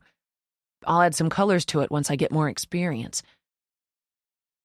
He touches it and my skin feels like it ignites. I'm glad you like it. I love it, I whisper. I turn around to face him. He's extremely close still, but he doesn't back away. He's looking down at me like he has something else to say. I wait with air stuck in my lungs, but he just clears his throat and takes a step back. My lungs deflate like balloons when he widens the gap between us. Good night, Merritt. He walks out of the bathroom and I sigh. I walk to my bedroom and sit down on my bed. I reach behind me and touch my fingers to my tattoo again. With Merritt. I should have asked Sagan why he chose this tattoo. Did he do it to make me feel better? I've been wondering lately why he even seems interested in a friendship with me. Sure, we had an unusual connection the first time we met, but he thought I was honor. And after that day, I was nothing but rude to him. He even said himself that the more he got to know me, the less he liked me. But despite all of that, he still invests in me. I don't know why. I automatically assume he must have an ulterior motive. Maybe he actually does find something appealing about my personality. I glance across the room at the wadded-up piece of paper still on my bedroom floor. I walk over and pick it up, unfolding the paper as I sit down on my bed. I look at all the check marks, and it makes me wonder if this list is in any way accurate. I don't know a lot about mental health, but knowing that I might have inherited my mother's instability fills me with an unknown fear. Am I going to end up like her? I shudder at the thought. I fold the paper in half and set it aside, pulling my covers over me. I leave my lamp on and stare at Sagan's drawings for a while. I think about his family. I think about my family. I try to fall asleep despite all the thinking, but my mind has different plans.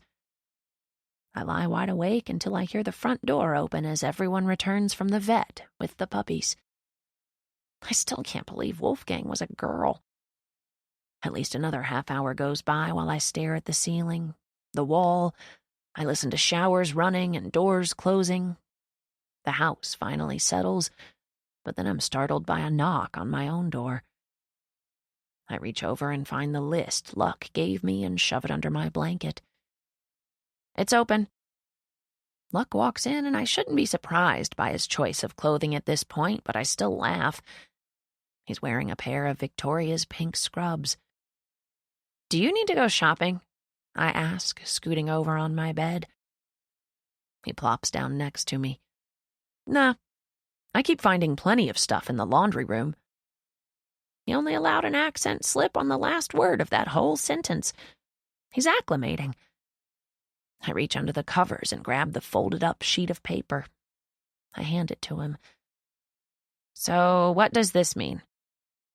Luck opens the list and looks it over. I watch his expression carefully, but he gives none of his thoughts away. It means you might be depressed, he says nonchalantly. I groan and dramatically fall over on the bed. Can it just mean I've had a bad month? He lays the list on my chest, and I grab it and wad it up again, sitting back up. It could, he says, but you won't know until you talk to someone about it. I roll my eyes. What if I go to this dumb therapy session and find out I am depressed? What kind of life is that to look forward to, Luck? I don't want to spend the rest of my life like my mother. Luck dips his head and looks at me pointedly. I haven't met your mother yet, and I'm no psychologist, but I think she suffers from a lot more than just depression. Agoraphobia being the main thing. Yeah, but she didn't even develop that until a few years ago. She gets worse with time. That's probably going to happen to me, too. The thought that there might be something severely wrong with me leaves a hollow feeling in the pit of my stomach. I don't want to think about it. I haven't wanted to think about it since Luck initially brought it up. Why can't I just be normal? My question makes Luck laugh. I wasn't expecting that reaction. Normal? He says. Describe normal to me, Merritt. Honor is normal. So is Utah and Sagan, most people without a broken brain.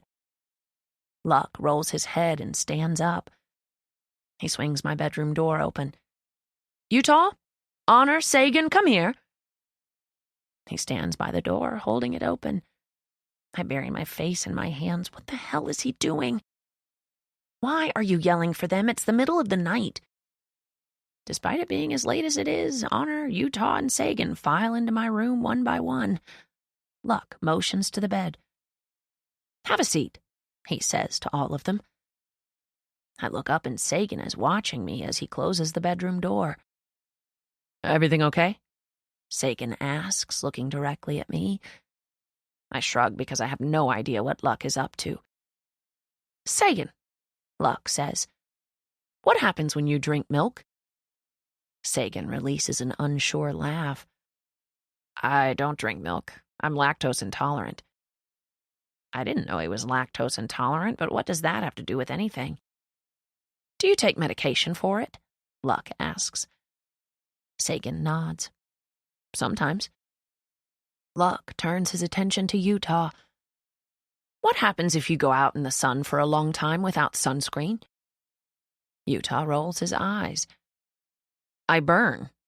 We aren't all blessed with skin that tans easily," he says, nodding toward Sagan.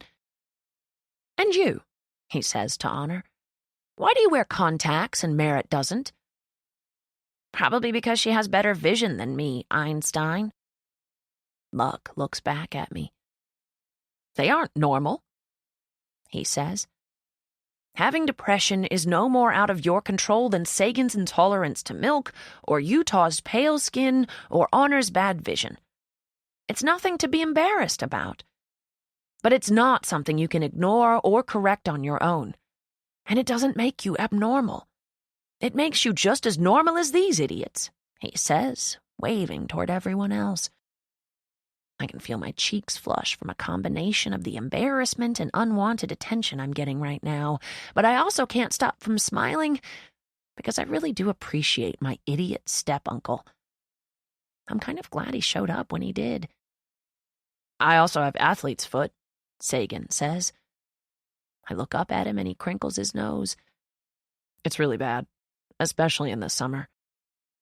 I laugh and Honor says, "Hey, speaking of things wrong with us, remember when Dad was diagnosed with Tourette's?" "No way," Luck says. Not the cussing kind," Utah clarifies. "That's mostly embellished on TV. He used to have these tics all the time and he'd make these noises with his throat.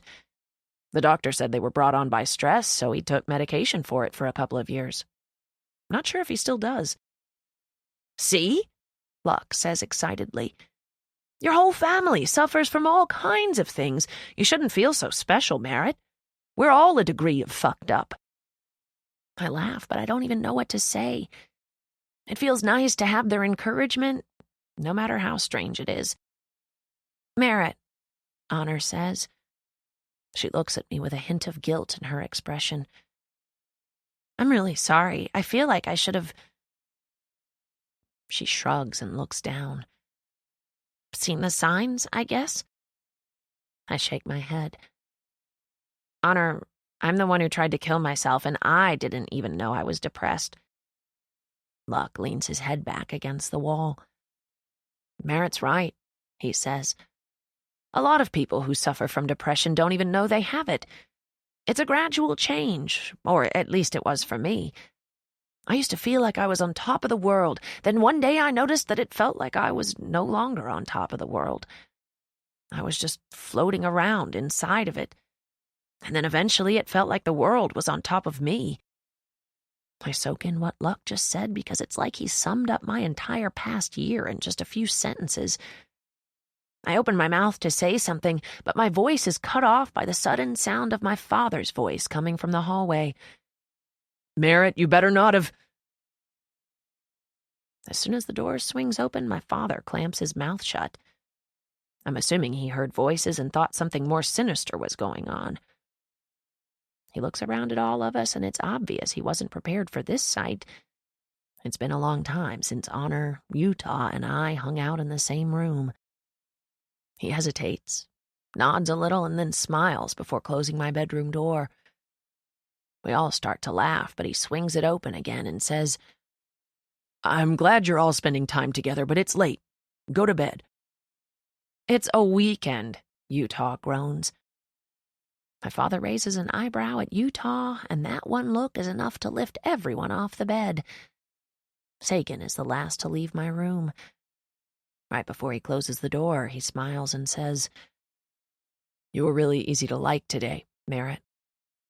I sigh and lie back on my bed. What a night. What a week. I turn off my lamp again and try for a second time tonight to shut off my thoughts. I'm finally almost asleep when I hear a soft knock on my door. It's pitch black in my room, but when the door cracks open, the light breaks through. Sagan peeks his head through the door. "You asleep yet?" he whispers. I sit up and reach over to the lamp. "Nope." My hands are already shaking at all the possibilities of why he's back.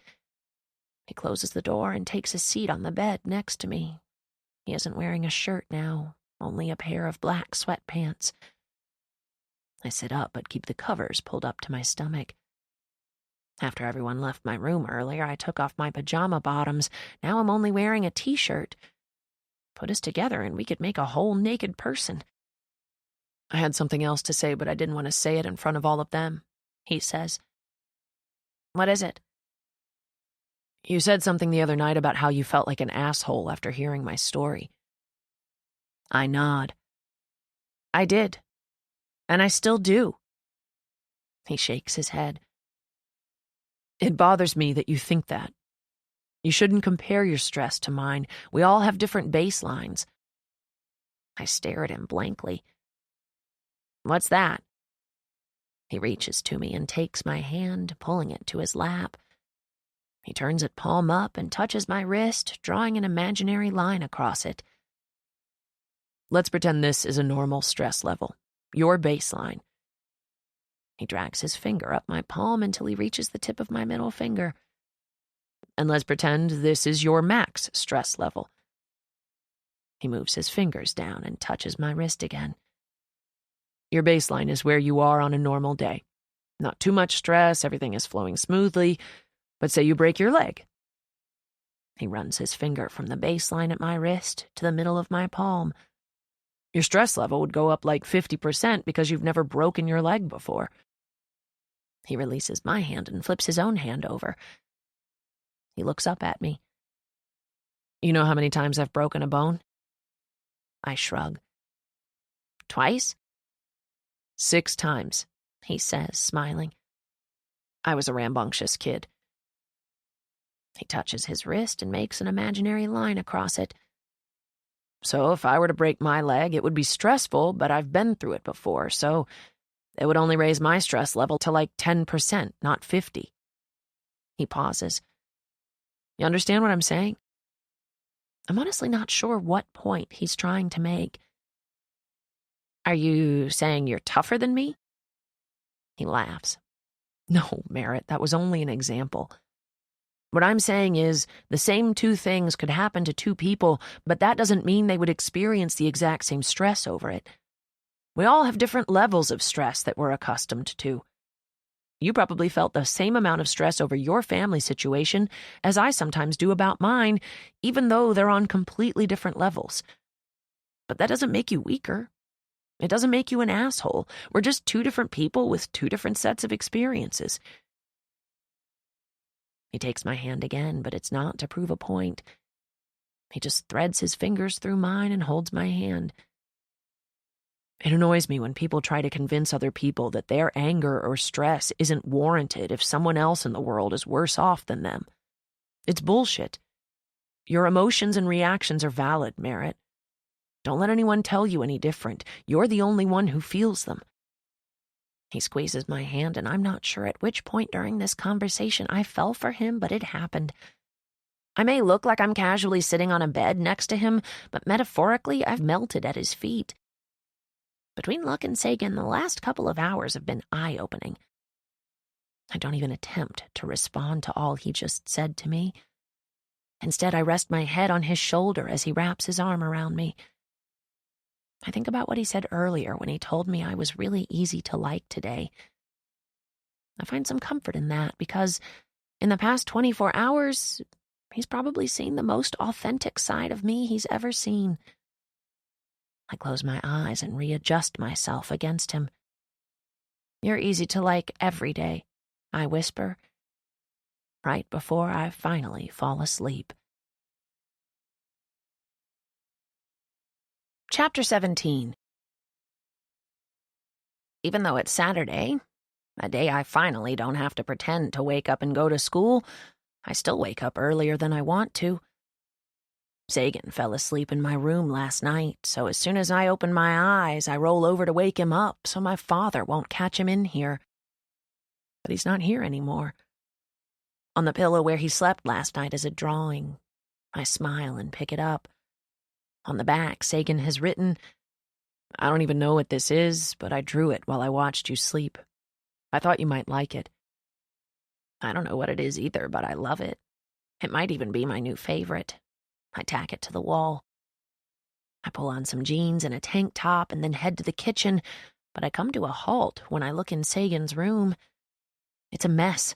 The drawers are open, his wall hangings are gone. My heart starts to beat wildly in my chest, and I try to sustain the panic I feel coming. I turn to go to the kitchen and find out what happened, but I'm intercepted right outside Sagan's bedroom door by my father. "Where's Sagan?" "I kicked him out," my father says, matter of fact. I bring my hands up to my head. "What?"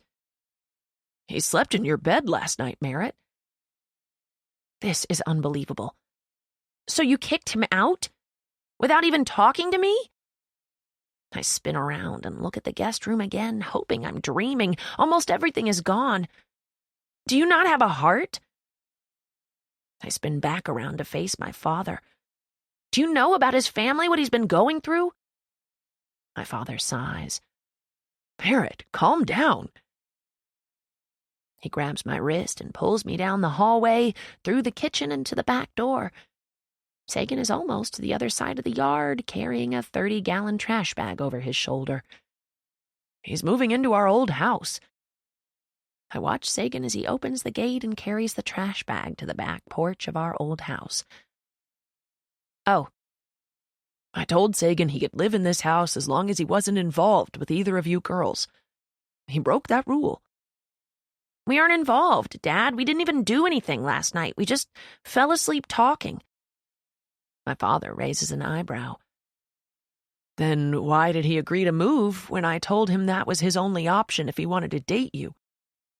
I press my lips together and look back out the door just in time to see Sagan disappear inside the house. "He agreed to move?" I ask quietly. "Yep," my father says. Oh. That somehow changes my whole attitude. "Can I go over there?" "No, you're grounded." I spin around again. "Why?" "Let's see, for having a guy in your room, for stealing your mother's medicine, for painting my fence purple, for..." I hold up my hand. "Okay, that's fair." "For dropping out of school," he adds. I scrunch up my nose and take a step back. "Oh, you know about that?" "Your mother told me she's been getting phone calls from the school." My father walks into the kitchen and opens the dishwasher. He points at it, letting me know I'm getting all the chores while I'm grounded. He then turns to make himself a cup of coffee. I walk to the dishwasher and pull out a couple of plates. "I met with your principal yesterday," my father says. "He's willing to work with you on catching up on missed assignments, but you can't miss another day of school for the rest of the year. I'll be taking you to school on Monday, and then I'll pick you up after and we'll go see Dr. Chris."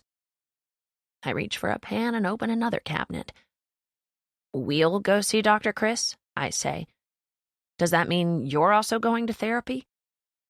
I'm half kidding, so when he says, "We're all going to therapy," I'm shocked. I turn and face him. "All of us?" He nods. "Me, you, Honor, Utah, Victoria." He sets his coffee cup down. "I think it's a few years overdue." I smile because I'm relieved. So relieved. I've already decided I'd go to therapy, especially after that stupid crumpled-up piece of paper on my bedroom floor and the cheesy conversation it led to last night. But I really did think it was a little unfair that no one else in this family was being required to go. My father is right. This family is long overdue. What about Mom? Will she be going to therapy? His face is sullen. I'll try my best with her, I promise. You promise what? Utah asks. He's walking through the back door with Honor. My father stands up straight and clears his throat.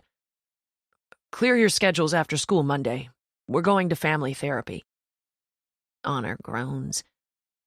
That sounds terrible. Is it too late to be emancipated from you? Utah asks. My father laughs.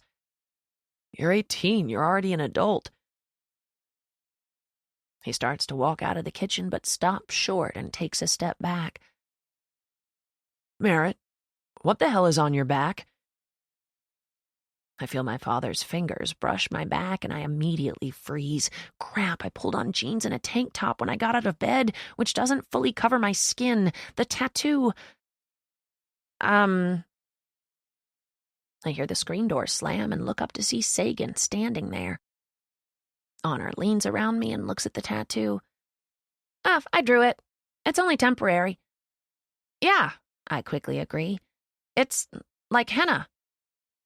Honor doesn't draw that well, my father says. I turn around and face him so I'll stop looking at it. Dad, of course she does. Sagan's been teaching her. I look to Sagan for backup, and he's immediately nodding his head.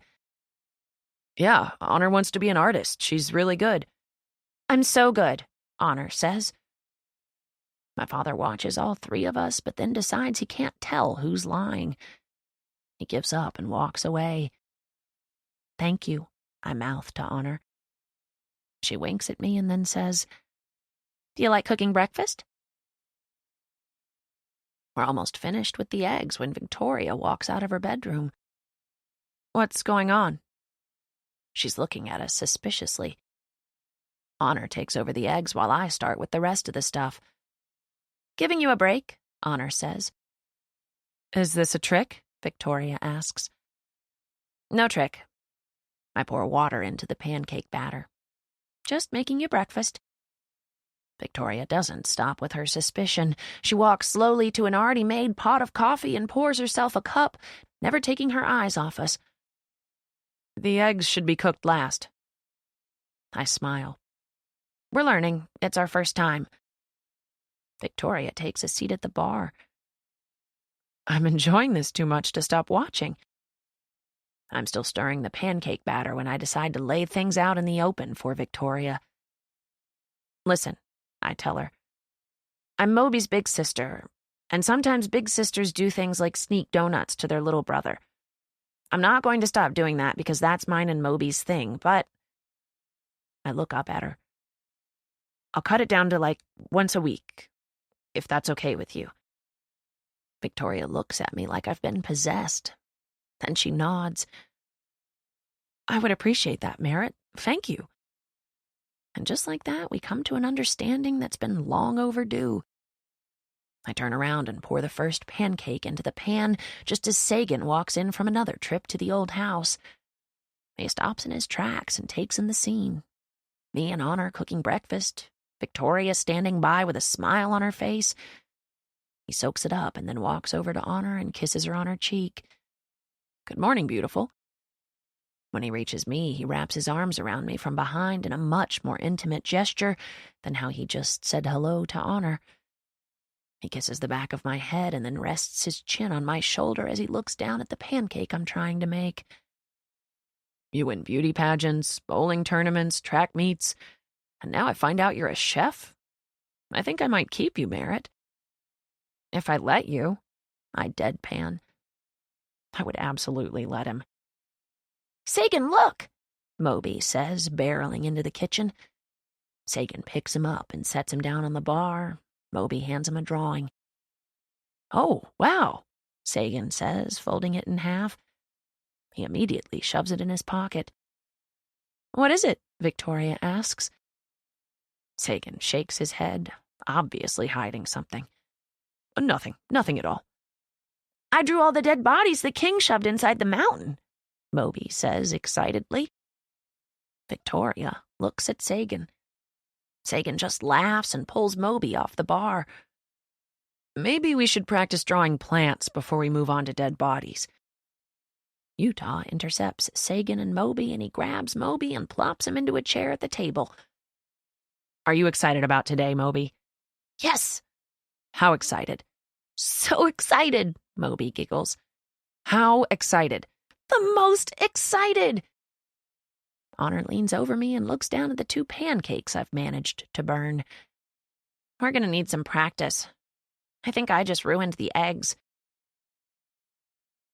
Half an hour later, almost everything is done, and I'm working on the last pancake when Luck walks into the kitchen.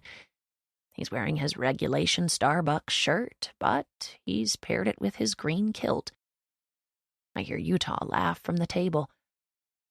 Are you trying to get fired? Luck grabs a cup from the cabinet. If they don't let me wear my kilt to work, I'll sue for religious discrimination.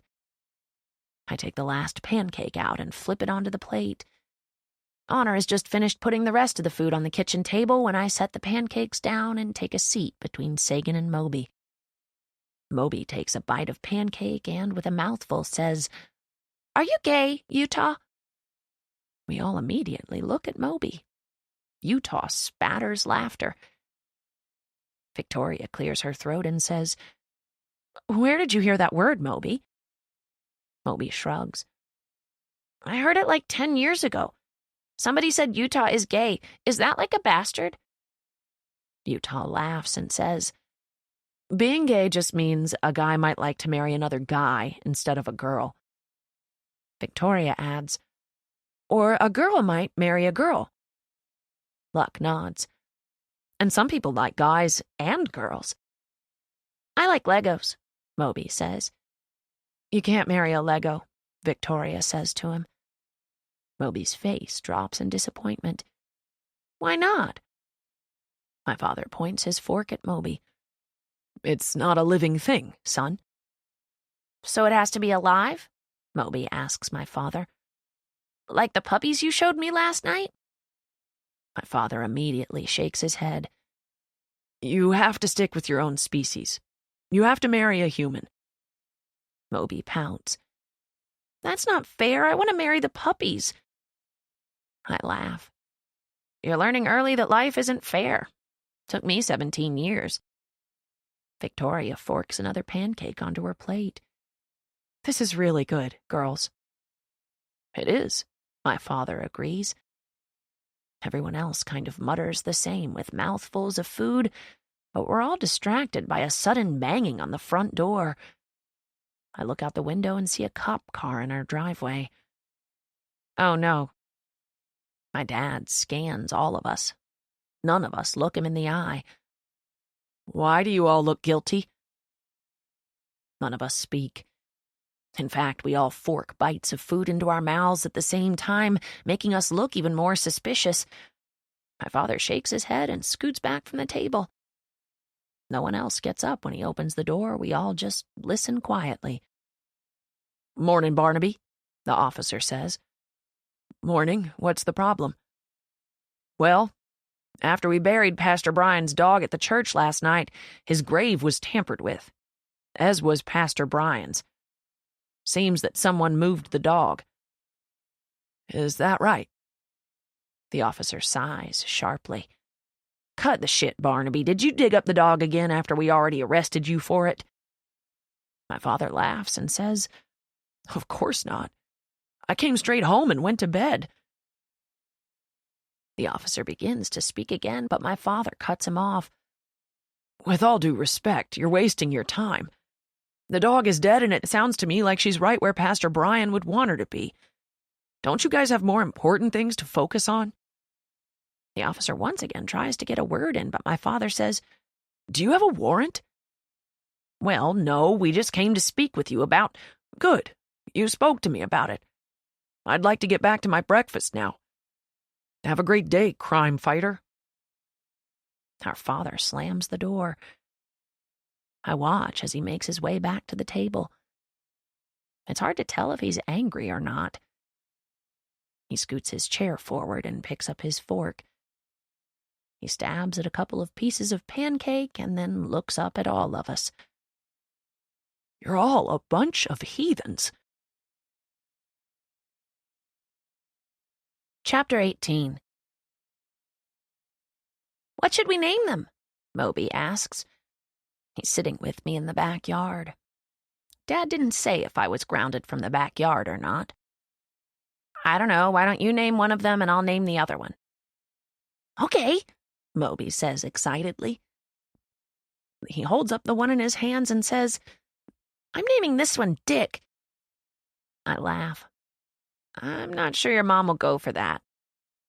He frowns. Why not? She named me Moby. I want to name my puppy Dick so we can be brothers. As long as you use that argument, I tell him.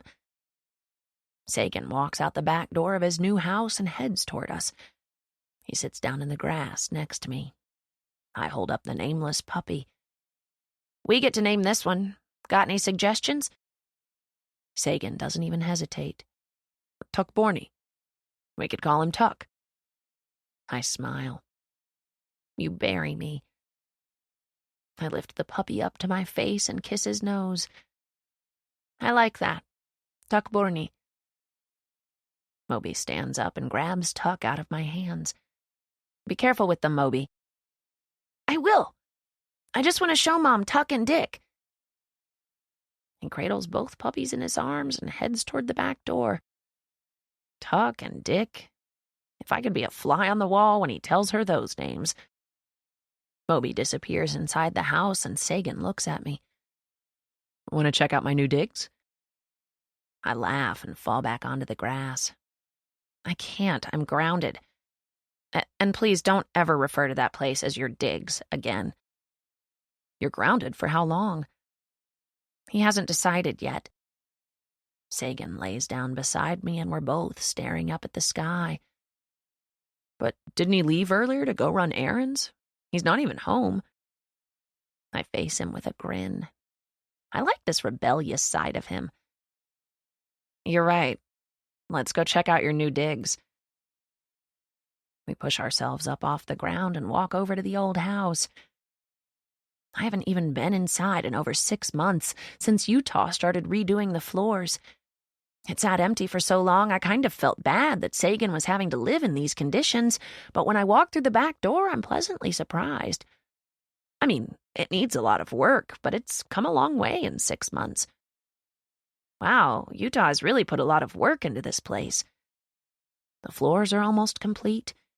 He just lacks the living room floors, and then it looks like it'll be mostly finished. I follow Sagan down the hallway, and he points to Utah's old bedroom. Utah is taking that room. He turns around and walks backward, pointing at Honor's old bedroom. And if he can talk your mom into moving in over here, she'll take Honor's old room. He faces forward again and stops at my old bedroom door. And your old room is now my room. He opens the door and it's a complete mess. All of his stuff is still in trash bags and his mattress doesn't have sheets yet. Some of my old stuff is still in boxes on the floor. I walk over to the bed and fall down on the mattress. It's terrible, I say with a smile. He laughs. I know, but it's free. He sits down next to me on the bed and his phone rings. Now, knowing what each phone call could mean to him, I'm almost as anxious as he is when he retrieves it from his pocket. I can see the disappointment set in when he sees Utah's name. He answers it on speaker. Yeah? Did you take the roll of trash bags over there? No, they're on the dresser in the guest room. 'Kay, thanks, Utah says before disconnecting the call. Sagan falls back onto the mattress and stares at his phone for a minute, then puts it back in his pocket. I pull my legs up onto the bed and cross them, facing him. I want to ask him more about his family, what he thinks happened to them, if he thinks there's still any hope of ever finding out what happened to them. He must see the torn look on my face because he reaches for my hand and laces his fingers through mine. I'm sure with time I'll get used to it never being them, he says. but I still have hope. I try to smile reassuringly, but I'm not sure it comes across that way, because I can see in his eyes that he doesn't really have hope left for their situation. It makes me sad for him. I look at the arm attached to the hand that's holding mine. I touch the tattoo that says, "Your turn, doctor," and trace the letters. He reaches up and presses a thumb to my forehead right between my eyes. "Stop worrying about me," he whispers, smoothing out my furrowed brow. "I've had years to get used to it. I'm okay." I nod, and then he pulls me down to the bed next to him. I press my cheek against his chest, and we just lie quietly for a while. I want to ask him about what my father said this morning, about how he chose to move here so he could be involved with me, but I also don't want him to know that I know. Instead, I pull his arm closer and trace another one of his tattoos. I touch the numbered coordinates. "What's the location of these coordinates?" "It's not that hard to figure out. All you have to do is type the coordinates into your phone." Why didn't I think of that? I reach for my phone and roll onto my back. I open Google Maps and type in the coordinates. 33 degrees, 8 minutes, 16.8 seconds north, 95 degrees, 36 minutes, 04.4 seconds west. When the location pops up on my phone, I stare at it. I zoom in, I stare at it some more. But I'm confused. The other day you said those coordinates are where you were born. Sagan lifts up onto his elbow and takes my phone out of my hands, setting it on the bed beside me. He's leaning over me when he says, "That's not what I said. You asked me if it was where I was born, and I said, close to it. You said you were born in Kansas. Those coordinates lead to our town square where you kissed me, in Texas. That's nowhere close to where you were born."